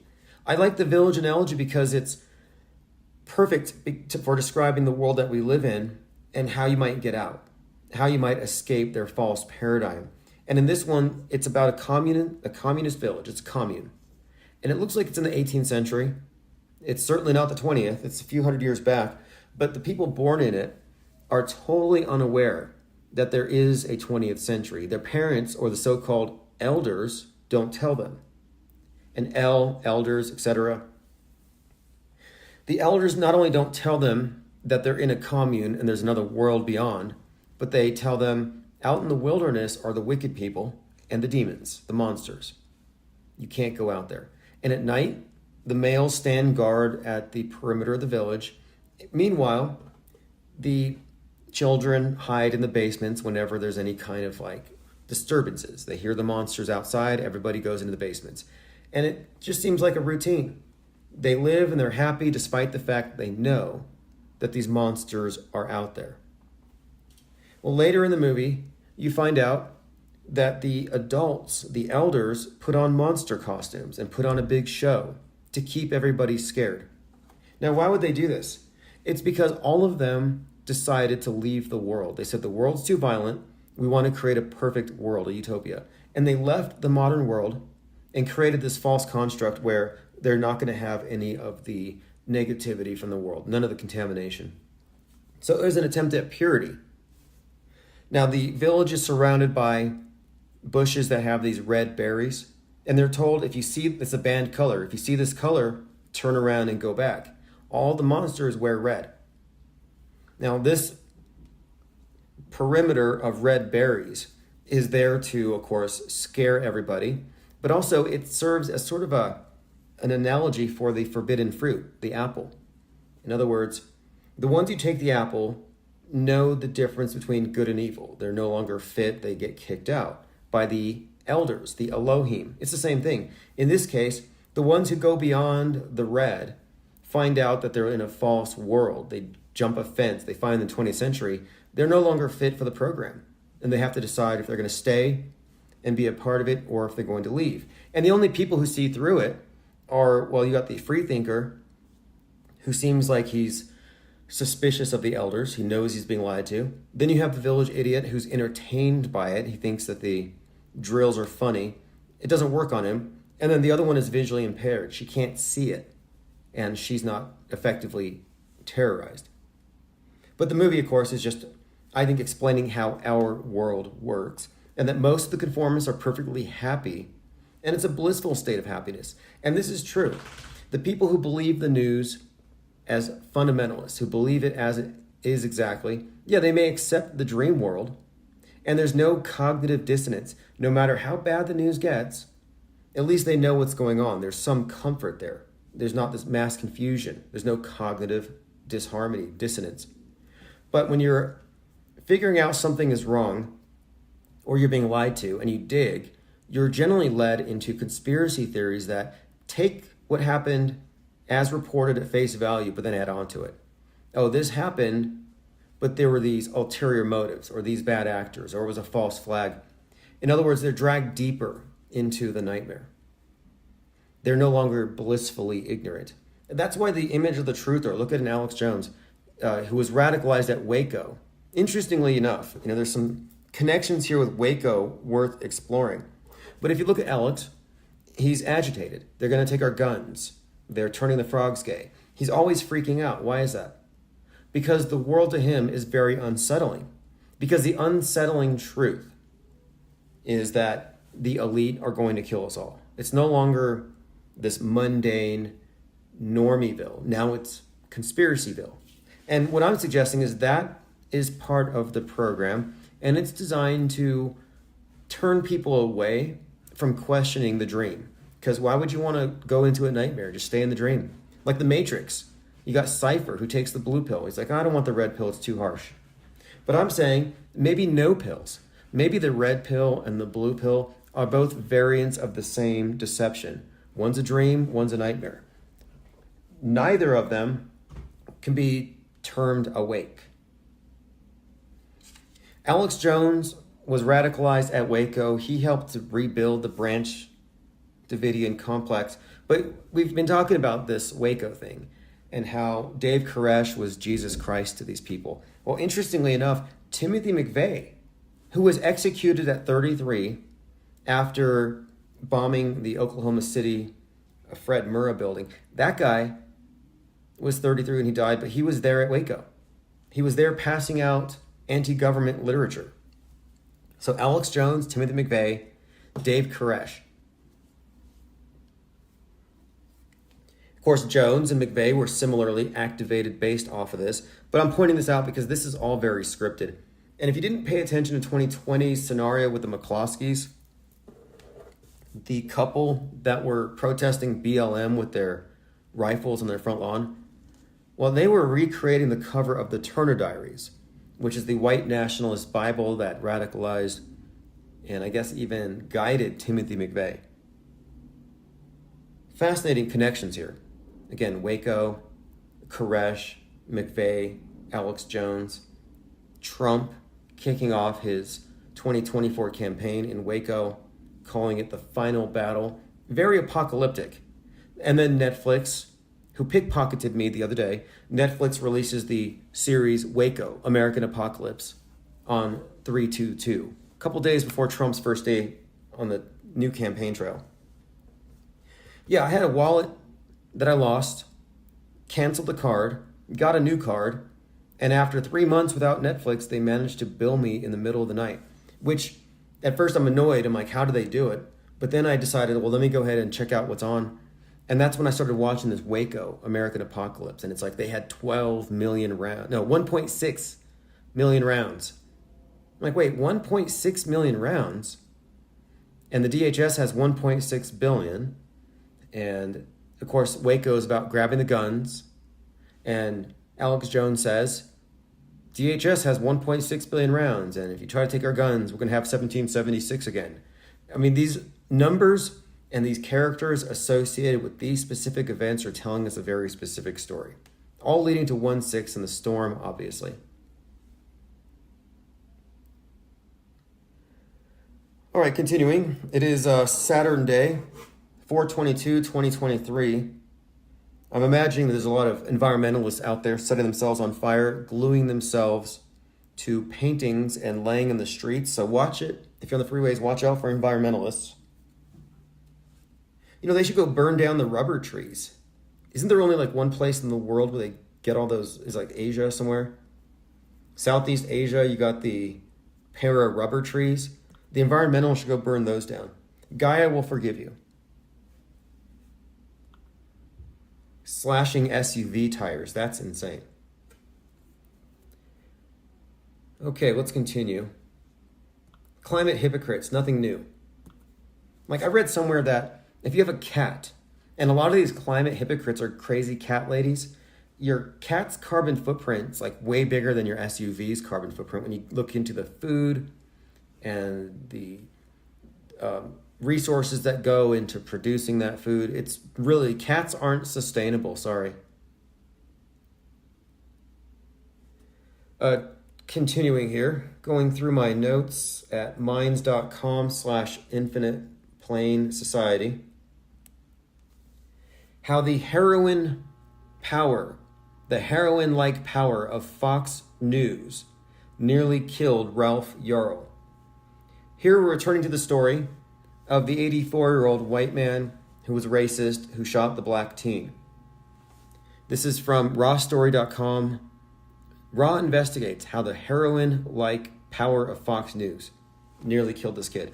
Quote, simply spotting the Fox News masthead may be enough to prompt some whites to expect that blacks are guilty. Research finds Fox News has regularly blamed black people for rioting, and that Fox News' website is more likely to show blacks in stories about crime. This in turn suggests that Fox News is reinforcing racial stereotypes. Astonishing research reported 4 months ago in the Washington Post found that Fox News is so frequently associated with bigotry and hate that just tuning into Fox News might be enough to activate racial bias. Now, again, I did call this, and I wasn't the only one noticing that about a month ago, there was something going on where suddenly a lot of Twitter feeds are just sharing a whole lot of black on white violence, like nonstop. No context. Zero context. And, we have to remember, too, that criminals are the minority in any group. You can't extrapolate from what a small group does to the whole group. But I'm seeing stuff spreading like Walmart got looted in Chicago, and Luke Rudkowski's like, uh-oh, Chicago's going to die. Their Walmart got shut down, got looted. I'm like, that's from 3 years ago. But it doesn't matter because he's a truther. He just shared it, and Elon Musk retweets it, and he says, wow, it looks like Fallout. Okay, your basis for comparison is a video game, 1. And 2, you're looking at old recycled footage with no context. And I said, it looks like they're creating tunnel vision on Twitter, where now people are going to be thinking we're in the middle of a race war. And then you see all the people predisposed to buy into these stereotypes jumping in the comment sections and piling on. This is how they wage Psywar. It's an echo chamber effect. They throw people into these echo chambers. And when I saw this shooting, I thought, watch, they're going to say he got stuck in a Twitter echo chamber. I was close. It was Fox. Sledge says, how would you combat climate change, Tim? Well, climate change to me is such a dishonest misnomer. I mean, let's just call it what it is, global warming. And the global warming theory didn't quite pan out, but they didn't want to cut off the money. I mean, so if you can't really cancel climate change any more than you can cancel the wrath of God. It's a religious paradigm. And, I've been saying that this is a religion for a long time. Well, today, Time.com put out an article, quote, the case for making Earth Day a religious holiday. And this perfectly times in. This times perfectly. This is timed with Avatar 2, the World Economic Forum 666. This is timed with the environmental activism we recently saw in Atlanta. And remember, the blue marble, the photo of the Earth they showed us 50 years ago, that is what kicked off the environmentalist movement. That radicalized environmentalists. They saw, oh, look, the Earth is in trouble. It's all alone, dangling in space, and we're destroying it. Let's save it. It made them conscious, Gaia conscious. Well, this latest Avatar movie, I watched it, and I did a review on it, and I was like, you know what? This is recreating the blue marble effect for a new generation. They're bringing us back into Gaia consciousness. And I've been right. And I said, we're moving into an era of Gaia worship. And now, look here, it says, and this is from Time, Earth Day is upon us, a little non-holiday between Easter and Passover. But if Super Bowl is America's unofficial national day of celebration, Earth Day is a collective yawn that brings a shrug. Now, it says, for those of us environmentalists, this person is describing how this is the 53rd Earth Day. We thought it would be useful to pose what a real Earth Day should represent and how this could form a central line for a new approach to worship. Before we step further into that loaded word, let's back up. The first Earth Day was 1970. It brought 20 million people, a tenth of the U.S. population, to the streets.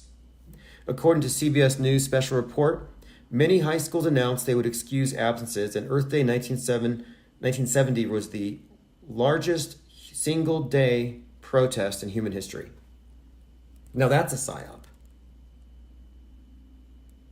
Goes on to say,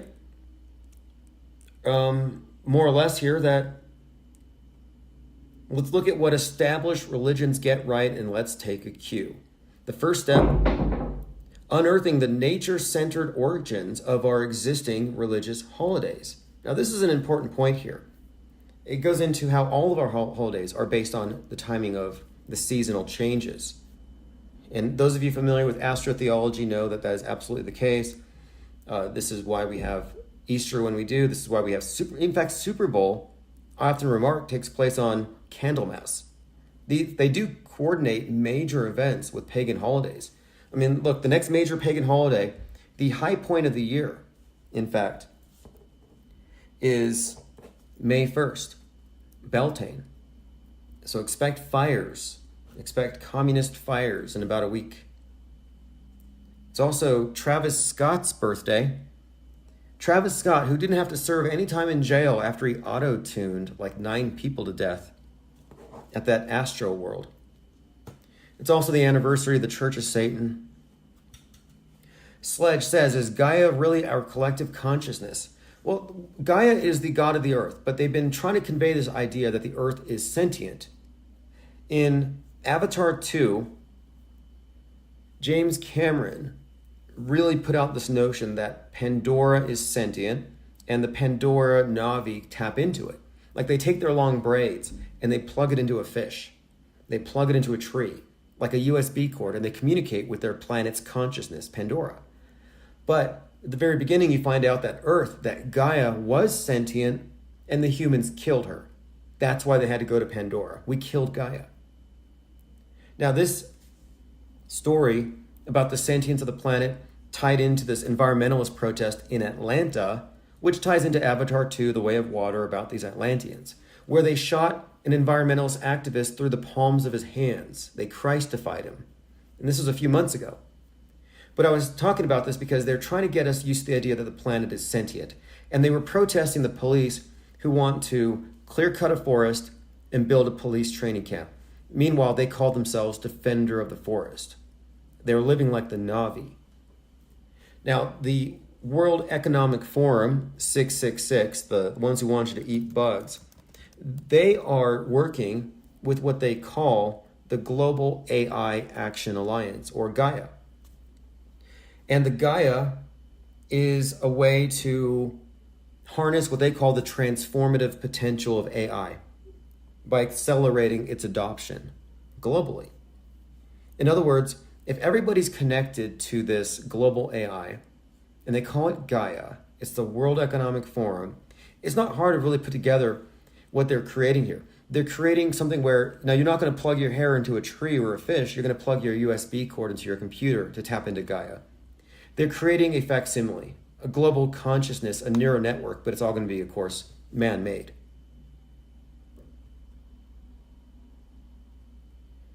All right, going through your comments. Diana South says, KJV says the earth swallowed the old of Abel after his brother Cain murdered him. I'd like some more context there. These stories are all very intriguing. I think it's all allegorical. I've seen this one take on Mars and Venus as Adam and Eve. And if you trace the movements of these planets through the year, you actually follow the story with man's fall from grace. Very fascinating stuff. And it ties into the zodiac and, of course, the astrological symbols and their meanings and the stories. And as they move through them, it tells this story. I mean, this is why Pluto is the ruler of the underworld. All the planets are on a plane because the solar system is flat. And the only deviant is Pluto, which was discovered in 1930, the same year that Pluto the dog emerged at Disney. And the planet Pluto has Pluto the dog's face on it because we live in a Disney universe. But Pluto is 17 degrees below the ecliptic. That'd be the only exception. The underworld, Pluto is also the one who is known as Hades, and he releases the Kraken. It's sort of this modern take. I mean, a lot of these myths are updated. They do a lot of religious syncretism, and they merge a lot of these things. Like space is the new heaven. The obelisk representing the earth god, risen savior, has reemerged as the rocket. Sledge says, what's your take on the hole at the North Pole? Well, I've heard about the hole at the North Pole, but I saw this letter, and it was from Mercator. It's between, Mercator and John Dee. And they believed, or they claim, that at the center of the North Pole is a rock, a 33-mile in circumference rock. You can find it on Wikipedia. It's a phantom island that was believed to be a black rock located at the magnetic North Pole. Described by Mercator, this isn't a conspiracy theorist. This is the guy whose projection of the world that we've all grown up with, even though it's known to underrepresent the size of the continents in the southern hemisphere. Hemisflat. Whatever it is. But the Black Rock Phantom Island was believed to be a rock at the magnetic North Pole. Mercator said it was 33 French miles in size. And this explains why all compasses point to this location. The island was featured on maps from the 16th and 17th century, including those of Mercator and his successors. In 1577, he described it in a letter to John Dee. And John Dee is the one who coined the term British Empire. You know, he was a big proponent of introducing the Gregorian calendar. He's not a nobody historically. He's the original 007. And if you really look at the practices involved in what you would call occultism, Western occultism today, it doesn't start with Crowley. It starts with John Dee. Here's what John Dee wrote. And he wrote this this is what Mercator wrote to John Dee. In the midst of the 4 countries is a whirlpool into which there are 4 indrawing seas that divide the north. The water rushes around and descends into the earth as though it were pouring through a filter funnel. Right under the pole lies a bare rock in the midst of the sea. Its circumference is 33 French miles, all of it magnetic stone. I don't know. I mean, I've heard that. I haven't heard about a hole in the middle, except from that plumber who called himself quasi-luminous. Then he changed his name to Satan.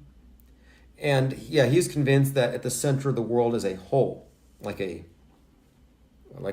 drain, which is interesting because he's a plumber. Commenter says they went to the moon with some cardboard boxes and a few shower curtains and duct tape and tin foil. Don't forget the DirecTV satellite dish so they could call back to the Earth. If you believe that, I don't know what to tell you. Right. It's kind of like atheists used to say, you know, they critically examine religions. But look, this is the difference. Have faith in your religion, believe what you want. But having faith in media is the opposite of intelligent. I mean, really, it's a bad idea. It's a pathological liar, and we all know this. But you know, people like atheists will make fun of talking snake stories. It's like, well, it's allegory. It's a metaphor. It's a symbol. And there's really no defense for it, but they're not trying to say they literally believe it. But now with these NASA myths, we're dealing with myths, but they don't know they're myths. They think these things are literally true. And you're like, well, explain to me petrified wood moon rocks. All they can do is get mad and attack you for not having any faith. You're not trusting their elevated priesthood. You don't believe that they went up so high into the heavens that they looked down at the earth and saw God's eye view and realized, you know what? Countries are dumb. Let's just have one world. Borders, boundaries, difference. No, let's just make everything one. Let's save the planet. Like, you're supposed to believe they went up to space and they have the overview effect. Do you know what the overview effect is? You go so high, you see the earth, and you transcend all of the things that keep us from saving the planet, from warring with one another. All the things that we do that keep us from being unified dissipate when you go high enough, and you get the overview effect. I've seen pictures of people having it. I've seen it in videos. When people go to space and they look down, their jaws open very wide. We used to call it the overjaw effect. But looking down, they see a planet that needs saving, and they go back down to save it. And they tell us what we need to do. Now, I think it's fake. I don't buy it one bit. They don't all have it. Some claim there's this thing called the ultra view effect, where if you stare out the back window, not at the Earth, but if you stare into space, you'll get the ultra view effect in cosmic consciousness. Like you level up. You're a high priest now. If you want to believe any of that. In my view, the only objectivists in the world are auto-hoaxers, and the only people who can claim to have an overview effect are the Psywar perps and, again, the auto-hoaxers. We do have an off-world stage perspective. We do have an overview effect. That's why we do this. We are incorporating the bigger picture. But they're claiming the bigger picture is when you step back from the world and you see it and you got to save it. It's like, no, that's a false.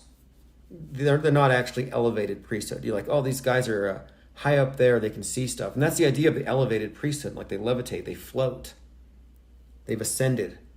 No, the truth is they're in a swimming pool. They're actually underground in a Hollywood basement. X322 says, Quasi was a cutter.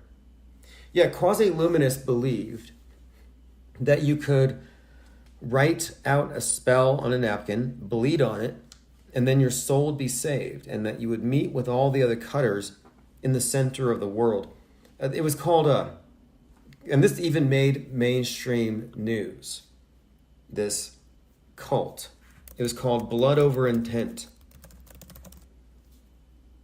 Yeah, now I'm getting a Blood Over Intent was this cult that this plumber started that said that the center of the world was a big hole and that you could live forever if you could make it there. You just got to follow the compass. But before you go, you had to make a statement of intent on YouTube. And this was a trend where students on YouTube or people on YouTube were cutting themselves live and sharing the video, and they would read this prayer. I mean, it was blatantly satanic in a way. They were like, it is my desire to go into the hole in the center of the world, and they would cut themselves. Literally anything can trend. Like, I make fun of environmentalists, but this is pretty severe. Here's an article from Vice.com. Teen accused of stabbing other student to death was into online blood rituals and conspiracies. A teen charged with murder. This was up in Canada. Dylan Pountney was sharing content on social media about the world being flat and the election being stolen.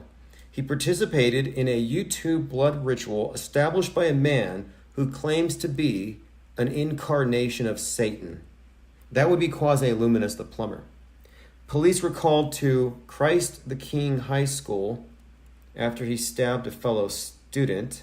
He said, and this is the one who's facing one count of first-degree murder, he said, quote, "I'm serious when I say this. The world is dead already. It's in a state of upheaval. We're trapped in our bodies. We're trapped in a grid." Fascinating. He claimed that people on Earth are, quote, human prison bars, and that he's being gang-stalked by demons. Fascinating. Very edgy conspiracy theory there. Cutting themselves as a form of salvation, letting blood out. It says in one video posted on YouTube a week before a stabbing, he bled onto a handwritten letter that said, quote, "I spill my blood to bring forth heaven on earth for the benefit of all mankind. Thank you, Mr. Satan." At the end, he said, "Our movement is growing."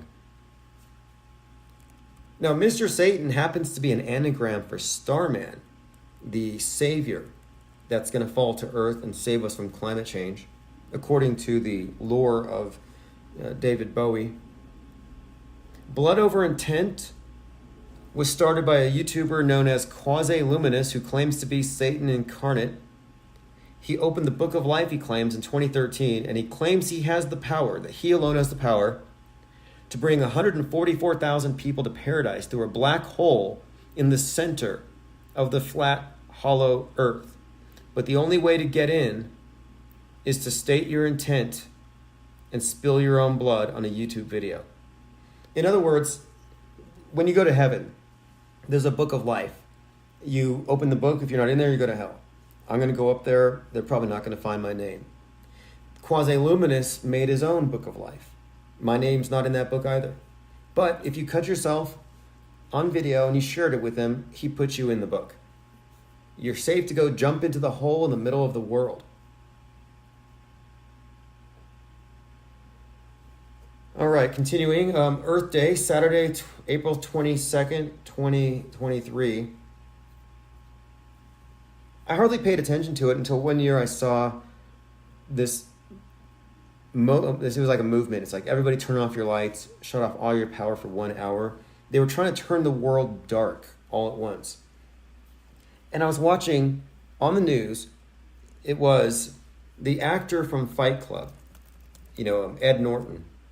And Ed Norton is doing the Earth Day countdown, counting down until everything goes black. And I thought, wait a minute, this guy was in Fight Club and he does a countdown and everything goes black.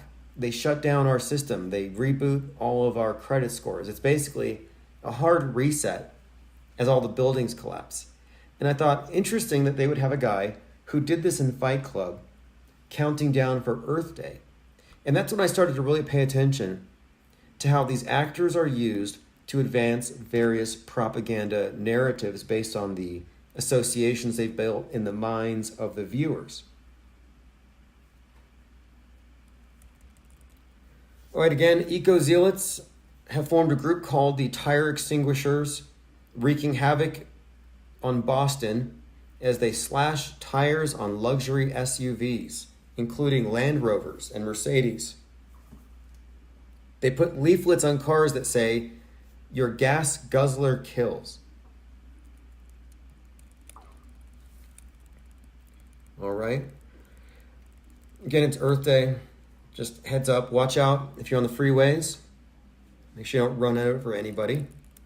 They glue themselves to things.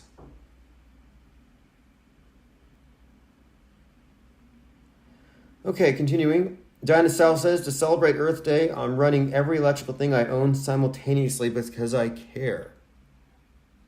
It's a huge advance forward that they were able to censor skepticism about climate change from TikTok. It's just censoring it all together. This is like when they give themselves away. If it wasn't such a critical issue that they needed to constantly propagandize us, they wouldn't have to censor it. All right, moving on. Going through my minds.com/Infinite Plane Society. Climate change is real. Climate change is here.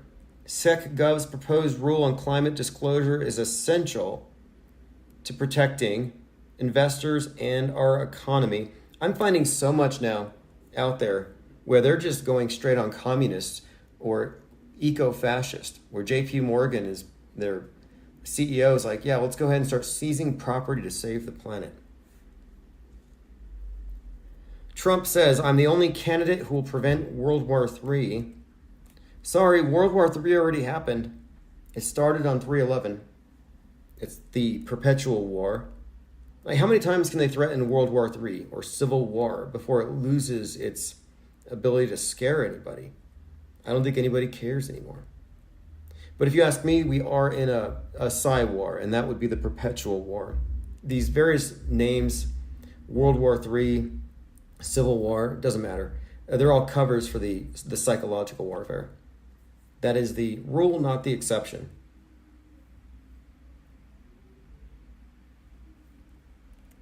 All right, continuing.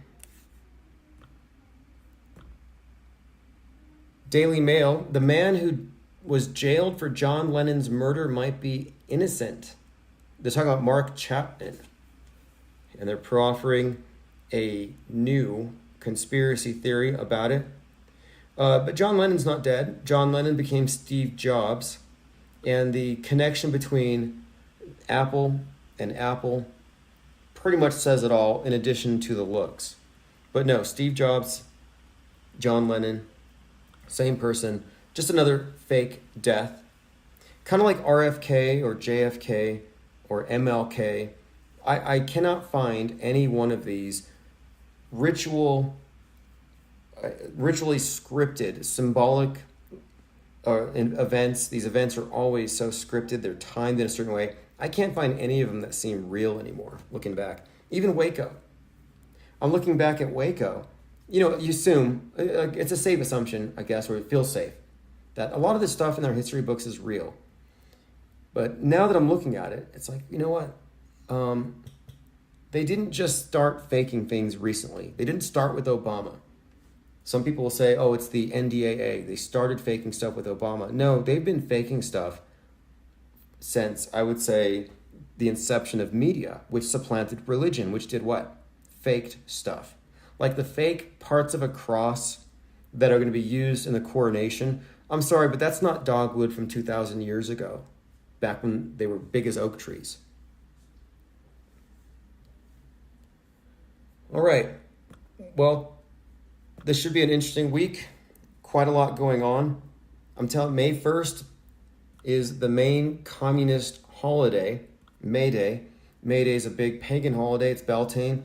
It's the opposite side of the year as Halloween. But even though Halloween, you would think that's the main pagan holiday because you see them out there in their costumes. The truth is the main one is actually coming up. So just a heads up, May Day. Generally speaking, I noticed that's when the left-wing mobs hit the streets. The weather's nice and everything else. We've already talked about the unicorn killer who recycled his girlfriend. We've discussed the recent spate of wrong driveway, wrong door shootings, all fake, trying to create the perception that we're living in the Wild West. Satan Con next week in Boston, says River Styx. Okay. Well, I think it's going to be the 57th anniversary of the founding of the Church of Satan. But over the next few days, look, we're leading up into an election year, but I'm looking at what's on the streets and the main issues. And they're ramping up the gun stuff as they're ramping up the anti-abortion stuff. Because if you go after the wombs, you rile up the left. And they're doing so just now with the abortion pills. And then you have, on the right, all these shootings and insecurity about guns and wombs, always a thing. I saw this bumper sticker on a car in front of me, 2 bumper stickers. One of them said, Black Lives Matter. And the one below it said, abortion is healthcare. And I'm like, what are they saying? What are they saying here? Sometimes I think these are conflicting messages. Because I don't know. I guess I don't tend to get too deep into their cognitive dissonance, which is what it is on both sides. The way they conflate these issues, where on the one hand, the right is super in support of individual liberty and rights, except in these instances. And they create these mutually exclusive categories. Like, for example, Black Lives Matter is predicated on this inherent bias within policing.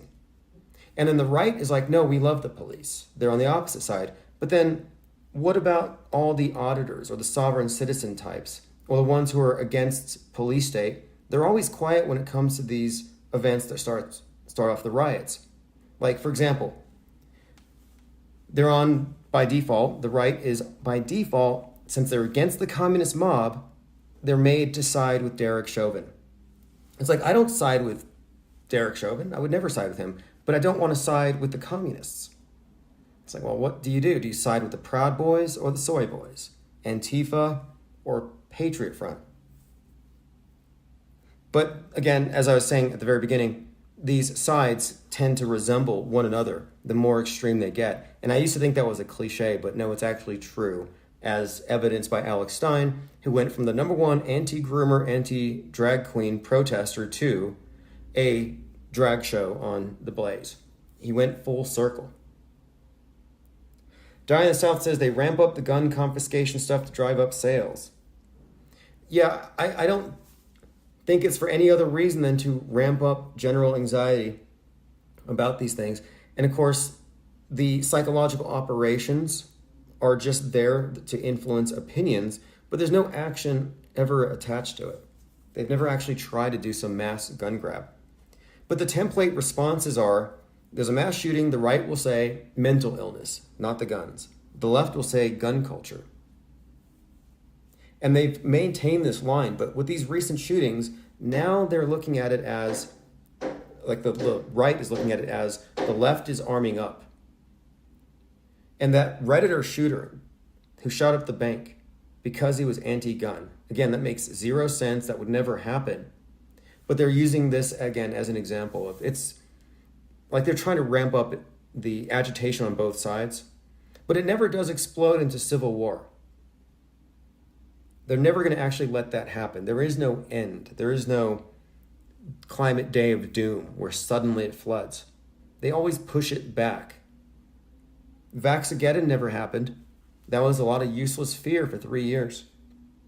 That's why the anti-vaxxers are forced to manufacture stuff like Stu Peters does all the time.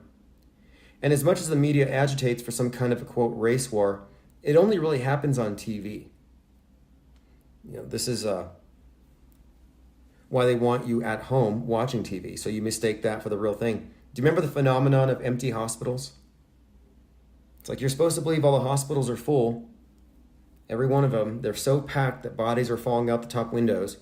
They got auxiliary tents outside. They got coolers outside in these big trucks because they're full. Then you find out, no, actually they're empty. But you wouldn't know if you only watched TV. And we found multiple instances of stock footage from very busy emergency rooms being shared in Italy, in San Diego, in New York. And they're like, oh, this is the epicenter. No, that's recycled footage. Commenter says, any more school shootings expected? Well, the thing is, they're hiding this manifesto because they say it'll trigger some kind of copycat event. But the school shooting agenda, I thought was largely played out until they came up with this new twist. But this was targeting a Christian school, and it was coming from a leftist. The other one was a bank shooting. They've pretty much phased out school shootings for the most part. I don't know if they're going to continue with the supermarket thing. If you remember, after Parkland, one of the complaints from the anti-gun types were like, hey, you guys don't care because they're happening in the schools. We're the mass shooter generation. So they took it out to the supermarkets, and they would do what they called die-ins, where they played dead, and they would have signs that said, you killed us with your Second Amendment. Like, they were already then saying, we got to do these things in supermarkets to get people's attention.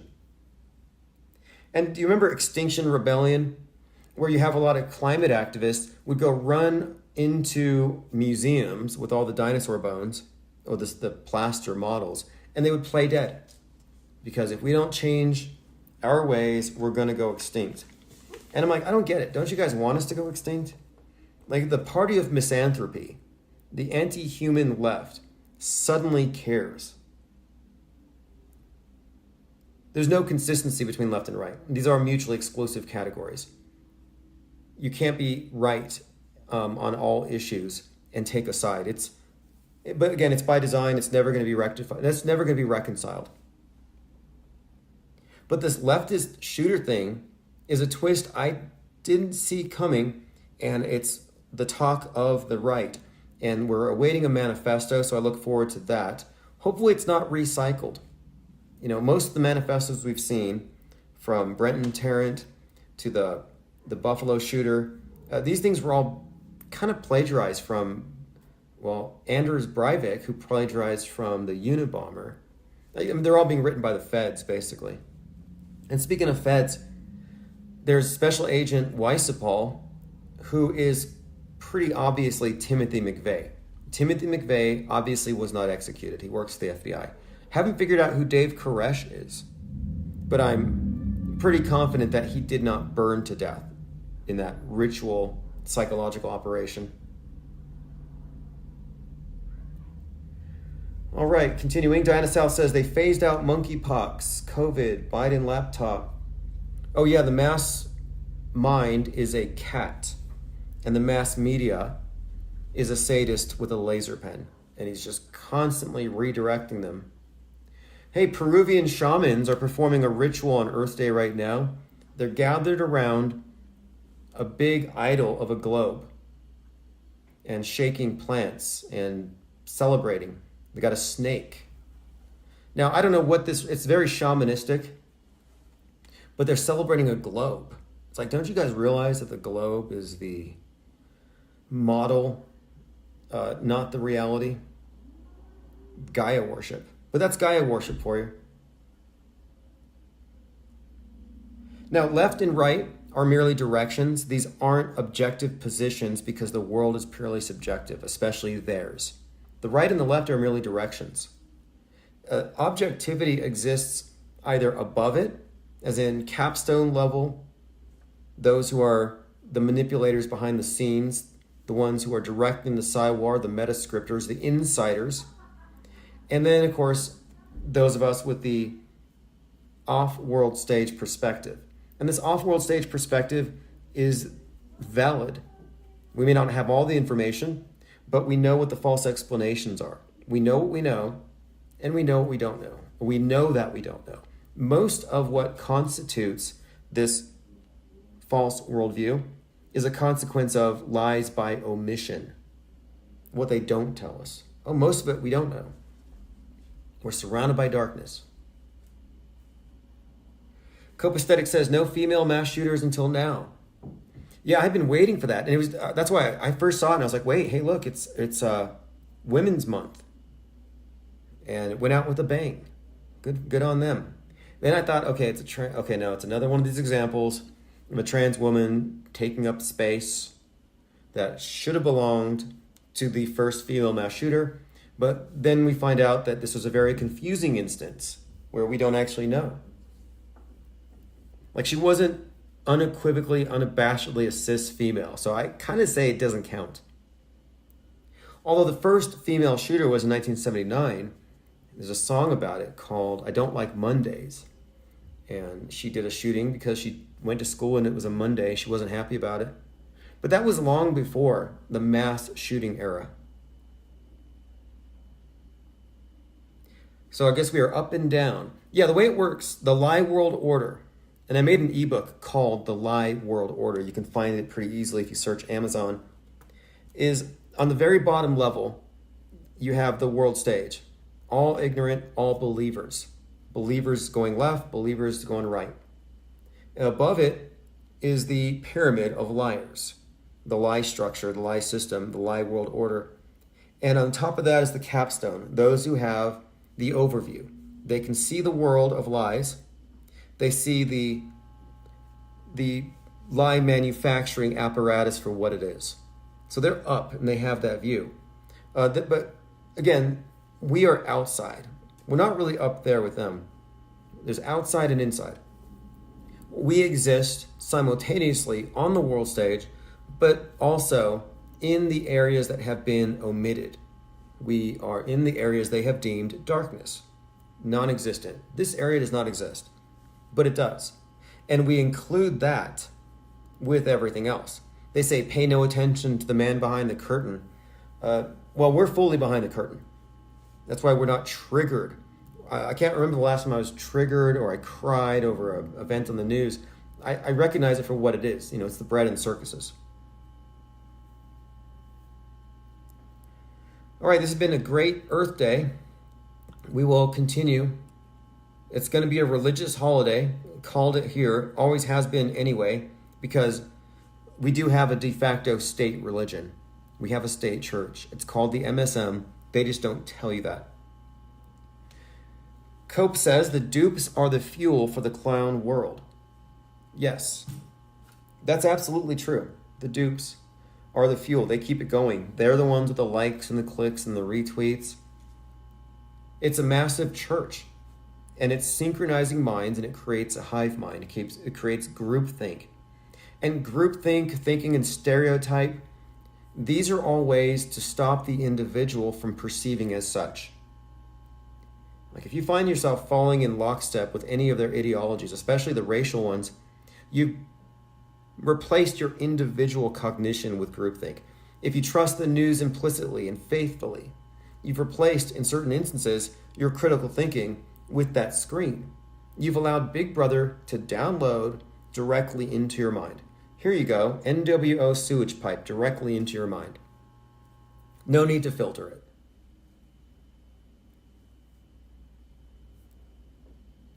All right, well, today's Earth Day again. It's the 57th anniversary of the Church of Satan coming up, May 1st. I'm expecting probably a lot of fires. And I do have one other prediction. There's this reoccurring theme I've noticed where once in a while they have to give us a reboot. Like right before 9/11, you had the movie Pearl Harbor. 9/11 happened and they said, oh, this was this generation's Pearl Harbor. Avatar 2, this generation's Blue Marble. And I think we're going to see something very soon. And I have a bit of a prediction. And it has to do with radical trans activists and guns. Because I'm seeing a lot of violent rhetoric coming from that demographic. And I see the reaction from the right. And I think what we're going to see is this. Because remember, when Dave Chappelle went out there and he talked about TERFs, trans exclusive radical feminists, he put it out there because he's a government agent, a jester, and he puts out there whatever goes into the programming.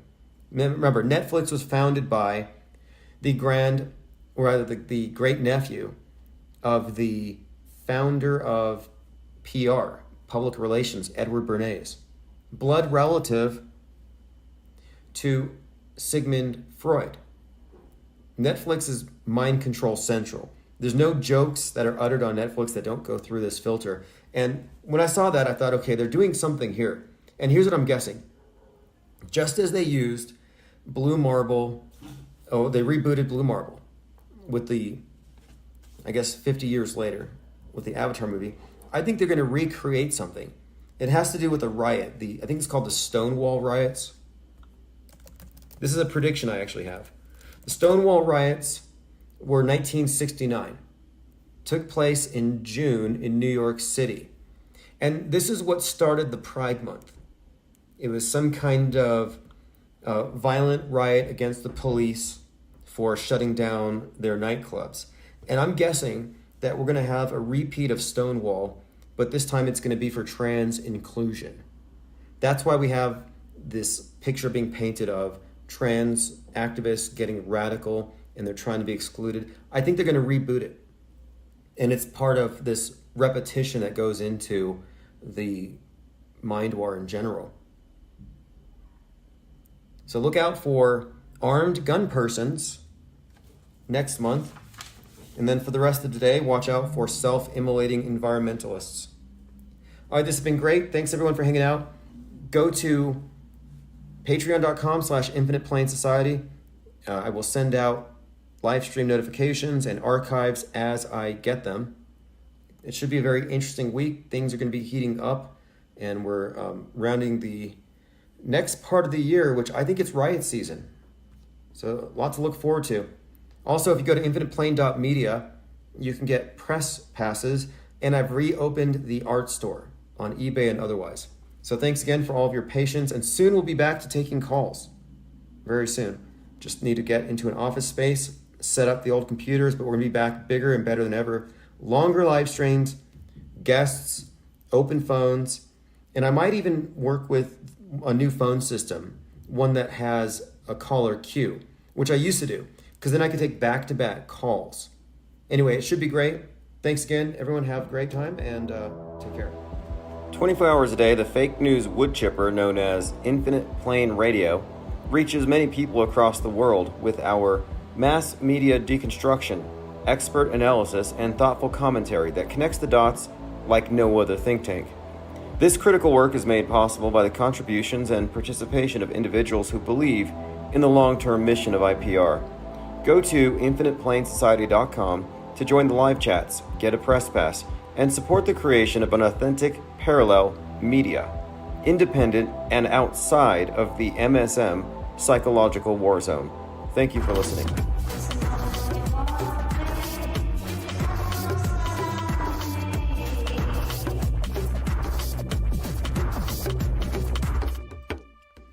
All right, it is March 18th, 2024, the evening of the vernal equinox. And we are live, Infinite Plane Radio, open phones for open minds. The number is 505 349-0420, and phones will be open momentarily. We are joined by the HBIC Thirst for Truth. Others will be pouring in here, and we already have an audience listening on the Radio King, TuneIn, Paranormal Radio. So there's several dozen of you listening, and if you're just listening, you're not watching the video, the number again is 505-349-0420. The title of today's live stream is Bloodbath of Fake Bloodbaths. Because there's so many bloodbaths, it's actually a bloodbath of bloodbaths, just blood flowing everywhere. And of course today, figuratively speaking, you talk about something like this, it's figuratively speaking, but they mean it, when they say literally, they mean it figuratively as well. It gets kind of muddled here. Do we mean real blood, fake blood, real fake blood? And the strange thing about this whole thing, if you ask me, is that we've been waiting for the storm, waiting for the draining of the swamp when they're going to kill the deep state. We're waiting for a bloodbath. Finally, Trump signals, hey, it's a bloodbath. And the nonners, who are normally reading into everything that he says, are like, no, actually, this time he doesn't mean bloodbath. That's not what he means this time. So we have a bit of a confusion as to when he's being literal, when he's being figurative. And it's also up to the media to decide, because they can just take things out of context. And this isn't new. We look at this laziness in media to take some comment out of context and build a story around it as though there are no consequences. And that's because that's how media has traditionally been. This ability for critics to criticize it real time and publish their criticisms and hold them accountable is relatively new. A lot of lefties have deleted their posts after overreacting to Trump's statement, which was really about cars being manufactured in China with Chinese labor and being imported through Mexico. He looks at this as somehow slighting Americans who aren't getting paid to create these cars. They're not getting those jobs. So he said he's going to put a tariff on it. And if we don't, it's going to be bad for the American worker. Quote, bloodbath, which is actually a term in finance. So the term bloodbath is not a literal slaughter. But then you have these pundits saying he's promising another January 6th. I'm sorry, but even January 6th was not a bloodbath. I mean, even if you believe it was more than just theater, all we really had was about a teaspoon of blood. That's all they squeezed out of the squib from Ashley Babbitt. I didn't see much more than that. All right, we have a few more rolling in here. Let's go. HLG, GLH, G33, Frank Murr, Salty Siren, Armin Reed, Osher, P. Trippa says 7 days until eclipse season. Wonder if the bloodbath has something to do with the next full moon. Will it be red? Right. Right. Interesting point there. And again, we are really close to 4/8 when all of the internet prophets who have been saying this is the day are going to be either vindicated or blocked. If something doesn't happen, I'm going to say, hey, look, you can't use gematria calculators on headlines and put random words together until you get a hit and then claim you're onto something. But we're going to see. Now, the bloodbath statement, you could say it's stochastic violence, which you could make that argument, because even though he may know that it's in a certain context, he also knows, or at least the people who write his speeches would know, that this would be taken out of context, and this will be overreacted with, that people will have this response, and that the people like Justin Moan, you know, the guy who chopped off his dad's head, people like that would presumably say, okay, he wants literal blood. All right, so let's go through some of the notes here. A lot of people don't know about when we're looking at airplanes on the runway there, they have this auxiliary battery at the back of the plane. And I've seen these before, these videos where they're doing something with the auxiliary battery in the back. I'm not sure exactly what, but it appears to be emitting some kind of steam or smoke or exhaust. It's not that uncommon. But this, out of context, taken by Lauren Witzke, she says, behold, the fruits of a DEI-stricken flight industry. United Airlines, whose CEO dresses in drag, had an airplane that erupted in a smokeout of the tail. So Lauren Witzke often responds to this stuff without thinking first. She tweets first, thinks about it never. And this is not an unusual thing, but taken out of context, they're saying, oh, this is because DEI. And I want to point out that's kind of a trap. A lot of people are falling into it, even Musk. They're all suggesting that DEI means they're going to lower standards, which isn't really the same thing. It may not be fair, it may not be meritocratic, yet it's not the same thing as saying it's going to reduce standards. It's kind of a false argument, but I see the right running with it. DEI has been a talking point for months and months and months. King Charles died after succumbing to prostate cancer at the age of 75, according to reports. And these reports were picked up by Russian media. So, according to Russian media and these other reports, King Charles is dead. And then, following this, King Charles declared alive after the Russian media shares fake death announcement. So, again, we're going into the royal bloodbath. Kate Middleton, dead. Taylor Swift, probably at the bottom of the Bermuda Triangle, until we find out otherwise. But you see what I'm pointing out here. These reports. Several Russian media outlets have reported King Charles III passed away from cancer complications based on a fake press statement attributed to Buckingham Palace. Now, I've often pointed out how people are trained, the general public is trained, to have maids, mind aids, no mental immune system. If it makes it to the screen, it makes it into their psyche because they believe it. There's no filter. Their eyes are just portals where the mass media can just download content into your brains. And this is how they want you. They don't want you to know something's BS. They don't want you to have a BS filter. They want you to believe everything, but this system will only work if they manage to shut out the competition who have alternate mind viruses. Going through some comments here. Garrett Summer says, are we talking about chemtrails? Chemtrails don't exist. G33 says Elizabeth Bathory. Yeah, Elizabeth Bathory, known for bloodbaths to preserve her youth. Sort of like Madonna was in a bloodbath. I think it was in 2020, shortly after the pandemic. Interesting name, Bloodbath, Elizabeth Bathory. Seems kind of world stagey. Yeah, joined by Elephant Tusks. Thank you for joining. All right, let's see what else we have here. Aries 1 says fossil fuel engine smoking. Well, I don't know exactly what that auxiliary battery does, but I've seen this happen frequently.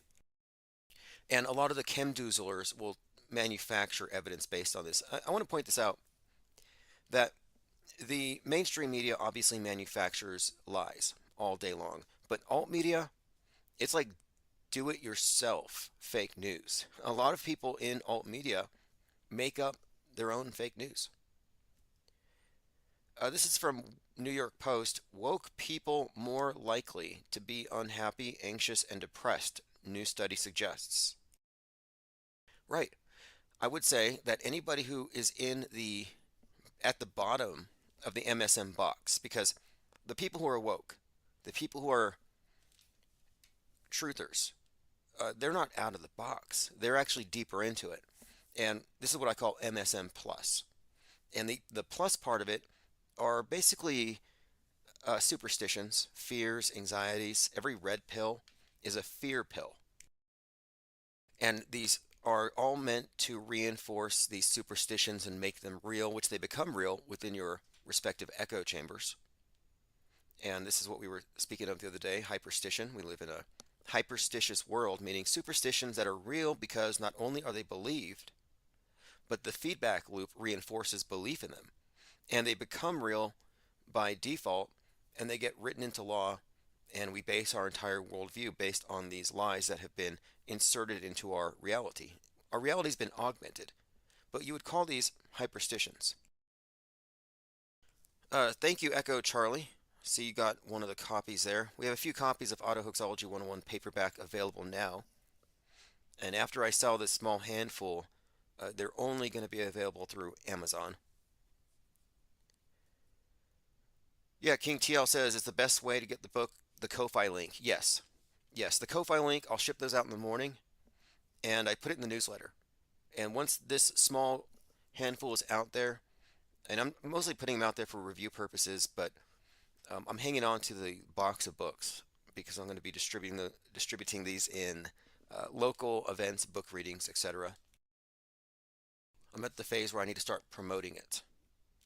And it's not like the book could become a bestseller, Auto Hoaxology 101. It's not mainstream. It's not for Normalville. It's not for Trutherville or Woketown. It's really something distinct, but it's something that's needed in order to codify what we're really about. So we can't be misrepresented by the media. Well, they'll say, oh, those people don't believe the news. They chop off the heads of FBI agents and call for insurrections and militias to rise up. No, that's not us. That's Trutherville. But anyway,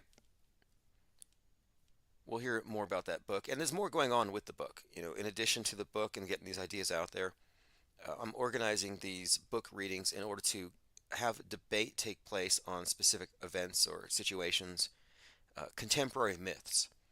And a lot of people don't appreciate how debatable these things are. You have these big popular debates where the debate is God real? Is there any proof, etc.? But let's debate 9/11.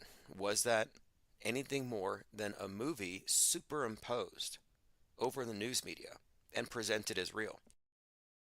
I can make that case. And it's not something that people would consider debatable, like the existence of it as presented.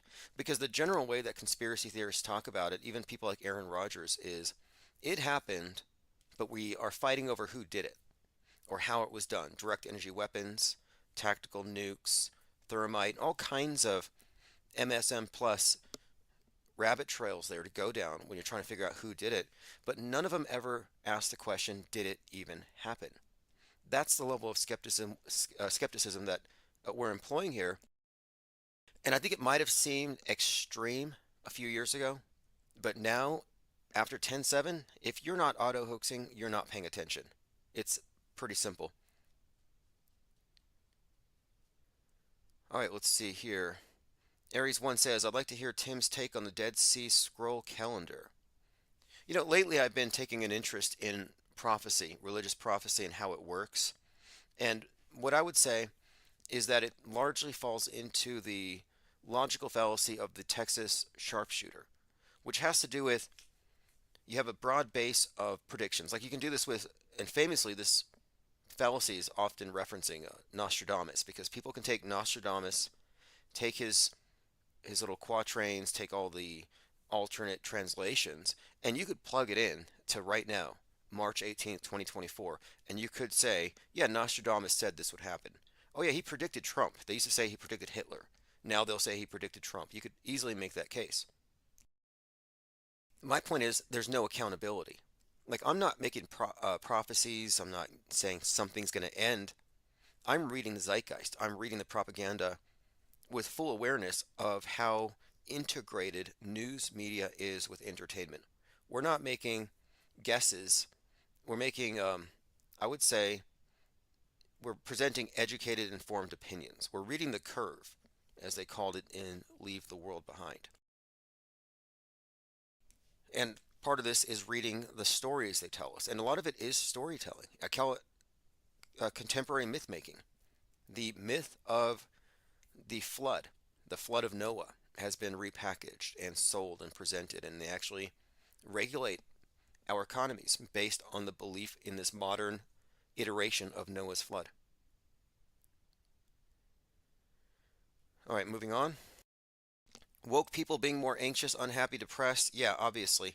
And we know this. They're also triggered. They're mad at the other side. They feel like the world's going to end, that Trump is Hitler. But the red pillars are also unhappy, anxious, and a lot of them are actually falling off. I'm looking on Twitter. A lot of these hardcore truthers, digital soldiers, people have been faithfully retweeting Q drops for 8 years. A lot of them are kind of falling off there. In fact, there's another prophet. I never really listened to him, but I think he might be adjacent to someone like Zach Hubbard. He goes by the name The Illusion. The Illusion has quit sports decoding.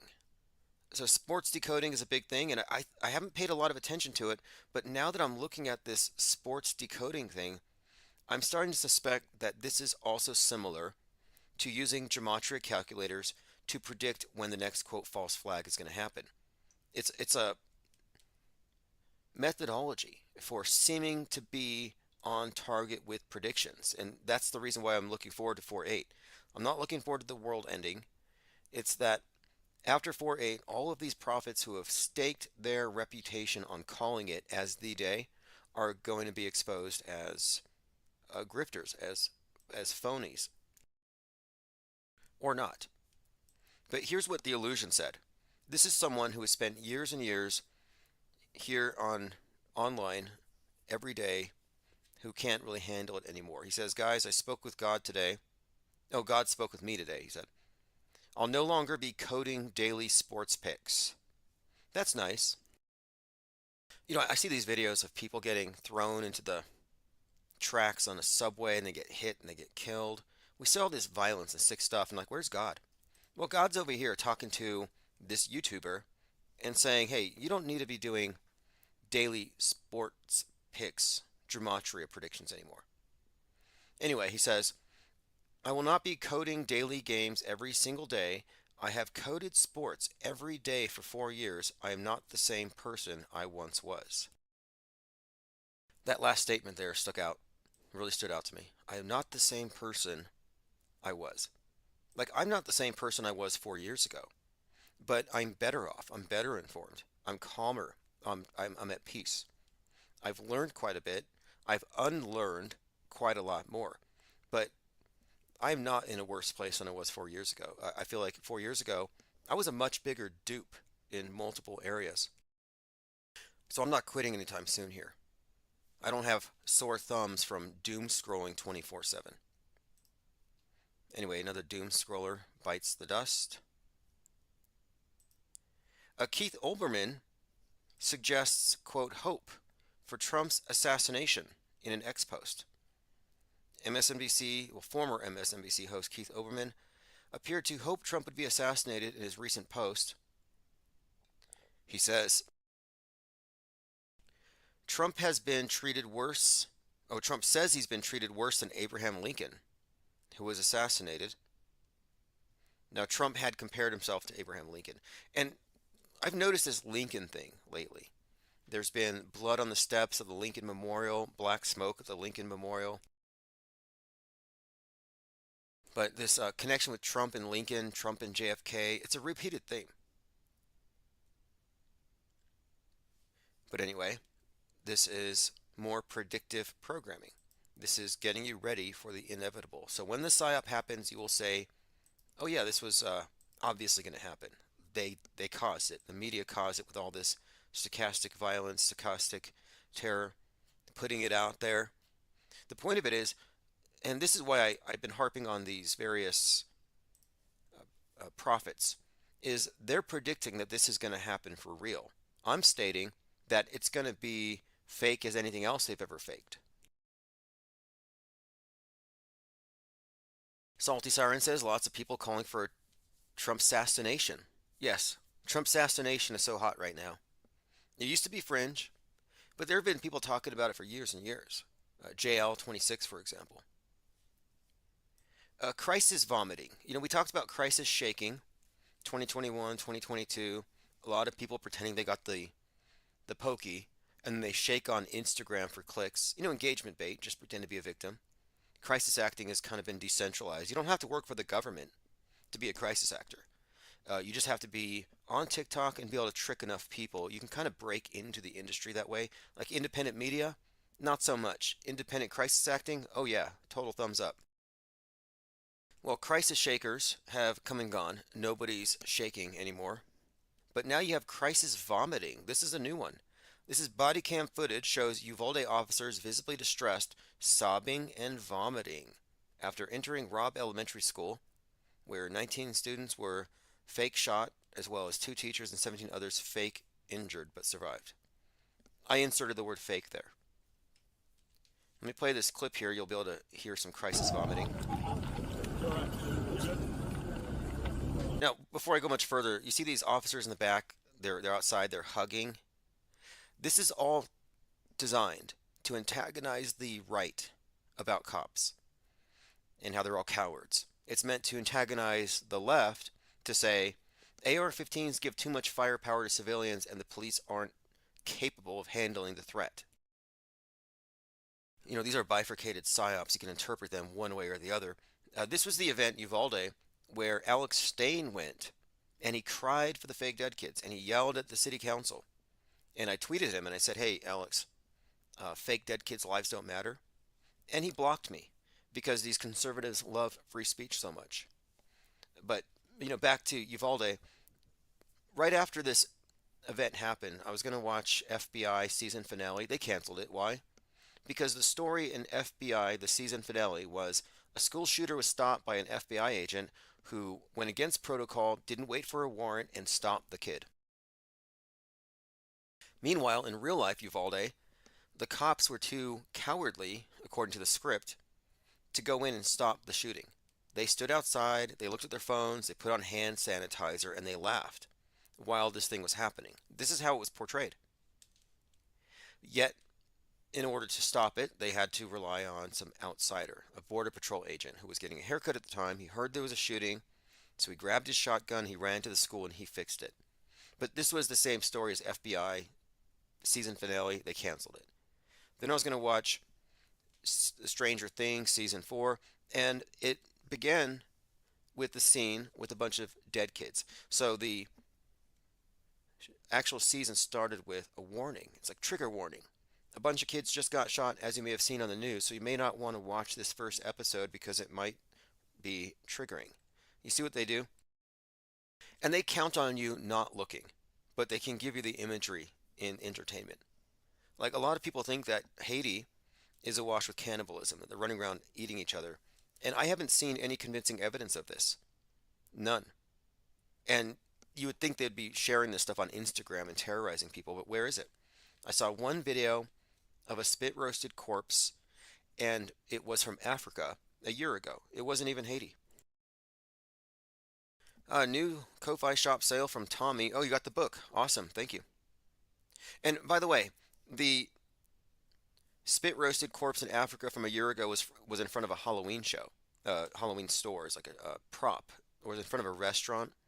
So in front of a restaurant, they put this fake corpse for Halloween, and that somehow got thrown into the Haiti narrative. See, this is hyperstition.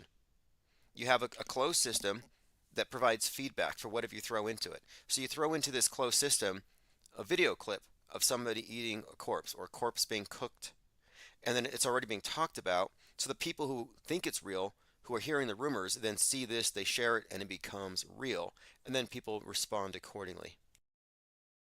But back to Uvalde. Here are the officers in the back, and I'm suggesting here that they aren't really vomiting, that they are faking it. This is crisis vomiting.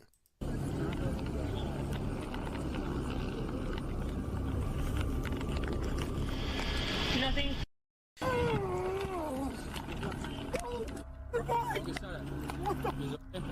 All right, you hear all that? Now, I have a bit of experience, not with mass shootings, but with decedent transport for the county morgue, state morgue, and in my experience, picking up bodies from even, multiple casualty scenes, car wrecks, whatever happens to be, I've never seen officers lose their composure, cry, vomit, even when you have a bloated corpse that's, face down in the kitchen, already exploded, everything's leaking out of it. I've never seen them act anything other than a little repulsed, or a lot of them exhibit gallows humor. In fact, I was really put off by a number of officers and people who worked in the morgue at the way they would joke at the scenes. I never felt that was appropriate. So this idea that these guys are out here crying and vomiting, no, this is just terrible acting. I didn't even hear a splash. Like, they're just making the noises for the camera. Totally fake. Let's see. Erica Creech says people that get into hidden messages and meanings can get lost in it. Yeah, you know what? Erica Creech brings up a great point here because we're talking about that individual who has quit the scene, and you can get lost in it. This notion of a prophecy about to come true and it doesn't match your guesses.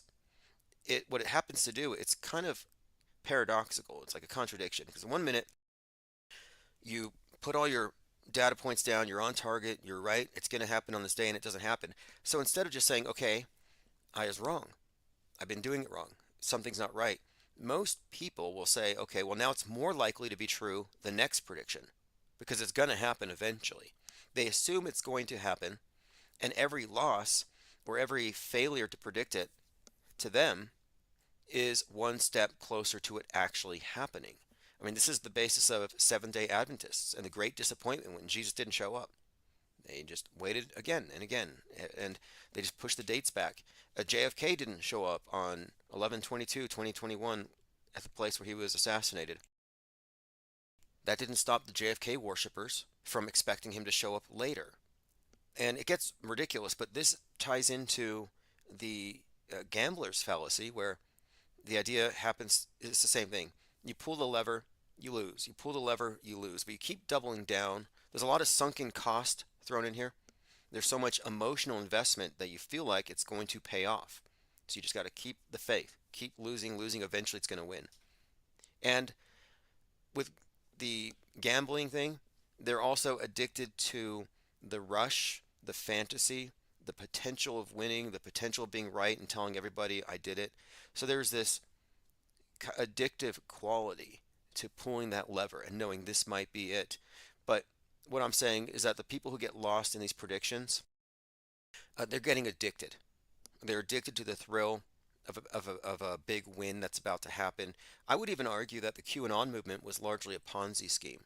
You invest all your social capital, all your social media goes into this thing, and now all the people who aren't into it are going to see you as one of them. But you just keep throwing down, putting all your money in because eventually there's going to be an awakening and everybody's going to win and they're all going to come to you for answers. Of course, that hasn't worked out yet, has it? All right, let's move on here. G33 says barbecue was a cop. Yeah, the leader of the Haitian cannibal gangs, Barbecue, was not only a cop, but there's a image of him where he's got a Masonic necklace. So he's a Freemason and a cop. And I was looking at the story at the same time as I was looking at the story of the 33-year-old Russian Satanist cannibal in Ukraine. And I was wondering, okay, well, I can understand Satanists eating people, but Freemasons? Freemason cops? Is there something we don't know at a higher level? Do they perhaps? But I was like, what is this? Cannibalism all over the world. Now it's bloodbaths everywhere. Okay, let's see what we have here. Oberman calling for an assassination. Yeah. More just, double standards as usual. One of the questions I'd asked last night, and I haven't uploaded the archive, I'll do that this evening. Last night, the live stream title was Kate Middleton is Dead, and Taylor Swift is headed to the Bermuda Triangle. But I had asked a question that was prompted by Les Luther. Do you wake people up? Do you go to Normieville and shake them? Do you pull people out of the matrix pods? Do you exit Plato's cave? And is there a moral dilemma? Like, is it incumbent upon you to help everybody else out? Mary Crux Smith said, answer to the question, no, you do not need to address the illusion of existence of a moral dilemma, referencing Plato's cave and the question of whether to stay in the cave while informing the cave dwellers that there is a cave. So when it comes to the cave dwellers, the people in the MSM box, do we owe them anything? A clue? Do we need to drop them hints? No, you don't need to disturb their sleep. They're enjoying it. Now, what Mary Crutch Smith says is that it's more or less pointless to do so and messy. She said, you do not need to address this. Those with eyes to see, those with ears to hear, as they say, will pop through. I'm inextricably drawn to question marks. Take care. Well, I appreciate them answering that question, and I've arrived at that some time ago. We don't have enough time anyway. I'm not proselytizing. We're not Moonies. We're not going to go door to door selling wind chimes. We're not Jehovah's Witnesses. We're not trying to get into people's heads here. We're only reaching those people who can receive the signal, eyes to see, ears to hear, not in the spiritual sense, but in the media savvy sense. Are you reality compromised because you have allowed the mass media to assume an authority it shouldn't have over your perceptions? And the answer for 99.999% is yes. They're all in that box. All right, let's see what we have here. Elephant Tusk says Trump seems to be playing two roles. What would that be? There's this widespread belief that Trump is actually two people, that he's twins, and that they're going to kill off one of the twins, which I think is ridiculous. A lot of politicians and celebrities don't have a consistent look when you compare them on TV to other images of them, and it kind of lends itself to this type of thinking.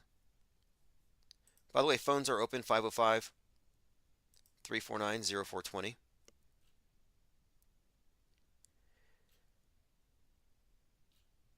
All right, we have another strange one here. I don't know what to make of this, but it has to do with the eclipse, so I'm going to play it. This is someone suggesting that America is Israel. And I knew this was coming somehow. I knew that the way that the white nationalist, and these are all feds, but the way they frame everything, America is almost like their version of Israel. It's a safe space for white nationalism. This is their um, chosen land. Even Glenn Beck used to say that God wrote the Constitution, or God's finger touched the Declaration of Independence. You know, they worship these documents. He considered them to be scripture. But here, this is interesting here because this person is suggesting that the Bible is rewritten and the eclipse is going to reveal that we are in fact Israel, that America is Israel. Now, here's her thinking. She says that the eclipse is going through 7 Salems, which she believes has something to do with Jerusalem. She makes a lot of dramatic pauses, just so you know, and this is all coming from Gene Ho at George News.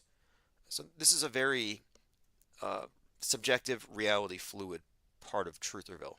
Because Herod, Illinois is right there. All right, now that Gene Ho's saying it, can we now say that we're Israel? Can we now say that? I've been saying it. My video, I said we had a Galilee, we had a Israel, we had a Bethlehem, we had a Nazareth, we had a Lebanon, we've got an Egypt. Egyptian artifacts, hieroglyphs have been found in the Grand Canyon. Come on, guys, come on. All the places these people could go, but they come to America. Why? They could have went to Russia, China, South America, Iceland, Greenland, Antarctica, Australia. They could have went anywhere. Anywhere. Why the United States? Because we are one nation under God. We are the Holy Land. That's the basic premise of it. America is the Holy Land. Lean Dion says, I've seen this lady. She is so truthy. Very truthy. And you know what's fascinating is there's like a style. And I always tune this out. I was very averse to it. YouTube, you would have someone sitting in front of the camera and they're talking very calmly or not, but they're in front of the camera and they're conveying something. Maybe they share their screen. But with TikTok, it becomes people who are talking in short bursts, wagging their fingers, making these expressions on their faces, a lot of dramatic pauses. It's very dramatic. It's like a bunch, and maybe it's higher quality, I don't know, but it's a style. And they sound very excited. They're really good at pitching this information. I'm not knocking it. I'm just saying it kind of evolved. And a lot of them are just regurgitating stuff. So the quality of information may not be too good, but their presentations are pretty good. Let's go ahead and listen to some more of this. America is the Holy Land. We are. And guess who's coming back? Guess what nation is going to have a judgment on them? We are. All right, so we're going to be judged very soon. And I guess that happens next month. G33 says, Tim, you would kill it on TikTok. Yeah, I just got to work on my facial expressions. You know, like the raised eyebrow, the pointing, the waggy finger pointing above my head, and then it matches up with whatever I'm covering up. That's what annoys me. They're pointing at some document. Look at this document that we just found. It's like you're wagging your finger in front of it, and you're floating around. You're kind of bouncing around a bit. It's kind of hard to watch you. G33 says, wear a mask. No, I don't need to wear a mask. I mean, I'm not trying to hide my identity or anything like that. And, you know, I do have an issue with people who are anonymous. That's one of the reasons why I've been calling out these prophets. Salty says, you got the eyebrows down, Tim. LOL. Yeah, well, that city council video has been hit more than 1 million times. That's in the last few months. That's probably it. But, yeah, TikTok, I don't know if it reaches the audience that we're intending to reach, but who knows? Maybe I'll give it a shot. No, actually, I did. I got banned. I got banned right away now that I think about it. I just don't feel like I'm TikTokable. Here, let's move on. Um, G33 says we've never seen your face. Actually, a lot of us have met. 2017, 2016, 17, we were meeting in person. In fact, we kind of started this thing of organizing the cutting fringe. Before the Flat Earth conferences, we were already gathering auto hoaxers and NASA critics. And we continued this, and I was doing video daily. The only reason I stopped doing video is MGTV, as in Goldfinch, was claiming to be me. So he could take video of me, re-upload it in his own context, and then I would have mine taken down. So I'm like, well, I actually can't. I mean, I could, but that's why I stopped. And now that I think about it, it's kind of interesting. It's like, yeah, I stopped doing that. And the reason why I was doing it is a short 10-minute video does bring in subs every day. Like, I do know how to grow a channel, and it is kind of, I think, maybe counterproductive to not make full use of video in today's attention economy. And I have The Office, which is a lot to look at here. I actually thought I would start it this week. I was actually thinking about this today. I was like, you know what? Maybe I need to start that on my live video channel for YouTube. Start that process of integrating video in and eventually perhaps breaking into TikTok. Oswaldo says, don't TikTokify the IPS, bro. Well, another part of the TikTok video is to bring people into the live stream. So I could say something provocative about what we're discussing that day and then bring people into the live stream, quite possibly. That was the plan. And then we had, let's see, recently, I think the most recent thing with video would be that documentary from Scandinavia, which hasn't been released yet. And that video is guaranteed. It's a documentary on conspiracy theorists, and I'm pretty sure that it's going to be designed to make me look crazy. Like they're going to Mark Sargentify me. They're going to try to make me look like some kind of internet radicalized wingnut, some kind of fringy type, eccentric perhaps. Armin Ree says, yes, absolutely. Yes, I got your email. In fact, I'm going to be opening up Discord in the mornings again. I was on Discord last night and some of the evenings as well. So if you're not in Discord, we are going to be popping in chat and we will be recording stuff, by the way. Let's listen again to this truther about America being, was it Israel? I thought it was Babylon.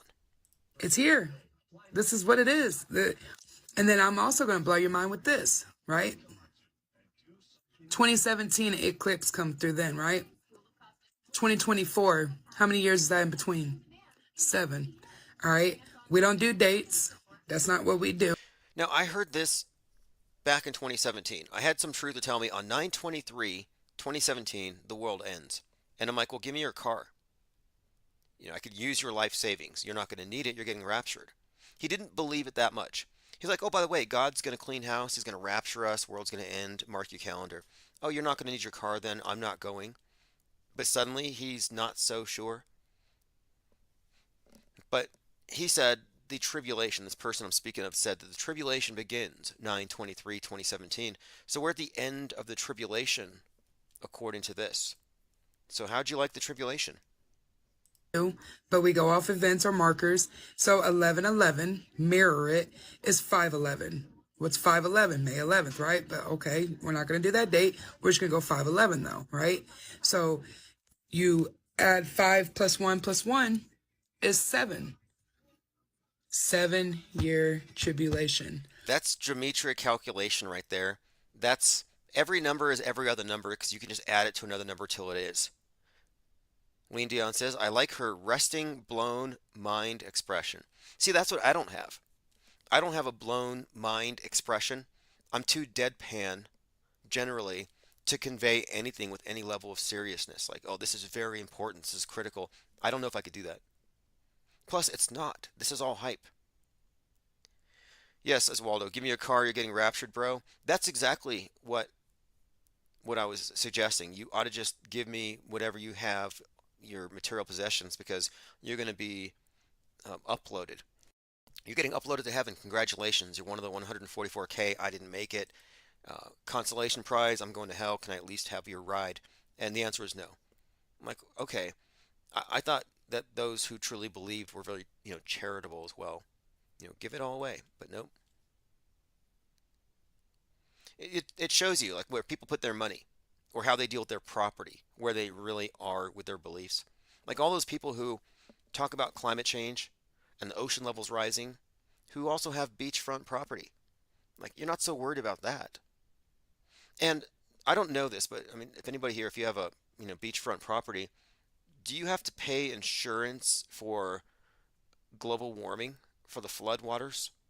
Do you have some kind of insurance plan for when, not if, for when the waters go up and then it floods us because of our overconsumption of fossil fuels? Gematria 101 does not agree that this person is a legitimate Gematrianator. Let's continue. We are done. It's going to be 1,000 years peace. 1,000 years peace begins on 4/8/2024. We're done with the tribulation. 1,000 years of peace begins, which I take to mean that we all live to be 1,000.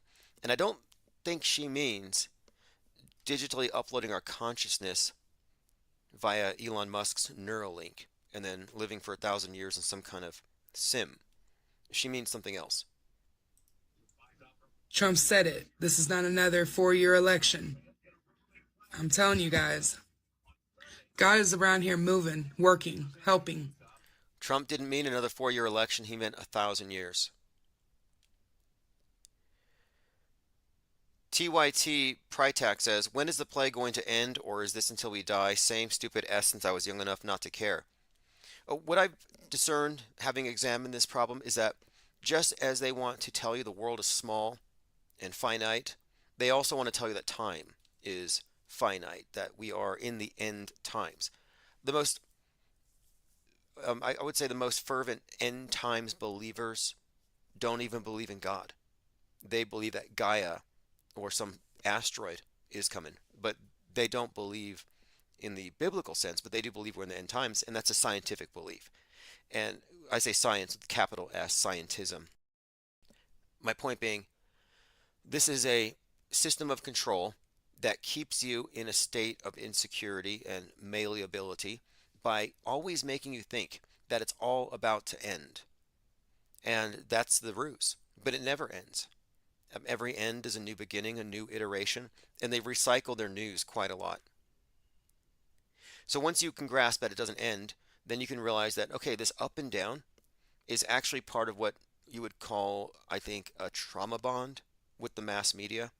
Good times, bad times, good times, bad times. And the good times, the entertainment, the fun stuff is meant to cover up all the bad stuff. So you kind of forget about it after a while. And then they bring back the bad stuff. But this intermittent high and low, fear, terrorism slash trivial, nothing means anything. This back and forth locks people in. And I think the 24-hour news cycle is something that's also part of this thing where if you don't suspend judgment, like you watch something on the news tonight, do you believe it's true? Well, maybe you don't have enough information. So the default is, yeah, I'm just going to assume it's true. But that locks you into this 24-hour cycle where you think you're obligated to believe the daily news, and you're not. You can wait 2 days. Like, I'm not going to look at the news on Monday until Wednesday and then decide if I think it's real or not based on evidence that comes out. You don't have to rush to judgment. And once you disengage from that rush to judgment, you unplug from their, what I call their news cycle of abuse. So it's all a game. Lickety Split says, boiling vinegar got me through the tribulation. Yep, that's how you get your blue skies back, according to a very well-known photographer, a very well-known content creator, that you can boil vinegar and it will clear the skies. Lean Dion says, hashtag 1,000-year presidency. Diana Southheart says, when her false eschatology fails, you'll see her bent over, wasted, and defecated in the street. I don't know. Maybe. I kind of think that if it doesn't come true, they'll just push the date back. Like I see a lot of these Trumpers now putting their hope in Barron Trump. Like, oh, when he grows up, he's going to be the one to save us. So this could go on indefinitely. That's what's sick about it. Listening. Keep praying. Keep your faith. Faith of a mustard seed. This pause. She pauses, shakes her head. This is like what Katie Britt did. This is TikTok stuff. And it is really, from an acting standpoint, I think she's conveying that she does believe this very well. But here she is again, keep praying. Now, who do you pray to? JFK? Donald Trump? JFK Jr.? Who gets prayed to? I'm not quite sure. Working, helping, listening. Keep praying. Yeah, pray to the mustard seed. Keep your faith. Faith of a mustard seed. We're learning new things every day, guys. But it's for the best. And watch out, Mandela effects have been happening. That's what I was waiting for. After this pep talk about how the world's going to end, we're going to have our 1,000 years of peace starting on the 8th of next month. Mandela effects are happening. She had to throw this in. Let me play that again. But it's for the best. And watch out, Mandela effects have been happening. What we once thought was is going to be no more. All right. There you go. Really positive take on this end of the world prophecy. But when she went right into the Mandela effect. I'm like, okay, why couldn't you have started with that? You're Mandoozled. Trump doozled, Mandoozled, hitting the Q pipe, drinking the Kool-Aid, high on hopium, and it looks like she's having more than just nothing burgers. But anyway, we'll check back with her on the 9th and see if Diana Southard is right. All right, moving on. And look, let me point out one more thing. I'd mentioned how, yeah, the woke are depressed and sad and they hate life, and the red pill community are living a nightmare. But these QAnoners aren't living the nightmare. When I first came across this 2017, the person who told me the world was ending on 9/23/2017, he said, "You got to stop with the conspiracy. It's very negative. It makes it seem like there's bad guys in control." And I'm like, "Well, what do you propose?" And this person says, "Prospiracy. Talk about the good stuff, the hope, the white hats behind the scenes that are going to save us all." He even then said to me, "You no longer need to do this. You can stay behind the scenes and just let the white hats take control. You don't have to put yourself out there. It's very courageous of you." It was a strange conversation, and there were lots of them. In 2017, before Q came out, there were a lot of operatives on YouTube, in the chat rooms, in Google Hangouts, that were all saying the same thing. There's a prospiracy that we can pay attention to that's hopeful. No more negativity, and the white hats will save us. I was hearing about white hats before the Q movement started. And so it didn't just emerge from a vacuum. They built this up. And it all has, from the very beginning, tied into this eclipse. That's what's interesting about it. It's tied into this eclipse, 9/23/2017, this tribulation narrative, and right now we're seeing the culmination of it. Salty Siren says, "Faith of the Piston popcorn seed." Oh yeah, they're always about the popcorn. "Trust the plan, bro," says Oswaldo. Yeah. Well, this is very much a prophecy cult. That's really all it is. Rambo tweeted, "Scroll on Twitter for 5 minutes and you'll see 100 tweets about satanic pedos. How is this good for anybody's mind?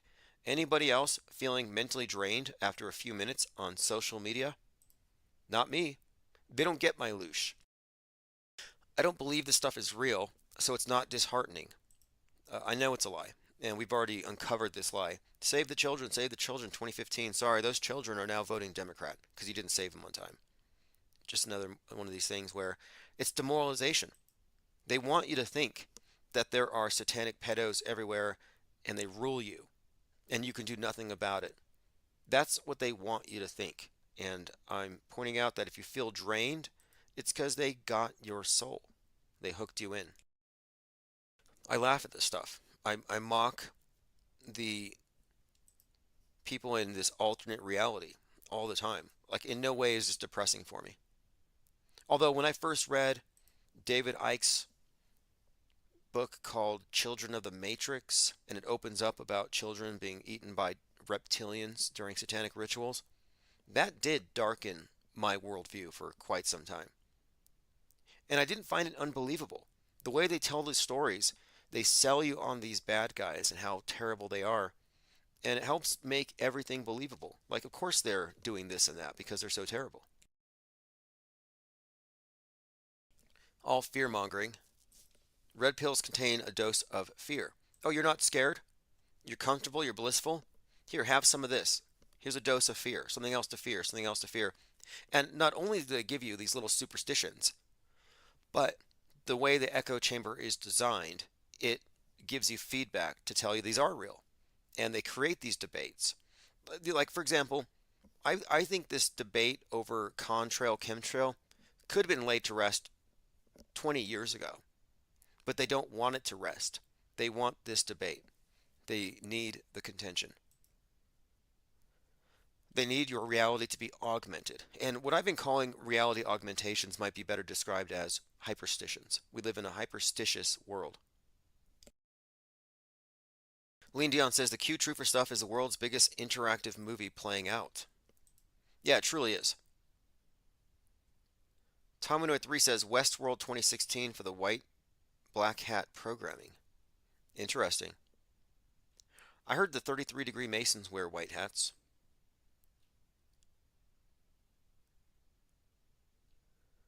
Okay, moving on. So King Charles is not dead. And Kate Middleton is not dead. And Taylor Swift is, as far as I know, not missing. Speaking of David Icke, he says, if this guy in the black bobby hat was any more stupid, his body would forget to breathe. This is the new media, the MAM, mainstream alternative media, and it's painful to watch. These mates put on their stupendous ignorance on public display while claiming to be informed. Let me play a clip here of David Icke.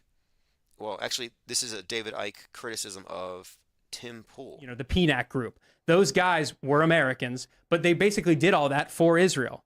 So I think Australia is roping us into this war with China. Okay, why are we sending in ships and personnel to Australia? So what is Icke so triggered about here? I think this is a deliberate tactic. And the tactic is there needs to be, within the truther community, there needs to be a group of people who call out the mainstream truthers. So you have mainstream and then not mainstream truthers. And they're creating this division now, leading it with David Icke. And I think the reason why is to drown out what we're doing. Unified Trutherville no longer exists. They're creating this schism in it. And it's not working. I don't see it working. It really is too uniform because it's based on worldview, not who you're following. And the worldview of the truther, of course, is MSM+.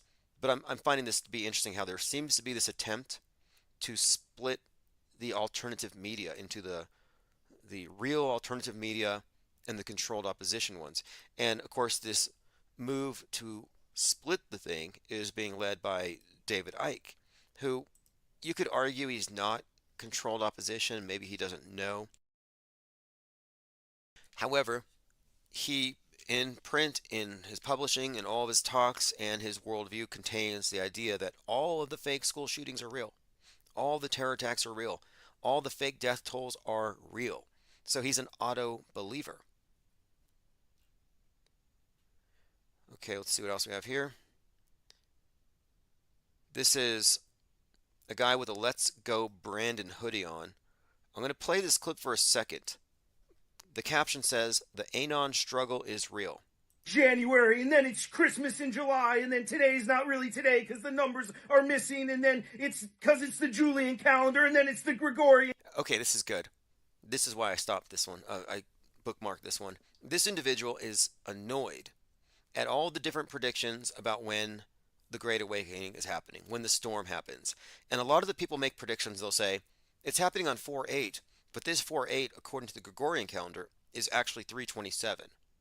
And on and on. So they're always right because they can just switch the calendar or switch the calculator. So this guy, Let's Go Brandon, obviously a true believer and into this stuff, is a little fed up with his own side.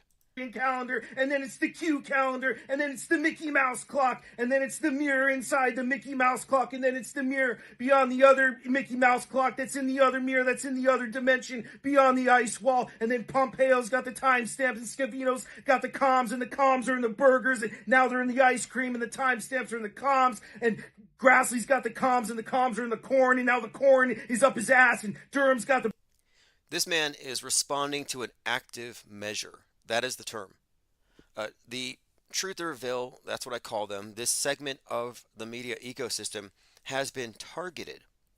So I'm pointing out these prophets, these Mendoozled, Chemdoozled, Gematria calculator prophets.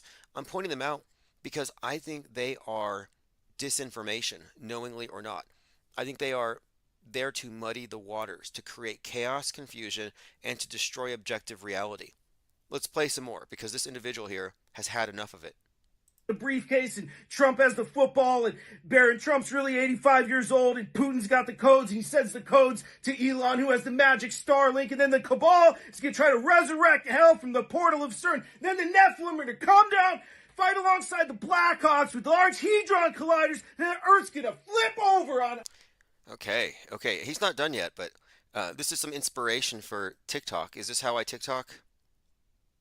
No, this guy's also being, well, I mean, you could say he's being facetious and he's joking, but everything he is saying is exactly what is being spread around. Even with the Nephilim and the Blackhawks and the blue avian aliens from the Galactic Federation fighting against the Reptoids and China, it's all there. On its head, and we'll be walking upside down. And then Trump's going to step in, and Elon's going to reset the codes, and Trump steps in, and then it's all finished in one day. Maybe!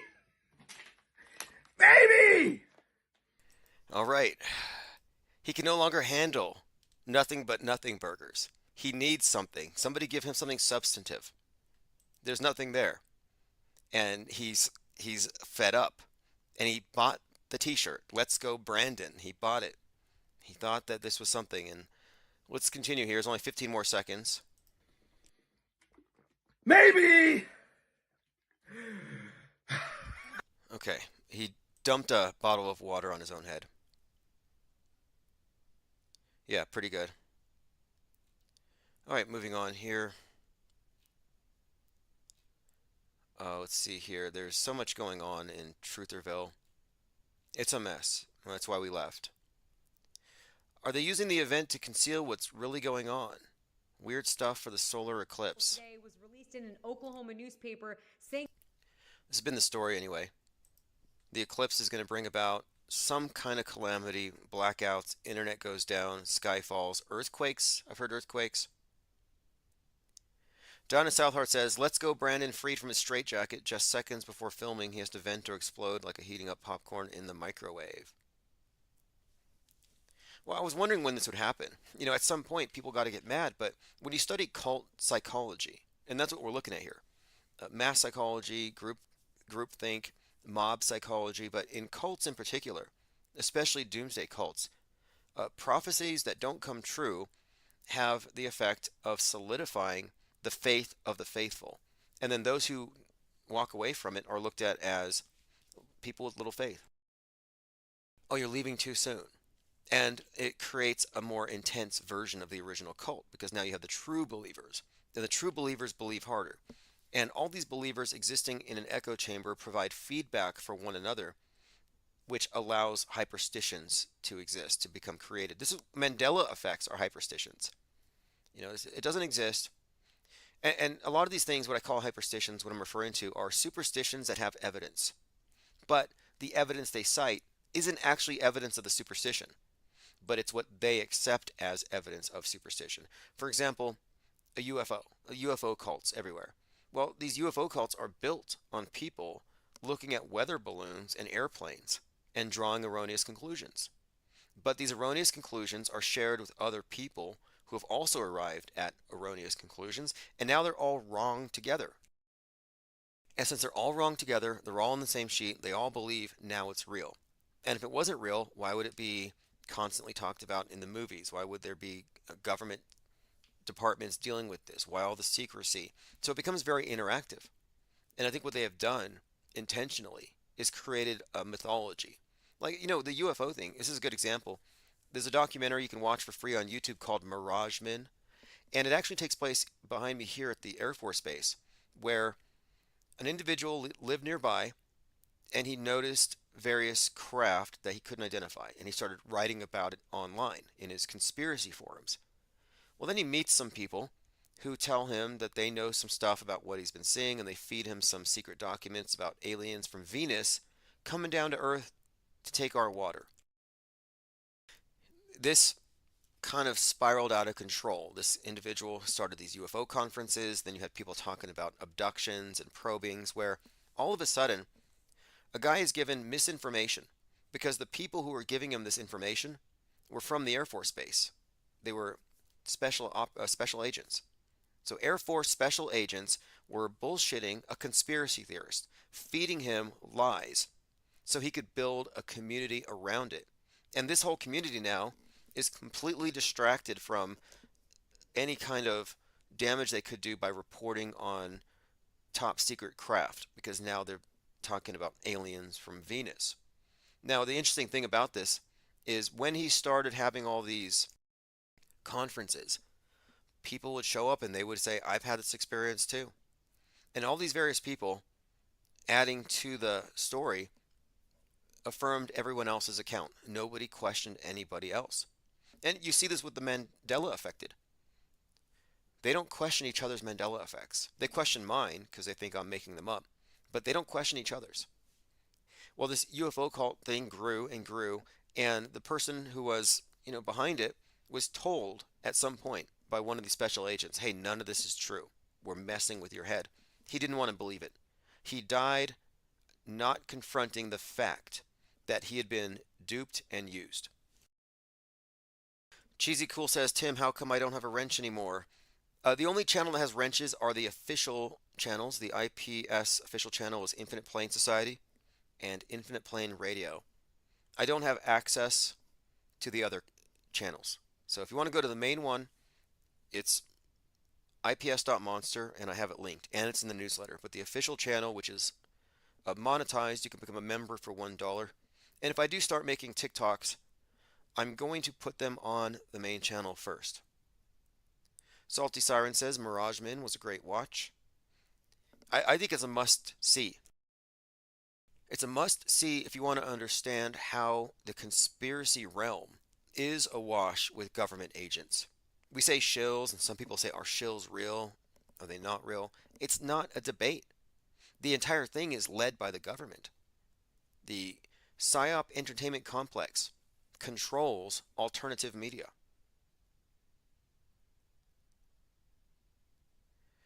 All right, let's move on. Commenter says Europe will fold like a cheap tent. Now is the time. Nothing ends, and everything's inflatable and fake. I mean, look, how many times do you have to see inflatable tanks, inflatable airplanes, wooden rocket launchers, dummy missiles, hyper-realistic simulation training dolls that bleed and breathe, hyper-realistic simulated events presented on the news as real? Like, at some point you have to realize that there is no bad news, that the world is not coming to an end. But the inflatable stuff, the decoys, that's standard operating procedure. It's a mind war. That's the hardest thing to wrap one's head around, that it's all in your head, and you can't see it until you step outside of the box. I've been looking at this symbol, it's a reoccurring prop that I've seen. So I look at Hunger Games, where the elite sit around a round table with a dome over it, and this table is like a holographic projection of the world. Westworld, similarly, has Westworld as like a game board, and the controllers, the programmers, are all on the outside of it looking in. I remember seeing this on Clash of the Titans. The gods are sitting around a game board where they have little ivory figurines of the people on the world stage, the world that they're actually manipulating, the situations they're creating. Now, I think this is a metaphor for how the world stage is. The world stage is the propaganda box that everybody's in. And the controllers, the programmers, simply have to throw in an element, just like in Hunger Games. Throw in fire. Well, they do it here. Fire NATOs. Throw in a bowl cut shooter over here. Throw in falling planes here. So they throw into the system, which has been already saturated with whatever they're throwing in through predictive programming. It's in the entertainment. So it's already there in the ecosystem, in the echo chamber. The scenarios that they are going to artificially inject into the world, things that will become hyperstitions, things that will become real by default belief, these things are thrown in there from the outside and they become real. We manifest them. And not all of it's innocuous. I mean, think about how they hype up certain types of violence, let's say subway violence. Well, that does have a real effect. That is definitely affecting the people targeted by that agitprop. You could argue that the media makes people bigoted, racist, hateful in all kinds of ways.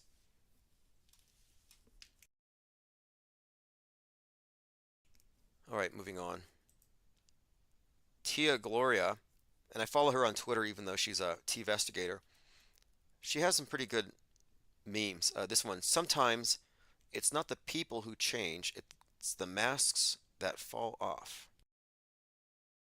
We've been talking a lot about masks, and this is something I wanted to get to because we spent a lot of time on this, like in 2020, 2021. This person is that person.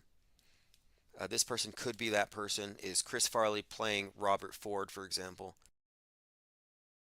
Is Rush Limbaugh Jim Morrison? We have all these things, and is Alex Jones, Bill Hicks, and I don't spend a lot of time on them because they don't add very much to the conversation other than fakeability. And we have to be informed about fakeability, about the techniques. What does Big Brother have in his special effects department? But the mask thing is real. It's admittedly real. It has been declassified. So there's not any doubt that you do have hyper-realistic masks that are in fact foolproof. But can you have two people side by side and discern from that this person is that person, Bill Hicks, Alex Jones? And you can see the narrative that may support it, so it makes it very interesting. But I would argue that no, you have to go off video in addition to photos. You have to look at every available piece of information, every bit of footage, before you could make the claim that you know. And the reason why I'm saying this is that there's this phenomenon that occurs when you have two faces side by side and you're told it's the same person. It's like animation. You're reading a comic book, sequential art. Your mind will connect these things because they're part of a sequence, and your imagination will fill in for what occurs between frame 1 and frame 2. So it's like, oh, is this person that person? It's very easy to imagine it so when they're put there side by side, accompanied by a little bit of gaslighting, getting you to question your reality. So I don't think that the side by side is a good methodology, but I'm comparing it to the Mandela effect, where it's always a binary and they show you something and have you compare it to a recollection, and that has you create a false memory that weighs against the real thing. Anyway, it's just an approach, and I never really found it very satisfying, and it's a distraction for people to be. I mean, I think it's lazy to say, oh, this person's a clone. Hillary Clinton's a clone. Oh, yeah, Kate Middleton's been dead for 5 years, but she's a clone. Like, what's your basis for saying this stuff? Lean Dion says, crazy Ryan Garcia is now talking about the domed flat earth. Okay, first he was talking about mass rapes at Bohemian Grove. Then he went into he knows who killed Tupac. And now he's flat earth. This is how they promote fights these days. This is the attention economy. And if you want to promote a fight, you want to be talked about. And if you can't be talked about for something positive, it's very easy to get talked about for something negative. I would not have known who he was or cared about his fight if he hadn't come out and said these outrageous things. Does he believe them? Is he really crazy? Or is he faking crazy? And one more point. I've noticed that the MMA types and the boxers who get into this, they always talk about it in the Christian biblical sense. So Satanists run the world, and the flat earth is a dome because the Bible. The other fighter, I believe his name is it Bryce? The other fighter, who's a flat earther, had come out saying something similar. It's just a reoccurring theme here with these fighters, and I think it's interesting because they go with the good versus evil, the Satanism, and the good guys, whereas the football players who have been talking about the flat earth are coming at it as agnostics. Like, what do we know? Who do we trust? Do I have to believe? You had this recent NFL draftee who said he didn't believe in space. He said Tyler Owen said he doesn't believe in space. So he's not saying, I believe in a dome. I believe the world is a disc under a dome and God's sitting on top of it. No, he's not saying, I believe I know this. He's saying, I don't believe. And that's where we're at. Non-belief. I'm a non-believer in news. I'm a non-believer in any of their BS. I prefer to know what's knowable, what I can claim to know. Lickety Split says flat earth is coming back. Well, the question is valid. The flat earth model doesn't exist any more than the ball earth model exists. But the debate is pointless as the glurfs, those who defend the globe, they don't know that mass media has a special effects department and that they augment our reality. They don't understand the hyperstitional nature of the world stage. They're in the box. So you can't argue with somebody in the box. I mean, it's a paradigm thing. It's like a religion. You could be an atheist with a very good understanding of the origin of some cult who believes in some god that maybe like the flying spaghetti monster, for example. So all these people believe in this thing and they're in their bunker. You go in there and you have evidence it doesn't exist. It's not going to go anywhere. It's not going to sink in. Your information is outside of their closed system. Just like 3% of the scientists don't believe in climate change. Well, erase what they had to say. Just delete them. They don't count. We have a closed system where we already agreed. So 97% of us agree. That's a consensus. Let's ignore those fringies. Similarly, the box of the MSM doesn't take in information from backstage, behind the scenes, stuff about crisis actors, stuff about special effects, stuff about how the space program is all really just about controlling inner space, your mind space. Always has been.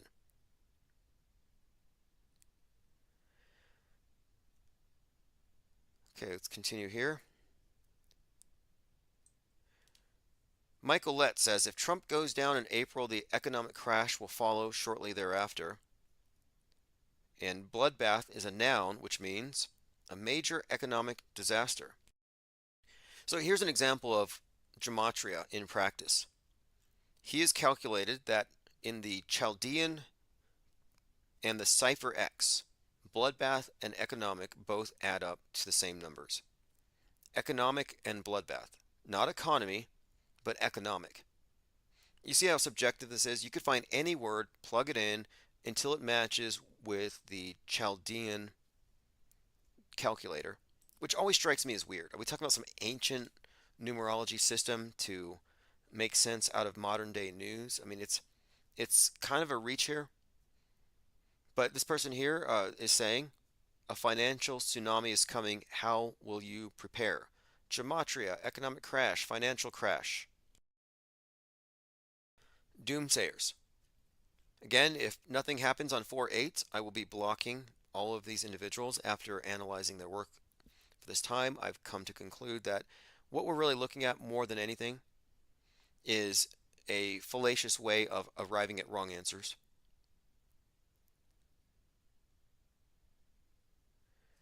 Let's see what we have here. Oswaldo became a member, Blue Wrench Lodge. Appreciate that very much. This think tank is never going to stop. We have a mission, and the more of you who join, whether it's Patreon, InfinitePlaneSociety.com, or here at YouTube, the more it enables me to put all my time and attention into this.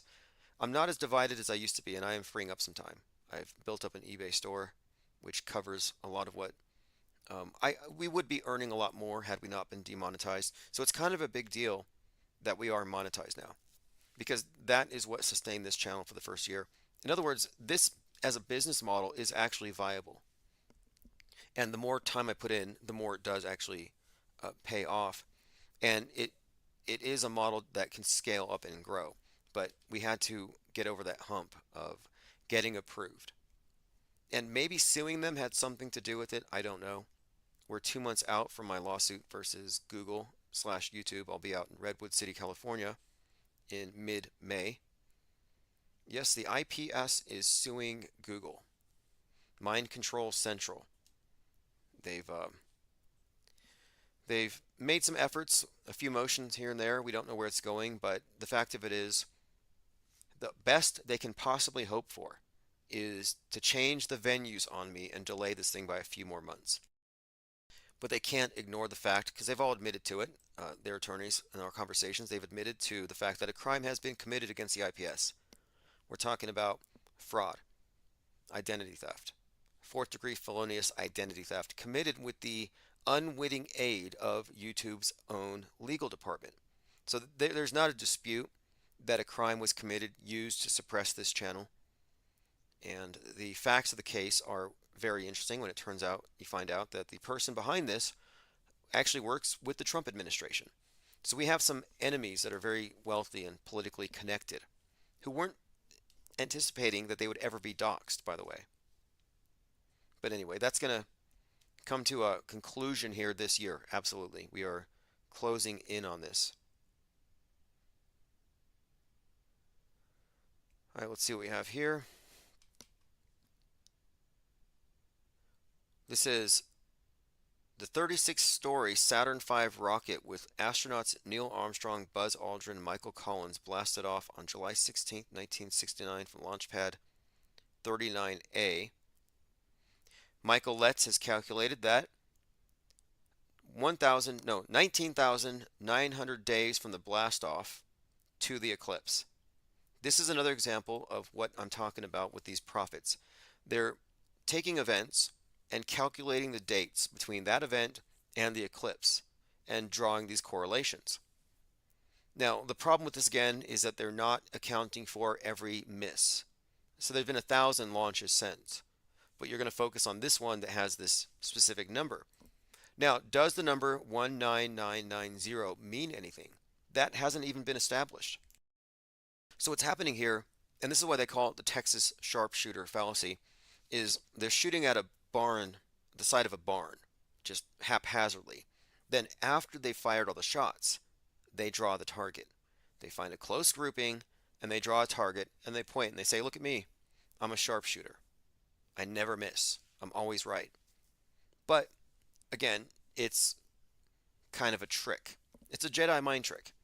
And I hope they figure it out. The ones who aren't intentionally doing it, I hope they figure it out. Unlike that one individual who spent 4 years doing gematria on baseball games, who's finally giving it up because God told him to.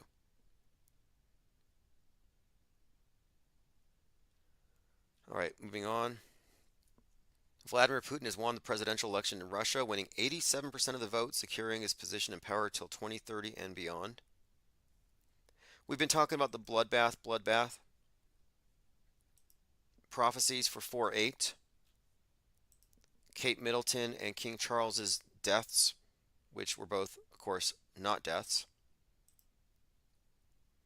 We are also kind of breaking down the dynamics within Trutherville, what's causing it to break down, how it's been targeted by what I consider to be active measures, meant to erode its capacity to discern real from fake.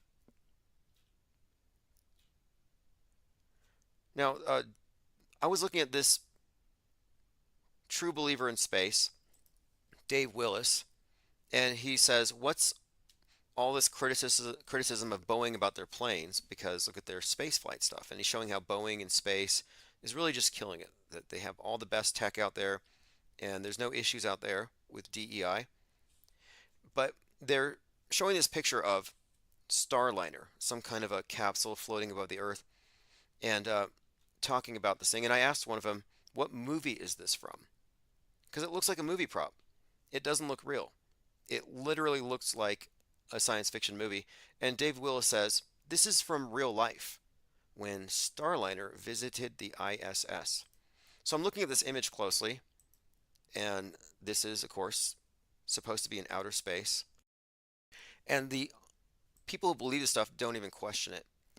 But I was looking at the Earth below, and I'm still not certain that NASA has quit this technique of creating the ball Earth by recording the sky and then inverting the video.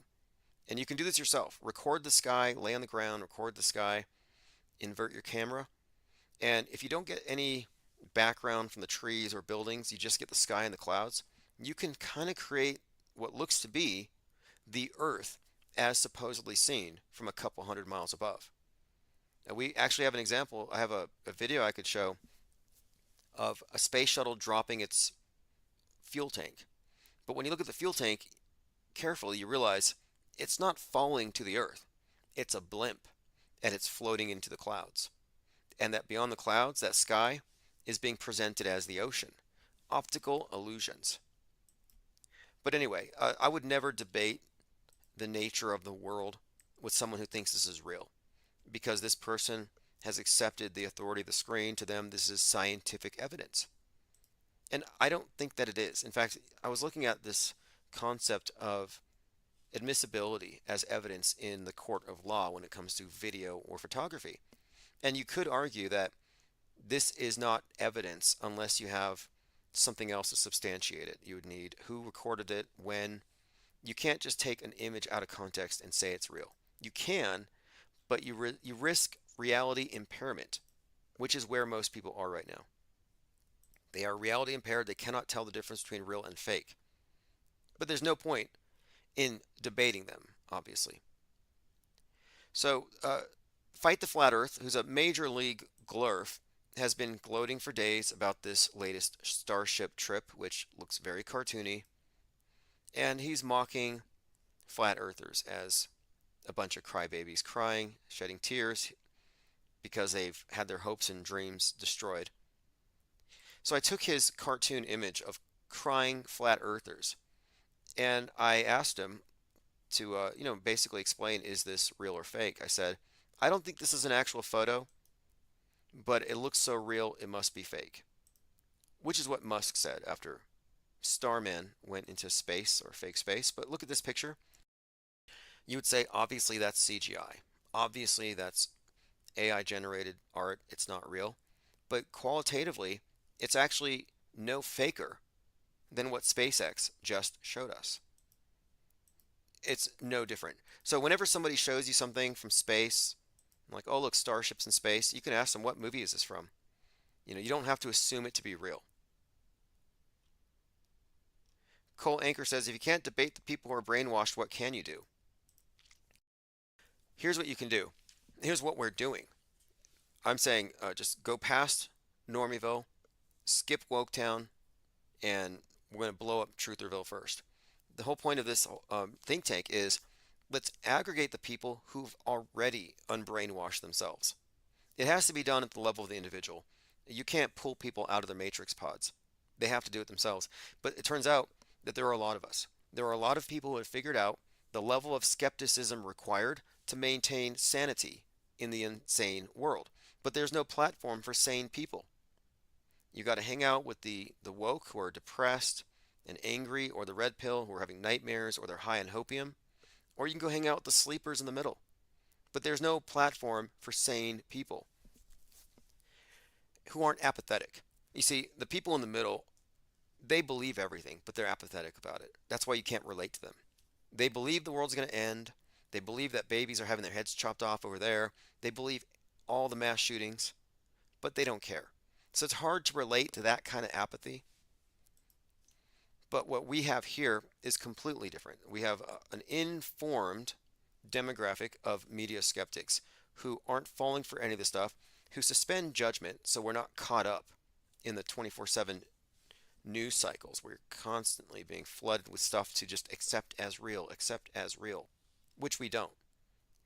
The objective here is we send out a signal, a penguin projected onto the ionosphere, or a book tour, and this signal will help us, this mission is to aggregate everybody who's already stepped out of the box, who is on the right side of the screen.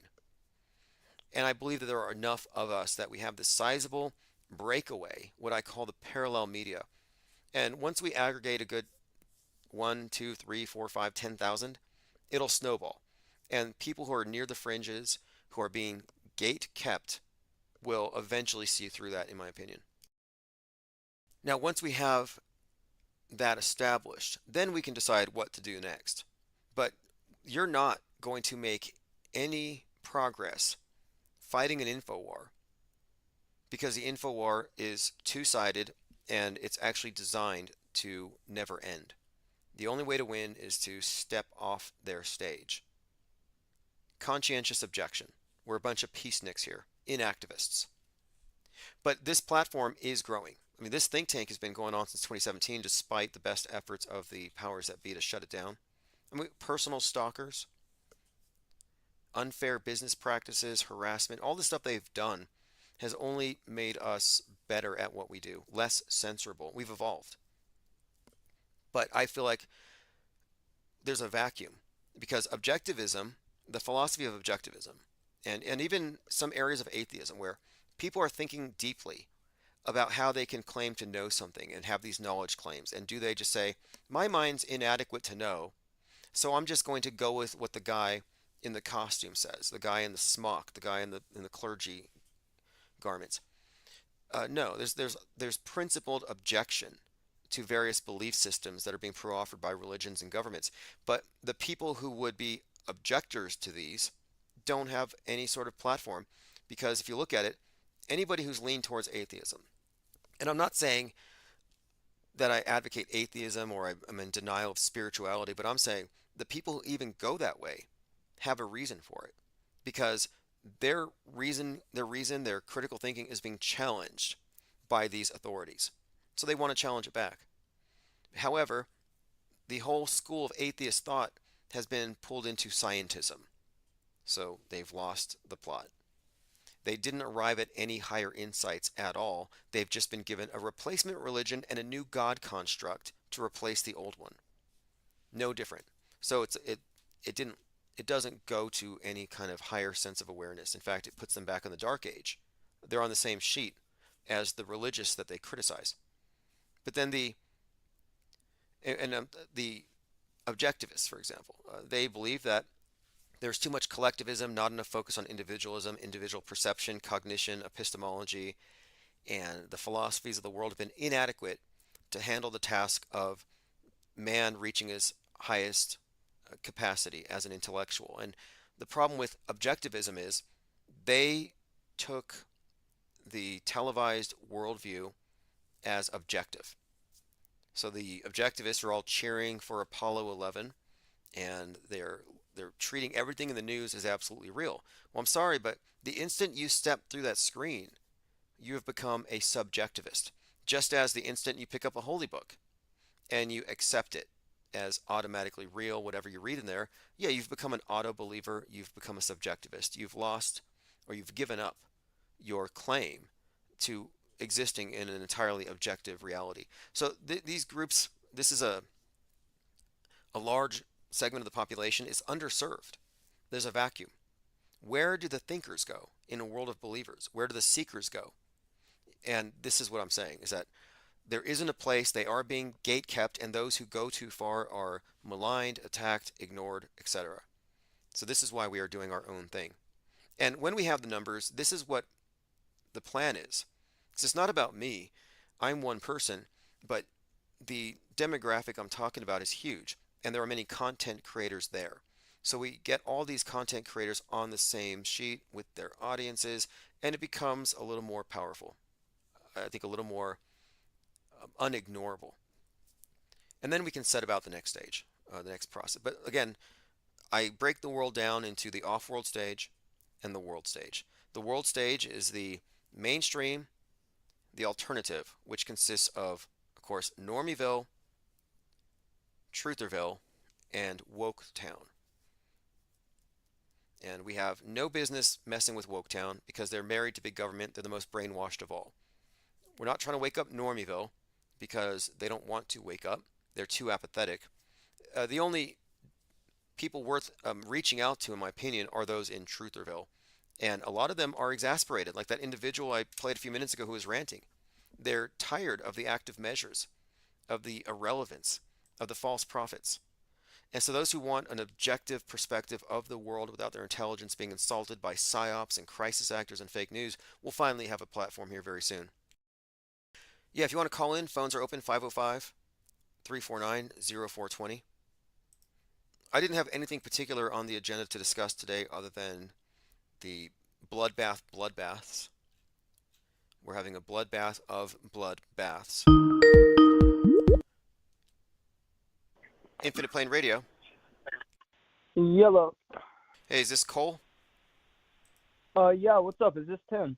Yeah, thank you for calling. What is on your mind? You said you have a few interesting things.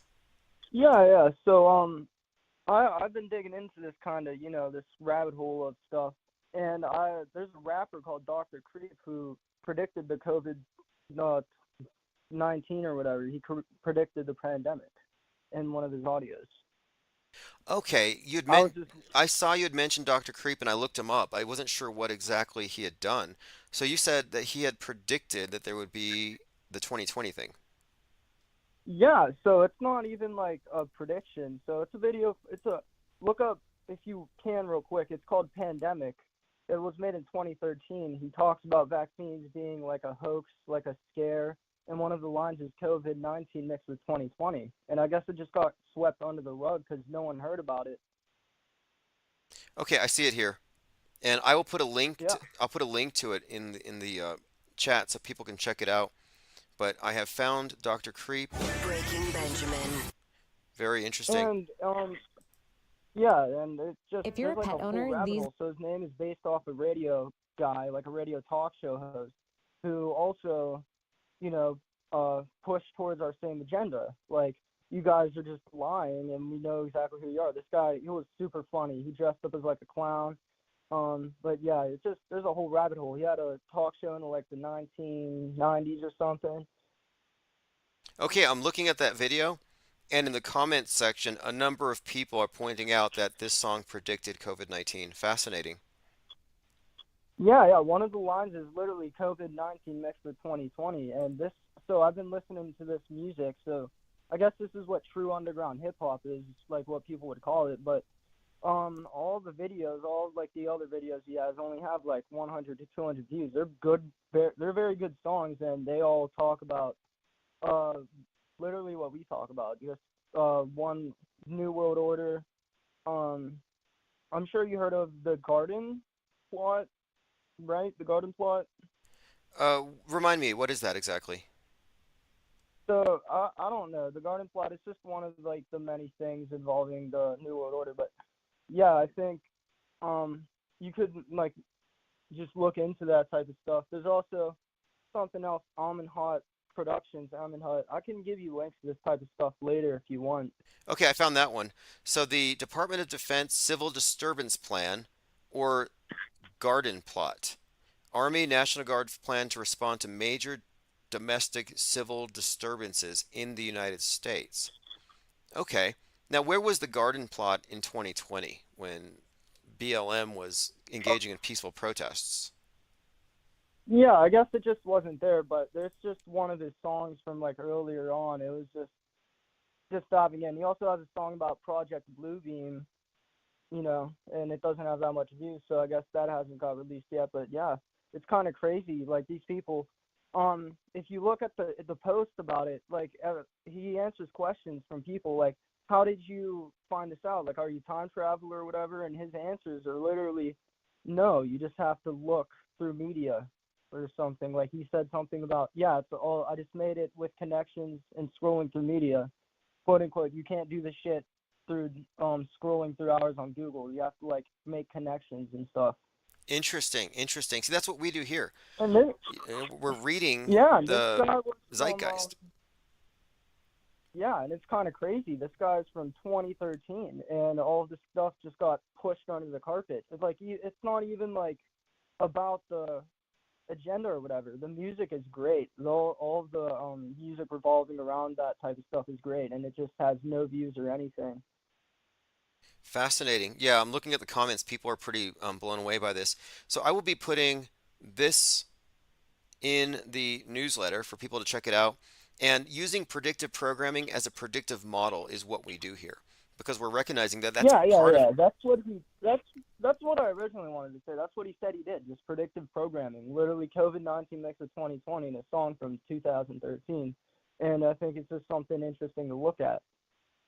good find, good find. And we're always looking at artists, musicians, and movies. I mean, sometimes I don't even use the term predictive. Sometimes it's concurrent programming, like it's real time. Like next month, Yeah. Fallout. I think Fallout from Amazon's coming out. So we have all this talk about nukes. Well, now we're getting a mass